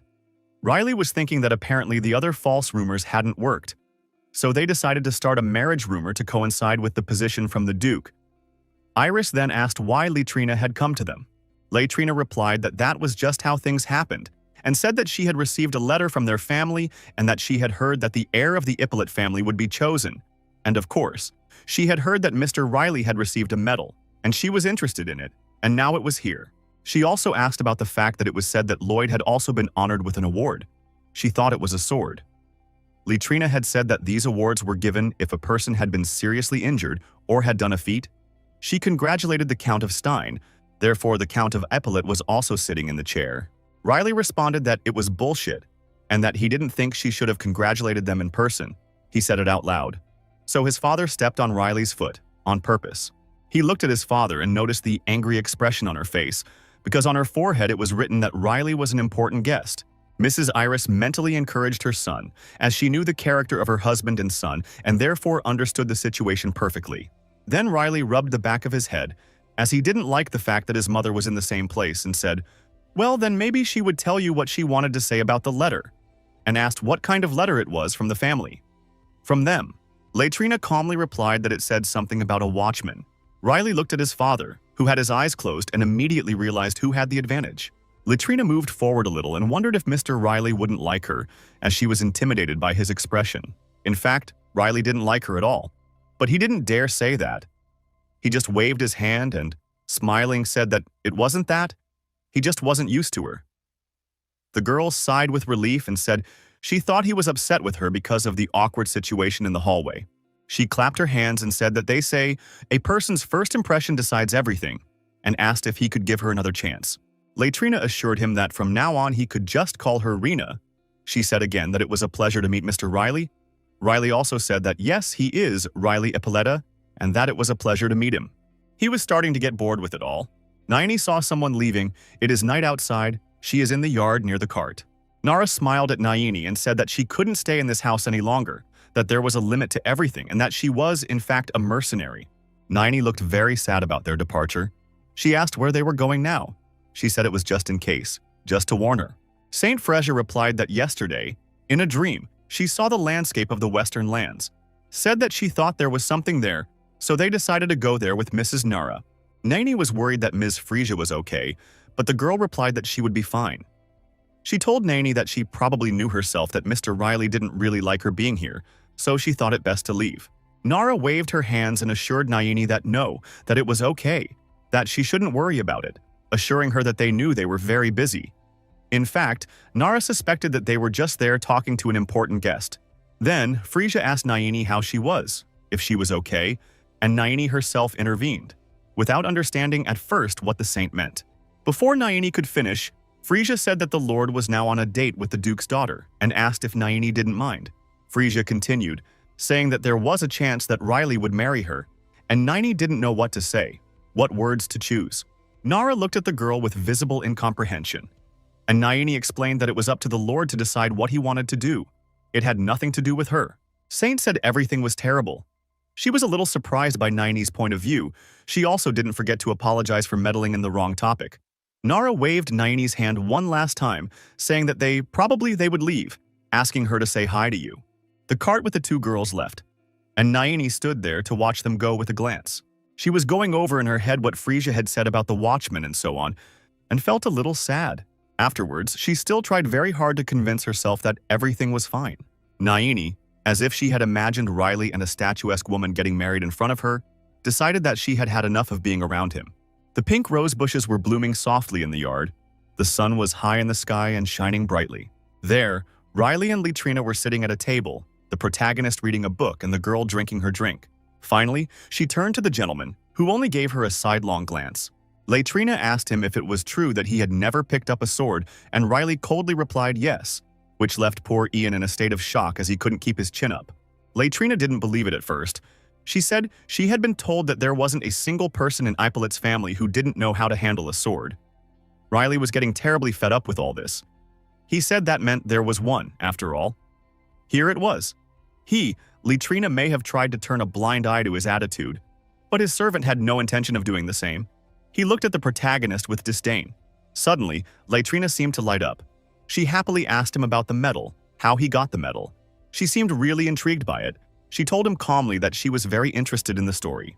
Riley remained silent. Some time later, he turned his attention to her, apologized, and said it was just a very important episode. Litrina was no longer so positive. She gave a forced laugh and said that he therefore likes reading. Ian felt terrible. He was mentally asking his master if he couldn't see the atmosphere here. He honestly thought that even a statue would have better abilities. He knew that Riley didn't like women very much. But not like this. Riley went back to reading and Litrina watched him carefully. Her violet eyes seemed to understand him completely. She called the gentleman again.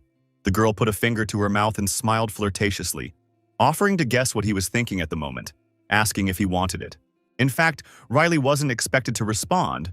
The girl just said that he was probably thinking about how much he hated the party and how much he wanted it to end. She asked if that was true. Riley didn't understand what she was getting at. So Litrina continued, said that instead of reading, he would rather rest now because he wasn't getting enough sleep lately. Riley was very surprised and even walked away from the book when she told him that he was actually being tormented by the same nightmare. Then the main character asked who she was. The girl laughed and asked if she had guessed, as she was happy that he was finally paying attention to her. She also said that, judging by his facial expression, she had hit him where it hurt, asked him not to be mad at her. Riley looked at her companion with her eyes wide open. Litrina explained that it was because Mr. Riley had irritated her the first time, and the girl asked if he didn't think so himself. Riley still didn't answer her anything, so she asked what he was talking about and agreed that the taste of this tea was simply divine. The main character couldn't come to his senses. He finally spoke, asked in a serious tone how she did it. Litrina, as if she wasn't understanding anything, asked what he was talking about. Riley simply replied that about the same thing she had done to him. Litrina asked what? The same thing. Now Riley was starting to get annoyed. It was evident in her tone as he turned to the Duchess, the girl smiling widely, asking if he was threatening her here, talking about the amused reaction the gentleman had. She sipped tea and talked about how lazy he was, how he had never held a sword in his hands, how there were so many bad rumors about him and her. Ian thought about what he himself wouldn't have said. Those rumors were bad. Litrina was telling him this the way she knew his thoughts. Of course she would want to tell him about it. But she won't just do it, as she has a condition. Litrina pointed her hand at her guard, saying that if Mr. Riley managed to get involved in the battle, she would let him know. The girl told him that several other guards from her duchy had fought with him and they all lost. Riley looked at the extremely arrogant guy and asked if that was why he walked around with his nose in the air. Litrina replied that he was the right gentleman to bring him to Earth, asked if it wouldn't be great if he taught his guard a lesson, and if Mr. Riley were to be beaten, she thought it would even be good for him, as he screamed that anything that kills them makes them stronger. Finally, the girl leaned over the table with a caustic smile and asked him what he thought, saying that it was a very tempting deal, wasn't it? Soon Litrina was standing in the Red Hall with Ippolit Stein. She said that it seemed like he was right. The girl tucked her hair behind her ear, and when asked if the Count had said that Riley was hiding her power, if that was true, She said that it irritated him a little, and the confirmation of the Count's words didn't take long. This surprised Stein a little, and he asked if it was true, if she could be mistaken, if she had imagined it. The girl smiled and looked directly at the Count. She remembered leaning across the table with a caustic smile and asking him what he thought, saying it was a pretty tempting deal, wasn't it? Then, Riley seemed to lose her mind. Her face contorted, and he asked if she was saying that her guard had become arrogant and was now looking down on everyone. He wondered if he was out of control. Now the guard wasn't enjoying it either. He grabbed his sword and the veins on his forehead swelled up a lot. Noticing this, Jan stepped forward and stretched out his hand in front of him, ordering the guard to stop now, telling him not to dare attack. Ian explained to him in a serious tone that he was on the territory of the Ippolit family estate, and therefore should make it clear to himself that such unceremonious behavior would not be tolerated here. All this amused Latrina, and she intervened, telling Ian that he was as formidable in words as in reality. She said that he also expected to see the fight and asked if it wasn't like that, which confused Jan. Because it was true, he was already imagining how he would cheer up the young master, what and when he would shout. Cold sweat began to roll down her body. He tried to assure the gentleman looking at him that he wasn't. But Riley wasn't a fool either. Finally, the girl said that as Mr. Riley didn't like the idea, there was nothing to be done, but she would have to say something to the Count. Riley asked what she was going to say to him. He didn't like the fact that she was acting like she was 5 years old, but the girl simply said something. Latrina decided to mock Riley as if she was immersed in love, and added that she would say that he hadn't been sleeping at night lately, so she urgently needed a wife. This shocked Riley, and the girl went on to say that she also seemed to have heard that Lady Iris really wanted to have grandchildren, although she had no experience in the matter, but she thought that if it were Mr. Riley she would work out. Riley could no longer contain herself. She was almost losing her anger when Latrina asked if the Count would be surprised if she told him about this. Then the main character had to get up and ask Ian to be second, but Ian didn't realize what was required of him at first. Riley wasn't in the least willing to chew on anything. He just repeated for Ian to referee their fight. Now he stood before the haughty and proud guard. The protagonist decided that it was okay. So much stress had accumulated lately that he would like to vent this way. The guard looked at him as if he were a real opponent. Riley exhaled. He was well aware that the guard thought he would be scared if he continued to stare at him like that. The swordsman thought the guard was no match for him, because he is. He remembered how a city saint in a past life, with her hands up, screamed with all her might for a brave warrior to raise his sword for their salvation. How people reached out to Beck shouting that he was a hero. The very word hero, now, in this life, made Riley indescribably nauseated, and he curled up and covered his mouth with his hand. Jan didn't realize what had happened to the master. Riley in turn apologized and said he wouldn't do that, which left the guard astonished. He asked if the gentleman was joking, shouting that one gets rid of the habit of being capricious in childhood, and that apparently his parents didn't practice it in childhood. Riley, with his hand over his mouth, replied that he looked sick just because of the guard's disgust, but that he would be able to fight in that state. Even the guard was already angry. He was very bold to speak against the master. He ran to Riley, yelling at him to shut up. However, to his surprise, a terrifyingly strong energy began to flow from the protagonist, as if it was slowing down and restricting the guard. He didn't understand what had happened to his body, why he had frozen. Riley apologized for the inconvenience, but he feels really bad and needs to go to the bathroom. He left, and Latrina, shocked, got up from her seat and screamed, asking the gentleman to wait, astonished, asking how he did it. When Riley asked what she was talking about, the girl hurried to respond that it was the energy with which he had restrained the guard's movements. The protagonist pretended not to know what she meant. Then he smiled and, asking for forgiveness, replied that he didn't know what she was talking about. Latrina told the Count all this, and then said that she observed her guard's reaction and noticed everything. Riley is definitely hiding his power. These words meant a lot to the Earl of Kin. She decided to tell Stein that Mr. Riley didn't like her because of her request, and that she liked him, and asked if he knew how much it hurt her. And the Count apologized for that, saying that she was more interested in Lloyd. Latrina replied that, of course, Mr. Lloyd was good enough, and that was why the Earl chose him to succeed him. But, how to say, there was no brilliance in him, no heart. So as payment for the favor she did, she has something to ask the Count. Stein told her to say what she wants. The girl tells him that the invitation to the New Year's celebration banquet should be given to the heir, but she wants the Count to give it to someone else. Nayini, along with Riley, sat on the white sofa in the living room. Riley lay on his shoulder and the girl asked how he was. Riley didn't respond at all. He blamed himself for getting worked up over nothing, wasting so much energy, stopping that idiot and wasting even more energy. Nayani told herself that she had already heard from Ian what happened there. He said that he was on a date with a lady, that he was going to compete for her custody, but he suddenly changed his mind. Nayani asked the gentleman if this had anything to do with what she and he were talking about at that moment, explaining that she just thought he was suffering from memories of her lately. Riley didn't want to talk about it, so he asked her to stop, saying there were more important things to do. He ordered Heliona to leave, and at the same moment the fire fairy appeared in front of them, blinked her eyes and told the Lord that she was just waiting for his call, as she thought she would die of boredom. Riley told Nayani that she should slowly prepare herself to become a spirit. Nayani replied yes, she thought Riley wouldn't want to talk about it. Then he turned to Heliona and asked her to tell him how, where, and when she did it. The fairy was extremely happy to be freed from her boredom and shouted that she would certainly tell him. She told him that they should do this before next spring. Thanks to the measures her master had taken, perhaps it would be possible even before winter. But to find a suitable spirit for Nayani, she would need to be reborn in the spring. Heliona said it was the ideal time before the butterflies started to appear. She thought it would be too late after that. Riley asked for a suitable spirit. The fairy explained that it was a spirit that would become a shell for Nayani. She said that he could consider it a vessel.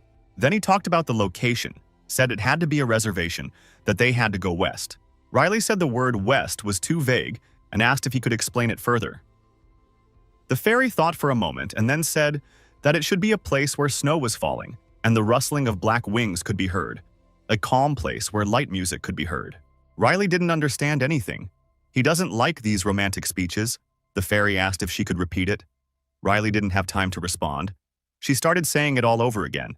The main character interrupted her, saying he wasn't serious. He asked what it meant. Heliona replied that it was the position of the container. It was how they expressed themselves in the language of spirits. It was how they felt. Riley asked her to speak human. As they didn't understand anything, the fairy opened her arms and said it was a spirit, and that there was nothing she could do. She looked at Mr. Riley and asked him not to make that ugly face, saying that the master had told the spirit everything in advance and that he would be waiting for them there. The fairy flew to Nayani and hugged her, telling her that if she was a strong spirit, she would leave some kind of sign. The fairy disappeared and Riley asked Nayani what she thought about it. The girl replied that she was preparing to stay by his side, but that she would do more than that. Riley thought about this a lot. He became very sad and lowered his head, and Nayani stared at her master. Heliona reappeared again and told the Lord that she was also curious about something. Riley and Nayani looked questioningly at the creature. Helion asked Riley if the garden girl was prettier than Nayani, and Nayani was shocked by the question. Heliona reappeared again and flew over to Riley-san, saying that she was also interested in something. The fairy asked the Lord if that girl in the garden was more beautiful than Nayani. Nayani's question shocked her, and she couldn't contain her emotions. The protagonist also didn't understand the question and felt a little embarrassed in front of Nayani, so he asked Heliona what she meant. Heliona then asked Riley to admit that that girl was so-so, that Nayani was much better than her, asking if that was true. The fairy continued saying that, in fact, she agreed with the Lord. She didn't even have time to finish when Nayani caught her. The girl was all red with embarrassment. She shouted to Helion that she was nothing more than a problem. She said that now she understood why the Lord Endall continued to scold her. Nayani got up from her seat and apologized to Mr. Riley, saying that she would definitely give the fairy an educational talk. However, Nayani could not sit still and ran out of the room. Riley didn't even have time to say anything, as he didn't understand the situation at all. It was a clear morning, with the blue sky decorated with white clouds, through which the sun easily stood out. Lloyd was in his father's office with him and they both turned around. All because Riley found them and said they told him they were calling for him. Then Lloyd bowed to the head of the family and said that in that case he would leave now. Stein agreed with him and said that the matter entrusted to him should be dealt with today or tomorrow. Said that if the second son delayed, he would only add work to himself. He and Riley looked at each other. Lloyd's face was somehow unusual, and so Riley looked at him questioningly. The main character asked if he had anything on his face. Lloyd hesitated and then said, "No. It was just that Riley would be leaving soon." He thought he would at least take a look at his face before leaving. Riley didn't realize who was leaving or where he was going. Lloyd didn't answer the question, but he sighed a little. He said that his older brother wasn't home and that if Riley left too, he would be very alone. Then he hurriedly left, saying no, nothing, that everything was fine, that Riley should forget what he had just said, and that he would leave for now. And the heavy front door of the office closed behind him. Stein Ippolita asked Riley to sit down to begin. Riley, sitting in the prepared chair, asked why he had called him. The Count handed him something and said it was for him. There was a black envelope on the table, and Riley immediately thought it was some kind of letter. The protagonist carefully unwrapped it. Reading the newspaper shocked the third son, who opened his eyes wide. Riley banged his fist on the table whimsically, threw the letter on the table and shouted that he wouldn't go. His father replied that he thought he would go, but still asked why. Riley simply replied that he was lazy. The letter was from the Philistinian family. They were inviting Mr. Riley Ippolit to a banquet to celebrate the new year, with the hope that he would grace them with his visit and have a good glass of wine with he. All the details are outlined below. Riley asked his father why he would want to go there. He said it was obvious that they would just be washing his bones. Then something occurred to him and he asked his father if that was it. The father was silent. The protagonist shouted that he wasn't going anywhere and that he wasn't interested, and the father turned to his son. However, Riley didn't care much about it, as he said the look they had agreed on was too sudden and inappropriate. He was really angry and, slamming his hand on the table and standing up, shouted that they should have asked him first. The Count of Ippolit was surprised by his son's reaction. Riley swore and grabbed his head, either out of anger or embarrassment. The Earl was thinking about what an idiot his Riley was, and also remembered that he used to say that he was lazy and would just run away. But he had never been so angry. Steen then told Riley to calm down and listen to him. He said he had to ask him something. His father now looked extremely serious. He had a sword and a black sheath in his hands. His father wondered why he was hiding. Riley turned around and asked what he was hiding. The Earl had told him that there was no point in pretending to be a fool, that Ian, Sarah, and Iris were telling him everything. The father reached for the sword and said that this time it was because Riley had the black sword. He asked why his youngest son was hiding his incredible abilities. Riley was silent, as he was quite surprised by something. In fact, he was mentally asking his father if he thought Riley himself would want to know this, why he was born with this knowledge and these memories, and why he can't even go on a proper trip. Why does he just have more enemies? Why did all this happen? Once in a past life, Beck was sitting alone in a burnt field and someone asked him what he had done. People screamed that he was saying only he could do this. They screamed at him to get up, that his children were dying.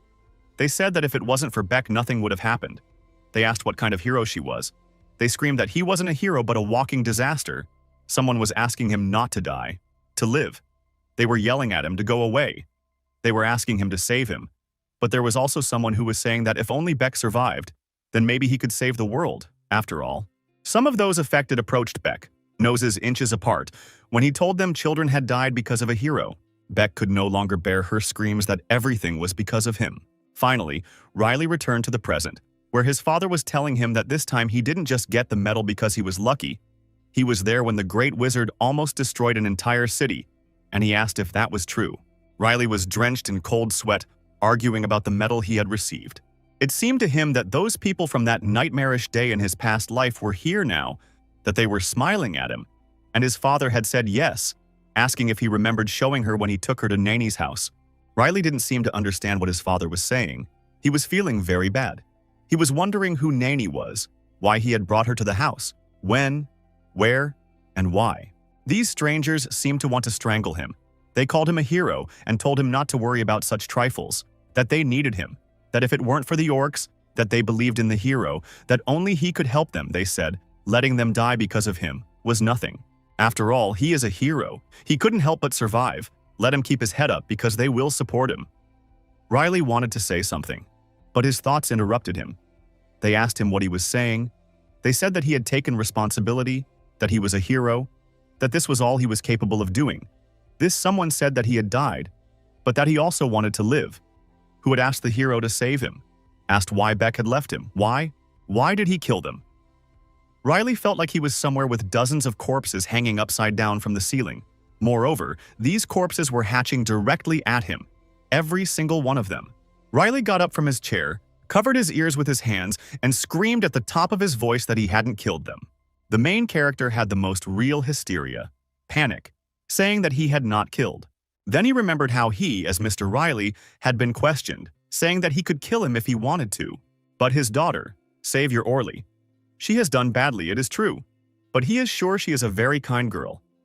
It was about 6 months ago when Mrs. Orley, Lloyd and Lion's mother, attacked Mrs. Iris, and later, when Riley himself massacred her and her father, that he came to her defense. Then his species' blood was spilled. and only one man's pleas were heard in the aftermath. Dad ran up to his Riley and asked what he was talking about. What, another murder? The main character finally pulled himself together a little and apologized to his father, saying that he wasn't feeling well. It looks like he needs some rest. Stein agreed with his son and said his face is really pale. Let him rest. The office door opened. Riley walked toward her, and the father told his son one last time that he believed in him. A little later, when Riley had left, Stein Ippolita remained in his office with the men stunned. He thought about Riley, his youngest son, who he cared about most. Stein reflected that today he preferred to praise him rather than extend that invitation. Riley was depressed. The father was no better, worried that it seemed his son was hiding something else from him. Naini, Ian, and Sam Riley were outside. The leaves on the trees were orange. Naini shouted to Mistress Sarah that they would leave soon. Sarah ran towards them with a bunch of things on her shoulders, asked them to wait a minute as she was on her way. Ian asked if she was moving. Sarah finally arrived, replied that to properly escort the Lord, these things were simply necessary, then asked where the cart was, not finding it in the courtyard, shouted that she should take a good look at the wheels and the condition of the horse. Riley replied that there was no need for a cart because they would be traveling on foot, which shocked Sarah, who was simply astonished. Riley turned to find her, who understood without words and activated his magic. There, in the purple magic field, a large black box appeared. Dark energy gushed from him. When he was confident in his place, Nanny pointed at him with her hand and said that there was the teleporter, explaining that this way they could go straight to the west. The maids were shocked and even scared. They prayed to the god, asking what that was, what teleportation was, saying that it wasn't easy to do it, that it was very complicated magic. Riley said to hurry up and that he would go first. Nanny didn't expect him to be in such a hurry and said it would be better for them to go together. However, Riley had just walked in before the girl could finish speaking. Then Naini walked over and told Ms. Sarah and Ms. Ying Yang to come in right after her. She said that they should get in quickly because if the teleporter closes, it will take a long time to make another one. Naini said no. She said they would get a little dizzy, but nothing more. Nothing dangerous? Sarah was scared. She asked if it was true. The maid tried to convince herself that the teleportation was reliable because Naini had done it. Ian tried to didn't show it, but it was still clearly visible how scared he was. Cold sweat running down his face. Naini just smiled and reached out to them, asking if it was time to go. Snow-capped mountains, cold air, and falling snow could be seen ahead. Sarah saw someone behind her. She finally found Riley and Naini, but now there was only one missing, Ian, and Ms. Sarah asked where he was. Riley was outraged to know that he was shaking with fear like a poplar leaf. The protagonist could even assume that the old man hadn't made up his mind in the end. Naini replied that he didn't know what had happened, but he also didn't seem to have crossed the threshold. This scared Sarah terribly, and she asked what to do now if she would have to go back for him. Naini replied that it would be very difficult and told her that to open another door, she would have to wait for about a fortnight. Riley didn't want to be so ceremonial for so long. He moved on. Sarah asked the gentleman where he was going alone again. Riley replied that they should continue on their way as there was nothing else they could do, and that they would try to contact him at night.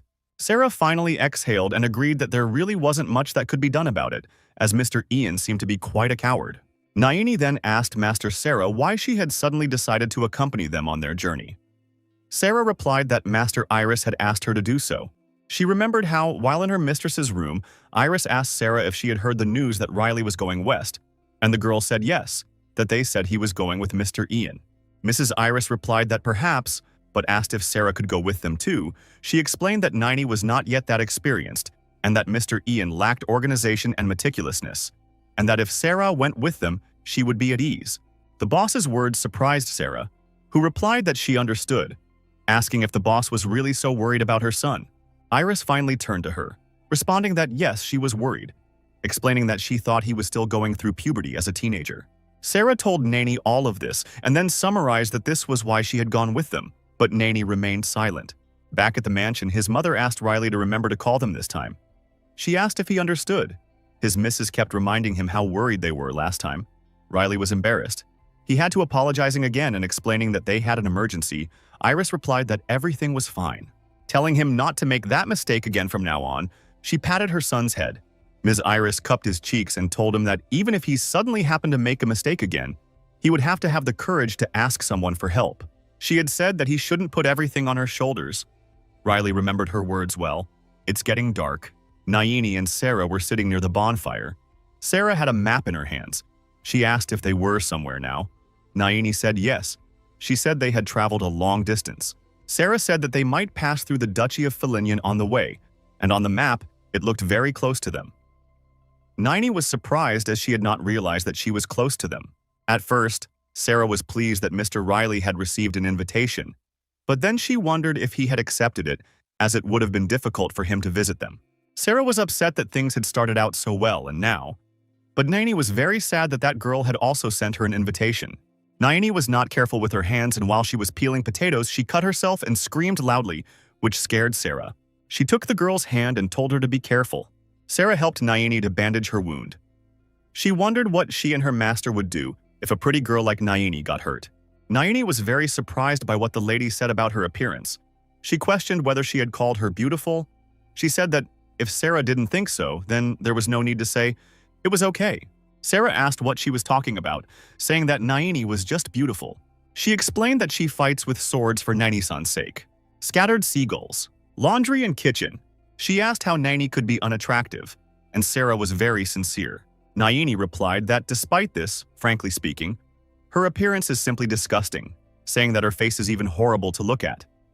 Moreover, serving the Lord in the house, she has made many mistakes, and only thanks to the people around her, she was able to honorably fulfill his duty. Sarah then took Naini's hand and explained that she didn't care at all about how she looked, and that even if she was a little embarrassed, it didn't change the fact that Naini was beautiful, because what mattered was how she looked. Felt. Sarah said that Naini is so stressed about the scar that she doesn't even realize how much it has grown. If she only worries about the shell, it will end up forming a void inside. She asked if that would not be the case. Now Naini grabbed Mrs. Sir tighter and asked her if she thought Mr. Riley had the same opinion about her. Sarah asked why not ask him in person if she was so interested. Naini didn't understand her suggestion and asked if he had already decided to get married. And then she said that if he said that he was proud of you and that you were a beauty, it was unlikely that he would get married, in fact, Sarah joked. However, Naini did not notice any of this, took it seriously and rushed to Mr. Riley. Sarah was startled by the fact that she was probably going to ask. Naini called her master, who asked what was wrong and was looking somewhere in the snowy distance. Naini replied in a trembling voice that she had something to tell him. Finally, Riley turned to face her. He had terrible dark circles under his eyes. Naini didn't know what had happened to the gentleman. She asked why he looked so haggard, shouting that he had no face. But Riley told her not to worry so much, as if it was her first day without sleeping. Naini asked the gentleman if perhaps he was just not getting enough sleep, as she was very intimidated by his appearance. She said he wasn't sleeping. With those words, Riley turned away from the girl. Naini was about to start saying that it was all because of that nightmare, when Riley slapped the wall hard and shouted that she had already discovered everything. Understood? Here comes the bed, here comes the bed. Suddenly, something started to happen outside the cave, and Sarah spoke of a strange sound. She realized almost immediately that it was a wolf. She said there were about 2 specials, asked what they were going to do. Riley got tensed and Naini got a little scared. Riley asked grudgingly. Drawing his sword, he mentally replied that anyone who angered him should be killed. However, someone stopped him. It was Naini who wanted to convince the protagonist to come to his senses. She said it was okay, and for some reason Riley was very surprised, as the girl had said he didn't need to do that. Drawing his sword, he mentally replied that anyone who angered him should be killed. However, someone stopped him. It was Naini who wanted to convince the protagonist to come to his senses. She said it was okay, and for some reason Riley was very surprised, as the girl had said he didn't need to do that. She held his hand and told him that every time something like this happens, drinking a sword and spilling blood, she said that wasn't what Riley wanted. She asked if that was the case. Naini explained that if you talk to them calmly, she is sure they will listen. Sarah was a little scared and asked Naini to get them out of there quickly. There were 2 black wolves outside. Dark energy was emanating from them, and their eyes were red. Naini was worried that she wouldn't have more of them. She also didn't realize what the purple slime spread across them was, as it was the energy coming from it. The girl went to the 2 wolves and told them that she would not hurt them, asking them to calm down and come here. She stretched her arm out in front of the fearsome beasts. One of them opened its drooling mouth wide, revealing sharp teeth. However, despite his intimidating appearance, he allowed himself to be petted. Riley was extremely surprised and asked how she did it. Naini responded by saying that there was a spirit in the mentor's cave and that she learned from him. Then the girl spoke on these points, saying that she had seen such a thing last winter in a deserted area near Solly Castle.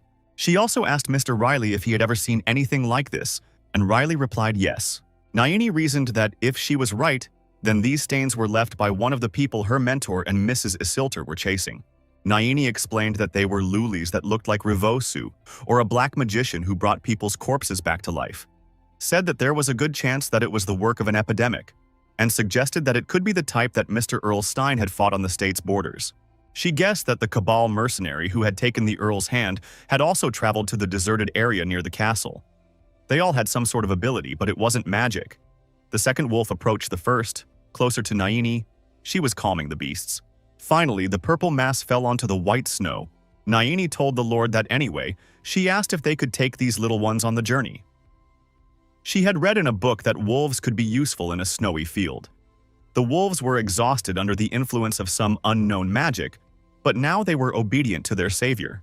Riley said to let Naini do whatever she wants, but suddenly someone asked them to wait. It was Sarah. She asked in a trembling voice if she could be sent back. She was a little embarrassed, of course, but much more terrified. Her body was shaking. Soon Nini was resting, leaning against the black wolf's large, warm body. Sarah resented Nini sleeping right in front of the man she was supposed to serve during the trip.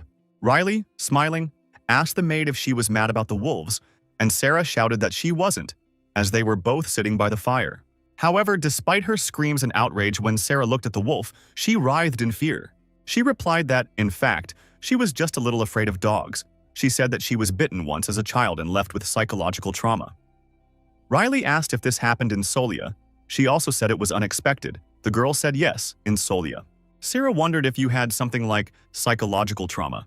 Riley made a small face, and the girl hurried to answer that probably not. She asked what it was about, saying that here she had a lot of them. She said it's not just dogs, so she's scared of a lot of things. She said she thought she was getting better, but apparently she never got over her fear of dogs. Riley asked her if it was possible that these fears were related to life in Lower Solia. Sarah laughed and said that meant he was also aware of it after all. Riley replied that, actually, no. He told her that on the last visit to Solia, he saw Sarah's expression change before her eyes. She was scared, so he assumed that her injuries were not related to Solia. The fire crackled and burned, and Sarah said, speaking of her empathetic charm, that it was much better than an ordinary person's, and there was a reason for that. She said that she was a little shy to talk about the past, that it had been a long time ago, that she had lived in the lower part of Solia for a long time. Sarah remembered being thrown to the ground, yelling at her about how annoying she was and to make her disappear. At the time, she was just a child, a teenager. The girl began to collect scattered grains in an old and tattered bowl, and whoever kicked her would walk away unhappy, spitting in all directions. Suddenly, Sarah turned her attention to something. There were two men running towards her. However, when they arrived, she was already gone. One of them asked where the girl had gone. She was always begging here. The other man was also angry. They asked how she had escaped. Sarah wasn't scared. Her eyes were full of indifference. She told the Lord that she was always running away from people, so as time passed, she became more attentive to everything. She said that her sense of smell must have become more acute because of this, and that she now has a great fear of closed spaces and huge holes. The girl was embarrassed that she had taken it upon herself to talk about such things, and said that she felt a little uncomfortable, asking if it was the dawn that had affected her so much. Riley asked Sarah to listen. He asked if she had overcome her fears. The maid, smiling, replied, no. He said he had seen her tremble like a leaf in front of the wolves. Riley was a little disappointed by this, as apparently he wanted advice on how to overcome his own problems. Sarah noticed his mood and was a little surprised. She said that although she was living a happy life at the moment, Riley was incredibly tired. Sarah asked, by the way, who didn't have weaknesses and flaws? Saying that she was giving her teeth so that this sleeping mage Nini would find some injuries too. And then she said that Mr. Riley had a carriage and a small cart. He hates everything that bothers him. He sleeps a lot during the day and cannot contradict his mistress. And also Mr. Ian bothers him, but he still tolerates him and helps him. But then the maid said that this was not a disadvantage but a virtue. Riley was surprised by the girl's words. Sarah smiled and said that, anyway, she thought that living with disadvantages and trauma was not a bad thing, saying that, besides, one could always ask for help, asking if that was true. Although she said that she knows it is difficult for a strong person without a single fear to ask for something from others. Still, when that fear appears, she finds it easy to accept help. Riley turned to Sarah, and Sarah said yes, we should add more firewood. Maybe the protagonist wanted to say something, but Sarah told him to go to bed now. She promised to keep the night watch. Early in the morning, a man in a black cloak left footprints in the white snow and shouted loudly, calling someone impudent. It was the Cabal, who had his gun pointed at him, as always, shouting that he didn't understand how the idiot had become a left-footed, delusional idiot. Cabal was very angry and called Euryalus a goat-eater, saying that if he had not interfered with him. Soon, he arrived at an area where there was very strong dark energy. Cabal didn't realize what it was at first, and was very surprised. The unknown man turned to his left foot to the Cabal, ordering him to answer his call. Immediately, Cabal fell to his knees, screaming as his left leg listened. The unknown man told the man that his left arm was lost, which shocked Cabal because it wasn't what he expected. He couldn't believe that Euryale was dead. He thought it couldn't be because Revosa could revive her corpse. The unknown was ordering him, with his right foot and head, to find someone to take the place of his left hand and go on a pilgrimage. The unknown seemed to illuminate the Kabbalah with lightning. There, in the snow, Cabal found a pill, or purple ball, which he seemed to know immediately what it was. The unknown man said that wounds had appeared on his heart, and that from now on he should be guarded like the apple of his eye. Cabal took the balloon and replied that he could not believe that even the heart had been injured. His hand shook with rage as he realized that this meant that not only Euryalus was injured, but also Revosa. Cabal was literally beside himself with rage. Despite the cold, the blood in his veins was flowing at an incredible speed. He was asking how dare he, shouting that he was going to kill. Sarah was stunned, looked up and asked Naini, which means she was not fully recovered yet. Naini replied that they were just on their way to a place where she could become fully healthy. Sarah shouted, asking the Lord if he was aware of this. Sarah laughed hysterically, guessing that since the beginning of this journey, Naini did not let Mrs. Sarah finish. She replied that yes, they had gone because of her. Now Sarah started shaking poor Naini as hard as she could. She screamed and asked why she hadn't told her earlier. Naini replied that she thought she would be worried. The girl felt dizzy. Then she told him that she was going to keep quiet until the end in general. But the Lord said that it would be better to tell. Sarah was surprised that the Lord said that. Riley just shrugged. Sarah calmed down and thanked Naini for at least telling her. She said that was what she thought. She said that since the beginning of this journey it seemed strange to her. So it seemed that the lady had worried about Mr. Riley for nothing. The one she should really be worried about was Naini. Naini said calmly. She was worried for no reason. It was like she became a little sadder. She mentally turned to Miss Sarah and said it was possible. It wasn't just silly fears. Naini was terribly worried about Mr. Riley, about his condition. She approached the man and asked if he was okay, said he looked extremely tired, and asked if he should get some sleep. He replied that he had already told her last time, as it was the first day, that he did not get enough sleep. He said that he was always sleepy, so he went around Naini and asked if lunch was ready. He promised to eat and take a nap for a while. Naini was surprised and tensed. She didn't know what to do with the gentleman. The fairy Heliona, who appeared out of nowhere, suddenly flew up to her and asked if she was worried. Then Heliona asked why she was so surprised, saying that she had it written all over her face. Naini turned away from her and coldly replied that yes, exactly, she was very worried. Heliona said that she would also be in that state if she were him. Neither spirits nor their masters can defeat sleep. Riley was eating a large sandwich, and Heliona was saying that although he was strong as a beast, any more and something terrible would happen, asking if Nini had any idea why he was like this. Nini replied that, well, of course it exists, but it wasn't something she could talk about so easily, as Heliona didn't like people making things so complicated. She said that in that case there was nothing to be done. Then she whispered something in Naini's ear that surprised her and made her very scared. Heliona asked if she liked it that way, and soon Riley, Naini, Sarah, and the two wolves were walking through the snowy forest.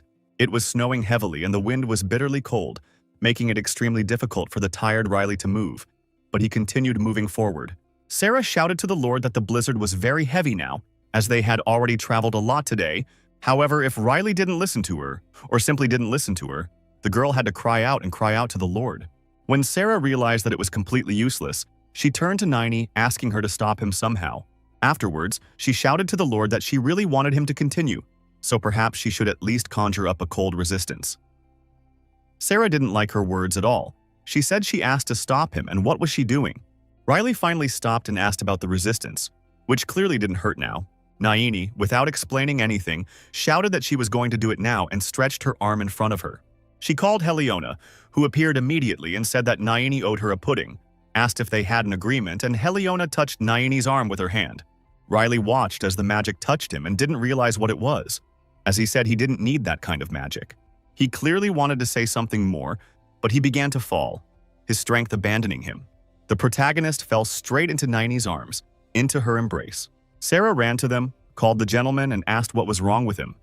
Nine told her not to worry. That's what she said. She put him to sleep, which surprised Sarah, who replied that Nani had said it was anti-cold magic after all. Riley stared at Nani, and Sarah asked if she had lied.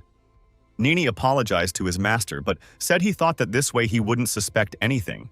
The swordsman was sleeping soundly, and Nani said that he hadn't had a decent night's sleep in a few weeks, telling him that she thought it best to forcibly put him to sleep before he finally went blind from lack of sleep. Sarah didn't understand what she was saying about a few weeks ago. She said that she had seen him sleeping at dawn. Nini replied that he just closes his eyes but doesn't sleep, and before the trip he had done the same. Naini built a protective dome for us. Snow was falling on it. Naini said we should go back to the cave first. A week later, Riley was lying under a blanket on the cold floor, with Sarah sitting next to him and a fire burning nearby, with food cooking on it. Riley felt extremely sick. Sweat was pouring down his face and his forehead felt like it was on fire. Sarah said it was just a problem. She was alarmed by the fact that it had already been a week, but it didn't seem like he was getting any better. She looked straight into his face. She wondered what it would take to do that. Suddenly, the cave started to shake. Rock fragments were falling. Sarah didn't realize what was happening. This wasn't good right now. Sarah was starting to get really angry, all because, this time, an evil Yeti watched them, with the same red eyes that the two wolves had already seen. Sarah drew two large golden swords and asked the sleeping lord to wait a little. She promised to find out what was going on and get back to them. She jumped high when the Yeti tried to catch her. The girl pushed herself off the cave ceiling and apologized to the monster. However, he said that they were the first to arrive here, and that he flew the Yeti from above. Suddenly, Nini appeared, reached forward with magic and caused an explosion. He ate it laden with purple flames, growling loudly in pain. Mistress Sarah was also a little hurt and shouted to Nini that it was painful and hot. She told Nini that she had scared her and asked her to at least warn her next time. Nini apologized and explained that she had not thought, that it was just an emergency situation and that she had rushed. Sarah asked if she had found anything. Nini replied sadly that not only had she not found any medicine, but she had not even gotten food for them. And it was true that it was very difficult to do that in an area like that. Sarah said that the effects of the magic had long since worn off. But why wasn't he waking up? Nini replied that she had thought of that when she went to get food and medicine, and blamed herself because if she hadn't used magic, none of this would have happened. Nini was panicking. She wondered what would happen if she made sure the Lord didn't wake up. Then, Sarah grabbed the girl by the shoulders and shouted at her to come to her senses, telling her that, in a situation where you needed their help, they couldn't give her any slack. Naini was amazed by Madame Sarah's words and courage. Sarah picked up her backpack and said that this was not the way to go, that they had to leave immediately. Naini was more shocked by her words and asked her what she meant and where to go. Sarah replied seriously that Naini herself knew that there was no place in the neighborhood that could help them. There is only the Duchy of Philistinian. There was a guard standing in front of the Philistinian Duchy's entrance gate. He was surprised to see the visitors, but apologized and said he could not let them in. Naini was dragging Riley on her back, although Riley wasn't very big. He was much bigger than the girl. Poor Naini was already very tired, although she tried not to show it. The guard replied that an invitation was needed, without which they could not be sure of their status. He said that if he let the wrong person in and there were problems, his head would fly off his shoulders, and asked them to understand him, as Sarah was a servant of a noble family and therefore understood the guy perfectly. Although she was surprised that they were refused, she didn't understand to a certain extent, especially since they had a sick person after all. They could actually do this. And apart from this plan, they had nothing left, and it was getting dark. Soon, it would be night, and then the cold would reach them with full force. Tears of helplessness welled up in Sarah's eyes, and she mentally turned to Naini and the Lord. The girl hummed and wiped the tears from her eyes, which moved the guard, who ran to her and asked why she was crying. Sarah apologized to Naini for dragging them and not even thinking about what could happen. The girl felt terribly guilty. Naini just looked at her boss in silence. Then she placed Riley on Sarah and asked her to take him for a while. She suggested that her boss let her solve the problem, but Naini seemed much more determined. She also hit the guard, who readied his spear and asked if she wanted to take a look at the pokeweed. In a moment, her weapon turned into a molten porridge, and Naini's magic swirled around it. The guard didn't realize what it was or how it had happened. He just stared dazedly at his wounded spear. Then, Naini told him that if he didn't pass, she would show him which one of them would get the pokeweed. The guard was very scared and confused by the fact that she was a wizard. He knew very well that he should call for reinforcements. However, he didn't have time to do anything before Nini froze his signal button. Suddenly, a smug Heliona appeared right in his helmet and asked him what he thought, saying that he better get out of their way and soon. She looked at Nini and said that she was in a very bad mood at the moment. Yes, the fairy was completely right. Nini raised her hand. At the same time, a whole whirlwind of her magic spun there, and she said, asking just one more time. If he let them pass, the guard was in real terror. He fell to the ground and tried to get as far away from this nightmare as possible. Inside the mansion, there was a ball. Beautiful, noble ladies in luxurious dresses, intelligent and well-groomed men. Everyone was having fun and having fun. The aristocrats were chatting about various topics and drinking culturally. Someone said there was a big mess last fall, so he wondered if the alliance was even necessary. The commoners' anxiety was growing and needed to be resolved as quickly as possible. Someone asked if there were rumors of a mutiny. One of the aristocrats swore loudly, cursed the temple of Solia, asked where only the saint and the reverend had escaped to. The blonde-haired girl replied that it seemed that a reward had been promised for their capture. Another said that he did not understand how had reached the point where the temple and the wizard's tower were in such a position. Said the whole truth. Solia wondered what reasons had caused this. The boy told what he had just remembered. He said that it was said that the Earl of Stein, who had lost his hand in a battle, had decided the family's heir. The other replied yes, that they had chosen the second son, Lloyd, which surprised the first boy, who asked how it was. Why not the first son, not Lion? And the other replied that he had heard that he had attacked the Earl of Stein and had been banished. People were discussing that Mrs. Latrina was present at the event. They said that the rumors were false and that she looked stunning. Some were surprised that she didn't look like a cooked vegetable. They thought it was very interesting. And at that moment, Latrina was passing by and heard everything what the guests were saying. One of the aristocrats said that he was more interested in the mercenary who had cut off his Count Stein's hand, and that they must certainly catch him. Another replied that this went without saying. They drank and drank Solia. All Mrs. Latrina felt for them was pity, for she thought all the talk, rumors, and gossip were insignificant. She especially didn't like the fact that they were saying such obvious and trivial things over and over. She was also upset because Mr. Riley hadn't arrived. She decided that was why the place was so boring. Suddenly, someone called the lady. It was the same guard at the gate. He ran to Latrina, scared, shouting trouble. Latrina calmly asked him what was wrong. Then the guard told him that unexpected guests had arrived and claimed to be from the Ippolit family, and he confessed that he had let them into the house uninvited. He also identified them, but they had a sick man with them, so he led the guests to the living room to begin. Latrina asked the breathless guard to wait and asked, seductively, if he had said they were from the Ippolit family. Meanwhile, Riley was lying on the soft bed. Nini was putting a cold compress on his forehead and telling him that this would definitely be better than the cave, asking if that was true. Sarah replied that this was definitely correct. Nini was sitting next to her master and Sarah was doing some business. She said they now had another problem to deal with, saying that unfortunately it was not clear to them when Mr. Riley would wake up. Suddenly, the protagonist showed some body movements and sighed loudly. Nini got tensed and called the gentleman. She decided it was likely he had come face to face with something he had been avoiding for so long.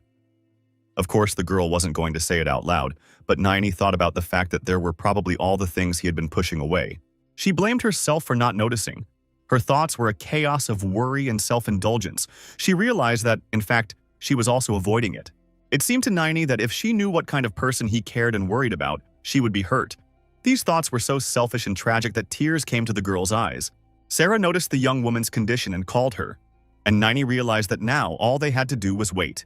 Someone opened the bedroom door and apologized. It was Mrs. Latrina, who smiled as she entered the room.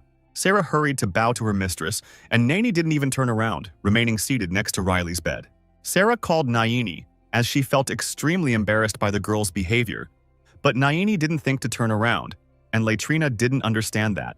The guard wanted to say something and was about to start when Latrina stopped him, said that it was enough, explained that there was a sick man lying here and that therefore he should stop making so much noise. She told the boy that she had confirmed their identities, assuring him that she knew them. Her words scared the guard. Despite her request for silence, he shouted that it was dangerous, that it would be better if at least one guard stayed with her. All this was beginning to irritate Lady Latrina, who begged him not to make her say the same thing twice, as all aristocrats had that horribly intimidating look. She intimidated the guard a lot, time after time, and he agreed with her, had to, and informed her that he would wait outside for the lady. Finally, the door closed behind him and Latrina expressed her joy at being alone. She said it was good to see them. That time they had seen each other at Ippolit's house. She looked directly at Sarah and asked what her name was there. Sarah hurriedly introduced herself, but she also didn't forget to introduce Mrs. Naini. Latrina said that she heard that they had a small argument with the guard, apologized, and explained that it was all due to the recent events in the capital, asking them to understand them. Sarah replied that everything was fine. She tried to smile at her master, although she thought about the fact that it was more of a threat on their part than an argument. Latrina said that, judging by the fact that they had not received an invitation, they were not here to spend the night. She asked about Mr. Riley's condition, asking if he was really bad, and Sarah was silent. Latrina coughed and said she thought something had happened that couldn't be told, and all Sarah could do was look away. The mistress took her fan and covered her face with it, smiled, and said that everything was fine, that she understood, and promised to explain this to the family and employees, so that if they had any difficulties or needed help, they could call a maid. Her words surprised Sarah more and more. Latrina approached her and asked what was wrong. If everything was fine, Sarah was quick to respond that no, it wasn't that. Latrina asked her not to worry so much, said that she just had a great interest in Mr. Riley. She said the same thing. Here with them, the 7th Circle mage who killed Astroy asked if this was true. So, Naini already turned around. She had to turn around. She asked how the lady knew. Latrina was happy that Naini was finally looking at her. Then she said that she could see that they both had a secret that they could not tell him. She would say that she herself had secrets too. Then, Mrs. Latrina laughed and talked about the beauty of women's secrets. The mistress decided to leave them, said that the reception was over and that she could not be out of sight for long. Latrina looked obliquely at Naini. Naini noticed this, and the lady wished them a good night's sleep. It was a dark, gloomy, and cold night, with the stars shining brightly in the freezing air. However, it wasn't long before morning arrived. The sun was illuminating and warming the morning land. The sun was also gradually rising over the duchy where the protagonist was resting. Sarah turned to an exhausted Naini. Now she could tell how much she hadn't slept. The girl asked if Naini could go for a walk. Naini folded another compress and asked what she meant. Then, Sarah explained that Naini had been sitting here for 3 days, asked if she was bored.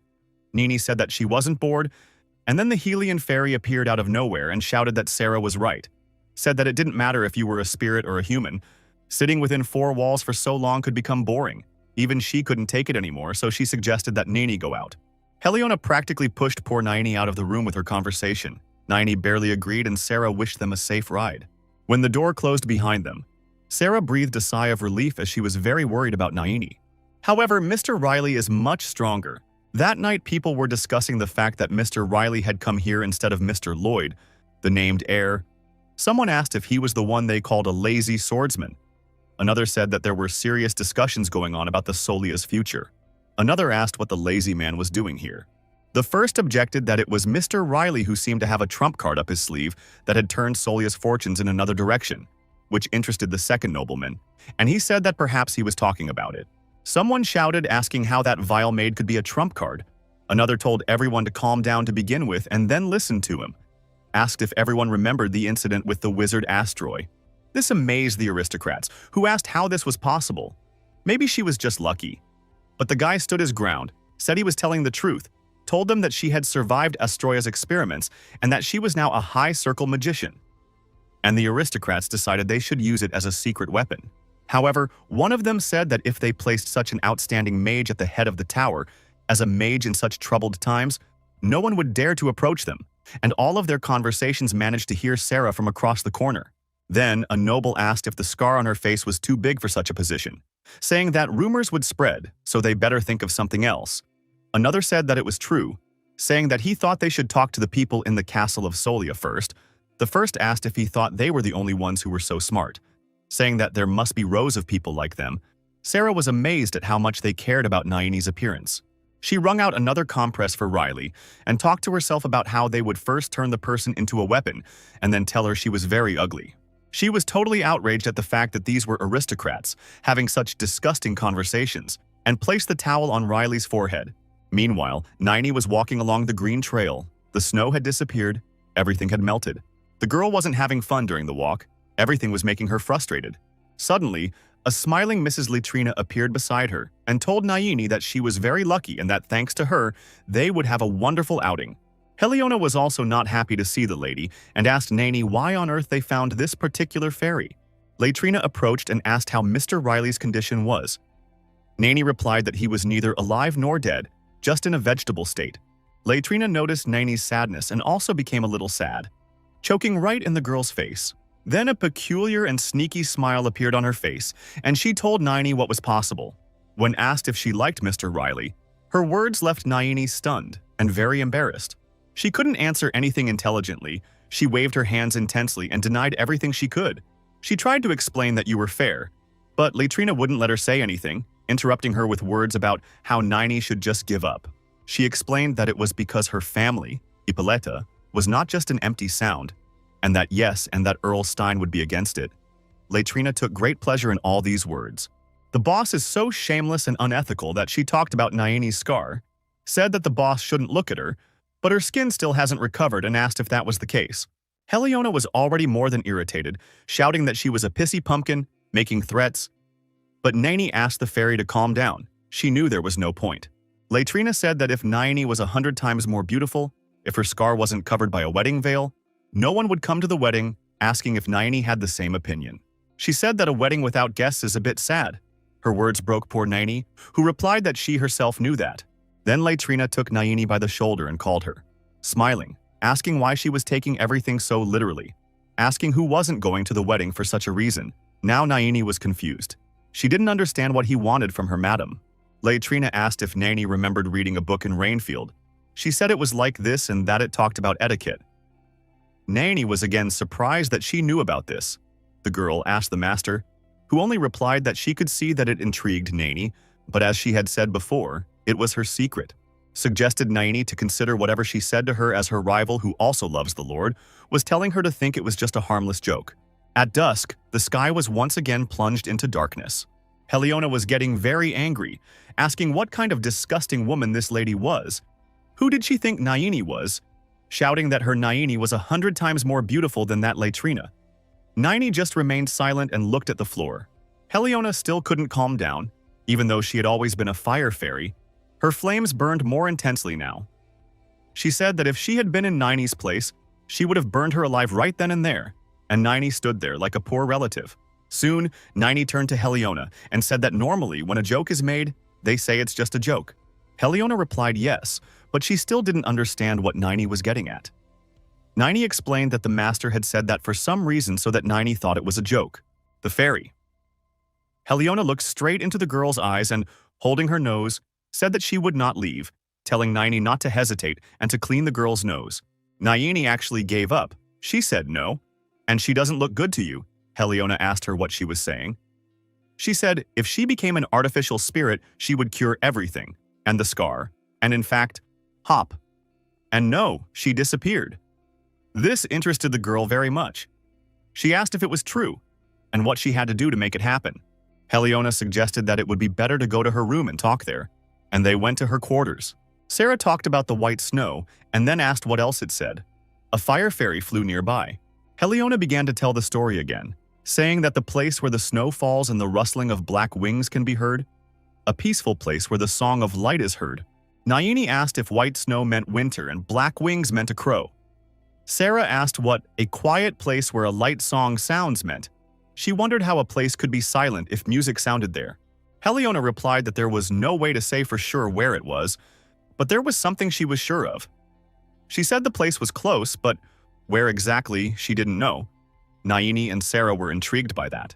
Naini asked if Heliona had said that she had already seen the spirit, and the fairy said yes, asking where Naini was going. Naini then approached Mrs. Sarah, asking if she could look after Mr. Riley while she was away. Naini told him that she intended to meet the spirit in person. Heliona was also surprised by her words and asked if Naini knew where he was, but Naini firmly replied no. She said she would use her eye to find him. Then she asked Heliona to remember that spirit now and think of him, and to imagine him as much as possible. When asked about the beginning, Naini gave the nod. She is using this search method towards the spirit for the first time, which is a new experience for her. Naini tried to believe in herself and her strength. White butterflies fluttered around. Naini woke up somewhere in the dark, in a little pain. Heliona hurriedly asked Naini if she was okay. The girl held her eye and replied that she was okay, although it hurt a little. She said she was almost finding it. There was just a little left. She saw butterflies and the silhouette of a man in a dark cloak with one sitting on his arm. Sweat was pouring down poor Naini's face, who was doing the best she could despite the horrible pain. Naini had already fallen to the ground. Sarah ran to her and told her not to exert herself, shouting that the master wouldn't want that. But now she knew where to find him, that Sarah shocked the girl and asked where. Naini pointed somewhere with her hand. She pointed to Mr. Riley, whose weight was also unconscious. The protagonist continued to feel bad, and therefore Sarah was extremely surprised by Naini's words. Naini pointed somewhere with her hand. She pointed to Mr. Riley, whose weight was also unconscious. The protagonist continued to feel bad, and therefore Sarah was extremely surprised by Naini's words. Sarah asked why the gentleman specifically. She didn't really understand. Heliona began to suspect something, and Naini replied yes, that you were the key. Heliona shouted that, in this case, nothing matched, no resemblance to the prophecy she spoke of. She pointed her hand at the Lord and asked where the black wings were, the peaceful place where the song resounded. Naini replied that if you looked at it from that perspective, the fairy was certainly right, for her eyes also reflected sleepless nights well. Naini said that everything didn't add up precisely because the place wasn't in real life, the three of them looking at the sleeping Mr. Riley. Naini explained that not in real life, but in Riley's dreams. It was as if Riley was drowning in something deep and cold. Heliona asked why then the spirit she had met a few months ago was sitting in the Lord's dreams and shouted that she didn't understand anything. Naini just replied that this was what they would have to find out. She got up and walked over to Riley's bed. Heliona asked if she was going there, to his dream, and Naini said yes. Heliona then asked the girl to wait, asking if she realized what that meant, as she was saying that Naini's illness could be a big problem if she came in. She told her that if she got lost in the winding and tangled paths, it would be like a maze. She will be just a vegetable, left in a paralyzed state. Sarah asked her what she was talking about. If Naini was exaggerating again, Sarah was really worried. Naini replied that she wanted to make things right, as when the gentleman was feeling unwell, she couldn't do anything and just watched from afar. Sarah looked at the girl silently. She had nothing left to do but ask Naini to be careful. Her words and agreements left Heliona stunned. She asked what so, shouting that a person should be stopped at times like this. Sarah replied that she couldn't, because Naini had said that she wanted to do it alone. Heliona got very angry and said that she could go crazy with all of them.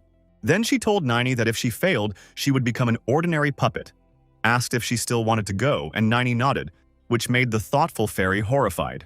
Heliona asked if Naini wanted her master to kill her.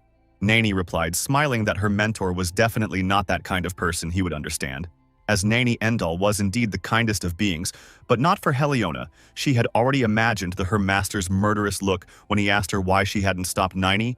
The fairy shouted that Naini was obviously overestimating him. She wondered if they were talking about the same person. The fairy held her little head and shouted that, in fact, she would never understand what people were thinking, why they were heading straight to where danger awaited them. She actually asked Naini to think again, saying that even from the spirit's point of view, she was quite healthy now. Naini told her that she had thought a lot about it, whether it was really necessary to do such a thing. However, now it was not just about becoming a spirit, but also about saving the Lord. She said that she would become an artificial spirit since the beginning, just to stand next to the Lord. She smiled widely at the fairy, asking Heliona to understand her too and to watch her a little, as Sarah didn't understand what that meant. Heliona told Naini that to enter the dream, it was necessary to completely change consciousness. She said that until she resolved her issues and returned, she would be defenseless, so she asked her to protect her. Heliona explained this to Sarah, and she listened carefully. Lady Sarah couldn't help it and hugged Naini very tightly, which surprised the girl a lot, asking her to make sure to bring the Lord back and for her to return herself, saying that she would be here to protect and take care of them. Naini closed her eyes and snuggled into Mistress' neck, she promised. Soon she took Mr. Riley's hand and said it was time to begin. She used the dream communication skill. A red aura appeared around and Naini mentally addressed her master. Her black hair glowed with magic. She convinced herself a little more. She mentally begged for a little more time as her strength was leaving the girl, and Sarah, realizing this, rushed to Naini's side with all her strength. It was dark outside the window. Not even the curtains needed to be closed. Mrs. Latrina was lying on her big, soft bed, thinking about the maid from the 7th circle. She wondered what she had done to have this growth spurt, and Latrina resented having to read her mind some more. However, I decided that no, I shouldn't overdo it. Something shook the girl's window and she jumped onto the bed. A black bird with red eyes appeared outside the window, and Litrina wondered if the angry dog had sent it. The girl opened the window and wondered, just as she thought, how pathetic they were. 2 men off duty. She had read about all this in the letter the bird had brought.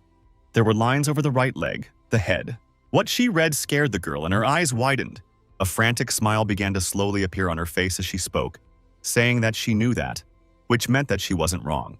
She wanted them. She wanted to possess them. She wanted them so much that a shiver ran through her entire body, from head to toe.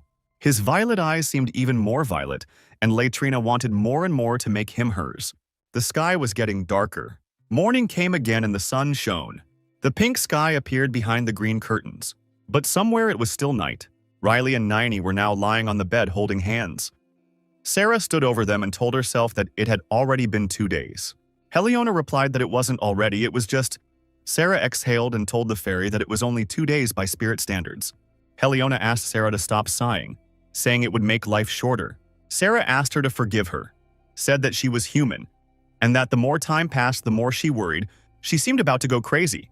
She said that the fact that she was here watching was because she was still okay.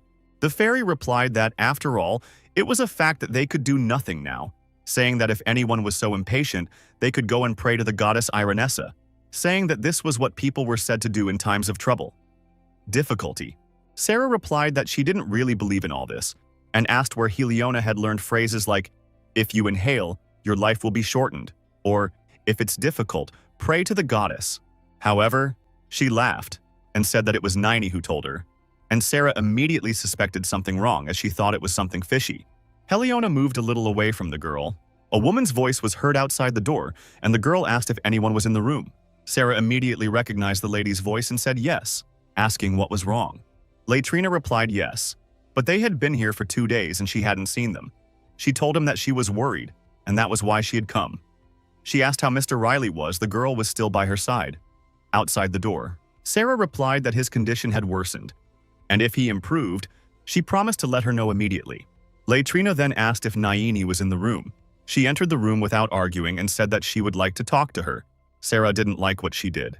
What was especially scary for her was that she remembered exactly locking the door. Heliona was indignant as always and asking what that detestable woman was. Sarah seemed genuinely worried, and Litrina was getting closer and closer. Litrina went to the protagonist's bedside and asked, horrified, what that was, saying that there was no temperature, his breathing was normal, and he was sleeping next to her, and holding hands. This was irritating Litrina, with the same frantic smile that Rivosa, Euryalus, or Cabal had on her face. Sarah, realizing this, told the lady that she would explain everything, offering to talk. Suddenly, Heliona shouted for Sarah to dodge, blue magic cutting through the air. Sarah coughed up some blood and mentally asked her mistress why she was doing this to her. The poor maid was thrown out the window by Litrina's magic. Heliona screamed and called for Sarah, but she didn't help her in any way. Now Litrina leaned over the gentleman's bed and said, "Here she has eliminated the disturbance, and she and he will enjoy themselves and not be in a hurry." She grabbed Riley's face and said that she was even a little regretful about having to say goodbye to her status as the Duke's daughter now. But she thought the Lord was worth it. She believed he would show her wonderful memories. Nini was in a very deep and dark place. Little was clear to her. She stood up and looked around. The girl asked for the light, stretching her arm in front of her. However, it turned out that she could not use her magic there. Nini started calling the gentleman, shouting, looking. She wandered gloomily, and all the time without stopping, she called to the master. Then the realization that it was more like a maze scared her. The poor girl wondered how she alone would be able to find a lord here. But she forced herself to stop engaging in self-destructive behavior, repeating to herself that she had already decided that she would do this. She decided that she would return with her master no matter what. Suddenly, she heard a strange sound, but she didn't know what it was. Someone seemed to moo. Green butterflies swirled around the girl, glowed, and so Nini immediately decided that it was probably a firefly. Then, that green blast became much stronger. Nini didn't realize what it was and had to cover her face with her hands. The black butterfly, amidst all this chaos, turned to Nini, calling her by her name. She apologized when she noticed Nini's face, asking if she was scared of her. Nini asked who she was, but Butterfly replied that before introducing herself, she wanted to show her something. Ahead was the city, covered in snow, with black smoke rising into the sky. It was also a different city for Naini, with tall houses that Naini had only seen in her lord's visions. Naini was scared, and the butterfly said that this was the world where you lived.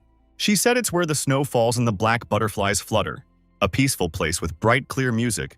It was just an advertisement on a damaged screen. Naini asked the butterfly if that was so, and the butterfly said yes. She said it was his past life. Those words surprised Naini. It was as if they were penetrating her bones. Butterfly told him that for the first time, Naini had seen her past life. Naini was shocked, asked about the man's past life, said that, however, he, the butterfly, immediately understood what the girl meant and said that he remembered everything. The butterfly replied that she would very much like to tell, but that they didn't have much time and that there was a lot to show and tell. At that same time, the butterfly became more human-like, wearing a dark brown cloak. She says, Naini came here because of Mr. Riley, asked if this was true. Naini said yes, said he was here somewhere, asked if this was true. The butterfly just replied that it might or might not be here. Naini asked what this meant, so the butterfly, disguised as a man, held out something green and magical to her and told her to take it and see for herself. It was something that shone brightly. Naini took the object in her hand and shouted at him. She heard someone shouting that the sword, he took the sword. After all, this little boy, yes, this little boy is going to save them. Naini saw little Mr. Riley with a big sword in his hands. They were in the church and the priest was saying to everyone to rejoice. A hero has finally appeared. Naini gently held the balloon in her hands and asked if it was the Sir's memories. And the butterfly replied yes, it was her past life memories. She said she felt guilty about it all the time, said it felt like a very heavy burden had been placed on him. This world, much darker and more dangerous than the one Naini used to live in. The butterfly asked Naini if she could see any forest around here. And does she see the sister that is present in her world? Naini looked around and said that, by the way, she is not here. And the butterfly replied that although this world does not have such things, thanks to Mr. Riley, it looks like this. She said he used to be horrible, and Naini asked what she meant by that word. Butterfly, in turn, said that she had just started, asking her to look that way. Naini glanced, following her hand. There was a man. He was walking and swaying. Butterfly said this would happen instantly, so you must watch carefully. This man took a step, and at the same moment, the asphalt beneath his feet cracked, and a purple light began to come out from there. The man was grabbed by some hands that appeared from under the ground. He didn't realize what was happening, and continued to be wrapped and involved. They covered his nose and mouth, and he couldn't even say anything. Soon, he was dragged underground.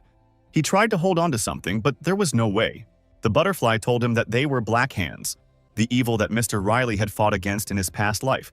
To be more precise, he had fought against them in the underground from where these things appeared. Naini saw through the memory capsule fragments of the horror that was happening outside. The soldiers shouting at the captain that there weren't enough bullets, asking him to stop, asking if he was going to kill the people behind him, shouting that it looked like they had seen demons and that they were getting the hell out of here. Butterfly telling Naini that people had tried to fight them too, but it hadn't worked. They just trusted. A man asked everyone to move away and said he was going to knock now. They only trusted one hero, and that was Riley, or Beck, as he was known at the time. People screamed and applauded the hero, shouting that they were saved and that they would live. Butterfly asked if Naini would ask what he was like. As it showed her a poor guy who no longer cared about anything other than saving lives, he was exhausted. Naini noticed this and said he was very exhausted. She felt very sorry for her master. Butterfly answered yes, and said that at the age of 3, he had become a chosen one of the sword and later a swordsman, and since then he wielded his sword non-stop every day. At age 7, he killed a man for the first time, an outlaw. At age 9, he was betrayed by his mentor and his own sister died under horrific circumstances. At age 10, he killed his mentor. At the age of 12, the number of people he killed, including those demons, exceeded 1,000. At the age of 13, because of a friend's betrayal, he lost his parents. Because of his heroic duty, he could not even hold a funeral. Out of revenge, he began to persecute his friend. But at the same time, the people were dying because there was no one to protect them. People blamed him for these deaths. Public censure became stronger and stronger, and he stopped his activities for a while. Because of this, half of humanity lost their lives, and the responsibility for this was placed on him. He received punishment. Naini asked, "Why punish, sir?" Butterfly said yes because it was easier. The hero was blessed by the saint. Although no, He received his punishment as immortality, a body that cannot die. The saint discarded him as a slave. In her witch hunt, there were times when he killed innocents too and continued to destroy demons. Eventually, his body absorbed people's grudges and curses. So gradually, his ability to help people disappeared. Someone was looking at the bloody sword. A boy, who asked his uncle if he was a hero. It was the same girl who had asked him to fulfill her request. Then Beck apologized to her, but said he wasn't doing the monster's bidding, and the girl objected. All the children said that they became like this because of him. They complained that they were in pain, a lot of pain. Their mouths and eyes were black as lava, nothing was alive there, the children missed their mother. The children asked the hero to kill them so that they would soon be free from their pain and suffering.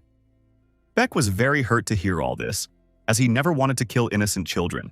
Then he gripped the sword tighter even though his hands were shaking. Bitter tears streamed down his face as he swung his cold weapon. If you liked the video, then subscribe to the channel and write a comment about what you liked. All the best. See you soon.